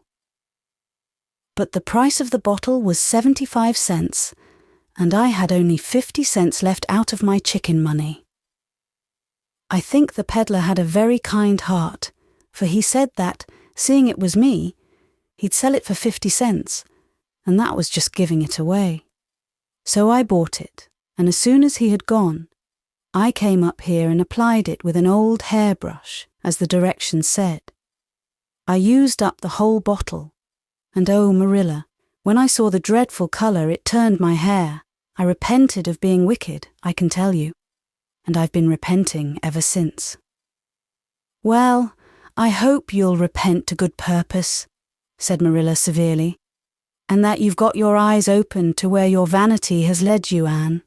Goodness knows what's to be done. I suppose the first thing is to give your hair a good washing, and see if that will do any good. Accordingly, Anne washed her hair, scrubbing it vigorously with soap and water. But for all the difference it made, she might as well have been scouring its original red. The peddler had certainly spoken the truth when he declared that the dye wouldn't wash off, however his veracity might be impeached in other respects. "Oh, Marilla, what shall I do?" questioned Anne in tears. "I can never live this down. People have pretty well forgotten my other mistakes. The liniment cake and setting Diana drunk and flying into a temper with Mrs. Lynde. But they'll never forget this. They will think I am not respectable. Oh, Marilla, what a tangled web we weave when first we practice to deceive. That is poetry, but it is true. And oh, how Josie Pye will laugh. Marilla, I cannot face Josie Pye. I am the unhappiest girl in Prince Edward Island. Anne's unhappiness continued for a week. During that time she went nowhere and shampooed her hair every day. Diana alone of outsiders knew the fatal secret, but she promised solemnly never to tell, and it may be stated here and now that she kept her word. At the end of the week, Marilla said decidedly, "It's no use, Anne. That is fast dye if ever there was any. Your hair must be cut off. There is no other way. You can't go out with it looking like that." Anne's lips quivered, but she realized the bitter truth of Marilla's remarks. With a dismal sigh, she went for the scissors. "Please cut it off at once, Marilla, and have it over. Oh, I feel that my heart is broken. This is such an unromantic affliction. The girls in books lose their hair in fevers or sell it to get money for some good deed, and I'm sure I wouldn't mind losing my hair in some such fashion half so much. But there's nothing comforting in having your hair cut off because you've dyed it a dreadful colour, is there? I'm going to weep all the time you're cutting it off, if it won't interfere. It seems such a tragic thing." Anne wept then. But later on, when she went upstairs and looked in the glass, she was calm with despair. Marilla had done her work thoroughly, and it had been necessary to shingle the hair as closely as possible. The result was not becoming, to state the case as mildly as may be. Anne promptly turned her glass to the wall. "I'll never, never look at myself again until my hair grows," she exclaimed passionately. Then she suddenly righted the glass. "Yes, I will too. I'd do penance for being wicked that way. I'll look at myself every time I come to my room and see how ugly I am. And I won't try to imagine it away either. I never thought I was vain about my hair of all things, but now I know I was, in spite of its being red, because it was so long and thick and curly. I expect something will happen to my nose next." Anne's clipped head made a sensation in school on the following Monday. But to her relief, nobody guessed the real reason for it. Not even Josie Pye, who, however, did not fail to inform Anne that she looked like a perfect scarecrow. "I didn't say anything when Josie said that to me," Anne confided that evening to Marilla, who was lying on the sofa after one of her headaches, "because I thought it was part of my punishment and I ought to bear it patiently. It's hard to be told you look like a scarecrow, and I wanted to say something back. But I didn't. I just swept her one scornful look, and then I forgave her. It makes you feel very virtuous when you forgive people, doesn't it? I mean to devote all my energies to being good after this, and I shall never try to be beautiful again. Of course it's better to be good. I know it is, but it's sometimes so hard to believe a thing even when you know it. I do really want to be good, Marilla, like you and Mrs. Allen and Miss Stacy, and grow up to be a credit to you. Diana says when my hair begins to grow, to tie a black velvet ribbon around my head with a bow at one side. She says she thinks it will be very becoming. I will call it a snood. That sounds so romantic. But am I talking too much, Marilla? Does it hurt your head? My head is better now. It was terrible bad this afternoon, though. These headaches of mine are getting worse and worse. I'll have to see a doctor about them. As for your chatter, I don't know that I mind it. I've got so used to it. Which was Marilla's way of saying that she liked to hear it. Chapter 28. An Unfortunate Lily Maid. Of course you must be Elaine, Anne, said Diana. I could never have the courage to float down there. Nor I, said Ruby Gillis with a shiver. I don't mind floating down when there's 2 or 3 of us in the flat and we can sit up. It's fun then. But to lie down and pretend I was dead, I just couldn't. I'd die really of fright. Of course it would be romantic, conceded Jane Andrews. But I know I couldn't keep still. I'd be popping up every minute or so to see where I was and if I wasn't drifting too far out. And you know, Anne, that would spoil the effect. But it's so ridiculous to have a red-headed Elaine, mourned Anne. I'm not afraid to float down and I'd love to be Elaine. But it's ridiculous just the same. Ruby ought to be Elaine because she is so fair and has such lovely long golden hair. Elaine had all her bright hair streaming down, you know. And Elaine was the lily maid. Now, a red-haired person cannot be a lily maid. Your complexion is just as fair as Ruby's, said Diana earnestly, and your hair is ever so much darker than it used to be before you cut it. Oh, do you really think so? Exclaimed Anne, flushing sensitively with delight. I've sometimes thought it was myself, but I never dared to ask anyone for fear she would tell me it wasn't. Do you think it could be called auburn now, Diana? Yes, and I think it is real pretty, said Diana, looking admiringly at the short, silky curls that clustered over Anne's head and were held in place by a very jaunty black velvet ribbon and bow. They were standing on the bank of the pond, below Orchard Slope, where a little headland fringed with birches ran out from the bank. At its tip was a small wooden platform built out into the water for the convenience of fishermen and duck hunters. Ruby and Jane were spending the midsummer afternoon with Diana, and Anne had come over to play with them.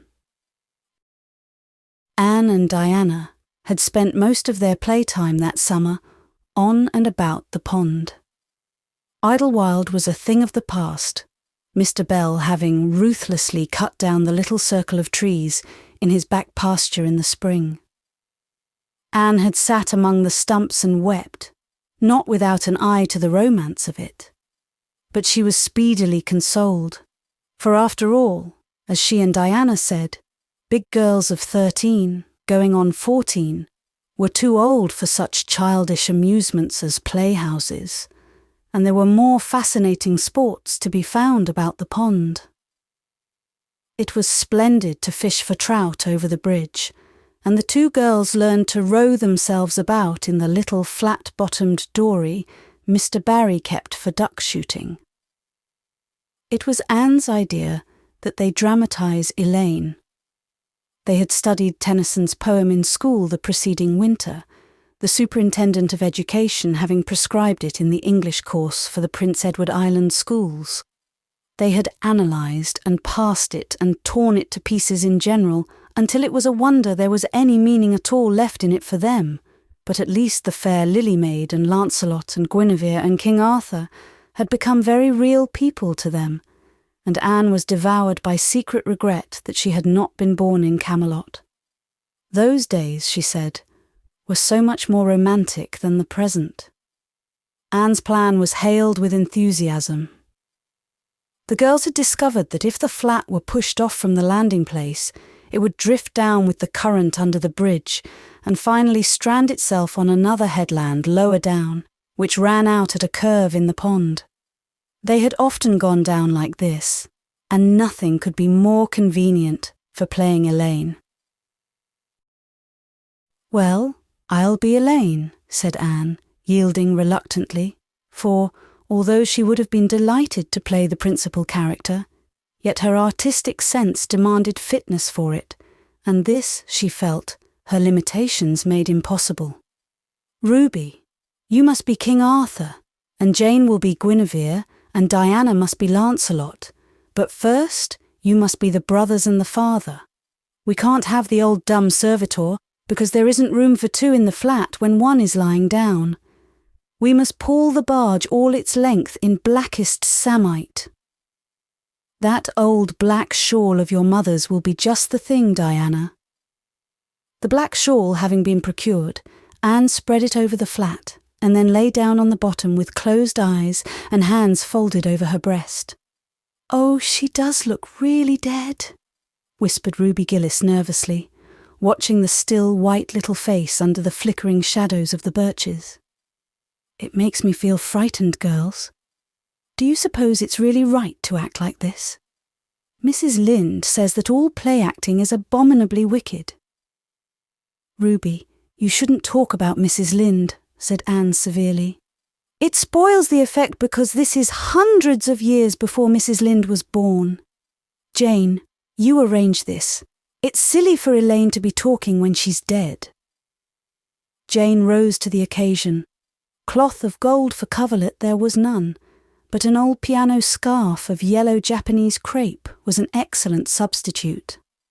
A white lily was not obtainable just then, but the effect of a tall blue iris placed in one of Anne's folded hands was all that could be desired. "Now she's all ready," said Jane. "We must kiss her quiet brows, and Diana, you say, 'Sister, farewell forever,' and Ruby, you say, 'Farewell, sweet sister,' both of you as sorrowfully as you possibly can. Anne, for goodness sake, smile a little. You know Elaine lay as though she smiled. That's better. Now push the flat off." The flat was accordingly pushed off, scraping roughly over an old embedded stake in the process. Diana and Jane and Ruby only waited long enough to see it caught in the current and headed for the bridge before scampering up through the woods, across the road, and down to the lower headland where, as Lancelot and Guinevere and the king, they were to be in readiness to receive the Lily Maid. For a few minutes Anne, drifting slowly down, enjoyed the romance of her situation to the full. Then something happened not at all romantic. The flat began to leak.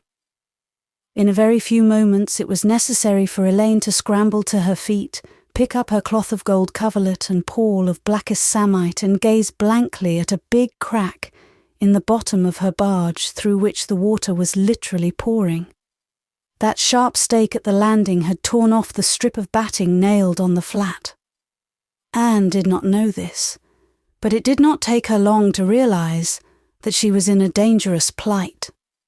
At this rate the flat would fill and sink long before it could drift to the lower headland. Where were the oars? Left behind at the landing. Anne gave one gasping little scream which nobody ever heard. She was white to the lips, but she did not lose her self-possession. There was one chance, just one. "I was horribly frightened," she told Mrs. Allen the next day. "And it seemed like years while the flat was drifting down to the bridge, and the water rising in it every moment. I prayed, Mrs. Allen, most earnestly, but I didn't shut my eyes to pray, for I knew the only way God could save me was to let the flat float close enough to one of the bridge piles for me to climb up on it. You know the piles are just old tree trunks, and there are lots of knots and old branch stubs on them. It was proper to pray, but I had to do my part by watching out, and right well I knew it. I just said, "Dear God, please take the flat close to a pile and I'll do the rest," over and over again. Under such circumstances, you don't think much about making a flowery prayer. But mine was answered, for the flat bumped right into a pile for a minute, and I flung the scarf and the shawl over my shoulder and scrambled up on a big providential stub. And there I was, Mrs. Allen, clinging to that slippery old pile with no way of getting up or down. It was a very unromantic position, but I didn't think about that at the time. You don't think much about romance when you have just escaped from a watery grave. I said a grateful prayer at once, and then I gave all my attention to holding on tight, for I knew I should probably have to depend on human aid to get back to dry land. The flat drifted under the bridge and then promptly sank in midstream. Ruby, Jane, and Diana, already awaiting it on the lower headland, saw it disappear before their very eyes and had not a doubt but that Anne had gone down with it. For a moment they stood still, white as sheets, frozen with horror at the tragedy. Then, shrieking at the tops of their voices, they started on a frantic run up through the woods, never pausing as they crossed the main road to glance the way of the bridge. Anne, clinging desperately to her precarious foothold, saw their flying forms and heard their shrieks. Help would soon come, but meanwhile her position was a very uncomfortable one. The minutes passed by, each seeming an hour to the unfortunate Lily Maid. Why didn't somebody come? Where had the girls gone? Suppose they had fainted, one and all? Suppose nobody ever came? Suppose she grew so tired and cramped that she could hold on no longer? Anne looked at the wicked green depths below her, wavering with long oily shadows, and shivered. Her imagination began to suggest all manner of gruesome possibilities to her. Then, just as she thought she really could not endure the ache in her arms and wrists another moment, Gilbert Blythe came rowing under the bridge in Harmon Andrew's dory.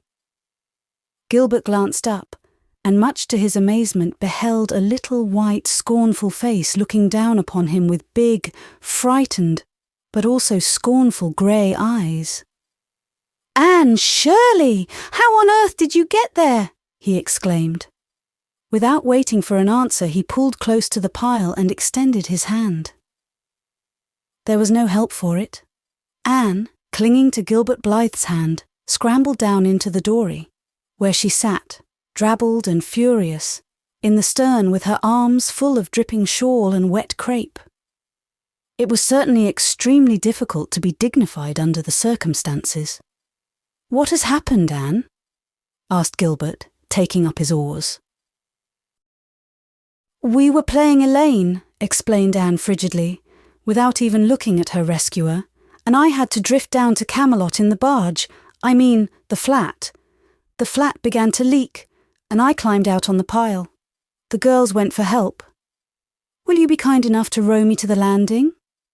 Gilbert obligingly rowed to the landing, and Anne, disdaining assistance, sprang nimbly on shore. "I'm very much obliged to you," she said haughtily as she turned away. But Gilbert had also sprung from the boat and now laid a detaining hand on her arm. "Anne," he said hurriedly, "look here, can't we be good friends? I'm awfully sorry I made fun of your hair that time. I didn't mean to vex you, and I only meant it for a joke. Besides, it's so long ago. I think your hair is awfully pretty now. Honest, I do. Let's be friends." For a moment, Anne hesitated. She had an odd, newly awakened consciousness under all her outraged dignity, that the half-shy, half-eager expression in Gilbert's hazel eyes was something that was very good to see. Her heart gave a quick, queer little beat, but the bitterness of her old grievance promptly stiffened up her wavering determination. That scene of 2 years before flashed back into her recollection as vividly as if it had taken place yesterday. Gilbert had called her carrots and had brought about her disgrace before the whole school. Her resentment, which to other and older people might be as laughable as its cause, was in no whit allayed and softened by time seemingly. She hated Gilbert Blythe. She would never forgive him. "No," she said coldly. "I shall never be friends with you, Gilbert Blythe, and I don't want to be." "All right," Gilbert sprang into his skiff with an angry colour in his cheeks. "I'll never ask you to be friends again, Anne Shirley, and I don't care either." He pulled away with swift, defiant strokes, and Anne went up the steep, ferny little path under the maples. She held her head very high, but she was conscious of an odd feeling of regret. She almost wished she had answered Gilbert differently. Of course, he had insulted her terribly, but still. Altogether, Anne rather thought it would be a relief to sit down and have a good cry. She was really quite unstrung, for the reaction from her fright and cramped clinging was making itself felt. Halfway up the path she met Jane and Diana, rushing back to the pond in a state narrowly removed from positive frenzy. They had found nobody at Orchard Slope, both Mr. and Mrs. Barry being away. Here, Ruby Gillis had succumbed to hysterics and was left to recover from them as best she might, while Jane and Diana flew through the haunted wood and across the brook to Green Gables. There, they had found nobody either, for Marilla had gone to Carmody and Matthew was making hay in the back field. "Oh, Anne," gasped Diana, fairly falling on the former's neck and weeping with relief and delight. "Oh, Anne, we thought you were drowned, and we felt like murderers, because we had made you be Elaine. And Ruby is in hysterics. Oh, Anne, how did you escape?" "I climbed up on one of the piles," explained Anne wearily. "And Gilbert Blythe came along in Mr. Andrew's dory and brought me to land." "Oh, Anne, how splendid of him! Why, it's so romantic," said Jane, finding breath enough for utterance at last. "Of course you'll speak to him after this." "Of course I won't," flashed Anne, with a momentary return of her old spirit. "And I don't want ever to hear the word romantic again, Jane Andrews. I'm awfully sorry you were so frightened, girls. It is all my fault. I feel sure I was born under an unlucky star. Everything I do gets me or my dearest friends into a scrape. We've gone and lost your father's flat, Diana, and I have a presentiment that we'll not be allowed to row on the pond any more." Anne's presentiment proved more trustworthy than presentiments are apt to do. Great was the consternation in the Barry and Cuthbert households when the events of the afternoon became known. "Will you ever have any sense, Anne?" groaned Marilla. "Oh yes, I think I will, Marilla," returned Anne optimistically. A good cry, indulged in the grateful solitude of the east gable, had soothed her nerves and restored her to her wonted cheerfulness. "I think my prospects of becoming sensible are brighter now than ever." "I don't see how," said Marilla. "Well," explained Anne, "I've learnt a new and valuable lesson today. Ever since I came to Green Gables, I've been making mistakes, and each mistake has helped to cure me of some great shortcoming. The affair of the amethyst brooch cured me of meddling with things that didn't belong to me. The haunted wood mistake cured me of letting my imagination run away with me. The liniment cake mistake cured me of carelessness in cooking. Dyeing my hair cured me of vanity. I never think about my hair and nose now, at least very seldom. And today's mistake is going to cure me of being too romantic. I have come to the conclusion that it is no use trying to be romantic in Avonlea. It was probably easy enough in towered Camelot hundreds of years ago, but romance is not appreciated now. I feel quite sure that you will soon see a great improvement in me in this respect, Marilla. I'm sure I hope so, said Marilla sceptically. But Matthew, who had been sitting mutely in his corner, laid a hand on Anne's shoulder when Marilla had gone out. Don't give up all your romance, Anne, he whispered shyly. A little of it is a good thing. Not too much, of course. But keep a little of it, Anne. Keep a little of it. Chapter 29. An epoch in Anne's life. Anne was bringing the cows home from the back pasture by way of Lover's Lane. It was a September evening, and all the gaps and clearings in the woods were brimmed up with ruby sunset light. Here and there the lane was splashed with it, but for the most part it was already quite shadowy beneath the maples, and the spaces under the firs were filled with a clear violet dusk, like airy wine. The winds were out in their tops, and there is no sweeter music on earth than that which the wind makes in the fir trees at evening. The cows swung placidly down the lane, and Anne followed them dreamily, repeating aloud the battle canto from Marmion, which had also been part of their English course the preceding winter, and which Miss Stacy had made them learn off by heart, and exulting in its rushing lines and the clash of spears in its imagery. When she came to the lines, the stubborn spearsmen still made good. Their dark, impenetrable wood she stopped in ecstasy to shut her eyes that she might the better fancy herself one of that heroic ring. When she opened them again, it was to behold Diana coming through the gate that led into the Barry field, and looking so important that Anne instantly divined there was news to be told. But betray too eager curiosity, she would not. "Isn't this evening just like a purple dream, Diana? It makes me so glad to be alive.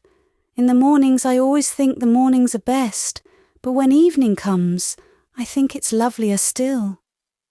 "It's a very fine evening," said Diana. "But oh, I have such news, Anne. Guess. You can have 3 guesses. Charlotte Gillis is going to be married in the church after all, and Mrs. Allen wants us to decorate it," cried Anne.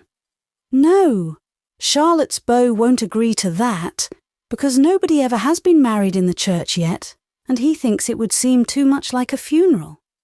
It's too mean because it would be such fun. Guess again."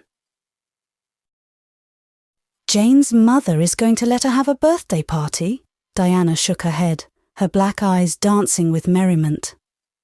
"I can't think what it can be," said Anne in despair, "unless it's that moody Spurgeon Macpherson saw you home from prayer meeting last night." "Did he?" "I should think not," exclaimed Diana indignantly. "I wouldn't be likely to boast of it if he did, the horrid creature. I knew you couldn't guess it. Mother had a letter from Aunt Josephine today, and Aunt Josephine wants you and me to go to town next Tuesday and stop with her for the exhibition. There."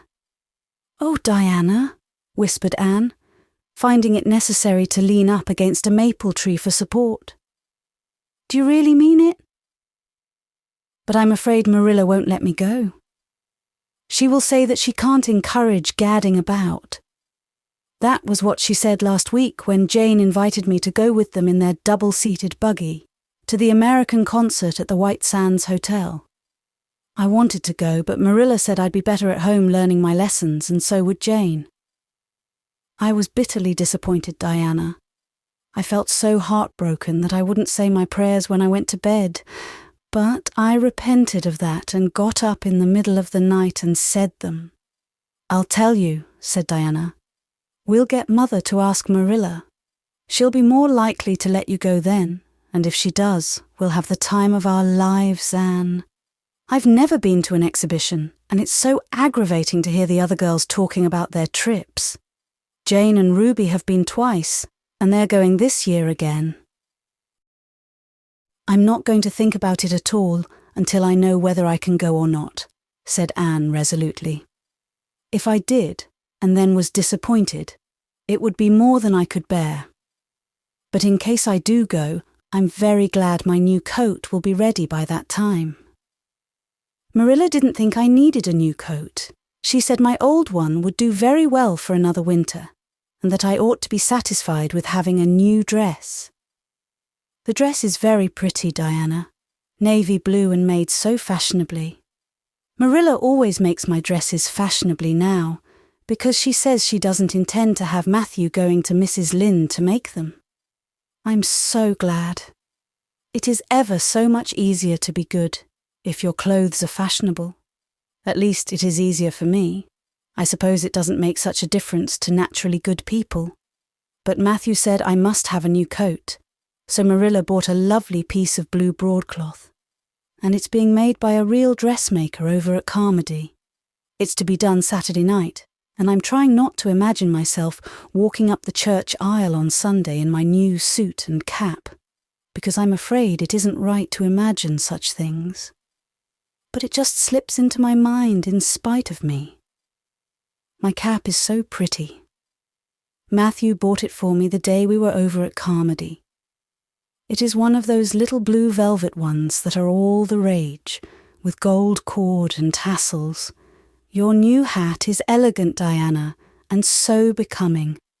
When I saw you come into church last Sunday, my heart swelled with pride to think you were my dearest friend.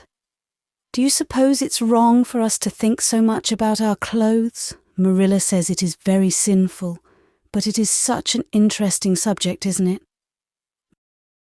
Marilla agreed to let Anne go to town, and it was arranged that Mr. Barry should take the girls in on the following Tuesday.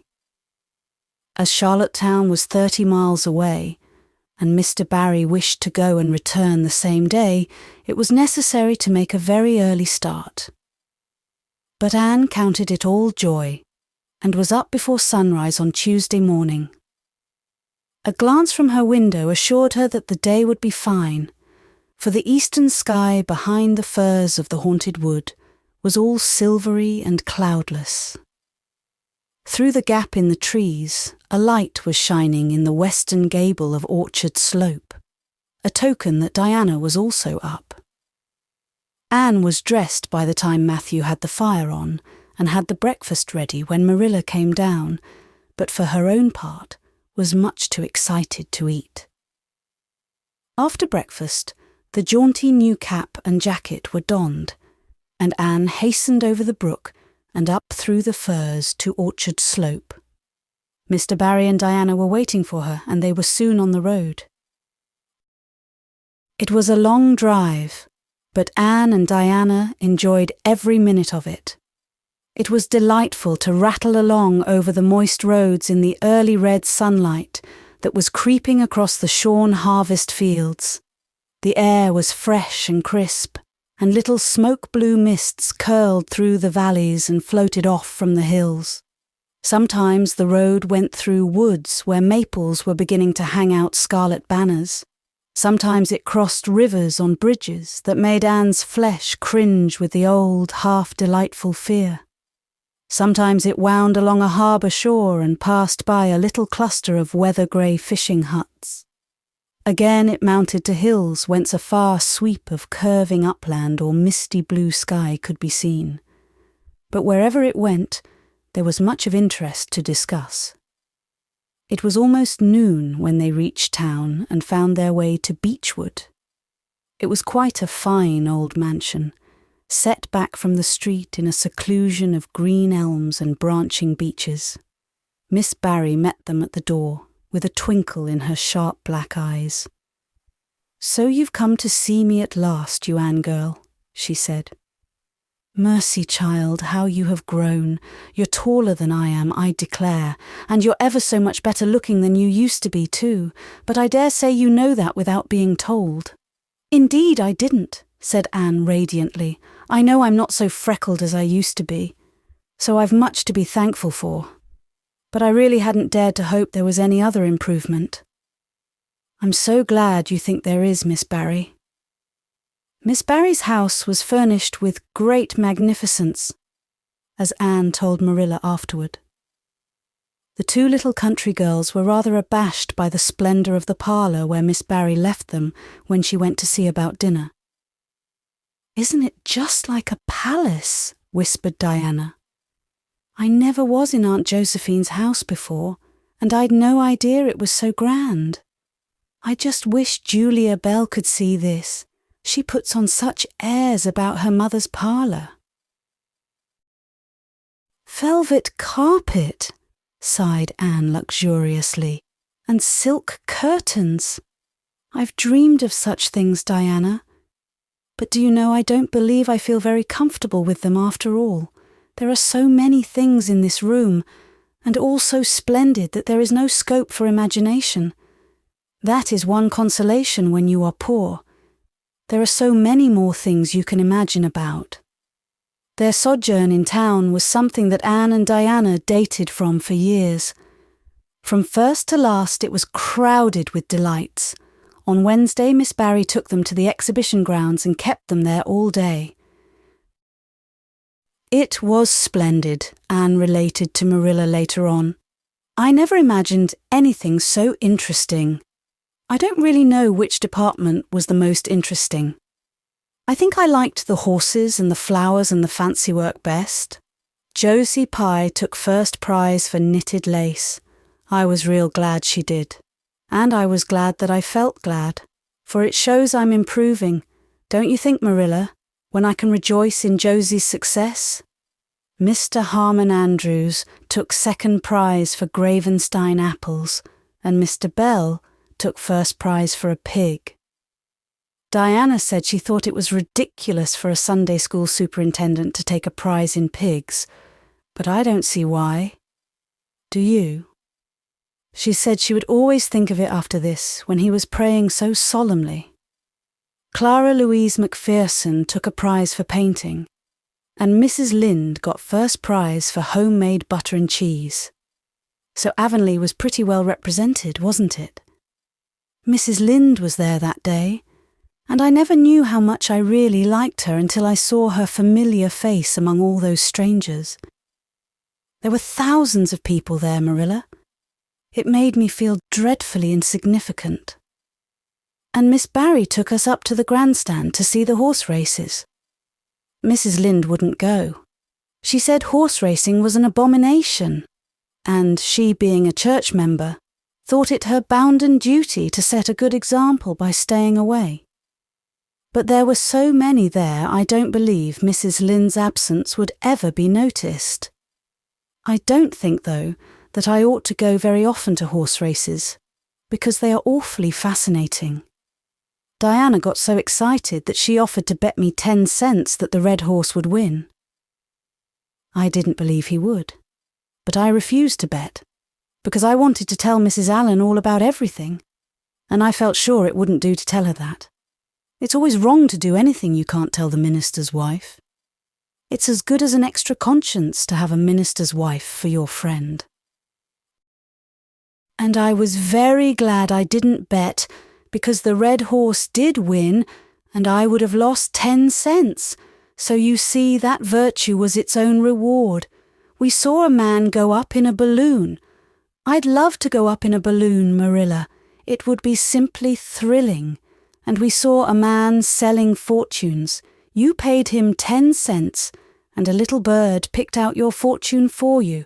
Miss Barry gave Diana and me 10 cents each to have our fortunes told. Mine was that I would marry a dark-complected man who was very wealthy, and I would go across water to live. I looked carefully at all the dark men I saw after that, but I didn't care much for any of them. And anyhow, I suppose it's too early to be looking out for him yet. Oh, it was a never-to-be-forgotten day, Marilla. I was so tired I couldn't sleep at night. Miss Barry put us in the spare room according to promise. It was an elegant room, Marilla, but somehow sleeping in a spare room isn't what I used to think it was. That's the worst of growing up, and I'm beginning to realize it. The things you wanted so much when you were a child don't seem half so wonderful to you when you get them. Thursday, the girls had a drive in the park, and in the evening Miss Barry took them to a concert in the Academy of Music, where a noted prima donna was to sing. To Anne, the evening was a glittering vision of delight. "Oh, Marilla, it was beyond description. I was so excited I couldn't even talk, so you may know what it was like. I just sat in enraptured silence. Madame Selitsky was perfectly beautiful and wore white satin and diamonds, but when she began to sing, I never thought about anything else. Oh, I can't tell you how I felt, but it seemed to me that it could never be hard to be good anymore. I felt like I do when I look up to the stars. Tears came into my eyes, but, oh, they were such happy tears. I was so sorry when it was all over, and I told Miss Barry I didn't see how I was ever to return to common life again. She said she thought if we went over to the restaurant across the street and had an ice cream, it might help me. That sounded so prosaic, but to my surprise, I found it true. The ice cream was delicious, Marilla, and it was so lovely and dissipated to be sitting there eating it at 11 o'clock at night. Diana said she believed she was born for city life. Miss Barry asked me what my opinion was, but I said I would have to think it over very seriously before I could tell her what I really thought. So I thought it over after I went to bed. That is the best time to think things out, and I came to the conclusion, Marilla, that I wasn't born for city life and that I was glad of it. It's nice to be eating ice cream at brilliant restaurants at 11 o'clock at night once in a while. But as a regular thing, I'd rather be in the East Gable at 11, sound asleep, but kind of knowing even in my sleep that the stars were shining outside and that the wind was blowing in the firs across the brook. I told Miss Barry so at breakfast the next morning, and she laughed. Miss Barry generally laughed at anything I said, even when I said the most solemn things. I don't think I liked it, Marilla, because I wasn't trying to be funny. But she is a most hospitable lady, and treated us royally. Friday brought going home time, and Mr. Barry drove in for the girls. "Well, I hope you've enjoyed yourselves," said Miss Barry as she bade them goodbye. "Indeed we have," said Diana. "And you, Anne girl?" "I've enjoyed every minute of the time," said Anne, throwing her arms impulsively about the old woman's neck and kissing her wrinkled cheek. Diana would never have dared to do such a thing, and felt rather aghast at Anne's freedom. But Miss Barry was pleased, and she stood on her veranda and watched the buggy out of sight. Then she went back into her big house with a sigh. It seemed very lonely, lacking those fresh young lives. Miss Barry was a rather selfish old lady, if the truth must be told, and had never cared much for anybody but herself.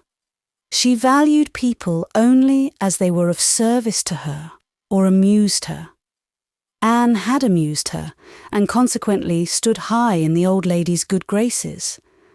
But Miss Barry found herself thinking less about Anne's quaint speeches than of her fresh enthusiasms, her transparent emotions, her little winning ways, and the sweetness of her eyes and lips. "I thought Marilla Cuthbert was an old fool when I heard she'd adopted a girl out of an orphan asylum," she said to herself. "But I guess she didn't make much of a mistake after all. If I'd a child like Anne in the house all the time, I'd be a better and happier woman." Anne and Diana found the drive home as pleasant as the drive in.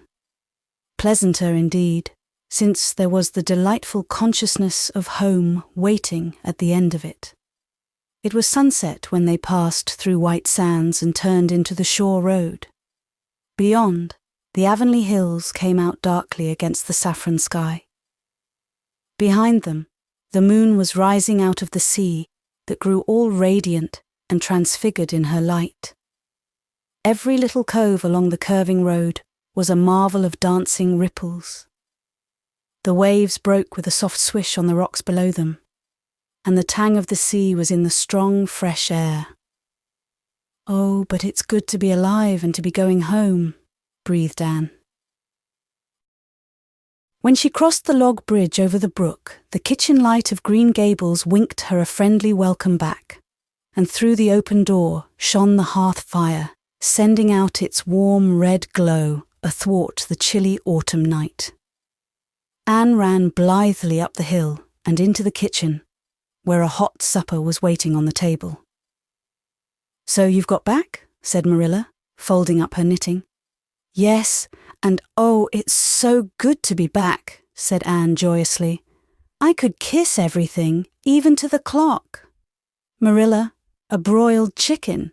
You don't mean to say you cooked that for me?" "Yes, I did," said Marilla.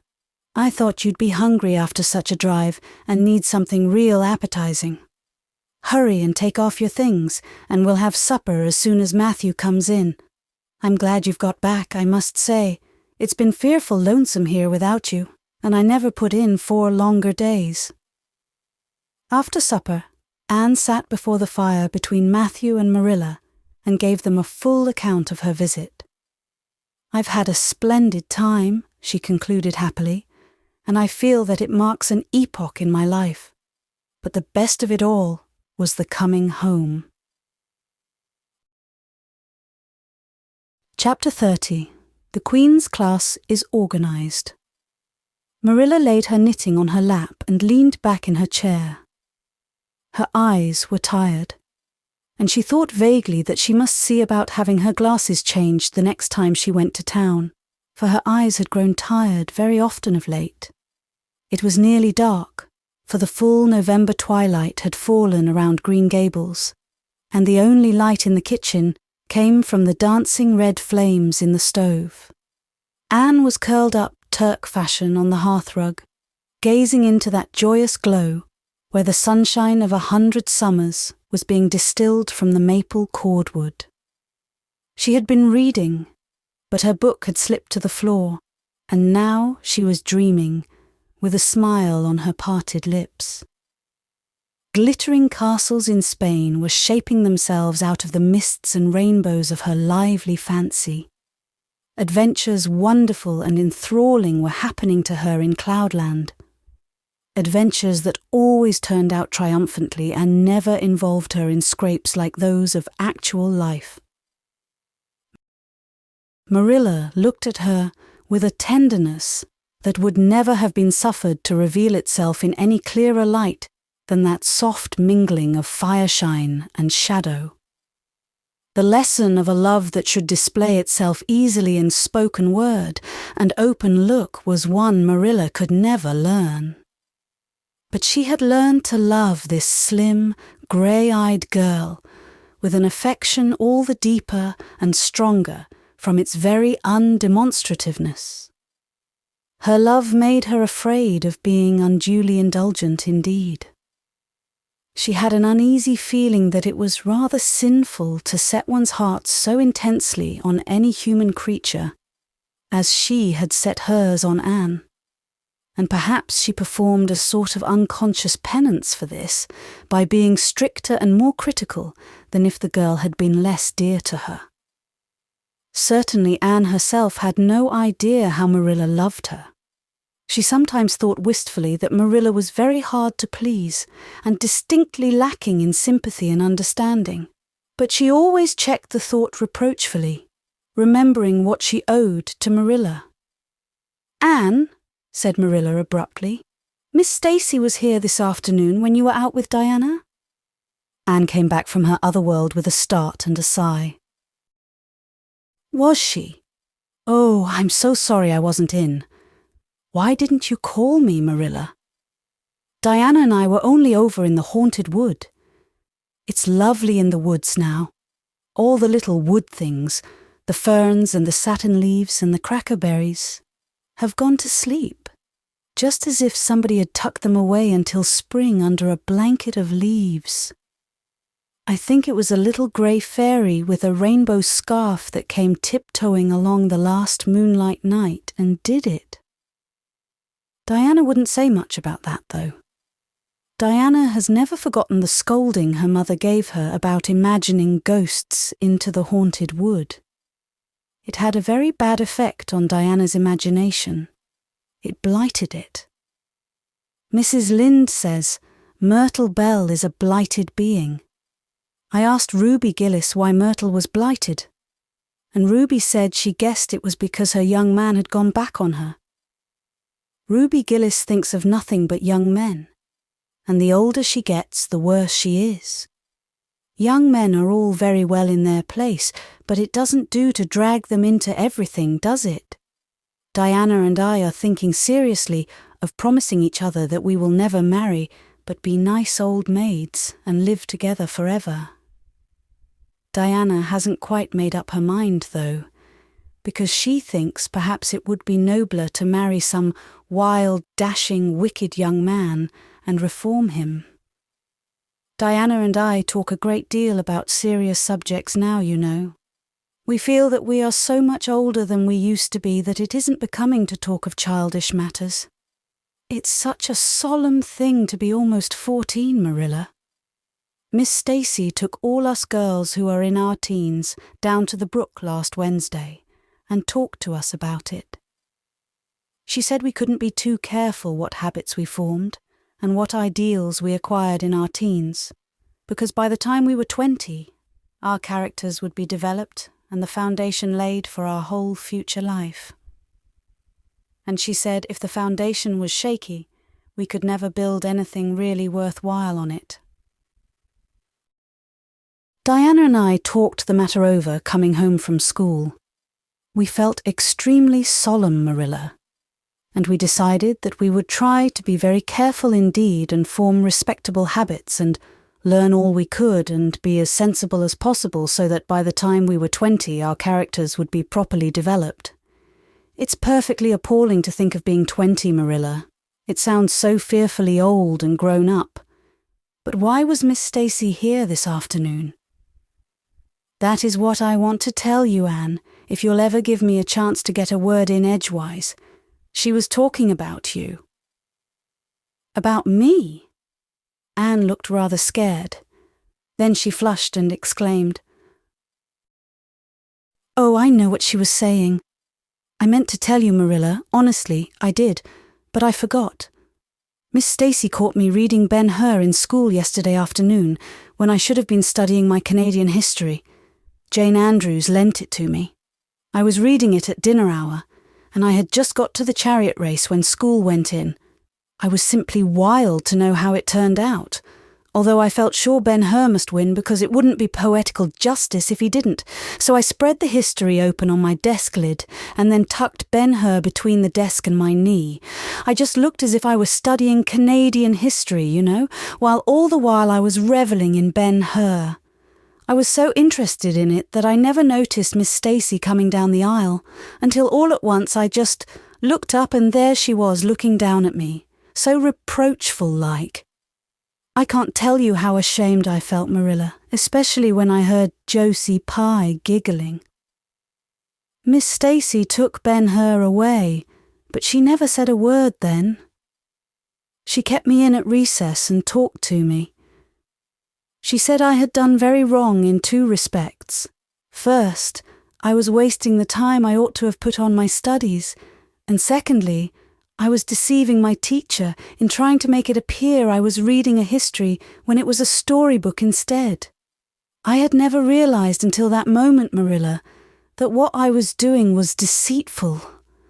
I was shocked.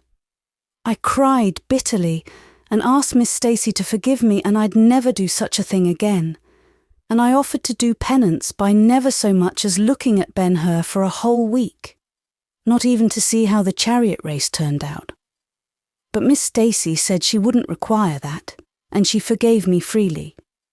So I think it wasn't very kind of her to come up here to you about it after all. Miss Stacy never mentioned such a thing to me, Anne, and it's only your guilty conscience that's the matter with you. You have no business to be taking storybooks to school. You read too many novels anyhow. When I was a girl, I wasn't so much as allowed to look at a novel. Oh, how can you call Ben-Hur a novel when it's really such a religious book? Protested Anne. Of course it's a little too exciting to be proper reading for Sunday, and I only read it on weekdays. And I never read any book now unless either Miss Stacy or Mrs. Allen thinks it is a proper book for a girl 13 3/4 to read. Miss Stacy made me promise that. She found me reading a book one day called The Lurid Mystery of the Haunted Hall. It was one Ruby Gillis had lent me, and oh, Marilla, it was so fascinating and creepy. It just curdled the blood in my veins. But Miss Stacy said it was a very silly, unwholesome book, and she asked me not to read any more of it or any like it.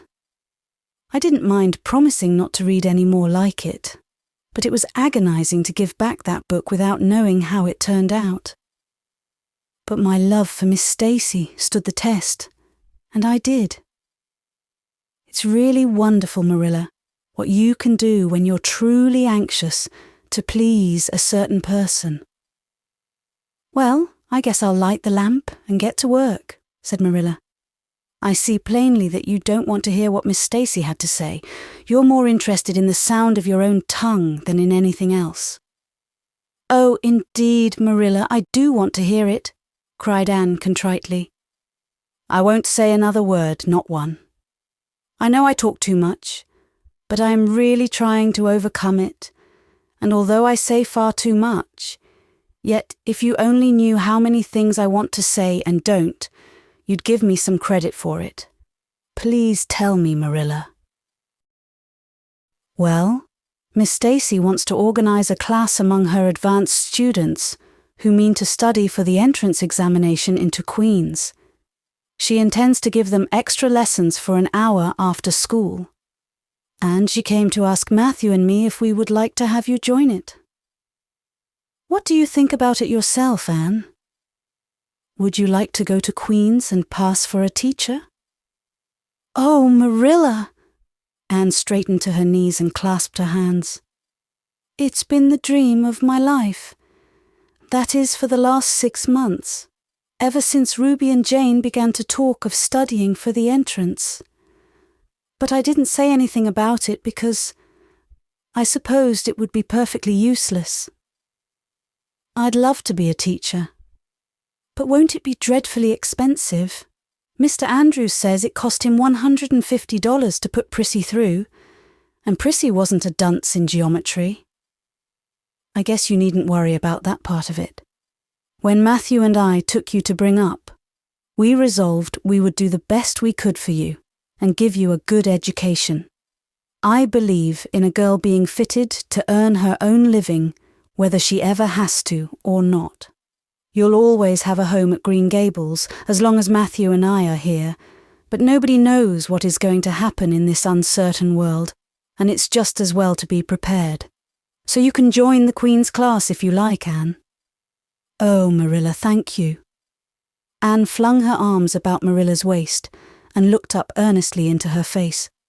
I'm extremely grateful to you and Matthew, and I'll study as hard as I can and do my very best to be a credit to you. I warn you not to expect much in geometry, but I think I can hold my own in anything else if I work hard. I dare say you'll get along well enough. Miss Stacy says you are bright and diligent. Not for worlds would Marilla have told Anne just what Miss Stacy had said about her. That would have been to pamper Vanity. You needn't rush to any extreme of killing yourself over your books. There is no hurry. You won't be ready to try the entrance for 1.5 years yet. But it's well to begin in time and be thoroughly grounded, Miss Stacy says. I shall take more interest than ever in my studies now, said Anne blissfully, because I have a purpose in life. Mr. Allen says everybody should have a purpose in life and pursue it faithfully. Only he says we must first make sure that it is a worthy purpose. I would call it a worthy purpose to want to be a teacher like Miss Stacy, wouldn't you, Marilla? I think it's a very noble profession. The Queen's class was organised in due time. Gilbert Blythe, Anne Shirley, Ruby Gillis, Jane Andrews, Josie Pye, Charlie Sloane, and Moody Spurgeon Macpherson joined it. Diana Barry did not, as her parents did not intend to send her to Queen's. This seemed nothing short of a calamity to Anne. Never, since the night on which Minnie May had had the croup, had she and Diana been separated in anything. On the evening when the Queen's class first remained in school for the extra lessons, and Anne saw Diana go slowly out with the others, to walk home alone through the birch path and violet vale, it was all the former could do to keep her seat and refrain from rushing impulsively after her chum. A lump came into her throat, and she hastily retired behind the pages of her uplifted Latin grammar to hide the tears in her eyes. Not for worlds would Anne have had Gilbert Blythe or Josie Pye see those tears.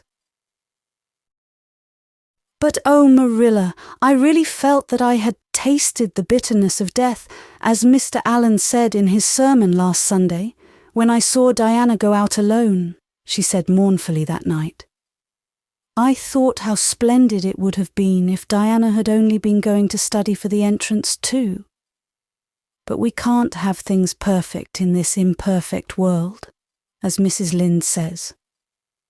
Mrs. Lynde isn't exactly a comforting person sometimes, but there's no doubt she says a great many very true things.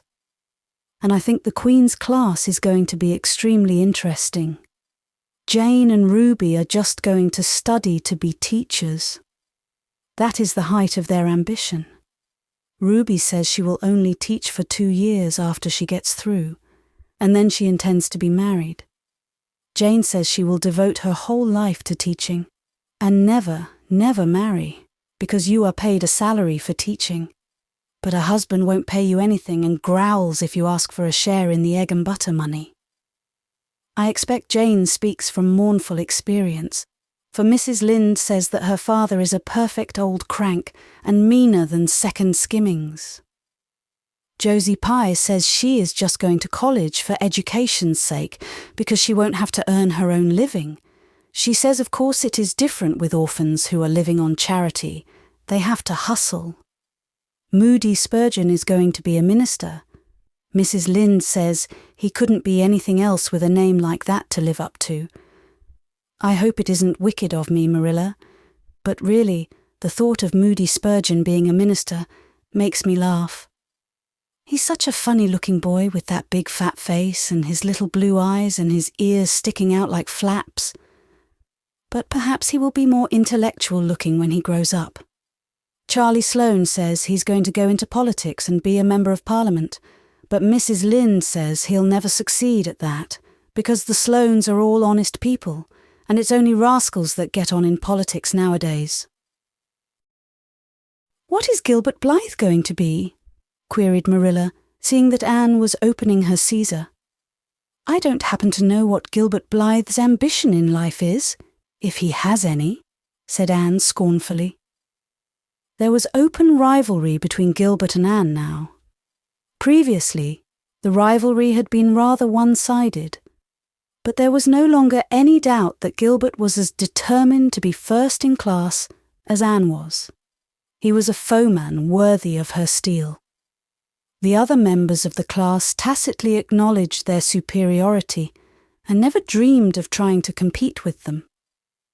Since the day by the pond when she had refused to listen to his plea for forgiveness, Gilbert, save for the aforesaid determined rivalry, had evinced no recognition whatever of the existence of Anne Shirley.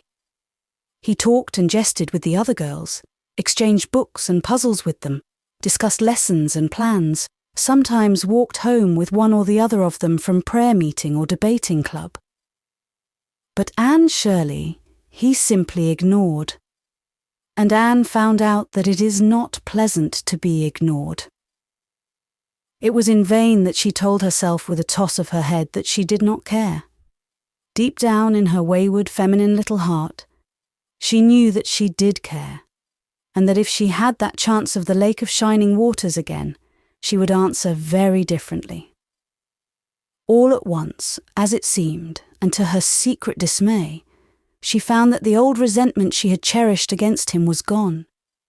Gone just when she most needed its sustaining power. It was in vain that she recalled every incident and emotion of that memorable occasion and tried to feel the old satisfying anger. That day by the pond had witnessed its last spasmodic flicker. Anne realized that she had forgiven and forgotten without knowing it. But it was too late. And at least neither Gilbert nor anybody else, not even Diana, should ever suspect how sorry she was and how much she wished she hadn't been so proud and horrid. She determined to shroud her feelings in deepest oblivion, and it may be stated here and now that she did it, so successfully that Gilbert, who possibly was not quite so indifferent as he seemed, could not console himself with any belief that Anne felt his retaliatory scorn. The only poor comfort he had was that she snubbed Charlie Sloane, unmercifully, continually, and undeservedly. Otherwise the winter passed away in a round of pleasant duties and studies. For Anne the days slipped by like golden beads on the necklace of the year. She was happy, eager, interested. There were lessons to be learned and honour to be won. Delightful books to read, new pieces to be practised for the Sunday school choir, pleasant Saturday afternoons at the manse with Mrs. Allen. And then, almost before Anne realised it, spring had come again to Green Gables, and all the world was abloom once more. Studies palled just a wee bit then. The Queen's class, left behind in school while the others scattered to green lanes and leafy woodcuts and meadow byways, looked wistfully out of the windows and discovered that Latin verbs and French exercises had somehow lost the tang and zest they had possessed in the crisp winter months. Even Anne and Gilbert lagged and grew indifferent. Teacher and taught were alike glad when the term was ended and the glad vacation days stretched rosily before them. "But you've done good work this past year," Miss Stacy told them on the last evening, "and you deserve a good jolly vacation. Have the best time you can in the out-of-door world and lay in a good stock of health and vitality and ambition to carry you through next year. It will be the tug-of-war, you know, the last year before the entrance." "Are you going to be back next year, Miss Stacy?" asked Josie Pye. Josie Pye never scrupled to ask questions. In this instance, the rest of the class felt grateful to her. None of them would have dared to ask it of Miss Stacy, but all wanted to, for there had been alarming rumours running at large through the school for some time that Miss Stacy was not coming back the next year, that she had been offered a position in the grade school of her own home district and meant to accept. The Queen's class listened in breathless suspense for her answer. "Yes, I think I will," said Miss Stacy. "I thought of taking another school, but I have decided to come back to Avonlea. To tell the truth, I've grown so interested in my pupils here that I found I couldn't leave them, so I'll stay and see you through." "Hurrah!" said Moody Spurgeon. Moody Spurgeon had never been so carried away by his feelings before, and he blushed uncomfortably every time he thought about it for a week. "Oh, I'm so glad," said Anne with shining eyes. "Dear Stacy, it would be perfectly dreadful if you didn't come back. I don't believe I could have the heart to go on with my studies at all if another teacher came here." When Anne got home that night, she stacked all her textbooks away in an old trunk in the attic, locked it, and threw the key into the blanket box. "I'm not even going to look at a school book in vacation," she told Marilla. "I've studied as hard all the term as I possibly could, and I've pored over that geometry until I know every proposition in the first book off by heart, even when the letters are changed. I just feel tired of everything sensible, and I'm going to let my imagination run riot for the summer. Oh, you needn't be alarmed, Marilla. I'll only let it run riot within reasonable limits. But I want to have a real good jolly time this summer, for maybe it's the last summer I'll be a little girl. Mrs. Lynde says that if I keep stretching out next year as I've done this, I'll have to put on longer skirts. She says I'm all running to legs and eyes. And when I put on longer skirts, I shall feel that I have to live up to them and be very dignified. It won't even do to believe in fairies then, I'm afraid. So I'm going to believe in them with all my whole heart this summer. I think we're going to have a very gay vacation. Ruby Gillis is going to have a birthday party soon, and there's the Sunday school picnic and the missionary concert next month.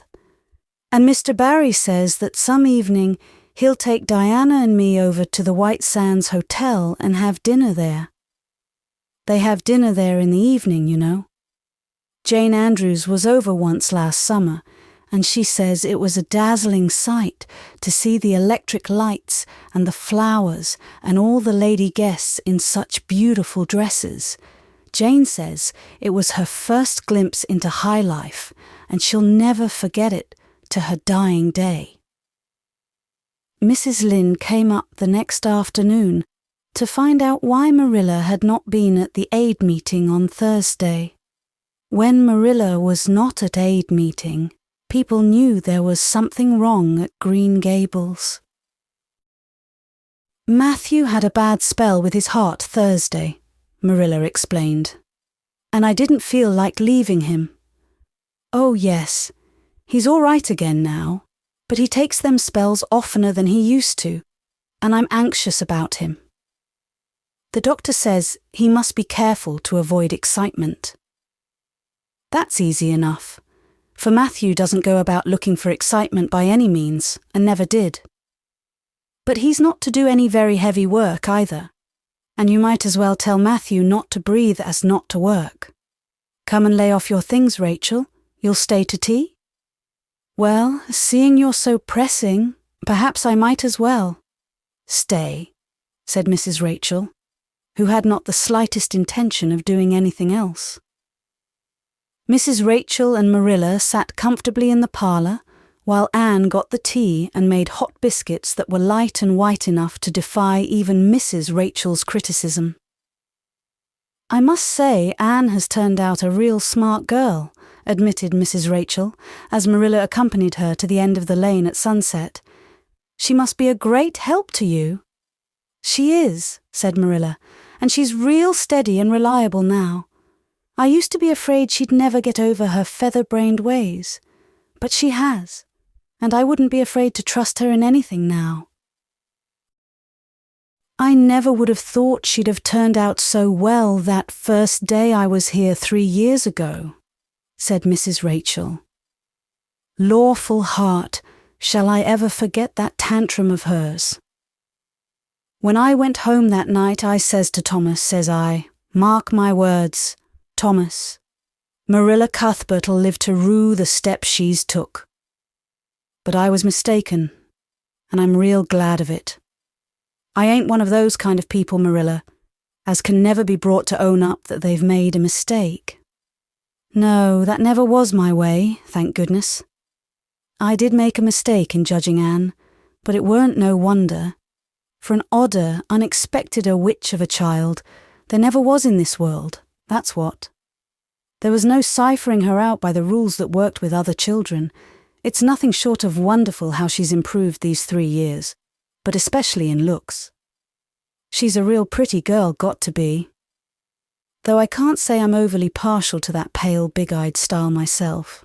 I like more snap and colour, like Diana Barry has or Ruby Gillis. Ruby Gillis's looks are real showy. But somehow, I don't know how it is, but when Anne and them are together, though she ain't half as handsome, she makes them look kind of common and overdone. Something like them white June lilies she calls narcissus, alongside of the big red peonies, that's what. Chapter 31, Where the Brook and River Meet. Anne had her good summer and enjoyed it wholeheartedly.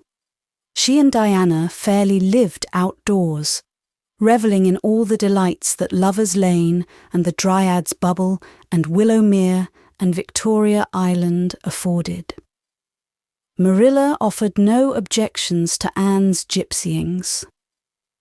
The Spencervale doctor who had come the night Minnie May had the croup met Anne at the house of a patient one afternoon, early in vacation, looked her over sharply, screwed up his mouth, shook his head, and sent a message to Marilla Cuthbert by another person.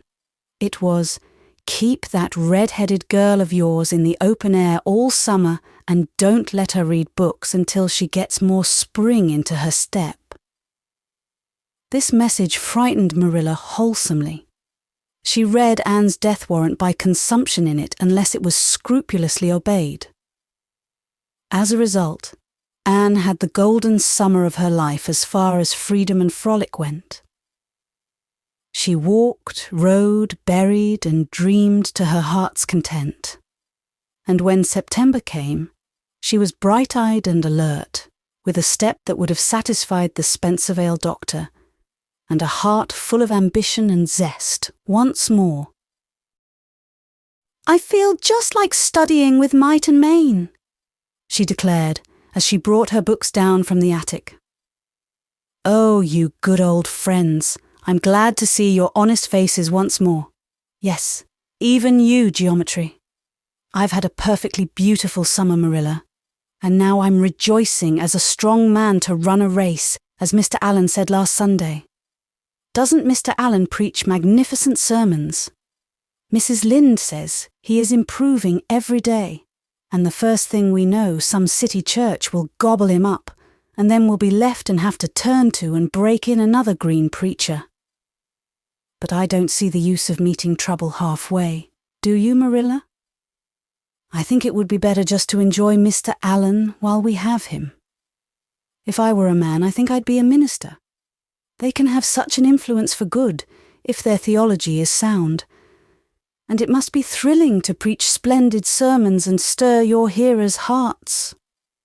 Why can't women be ministers, Marilla? I asked Mrs. Lynde that, and she was shocked and said it would be a scandalous thing. She said there might be female ministers in the States, and she believed there was.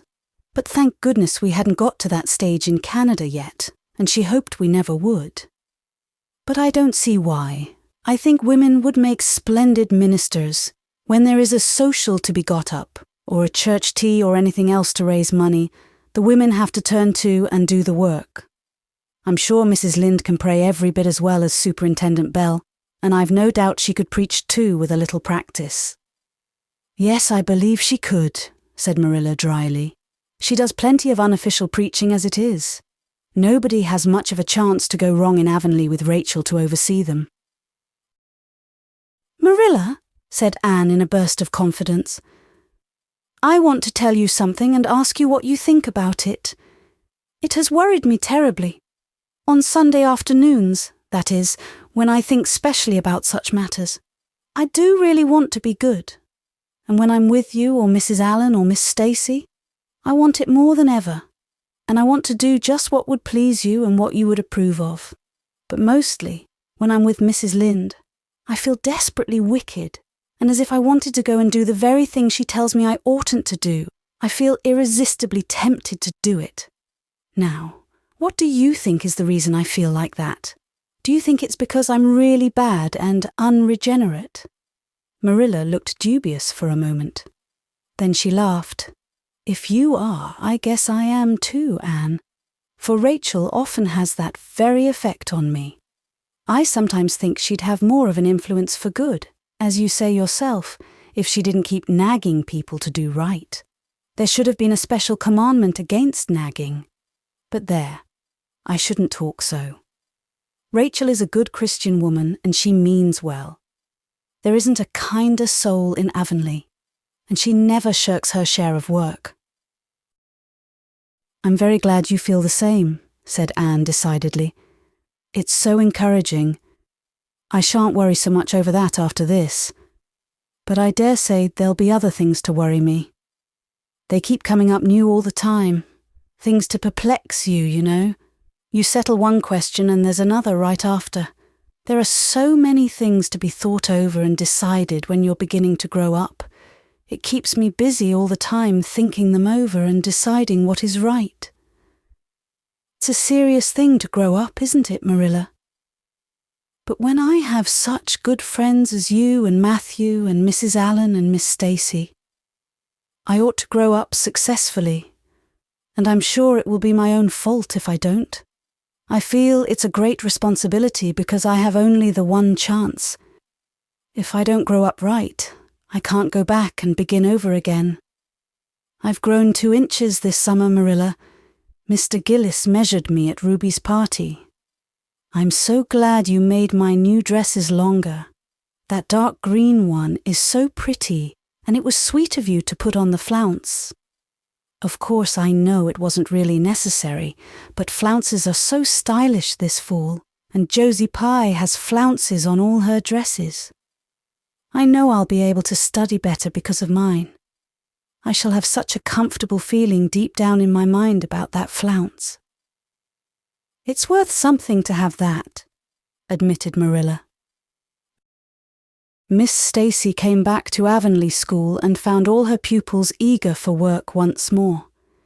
Especially did the Queen's class gird up their loins for the fray, for at the end of the coming year, dimly shadowing their pathway already, loomed up that fateful thing known as the entrance, at the thought of which one and all felt their hearts sink into their very shoes. Suppose they did not pass. That thought was doomed to haunt Anne through the waking hours of that winter, Sunday afternoons inclusive, to the almost entire exclusion of moral and theological problems.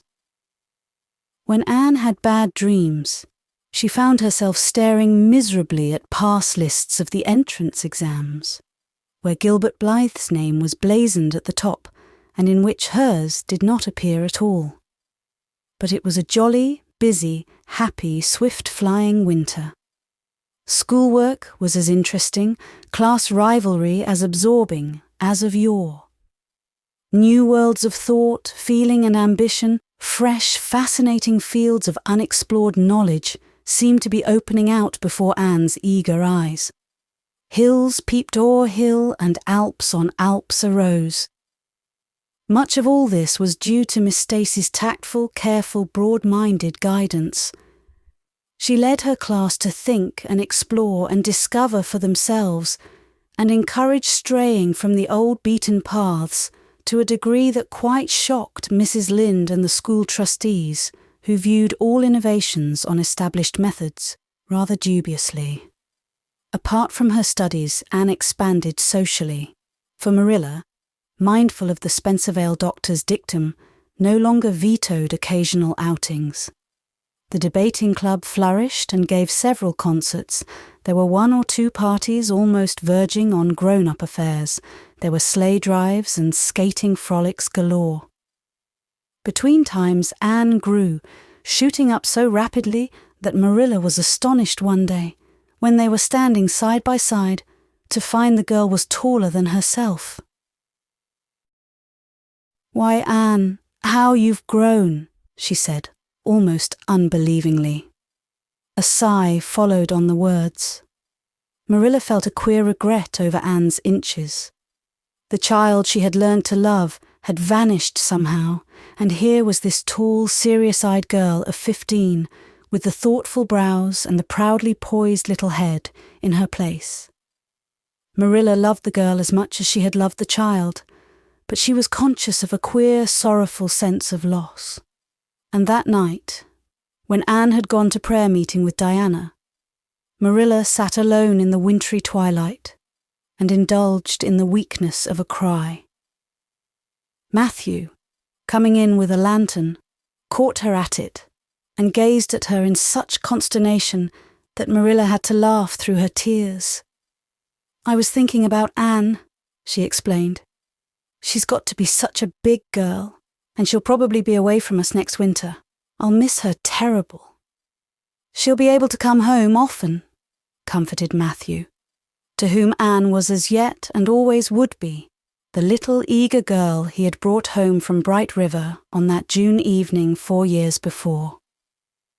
"The branch railroad will be built to Carmody by that time. It won't be the same thing as having her here all the time," sighed Marilla gloomily, determined to enjoy her luxury of grief uncomforted. But there, men can't understand these things. There were other changes in Anne, no less real than the physical change. For one thing, she became much quieter.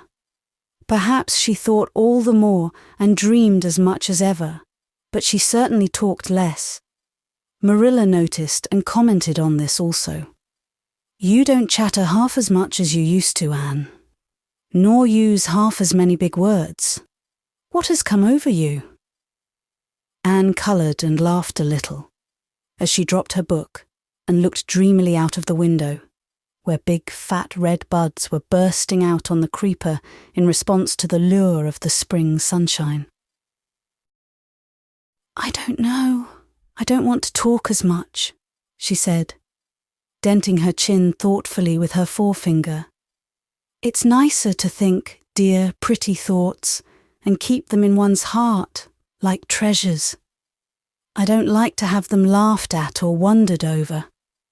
And somehow I don't want to use big words anymore. It's almost a pity, isn't it, now that I'm really growing big enough to say them if I did want to. It's fun to be almost grown up in some ways, but it's not the kind of fun I expected, Marilla. There's so much to learn and do and think that there isn't time for big words. Besides, Miss Stacy says the short ones are much stronger and better. She makes us write all our essays as simply as possible. It was hard at first. I was so used to crowding in all the fine big words I could think of, and I thought of any number of them. But I've got used to it now, and I see it so much better. What has become of your story club? I haven't heard you speak of it for a long time." "The story club isn't in existence any longer. We hadn't time for it. And anyhow, I think we had got tired of it. It was silly to be writing about love and murder and elopements and mysteries. Miss Stacy sometimes has us write a story for training in composition. But she won't let us write anything but what might happen in Avonlea in our own lives. And she criticises it very sharply, and makes us criticise our own too. I never thought my compositions had so many faults until I began to look for them myself. I felt so ashamed I wanted to give up altogether. But Miss Stacy said I could learn to write well if I only trained myself to be my own severest critic, and so I am trying to." "You've only 2 more months before the entrance," said Marilla. "Do you think you'll be able to get through?" Anne shivered. "I don't know. Sometimes I think I'll be all right, and then I get horribly afraid. We've studied hard, and Miss Stacy has drilled us thoroughly, but we mayn't get through for all that.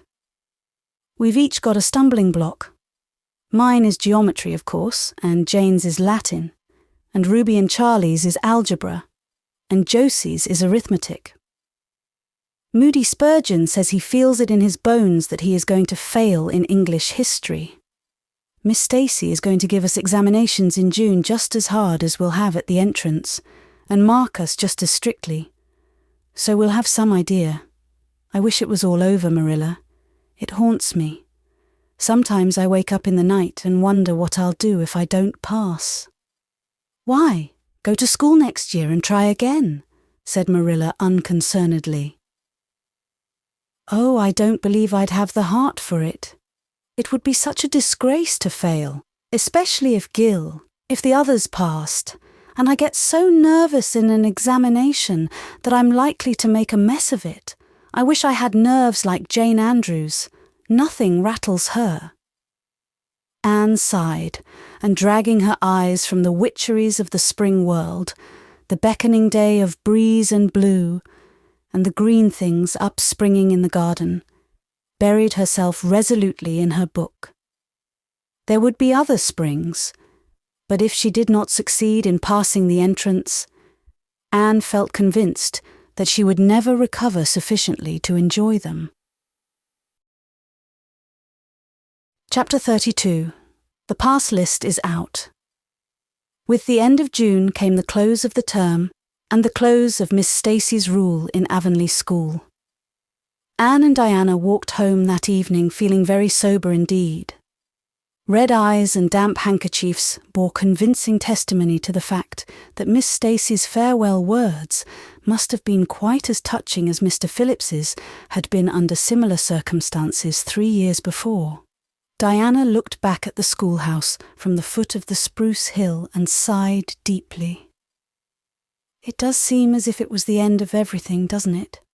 she said dismally. "You oughtn't to feel half as badly as I do," said Anne, hunting vainly for a dry spot on her handkerchief.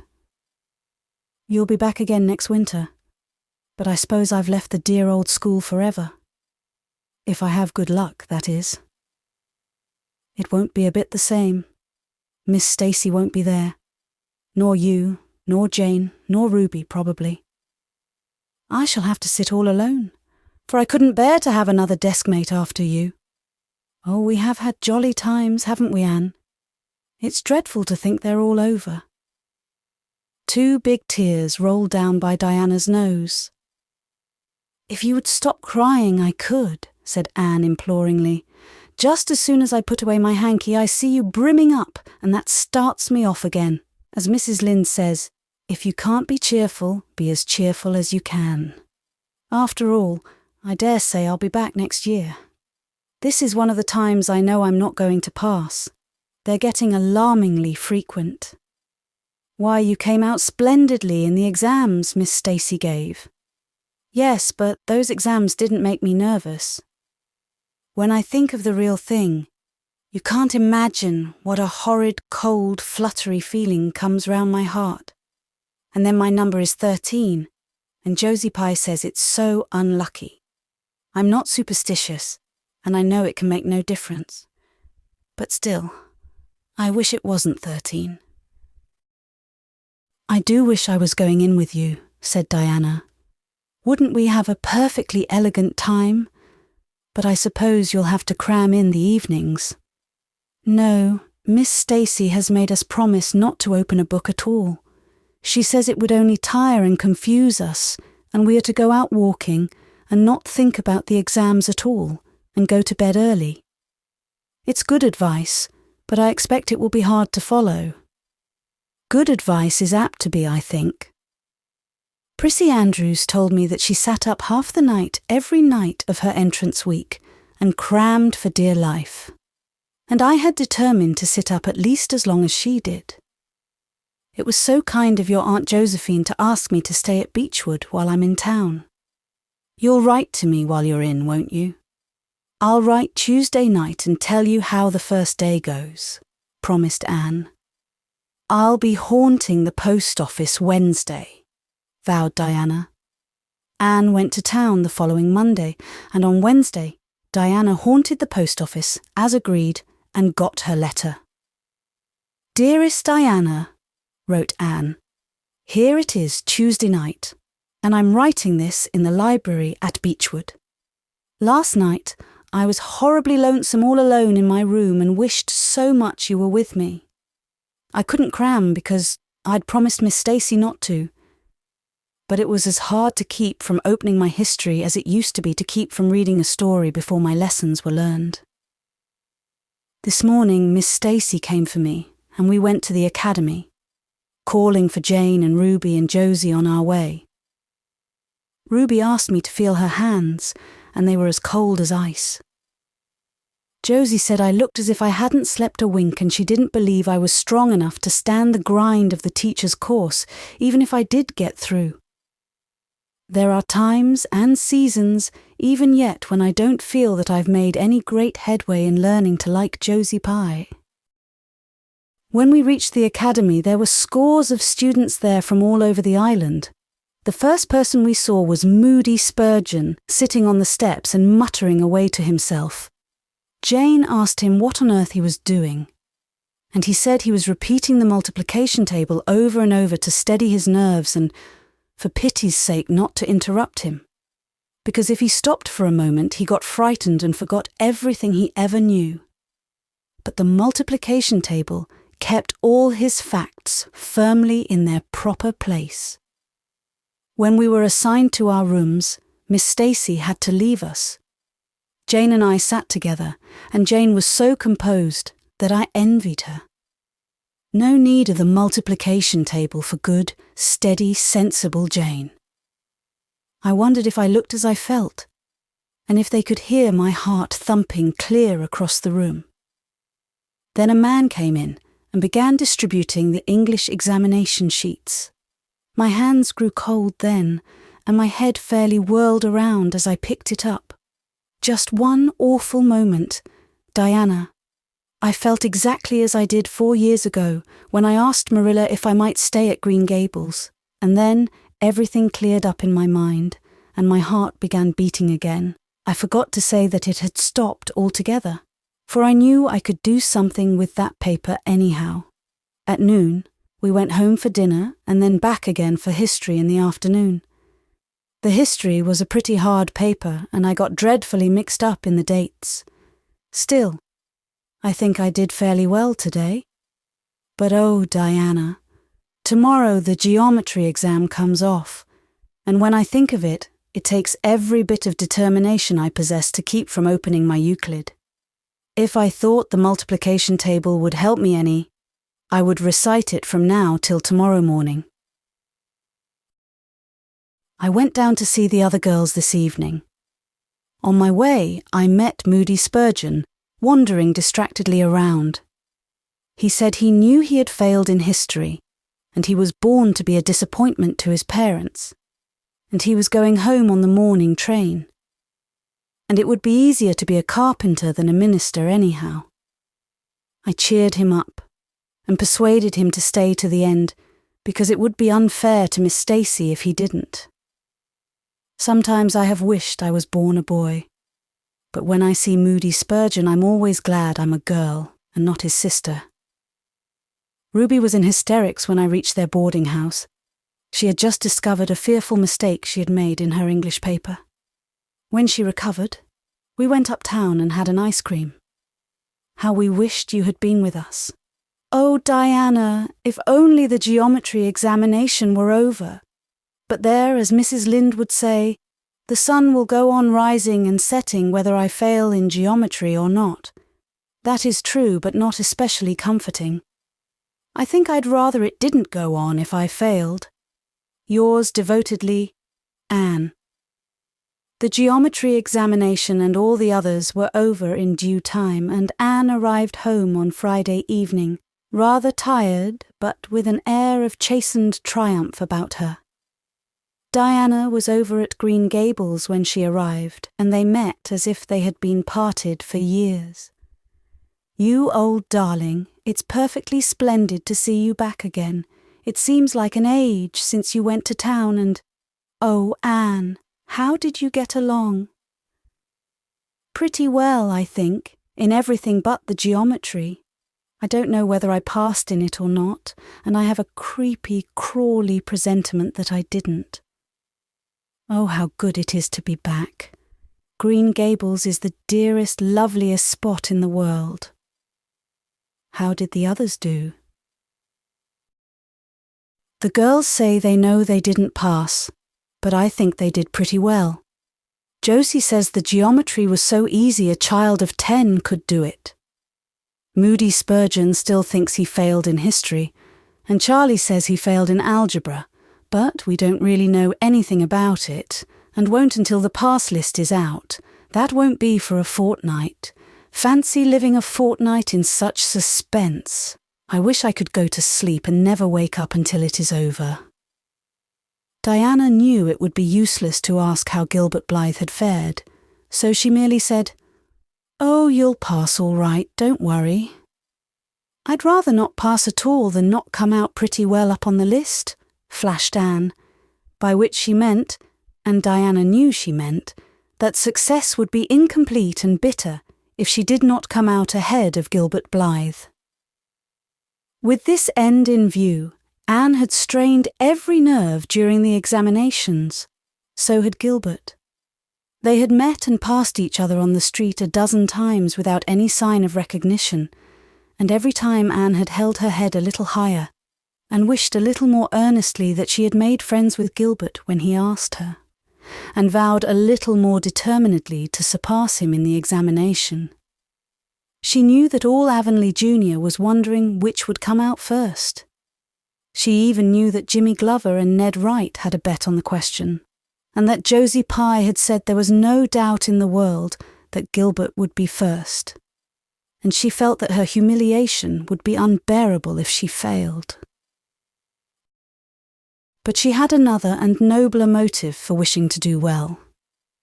She wanted to pass high for the sake of Matthew and Marilla, especially Matthew. Matthew had declared to her his conviction that she would beat the whole island. That, Anne felt, was something it would be foolish to hope for, even in the wildest dreams. But she did hope fervently that she would be among the first 10 at least, so that she might see Matthew's kindly brown eyes gleam with pride in her achievement. That, she felt, would be a sweet reward indeed for all her hard work and patient grubbing among unimaginative equations and conjugations. At the end of the fortnight, Anne took to haunting the post office also, in the distracted company of Jane, Ruby, and Josie, opening the Charlottetown dailies with shaking hands and cold, sink-away feelings as bad as any experience during the entrance week. Charlie and Gilbert were not above doing this too, but Moody Spurgeon stayed resolutely away. "I haven't got the grit to go there and look at a paper in cold blood," he told Anne. "I'm just going to wait until somebody comes and tells me suddenly whether I've passed or not." When 3 weeks had gone by without the pass list appearing, Anne began to feel that she really couldn't stand the strain much longer. Her appetite failed, and her interest in Avonlea doings languished. Mrs. Lynde wanted to know what else you could expect with a Tory superintendent of education at the head of affairs. And Matthew, noting Anne's paleness and indifference and the lagging steps that bore her home from the post office every afternoon, began seriously to wonder if he hadn't better vote grit at the next election. But one evening the news came. Anne was sitting at her open window, for the time forgetful of the woes of examinations and the cares of the world, as she drank in the beauty of the summer dusk, sweet-scented with flower breaths from the garden below and sibilant and rustling from the stir of poplars. The eastern sky above the firs was flushed faintly pink from the reflection of the west, and Anne was wondering dreamily if the spirit of colour looked like that, when she saw Diana come flying down through the firs, over the log bridge and up the slope, with a fluttering newspaper in her hand. Anne sprang to her feet, knowing at once what that paper contained.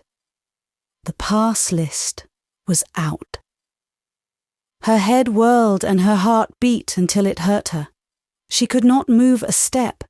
It seemed an hour to her before Diana came rushing along the hall and burst into the room without even knocking, so great was her excitement. "Anne, you've passed!" she cried. "Passed the very first, you and Gilbert both. You're ties, but your name is first. Oh, I'm so proud." Diana flung the paper on the table and herself on Anne's bed, utterly breathless and incapable of further speech.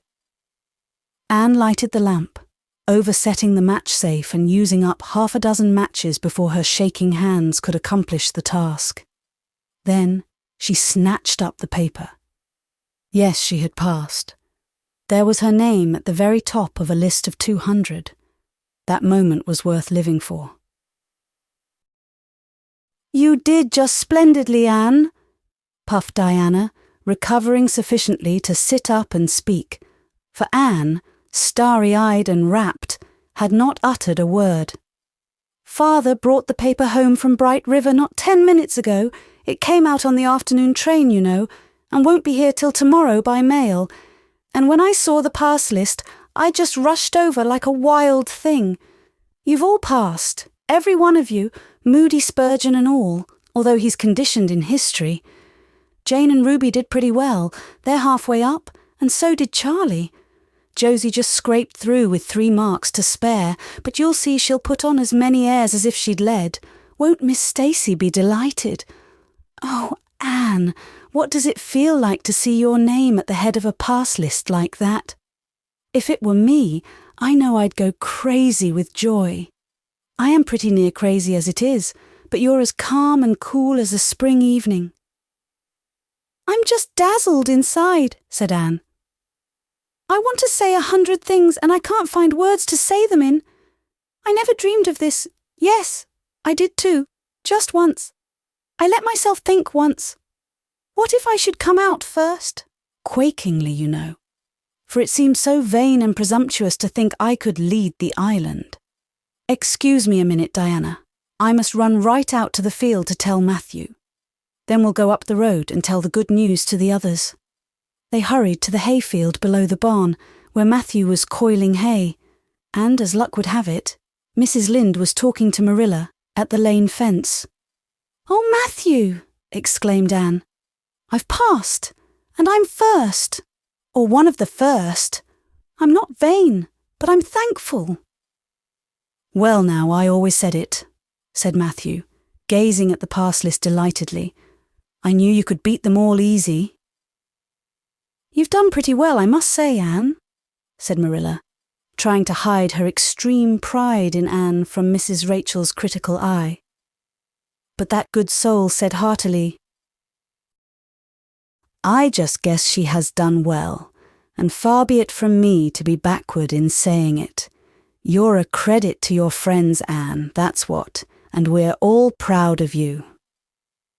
That night Anne, who had wound up the delightful evening with a serious little talk with Mrs. Allen at the manse, knelt sweetly by her open window in a great sheen of moonshine, and murmured a prayer of gratitude and aspiration that came straight from her heart. There was in it thankfulness for the past and reverent petition for the future. And when she slept on her white pillow, her dreams were as fair and bright and beautiful as maidenhood might desire. Chapter 33. The Hotel Concert. "Put on your white organdy by all means, Anne," advised Diana decidedly. They were together in the east gable chamber. Outside it was only twilight, a lovely yellowish-green twilight with a clear blue cloudless sky. A big round moon, slowly deepening from her pallid lustre into burnished silver, hung over the haunted wood. The air was full of sweet summer sounds, sleepy birds twittering, freakish breezes, faraway voices and laughter. But in Anne's room the blind was drawn and the lamp lighted, for an important toilet was being made.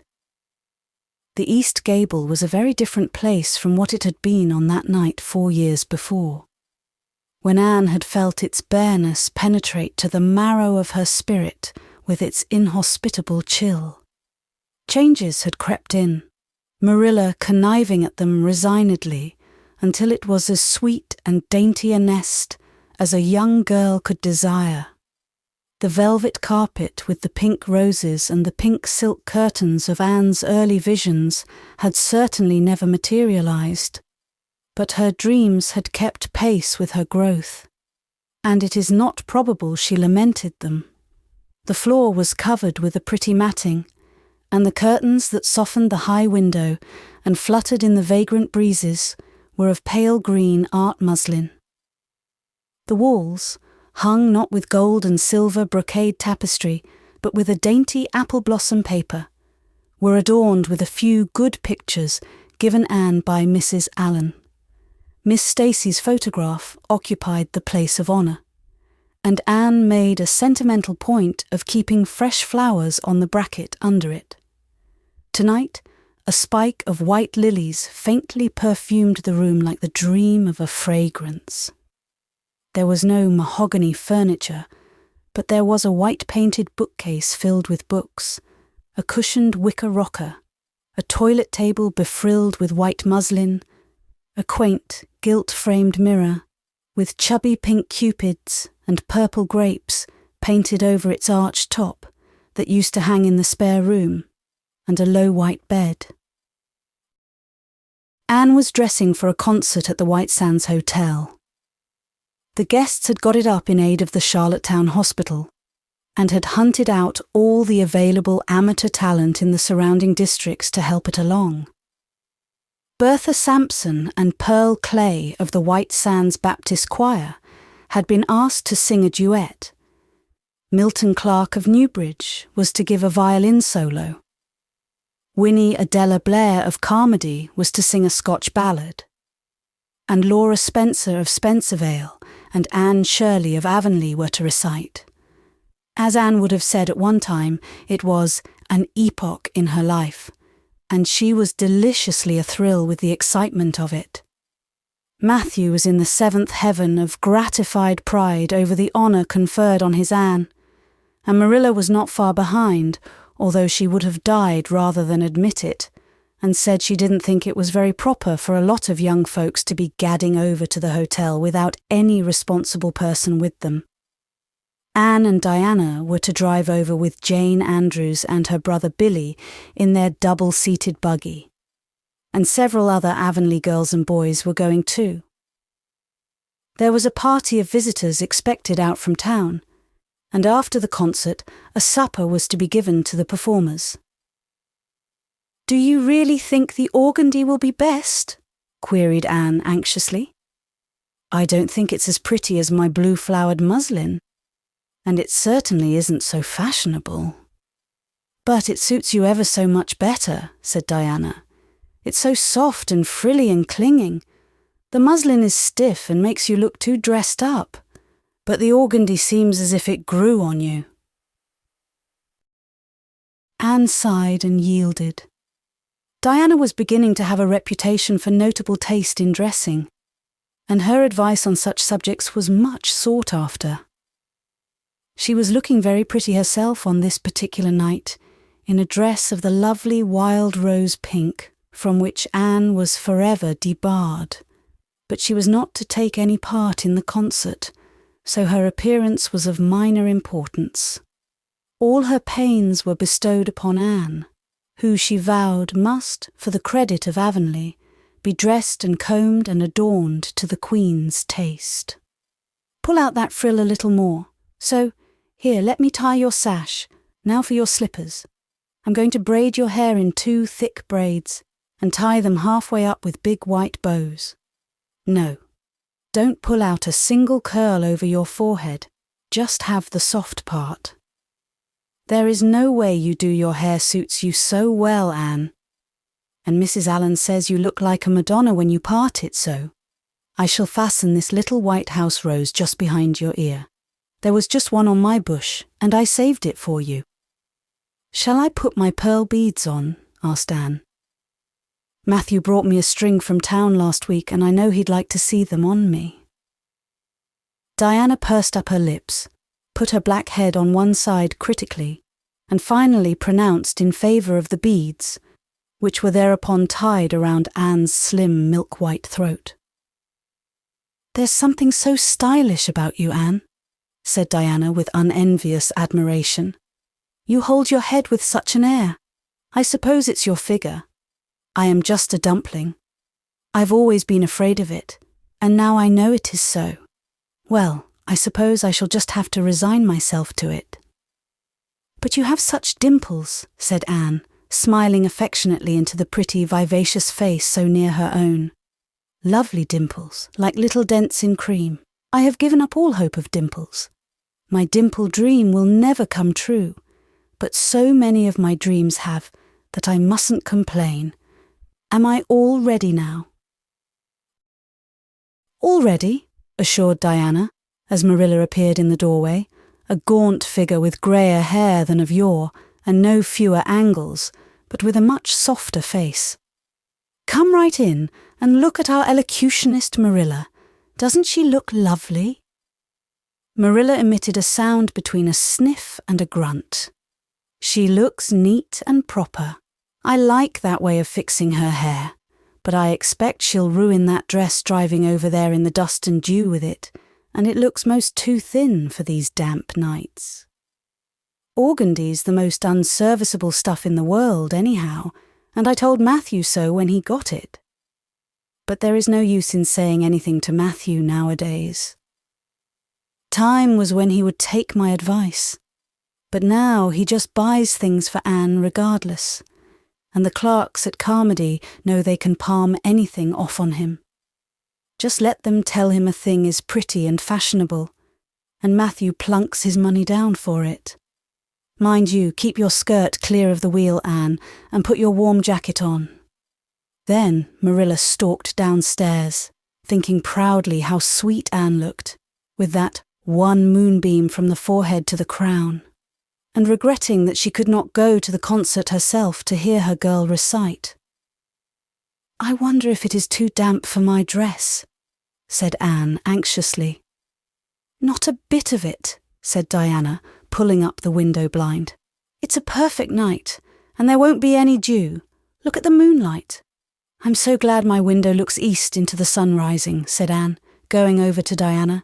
"It's so splendid to see the morning coming up over those long hills and glowing through those sharp fir tops. It's new every morning, and I feel as if I washed my very soul in that bath of earliest sunshine. Oh, Diana, I love this little room so dearly. I don't know how I'll get along without it when I go to town next month." "Don't speak of your going away tonight," begged Diana. "I don't want to think of it. It makes me so miserable, and I do want to have a good time this evening. What are you going to recite, Anne? And are you nervous?" "Not a bit. I've recited so often in public I don't mind at all now.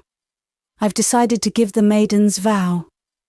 It's so pathetic. Laura Spencer is going to give a comic recitation, but I'd rather make people cry than laugh."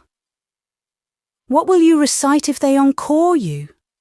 "They won't dream of encoring me," scoffed Anne, who was not without her own secret hopes that they would, and already visioned herself telling Matthew all about it at the next morning's breakfast table. "There are Billy and Jane now. I hear the wheels. Come on." Billy Andrews insisted that Anne should ride on the front seat with him, so she unwillingly climbed up. She would have much preferred to sit back with the girls, where she could have laughed and chattered to her heart's content. There was not much of either laughter or chatter in Billy. He was a big, fat, stolid youth of 20, with a round, expressionless face, and a painful lack of conversational gifts. But he admired Anne immensely, and was puffed up with pride over the prospect of driving to White Sands with that slim, upright figure beside him. Anne, by dint of talking over her shoulder to the girls and occasionally passing a sop of civility to Billy, who grinned and chuckled and never could think of any reply until it was too late, contrived to enjoy the drive in spite of all. It was a night for enjoyment. The road was full of buggies, all bound for the hotel, and laughter, silver clear, echoed and re-echoed along it. When they reached the hotel, it was a blaze of light from top to bottom. They were met by the ladies of the concert committee, one of whom took Anne off to the performers' dressing room, which was filled with the members of a Charlottetown symphony club, among whom Anne felt suddenly shy and frightened and countrified. Her dress, which, in the East Gable, had seemed so dainty and pretty, now seemed simple and plain, too simple and plain, she thought, among all the silks and laces that glistened and rustled around her. What were her pearl beads compared to the diamonds of the big, handsome lady near her? And how poor her one wee white rose must look beside all the hothouse flowers the others wore. Anne laid her hat and jacket away and shrank miserably into a corner. She wished herself back in the white room at Green Gables. It was still worse on the platform of the big concert hall of the hotel, where she presently found herself. The electric lights dazzled her eyes, the perfume and hum bewildered her. She wished she was sitting down in the audience with Diana and Jane, who seemed to be having a splendid time away at the back. She was wedged in between a stout lady in pink silk and a tall, scornful-looking girl in a white lace dress. The stout lady occasionally turned her head squarely around and surveyed Anne through her eyeglasses until Anne, acutely sensitive of being so scrutinized, felt that she must scream aloud. And the white lace girl kept talking audibly to her next neighbour about the country bumpkins and rustic belles in the audience, languidly anticipating such fun from the displays of local talent on the programme. Anne believed that she would hate that white lace girl to the end of life. Unfortunately for Anne, a professional elocutionist was staying at the hotel and had consented to recite. She was a lithe, dark-eyed woman in a wonderful gown of shimmering grey stuff like woven moonbeams, with gems on her neck and in her dark hair. She had a marvellously flexible voice and wonderful power of expression. The audience went wild over her selection. Anne, forgetting all about herself and her troubles for the time, listened with rapt and shining eyes. But when the recitation ended, she suddenly put her hands over her face. She could never get up and recite after that. Never. Had she ever thought she could recite? Oh, if she were only back at Green Gables. At this unpropitious moment, her name was called. Somehow Anne, who did not notice the rather guilty little start of surprise the white lace girl gave, and would not have understood the subtle compliment implied therein if she had, got on her feet and moved dizzily out to the front. She was so pale that Diana and Jane, down in the audience, clasped each other's hands in nervous sympathy. Anne was the victim of an overwhelming attack of stage fright. Often as she had recited in public, she had never before faced such an audience as this, and the sight of it paralysed her energies completely. Everything was so strange, so brilliant, so bewildering. The rows of ladies in evening dress, the critical faces, the whole atmosphere of wealth and culture about her. Very different this from the plain benches at the debating club, filled with the homely, sympathetic faces of friends and neighbours. These people, she thought, would be merciless critics. Perhaps, like the white lace girl, they anticipated amusement from her rustic efforts. She felt hopelessly, helplessly ashamed and miserable.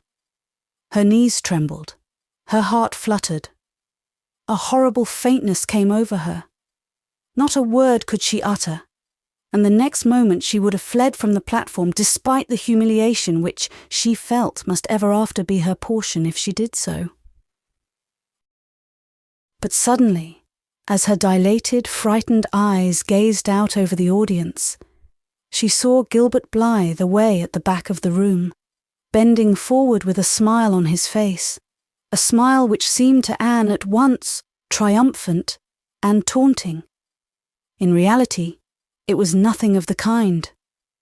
Gilbert was merely smiling with appreciation of the whole affair in general, and of the effect produced by Anne's slender white form and spiritual face against a background of palms in particular.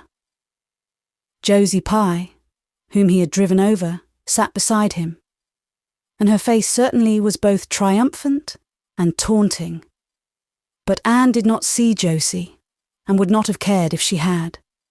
She drew a long breath and flung her head up proudly, courage and determination tingling over her like an electric shock. She would not fail before Gilbert Blythe. He should never be able to laugh at her, never, never. Her fright and nervousness vanished, and she began her recitation, her clear, sweet voice reaching to the farthest corner of the room without a tremor or a break. Self-possession was fully restored to her, and in the reaction from that horrible moment of powerlessness she recited, as she had never done before. When she finished, there were bursts of honest applause. Anne, stepping back to her seat, blushing with shyness and delight, found her hand vigorously clasped and shaken by the stout lady in pink silk. "My dear, you did splendidly," she puffed. "I've been crying like a baby, actually I have. There, they're encoring you. They're bound to have you back." "Oh, I can't go," said Anne confusedly. "But yet, I must, or Matthew will be disappointed. He said they would encore me." "Then don't disappoint Matthew," said the Pink Lady, laughing. Smiling, blushing, limpid-eyed, Anne tripped back and gave a quaint, funny little selection that captivated her audience still further. The rest of the evening was quite a little triumph for her. When the concert was over, the stout Pink Lady, who was the wife of an American millionaire, took her under her wing and introduced her to everybody, and everybody was very nice to her. The professional elocutionist, Mrs. Evans, came and chatted with her, telling her that she had a charming voice and interpreted her selections beautifully. Even the white lace girl paid her a languid little compliment. They had supper in the big, beautifully decorated dining room. Diana and Jane were invited to partake of this, also, since they had come with Anne, but Billy was nowhere to be found, having decamped in mortal fear of some such invitation. He was in waiting for them, with the team, however, when it was all over, and the three girls came merrily out into the calm, white moonshine radiance. Anne breathed deeply and looked into the clear sky beyond the dark boughs of the firs. Oh, it was good to be out again in the purity and silence of the night.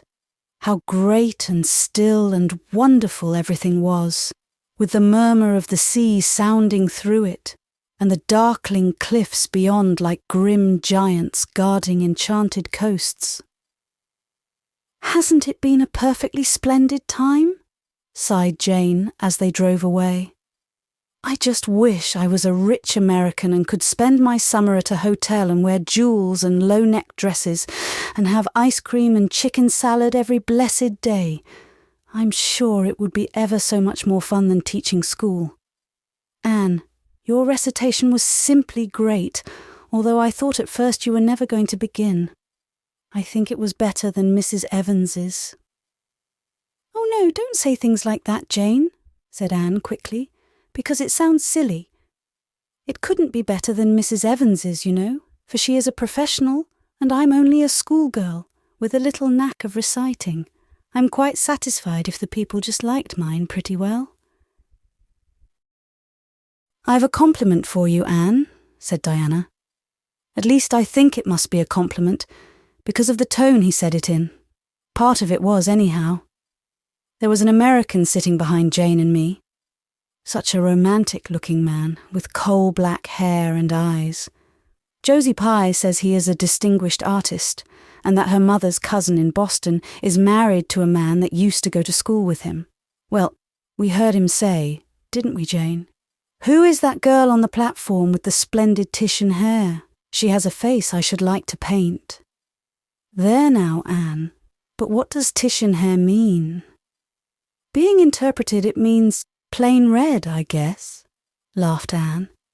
"Titian was a very famous artist who liked to paint red-haired women." "Did you see all the diamonds those ladies wore?" sighed Jane. "They were simply dazzling. Wouldn't you just love to be rich, girls?" "We are rich," said Anne staunchly. "Why, we have 16 years to our credit, and we're happy as queens, and we've all got imaginations more or less.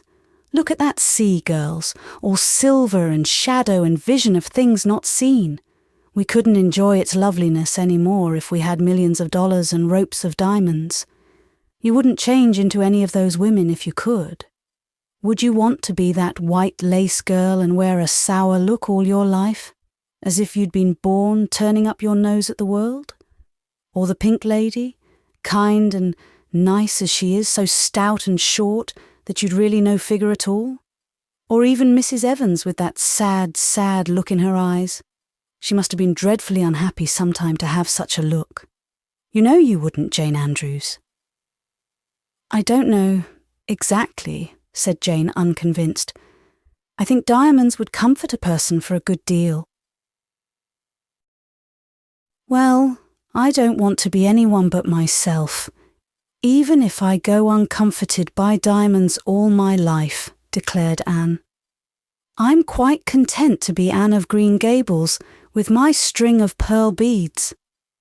I know Matthew gave me as much love with them as ever went with Madame the Pink Lady's jewels." Chapter 34. A Queen's Girl.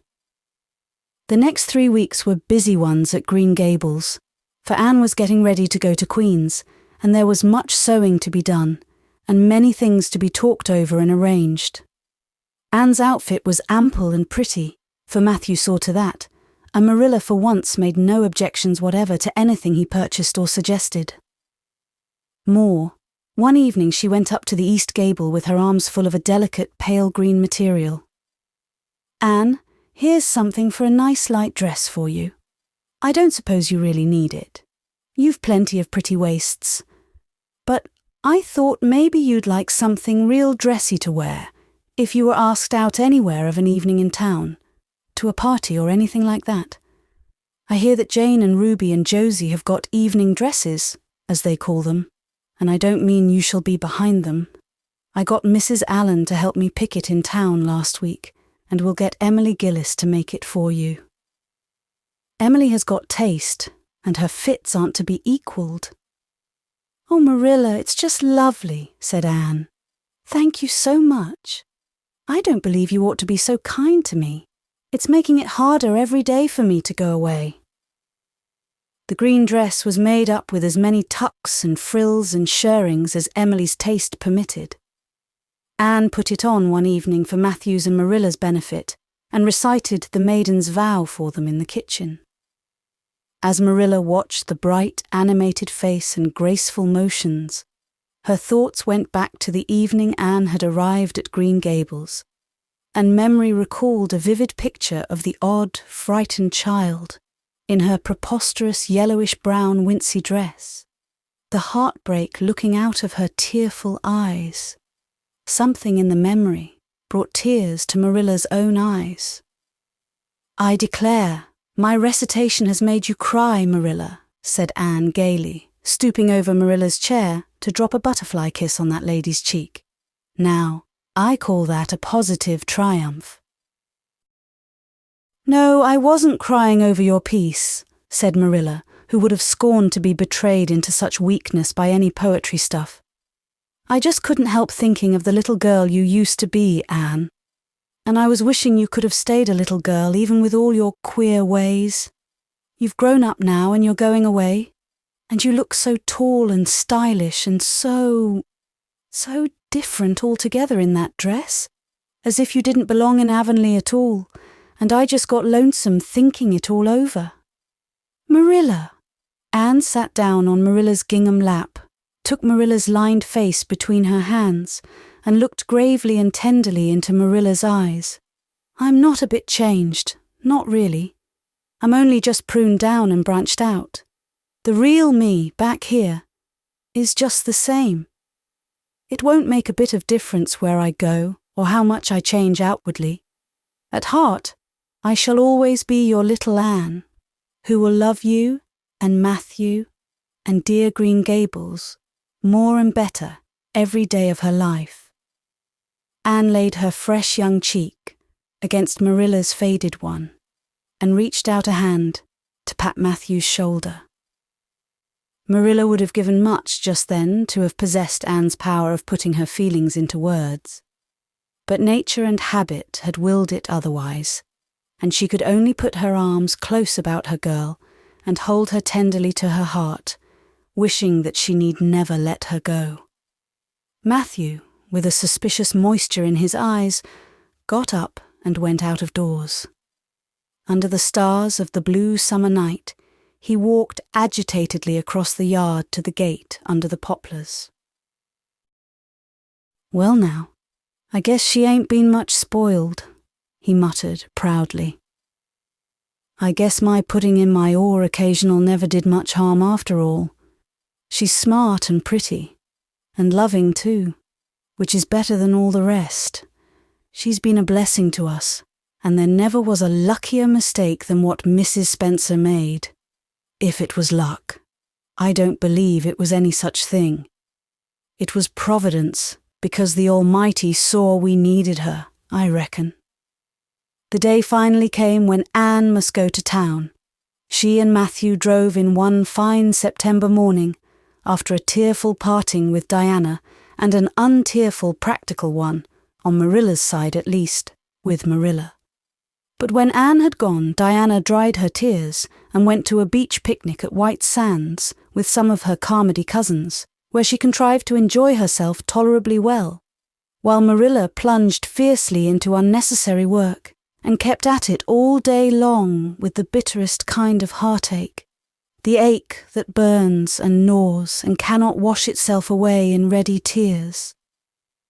But that night, when Marilla went to bed, acutely and miserably conscious that the little gable room at the end of the hall was untenanted by any vivid young life and unstirred by any soft breathing, she buried her face in her pillow and wept for her girl in a passion of sobs that appalled her when she grew calm enough to reflect how very wicked it must be to take on so about a sinful fellow creature.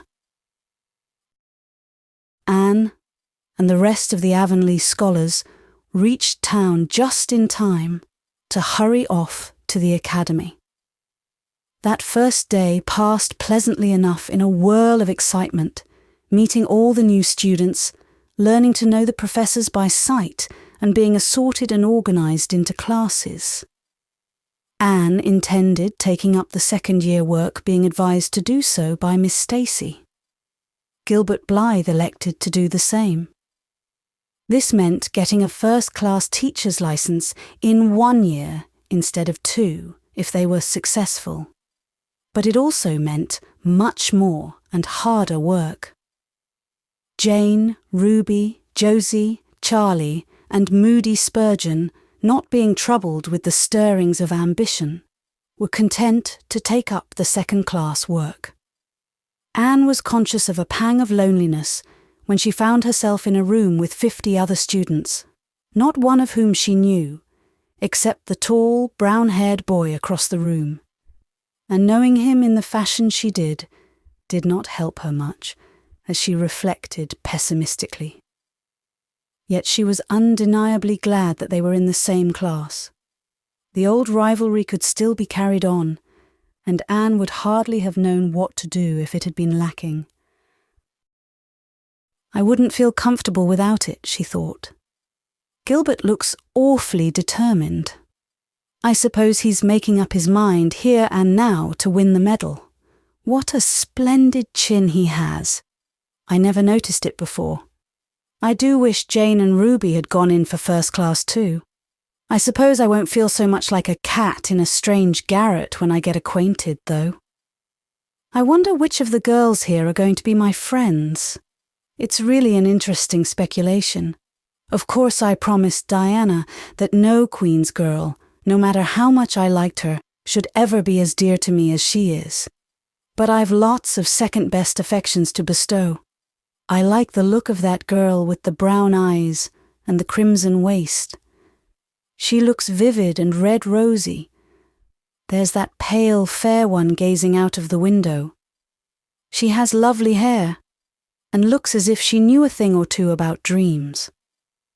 I'd like to know them both, know them well enough to walk with my arm about their waists and call them nicknames.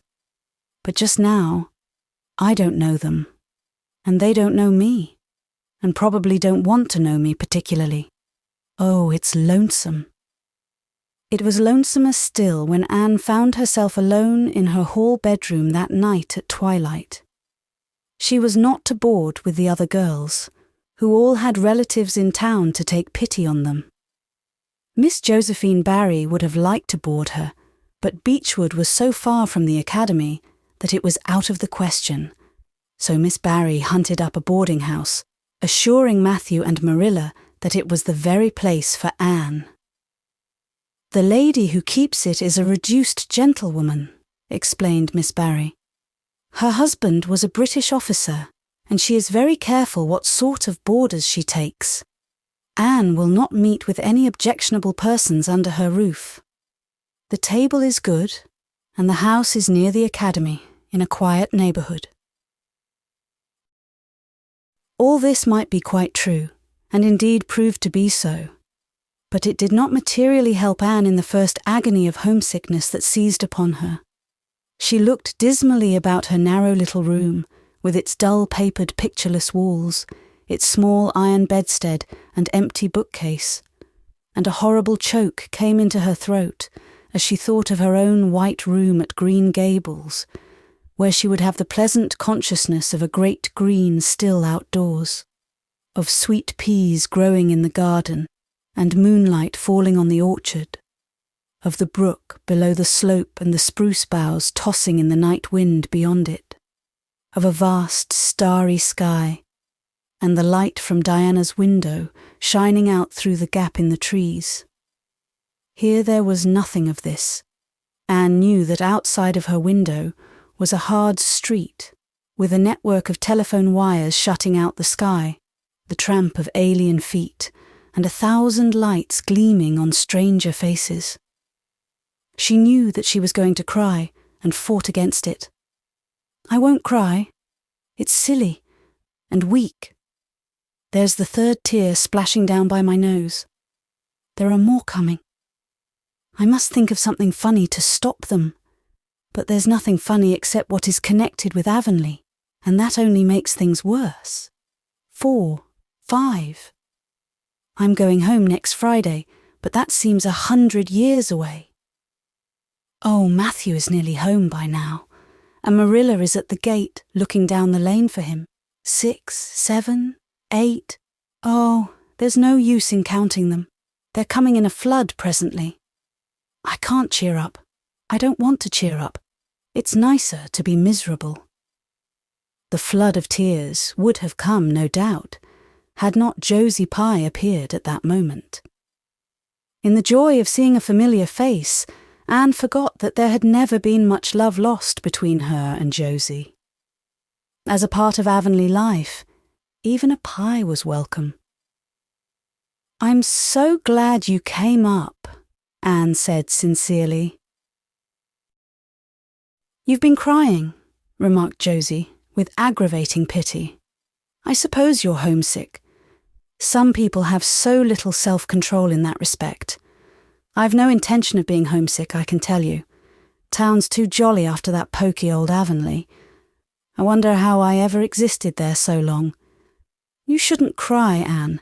It isn't becoming, for your nose and eyes get red, and then you seem all red. I'd a perfectly scrumptious time in the academy today. Our French professor is simply a duck. His moustache would give you kerwallops of the heart. Have you anything eatable around, Anne? I'm literally starving. I guessed likely Marilla'd load you up with cake. That's why I called round. Otherwise I'd have gone to the park to hear the band play with Frank Stockley. He boards same place as I do, and he's a sport. He noticed you in class today, and asked me who the red-headed girl was. I told him you were an orphan that the Cuthberts had adopted, and nobody knew very much about what you'd been before that. Anne was wondering if, after all, solitude and tears were not more satisfactory than Josie Pye's companionship when Jane and Ruby appeared, each with an inch of Queen's colour ribbon, purple and scarlet, pinned proudly to her coat. As Josie was not speaking to Jane just then, she had to subside into comparative harmlessness. Well, said Jane with a sigh, I feel as if I'd lived many moons since the morning. I ought to be home studying my Virgil. That horrid old professor gave us 20 lines to start in on tomorrow. But I simply couldn't settle down to study tonight. Anne, methinks I see the traces of tears. If you've been crying, do own up. It will restore my self-respect, for I was shedding tears freely before Ruby came along. I don't mind being a goose so much if somebody else is goosey too. Cake? You'll give me a teeny piece, won't you? Thank you. It has the real Avonlea flavour. Ruby, perceiving the Queen's calendar lying on the table, wanted to know if Anne meant to try for the gold medal. Anne blushed and admitted she was thinking of it. "Oh, that reminds me," said Josie. "Queen's is to get one of the Avery scholarships after all. The word came today. Frank Stockley told me. His uncle is one of the Board of Governors, you know. It will be announced in the Academy tomorrow." An Avery scholarship? Anne felt her heart beat more quickly, and the horizons of her ambition shifted and broadened as if by magic.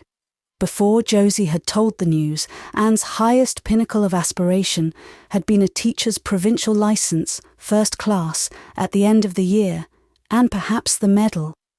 But now in one moment, Anne saw herself winning the Avery scholarship, taking an arts course at Redmond College, and graduating in a gown and mortarboard, before the echo of Josie's words had died away. For the Avery scholarship was in English, and Anne felt that here her foot was on native heath. A wealthy manufacturer of New Brunswick had died and left part of his fortune to endow a large number of scholarships to be distributed among the various high schools and academies of the maritime provinces, according to their respective standings.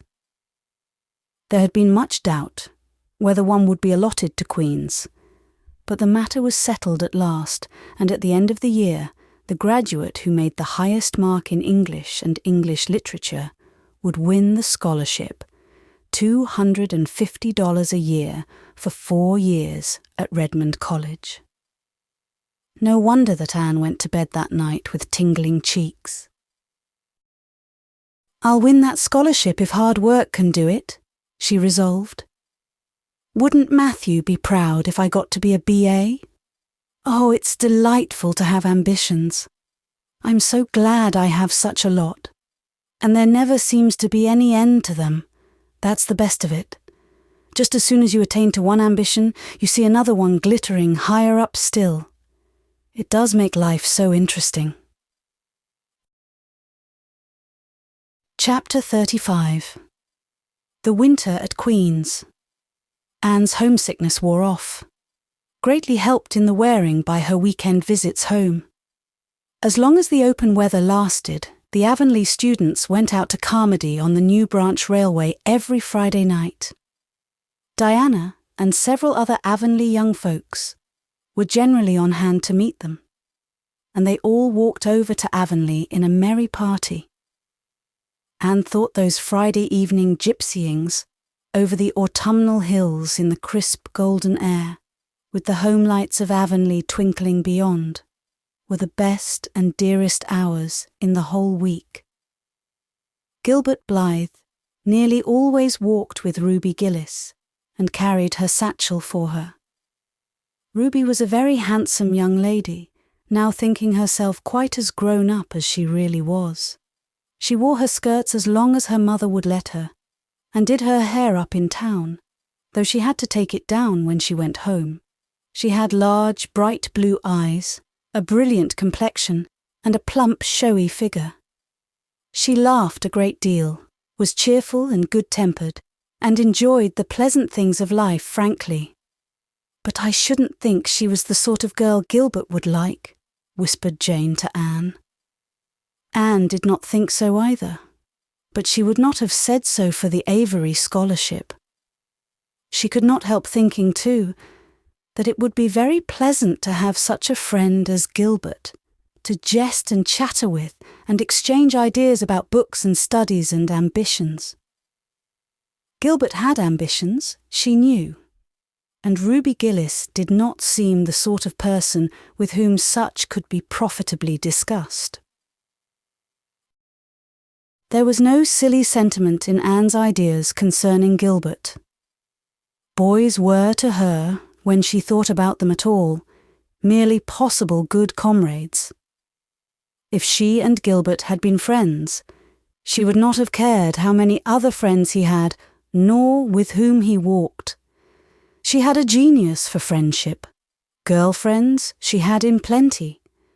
But she had a vague consciousness that masculine friendship might also be a good thing to round out one's conceptions of companionship and furnish broader standpoints of judgment and comparison. Not that Anne could have put her feelings on the matter into just such clear definition, but she thought that if Gilbert had ever walked home with her from the train, over the crisp fields and along the ferny byways, they might have had many and merry and interesting conversations about the new world that was opening around them and their hopes and ambitions therein. Gilbert was a clever young fellow, with his own thoughts about things and a determination to get the best out of life and put the best into it. Ruby Gillis told Jane Andrews that she didn't understand half the things Gilbert Blythe said. He talked just like Anne Shirley did when she had a thoughtful fit on, and for her part, she didn't think it any fun to be bothering about books and that sort of thing when you didn't have to. Frank Stockley had lots more dash and go, but then he wasn't half as good looking as Gilbert, and she really couldn't decide which she liked best. In the academy, Anne gradually drew a little circle of friends about her, thoughtful, imaginative, ambitious students like herself. With the rose-red girl, Stella Maynard, and the dream girl, Priscilla Grant, she soon became intimate, finding the latter pale, spiritual-looking maiden to be full to the brim of mischief and pranks and fun, while the vivid, black-eyed Stella had a heart full of wistful dreams and fancies, as aerial and rainbow-like as Anne's own. After the Christmas holidays, the Avonlea students gave up going home on Fridays and settled down to hard work. By this time, all the Queen's scholars had gravitated into their own places in the ranks, and the various classes had assumed distinct and settled shadings of individuality. Certain facts had become generally accepted. It was admitted that the medal contestants had practically narrowed down to 3: Gilbert Blythe, Anne Shirley, and Lewis Wilson. The Avery Scholarship was more doubtful, any one of a certain 6 being a possible winner. The bronze medal for mathematics was considered as good as won by a fat, funny little up-country boy with a bumpy forehead and a patched coat. Ruby Gillis was the handsomest girl of the year at the academy. In the second-year classes, Stella Maynard carried off the palm for beauty, with small but critical minority in favour of Anne Shirley. Ethel Marr was admitted by all competent judges to have the most stylish modes of hairdressing, and Jane Andrews, plain, plodding, conscientious Jane, carried off the honours in the domestic science course. Even Josie Pye attained a certain preeminence as the sharpest-tongued young lady in attendance at Queen's. So it may be fairly stated that Miss Stacy's old pupils held their own in the wider arena of the academical course. Anne worked hard and steadily. Her rivalry with Gilbert was as intense as it had ever been in Avonlea School, although it was not known in the class at large.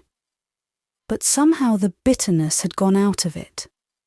Anne no longer wished to win for the sake of defeating Gilbert, rather for the proud consciousness of a well-won victory over a worthy foeman. It would be worthwhile to win, but she no longer thought life would be insupportable if she did not. In spite of lessons, the students found opportunities for pleasant times. Anne spent many of her spare hours at Beechwood and generally ate her Sunday dinners there, and went to church with Miss Barry. The latter was, as she admitted, growing old. But her black eyes were not dim, nor the vigour of her tongue in the least abated. But she never sharpened the latter on Anne, who continued to be a prime favourite with the critical old lady. "That Anne girl improves all the time," she said. "I get tired of other girls. There is such a provoking and eternal sameness about them. Anne has as many shades as a rainbow, and every shade is the prettiest while it lasts.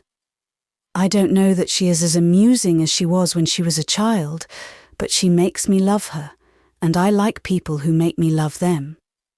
It saves me so much trouble in making myself love them." Then, almost before anybody realised it, spring had come.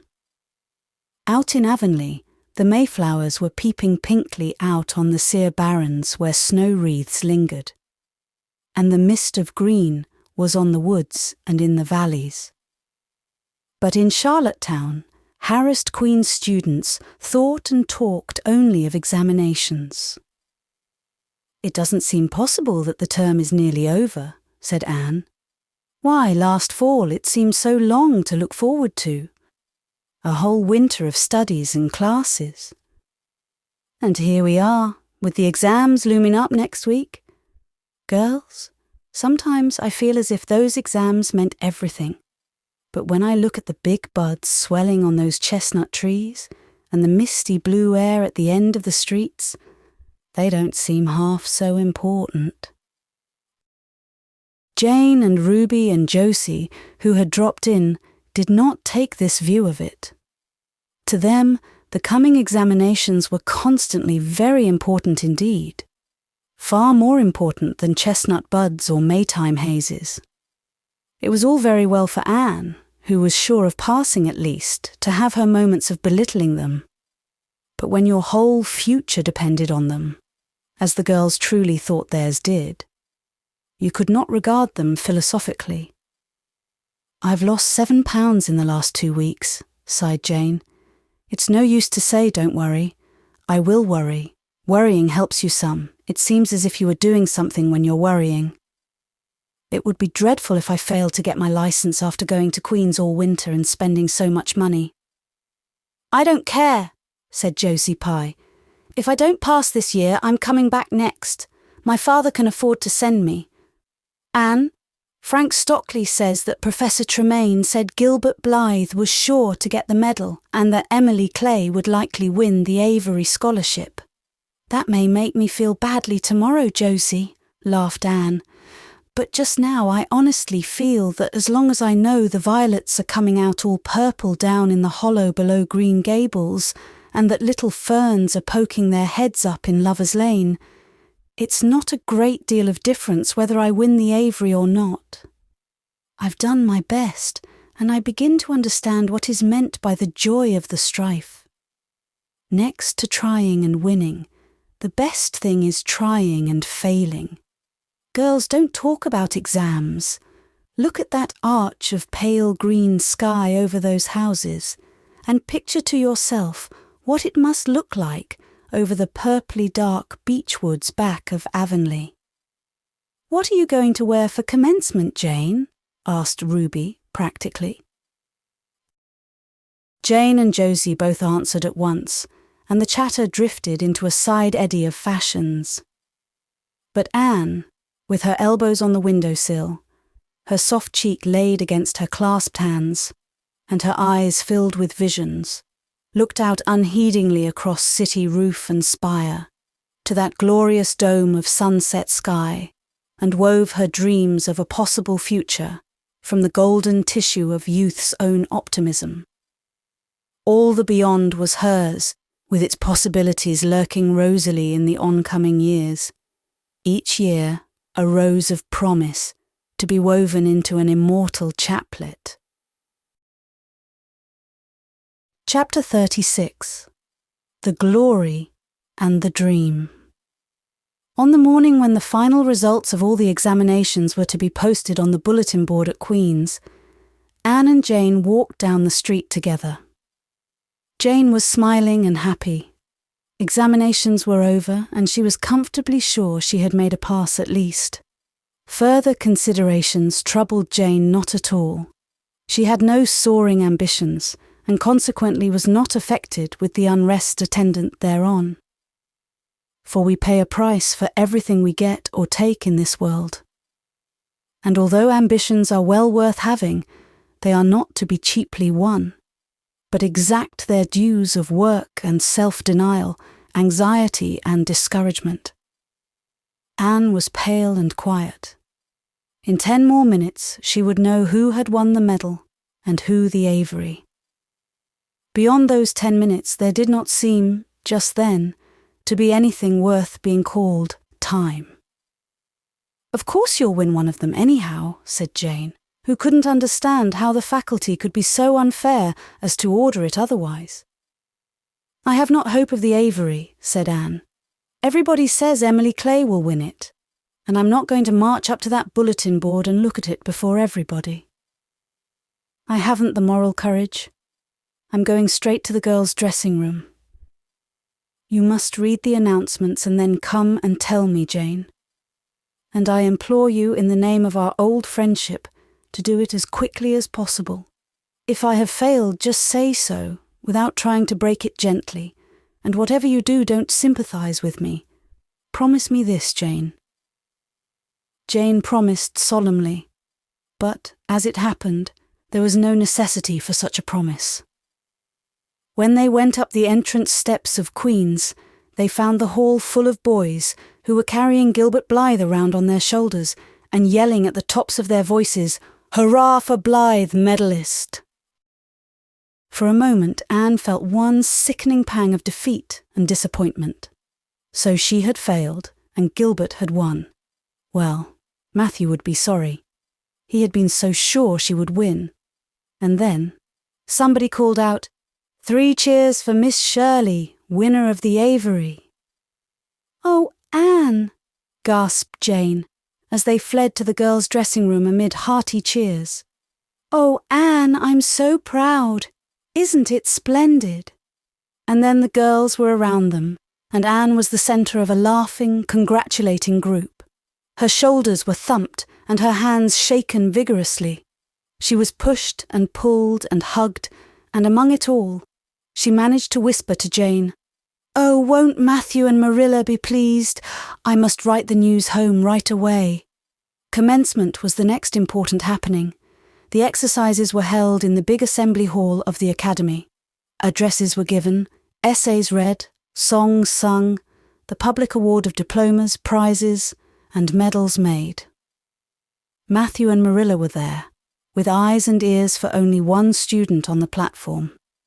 A tall girl in pale green, with faintly flushed cheeks and starry eyes, who read the best essay and was pointed out and whispered about as the Avery winner. "Reckon you're glad we kept her, Marilla," whispered Matthew, speaking for the first time since he had entered the hall, when Anne had finished her essay. "It's not the first time I've been glad," retorted Marilla. "You do like to rub things in, Matthew Cuthbert." Miss Barry, who was sitting behind them, leaned forward and poked Marilla in the back with her parasol. "Aren't you proud of that Anne girl?" "I am," she said. Anne went home to Avonlea with Matthew and Marilla that evening. She had not been home since April, and she felt that she could not wait another day. The apple blossoms were out, and the world was fresh and young. Diana was at Green Gables to meet her. In her own white room, where Marilla had set a flowering house rose on the windowsill, Anne looked about her and drew a long breath of happiness. "Oh, Diana, it's so good to be back again. It's so good to see those pointed firs coming out against the pink sky, and that white orchard, and the old Snow Queen. Isn't the breath of the mint delicious?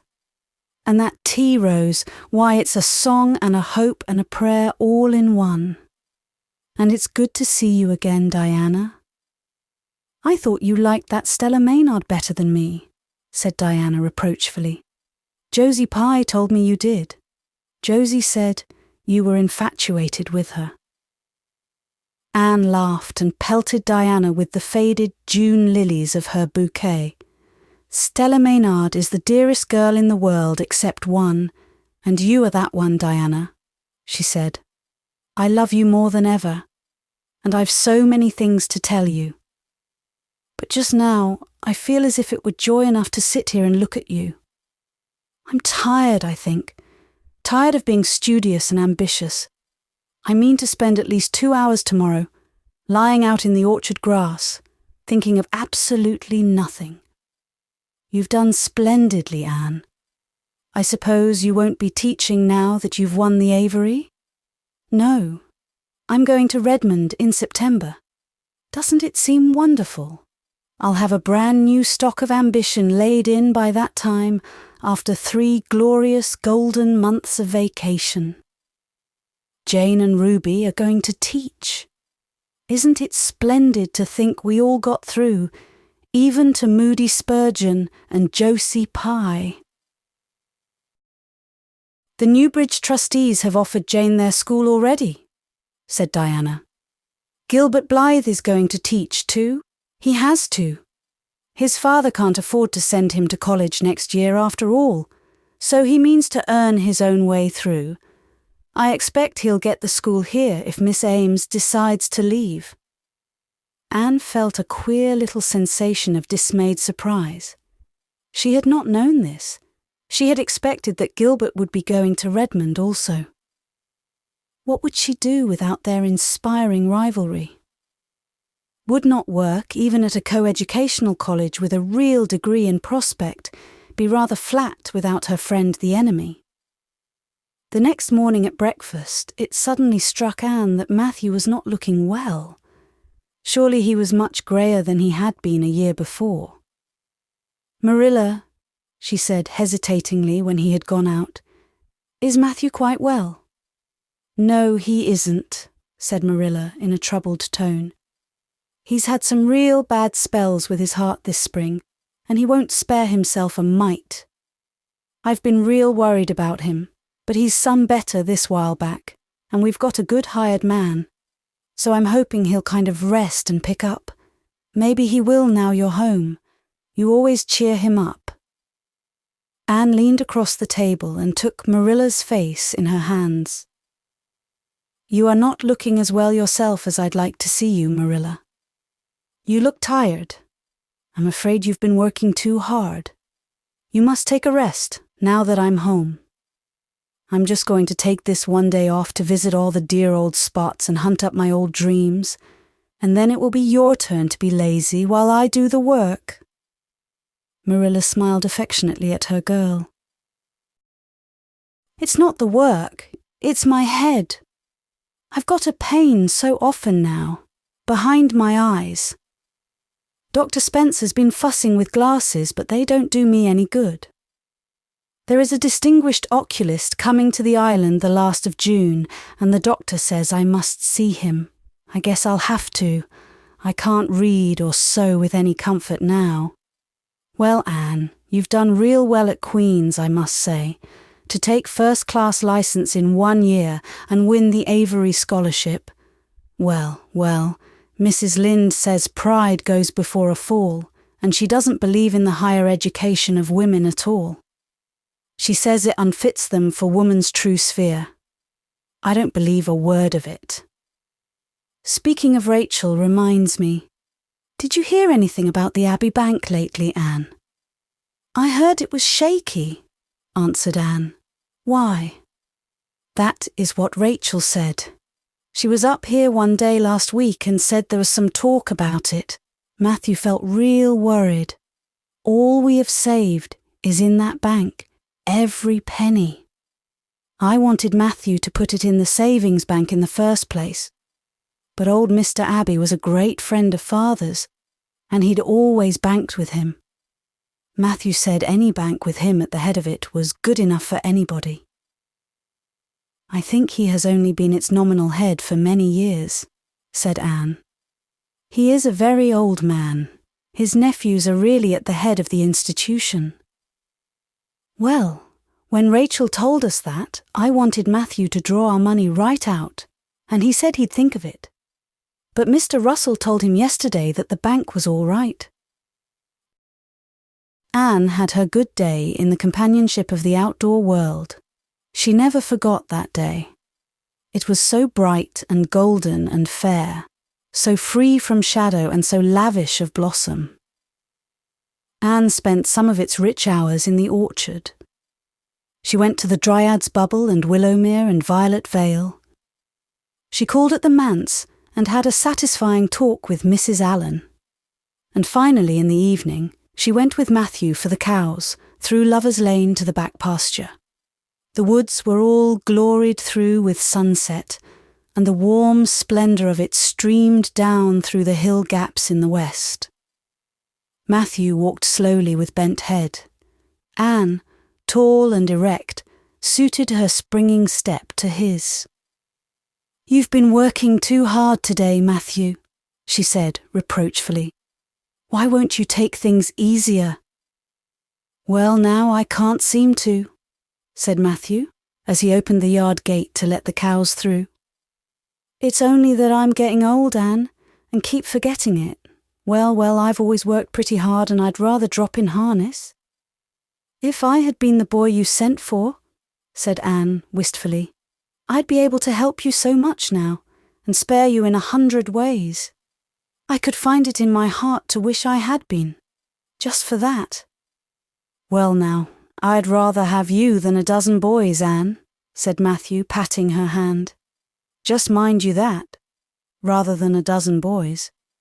Well now, I guess it wasn't a boy that took the Avery scholarship, was it? It was a girl.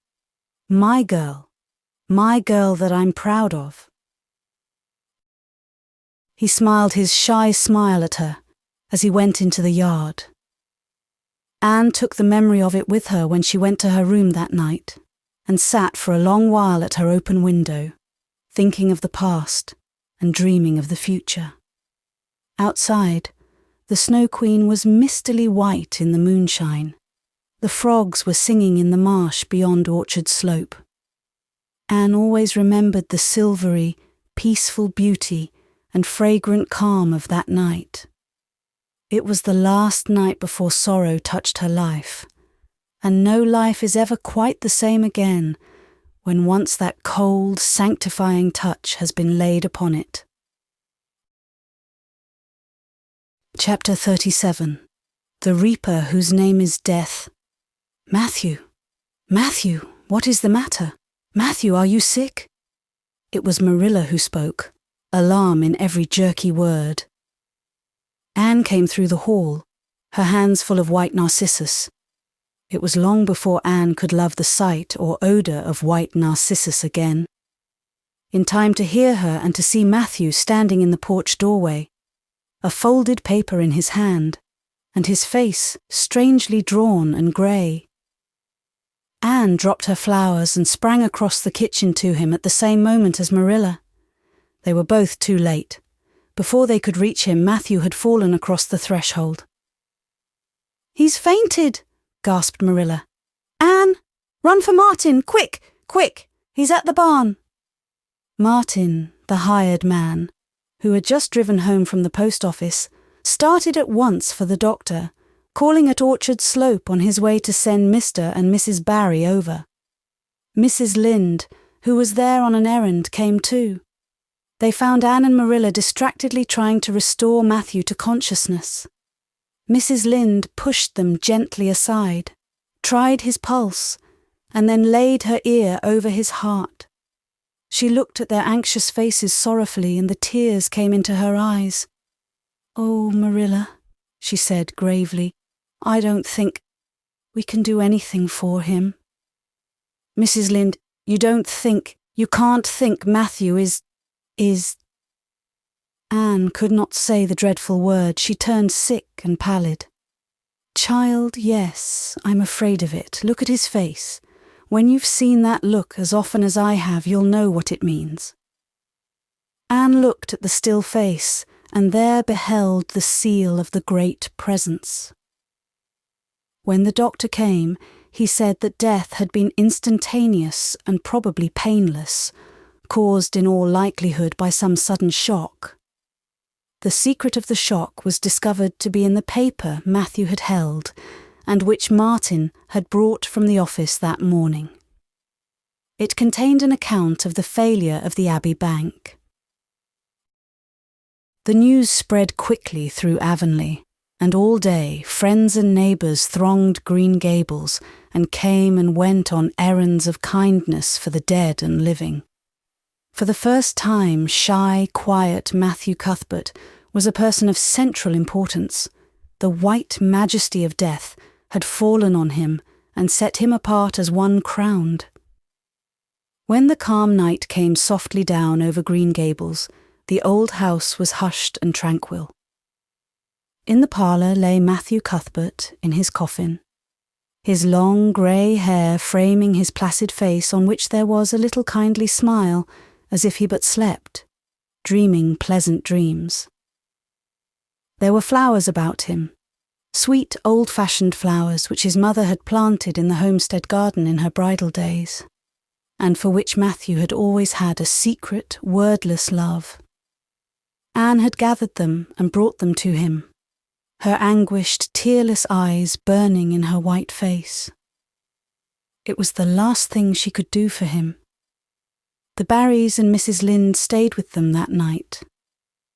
Diana, going to the east gable where Anne was standing at her window, said gently, "Anne, dear, would you like to have me sleep with you tonight?" "Thank you, Diana." Anne looked earnestly into her friend's face. "I think you won't misunderstand me when I say I want to be alone. I'm not afraid. I haven't been alone 1 minute since it happened, and I want to be. I want to be quite silent and quiet and try to realize it. I can't realize it. Half the time it seems to me that Matthew can't be dead, and the other half it seems as if he must have been dead for a long time, and I've had this horrible dull ache ever since." Diana did not quite understand. Marilla's impassioned grief, breaking all the bounds of natural reserve and lifelong habit in its stormy rush, she could comprehend better than Anne's tearless agony. But she went away kindly, leaving Anne alone to keep her first vigil with sorrow. Anne hoped that the tears would come in solitude. It seemed to her a terrible thing that she could not shed a tear for Matthew, whom she had loved so much and who had been so kind to her. Matthew, who had walked with her last evening at sunset, and was now lying in the dim room below with that awful peace on his brow. But no tears came at first, even when she knelt by her window in the darkness and prayed, looking up to the stars beyond the hills. No tears. Only the same horrible, dull ache of misery that kept on aching until she fell asleep, worn out with the day's pain and excitement. In the night, she awakened, with the stillness and the darkness about her, and the recollection of the day came over her like a wave of sorrow. She could see Matthew's face smiling at her as he had smiled when they parted at the gate that last evening. She could hear his voice saying, my girl that I'm proud of." Then the tears came, and Anne wept her heart out. Marilla heard her and crept in to comfort her. There, don't cry so, dearie. It can't bring him back. It isn't right to cry so. I knew that today, but I couldn't help it then. He'd always been such a good, kind brother to me, but God knows best." "Oh, just let me cry, Marilla," sobbed Anne. "The tears don't hurt me, like that ache did. Stay here for a little while with me and keep your arm round me. So, I couldn't have Diana stay, she's good and kind and sweet, but it's not her sorrow, she's outside of it, and she couldn't come close enough to my heart to help me. It's our sorrow, yours and mine." "Oh, Marilla, what will we do without him?" "We've got each other, Anne. I don't know what I'd do if you weren't here, if you'd never come. Oh, Anne, I know I've been kind of strict and harsh with you maybe, but you mustn't think I didn't love you as well as Matthew did, for all that. I want to tell you now when I can. It's never been easy for me to say things out of my heart, but at times like this it's easier. I love you as dear as if you were my own flesh and blood, and you've been my joy and comfort ever since you came to Green Gables." 2 days afterwards, they carried Matthew Cuthbert over his homestead threshold, and away from the fields he had tilled, and the orchards he had loved, and the trees he had planted. And then Avonlea settled back to its usual placidity, and even at Green Gables affairs slipped into their old groove, and work was done, and duties fulfilled with regularity as before, although always with the aching sense of loss in all familiar things. Anne, new to grief, thought it almost sad that it could be so, that they could go on in the old way without Matthew. She felt something like shame and remorse when she discovered that the sunrises behind the firs and the pale pink buds opening in the garden gave her the old inrush of gladness when she saw them, that Diana's visits were pleasant to her, and that Diana's merry words and ways moved her to laughter and smiles. That in brief, the beautiful world of blossom and love and friendship had lost none of its power to please her fancy and thrill her heart, that life still called to her with many insistent voices. It seems like disloyalty to Matthew somehow, to find pleasure in these things now that he has gone, she said wistfully to Mrs. Allen one evening when they were together in the manse garden. I miss him so much, all the time, and yet, Mrs. Allen, the world and life seem very beautiful and interesting to me for all. Today, Diana said something funny, and I found myself laughing. I thought when it happened I could never laugh again, and it somehow seems as if I oughtn't to.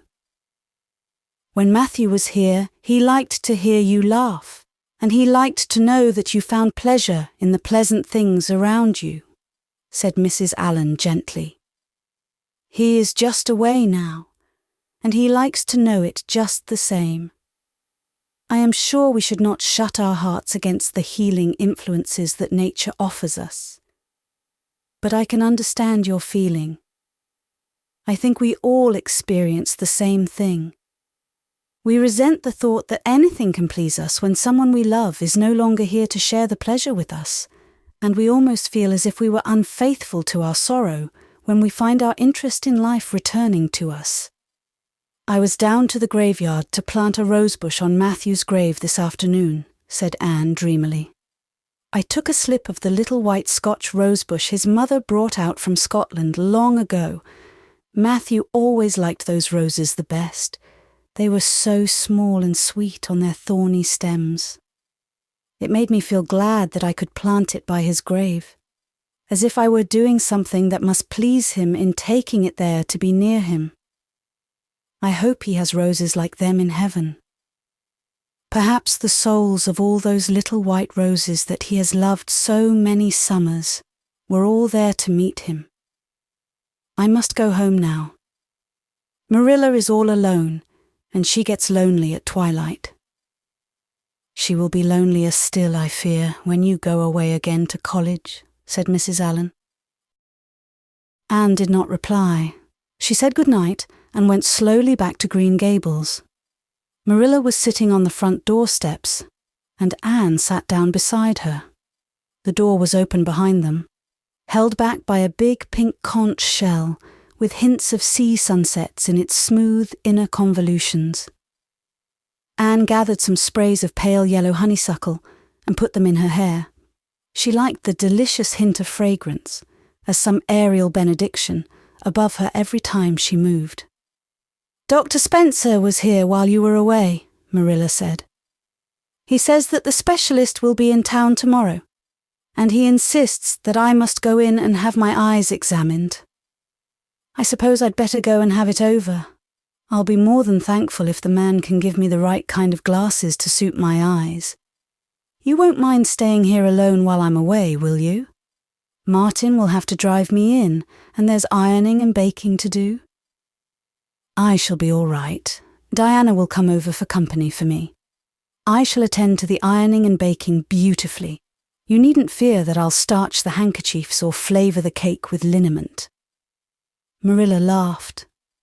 What a girl you were for making mistakes in them days, Anne. You were always getting into scrapes. I did used to think you were possessed. Do you mind the time you dyed your hair? Yes, indeed, I shall never forget it, smiled Anne, touching the heavy braid of hair that was wound about her shapely head. I laugh a little now sometimes when I think what a worry my hair used to be to me. But I don't laugh much because it was a very real trouble then. I did suffer terribly over my hair and my freckles. My freckles are really gone, and people are nice enough to tell me my hair is auburn now, all but Josie Pye. She informed me yesterday that she really thought it was redder than ever, or at least my black dress made it look redder, and she asked me if people who had red hair ever got used to having it. Marilla, I've almost decided to give up trying to like Josie Pye. I've made what I would once have called a heroic effort to like her, but Josie Pye won't be liked. Josie is a pie, said Marilla sharply, so she can't help being disagreeable. I suppose people of that kind serve some useful purpose in society, but I must say I don't know what it is any more than I know the use of thistles. Is Josie going to teach? No, she is going back to Queen's next year. So are Moody Spurgeon and Charlie Sloane. Jane and Ruby are going to teach, and they have both got schools. Jane at Newbridge and Ruby at some place up west. Gilbert Blythe is going to teach too, isn't he? Yes. Briefly. What a nice-looking fellow he is, said Marilla absently. I saw him in church last Sunday, and he seemed so tall and manly. He looks a lot like his father did at the same age. John Blythe was a nice boy. We used to be real good friends, he and I. People called him my beau. Anne looked up with swift interest. Oh, Marilla, and what happened? Why didn't you— We had a quarrel.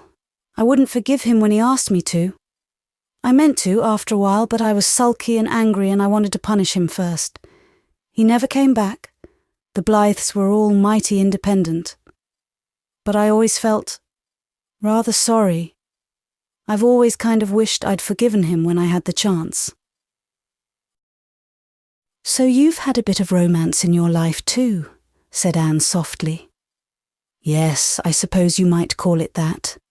You wouldn't think so to look at me, would you? But you never can tell about people from their outsides.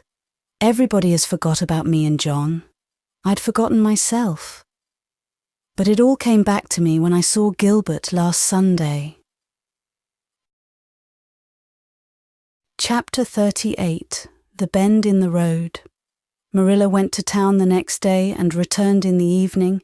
Anne had gone over to Orchard Slope with Diana and came back to find Marilla in the kitchen, sitting by the table with her head leaning on her hand. Something in her dejected attitude struck a chill to Anne's heart. She had never seen Marilla sit limply inert like that. Are you very tired, Marilla? Yes, no, I don't know, said Marilla wearily, looking up. I suppose I am tired, but I haven't thought about it. It's not that. Did you see the oculist? What did he say? Asked Anne anxiously. Yes, I saw him. He examined my eyes. He says that if I give up all reading and sewing entirely, and any kind of work that strains the eyes, and if I'm careful not to cry, and if I wear the glasses he's given me, he thinks my eyes may not get any worse, and my headaches will be cured.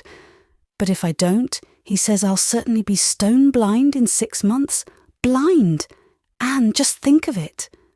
For a minute, Anne, after her first quick exclamation of dismay, was silent. It seemed to her that she could not speak. Then she said bravely, but with a catch in her voice, Marilla, don't think of it. You know he has given you hope. If you are careful, you won't lose your sight altogether, and if his glasses cure your headaches, it will be a great thing. I don't call it much hope, said Marilla bitterly. What am I to live for if I can't read or sew or do anything like that? I might as well be blind or dead. And as for crying, I can't help that when I get lonesome. But there, it's no good talking about it. If you'll get me a cup of tea, I'll be thankful. I'm about done out.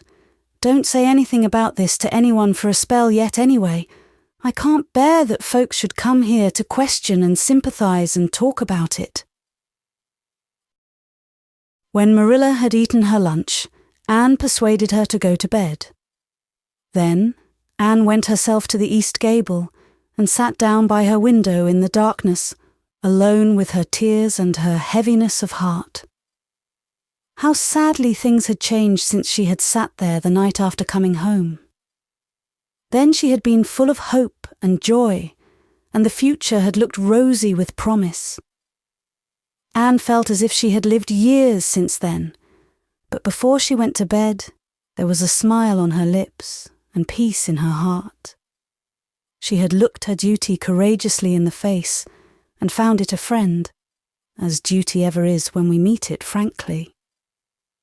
One afternoon, a few days later, Marilla came slowly in from the front yard, where she had been talking to a caller, a man whom Anne knew by sight as Sadler from Carmody. Anne wondered what he could have been saying to bring that look to Marilla's face. What did Mr. Sadler want, Marilla? Marilla sat down by the window and looked at Anne. There were tears in her eyes in defiance of the oculist's prohibition, and her voice broke as she said, "He heard that I was going to sell Green Gables, and he wants to buy it." "Buy it? By Green Gables?" Anne wondered if she had heard aright. "Oh, Marilla, you don't mean to sell Green Gables?" "Anne, I don't know what else is to be done. I've thought it all over. If my eyes were strong, I could stay here and make out to look after things and manage, with a good hired man. But as it is, I can't. I may lose my sight altogether. And anyway, I'll not be fit to run things.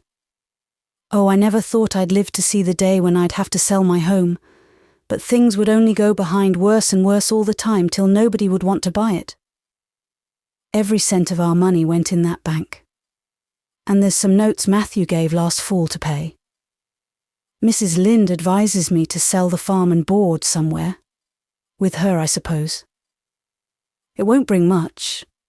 It's small and the buildings are old. But it'll be enough for me to live on, I reckon. I'm thankful you're provided for with that scholarship, Anne. I'm sorry you won't have a home to come to in your vacations, that's all. But I suppose you'll manage somehow." Marilla broke down and wept bitterly. "You mustn't sell Green Gables," said Anne resolutely. "Oh, Anne, I wish I didn't have to. But you can see for yourself, I can't stay here alone. I'd go crazy with trouble and loneliness, and my sight would go, I know it would. You won't have to stay here alone, Marilla. I'll be with you. I'm not going to Redmond." "Not going to Redmond?" Marilla lifted her worn face from her hands and looked at Anne. "Why, what do you mean?" "Just what I say. I'm not going to take the scholarship. I decided so the night after you came home from town. You surely don't think I could leave you alone in your trouble, Marilla, after all you've done for me. I've been thinking and planning. Let me tell you my plans. Mr. Barry wants to rent the farm for next year, so you won't have any bother over that. And I'm going to teach. I've applied for the school here, but I don't expect to get it, for I understand the trustees have promised it to Gilbert Blythe. But I can have the Carmody school. Mr. Blair told me so last night at the store. Of course, that won't be quite as nice or convenient as if I had the Avonlea school. But I can board home and drive myself over to Carmody and back, in the warm weather at least. And even in winter I can come home Fridays. We'll keep a horse for that. Oh, I have it all planned out, Marilla. And I'll read to you and keep you cheered up. You shan't be dull or lonesome. And we'll be real cozy and happy here together, you and I." Marilla had listened like a woman in a dream. "Oh, Anne, I could get on real well if you were here, I know. But I can't let you sacrifice yourself so for me. It would be terrible." "Nonsense," Anne laughed merrily. "There is no sacrifice. Nothing could be worse than giving up Green Gables. Nothing could hurt me more. We must keep the dear old place. My mind is quite made up, Marilla. I'm not going to Redmond, and I am going to stay here and teach. Don't you worry about me a bit." "But your ambitions, and—" "I'm just as ambitious as ever, only I've changed the object of my ambitions. I'm going to be a good teacher, and I'm going to save your eyesight. Besides, I mean to study at home here and take a little college course all by myself. Oh, I've dozens of plans, Marilla. I've been thinking them out for a week. I shall give life here my best, and I believe it will give its best to me in return. When I left Queen's, my future seemed to stretch out before me like a straight road. I thought I could see along it for many a milestone. Now there is a bend in it. I don't know what lies around the bend, but I'm going to believe that the best does. It has a fascination of its own. That bend, Marilla. I wonder how the road beyond it goes, what there is of green glory and soft checkered light and shadows, what new landscapes, what new beauties, what curves and hills and valleys further on. I don't feel as if I ought to let you give it up, said Marilla, referring to the scholarship. But you can't prevent me. I'm 16 and a half, obstinate as a mule, as Mrs. Lynde once told me, laughed Anne. Oh, Marilla, don't you go pitying me. I don't like to be pitied, and there is no need for it. I'm heart glad over the very thought of staying at dear Green Gables. Nobody could love it as you and I do, so we must keep it. You blessed girl, said Marilla, yielding. I feel as if you'd given me new life. I guess I ought to stick out and make you go to college, but I know I can't, so I ain't going to try. I'll make it up to you though, Anne. When it became noised abroad in Avonlea that Anne Shirley had given up the idea of going to college and intended to stay home and teach, there was a good deal of discussion over it. Most of the good folks, not knowing about Marilla's eyes, thought she was foolish. Mrs. Allen did not. She told Anne so in approving words that brought tears of pleasure to the girl's eyes. Neither did good Mrs. Lynde. She came up one evening and found Anne and Marilla sitting at the front door in the warm, scented summer dusk. They liked to sit there when the twilight came down and the white moths flew about in the garden and the odour of mint filled the dewy air.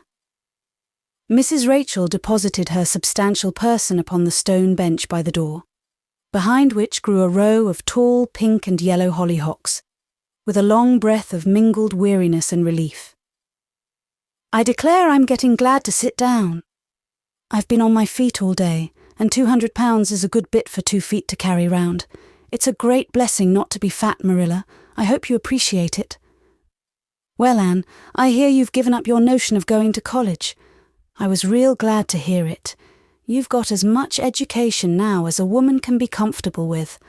I don't believe in girls going to college with the men and cramming their heads full of Latin and Greek and all that nonsense.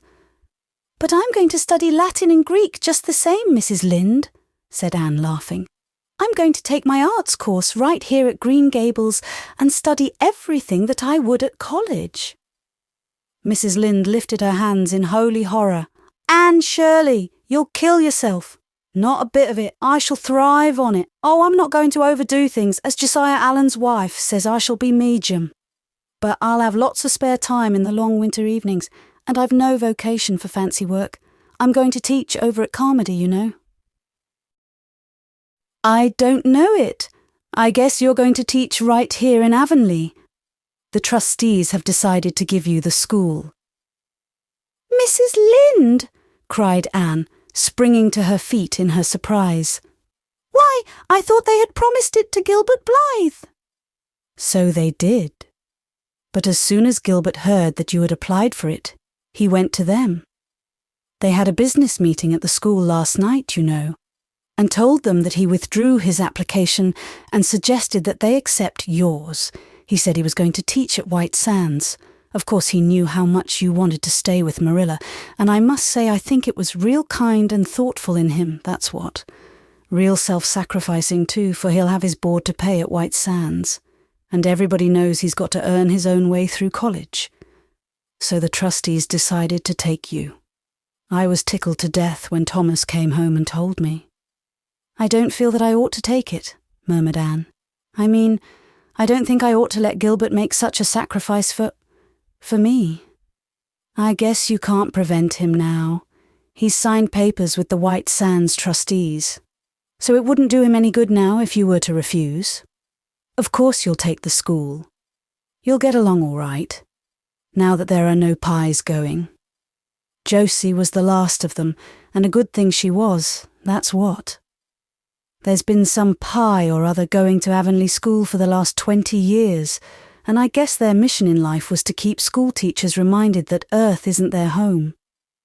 Bless my heart. What does all that winking and blinking at the Barry Gable mean? Diana is signalling for me to go over, laughed Anne. You know we keep up the old custom. Excuse me while I run over and see what she wants. Anne ran down the clover slope like a deer and disappeared in the fiery shadows of the haunted wood. Mrs. Lynde looked after her indulgently. There's a good deal of the child about her yet in some ways. There's a good deal more of the woman about her in others, retorted Marilla, with a momentary return of her old crispness. But crispness was no longer Marilla's distinguishing characteristic, as Mrs. Lynde told her Thomas that night. Marilla Cuthbert has got mellow, that's what. Anne went to the little Avonlea graveyard the next evening to put fresh flowers on Matthew's grave and water the Scotch rosebush.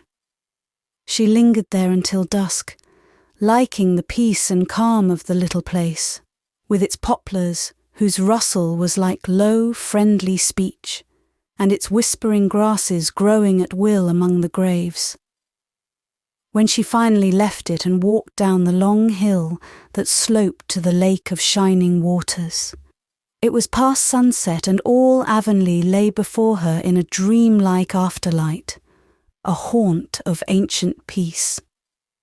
There was a freshness in the air, as of a wind that had blown over honey-sweet fields of clover. Home lights twinkled out here and there among the homestead trees. Beyond lay the sea, misty and purple, with its haunting, unceasing murmur. The west was a glory of soft mingled hues, and the pond reflected them all in still softer shadings. The beauty of it all thrilled Anne's heart, and she gratefully opened the gates of her soul to it. "Dear old world," she murmured, "you are very lovely, and I am glad to be alive in you." Halfway down the hill, a tall lad came whistling out of a gate before the Blythe homestead. It was Gilbert, and the whistle died on his lips as he recognized Anne. He lifted his cap courteously, but he would have passed on in silence if Anne had not stopped and held out her hand. "Gilbert," she said, with scarlet cheeks. "I want to thank you for giving up the school for me. It was very good of you, and I want you to know that I appreciate it." Gilbert took the offered hand eagerly. "It wasn't particularly good of me at all, Anne. I was pleased to be able to do you some small service. Are we going to be friends after this? Have you really forgiven me my old fault?" Anne laughed and tried unsuccessfully to withdraw her hand. "I forgave you that day by the pond landing, although I didn't know it. What a stubborn little goose I was. I may as well make a complete confession. I've been sorry ever since." "We are going to be the best of friends," said Gilbert jubilantly. "We were born to be good friends, Anne. You've thwarted destiny enough. I know we can help each other in many ways. You are going to keep up your studies, aren't you? So am I. Come, I'm going to walk home with you." Marilla looked curiously at Anne when the latter entered the kitchen. "Who was that came up the lane with you, Anne?" "Gilbert Blythe," answered Anne, vexed to find herself blushing. "I met him on Barry's Hill. I didn't think you and Gilbert Blythe were such good friends that you'd stand for half an hour at the gate talking to him," said Marilla with a dry smile. "We haven't been. We've been good enemies. But we have decided that it will be much more sensible to be good friends in the future. Were we really there half an hour? It seemed just a few minutes, but you see, We have 5 years lost conversations to catch up with, Marilla. Anne sat long at her window that night, companioned by a glad content. The wind purred softly in the cherry boughs, and the mint breaths came up to her. The stars twinkled over the pointed firs in the hollow, and Diana's light gleamed through the old gap. Anne's horizons had closed in since the night she had sat there after coming home from Queen's, but if the path set before her feet was to be narrow, she knew that flowers of quiet happiness would bloom along it. The joy of sincere work and worthy aspiration and congenial friendship were to be hers. Nothing could rob her of her birthright of fancy or her ideal world of dreams. And there was always the bend in the road. "God's in his heaven, all's right with the world," whispered Anne softly. Thank you for listening to this story. We hope you enjoyed it. If you'd like to hear more, hit subscribe, give us a thumbs up, and share your thoughts in the comments. Your support really motivates us to keep creating more audiobooks. See you soon.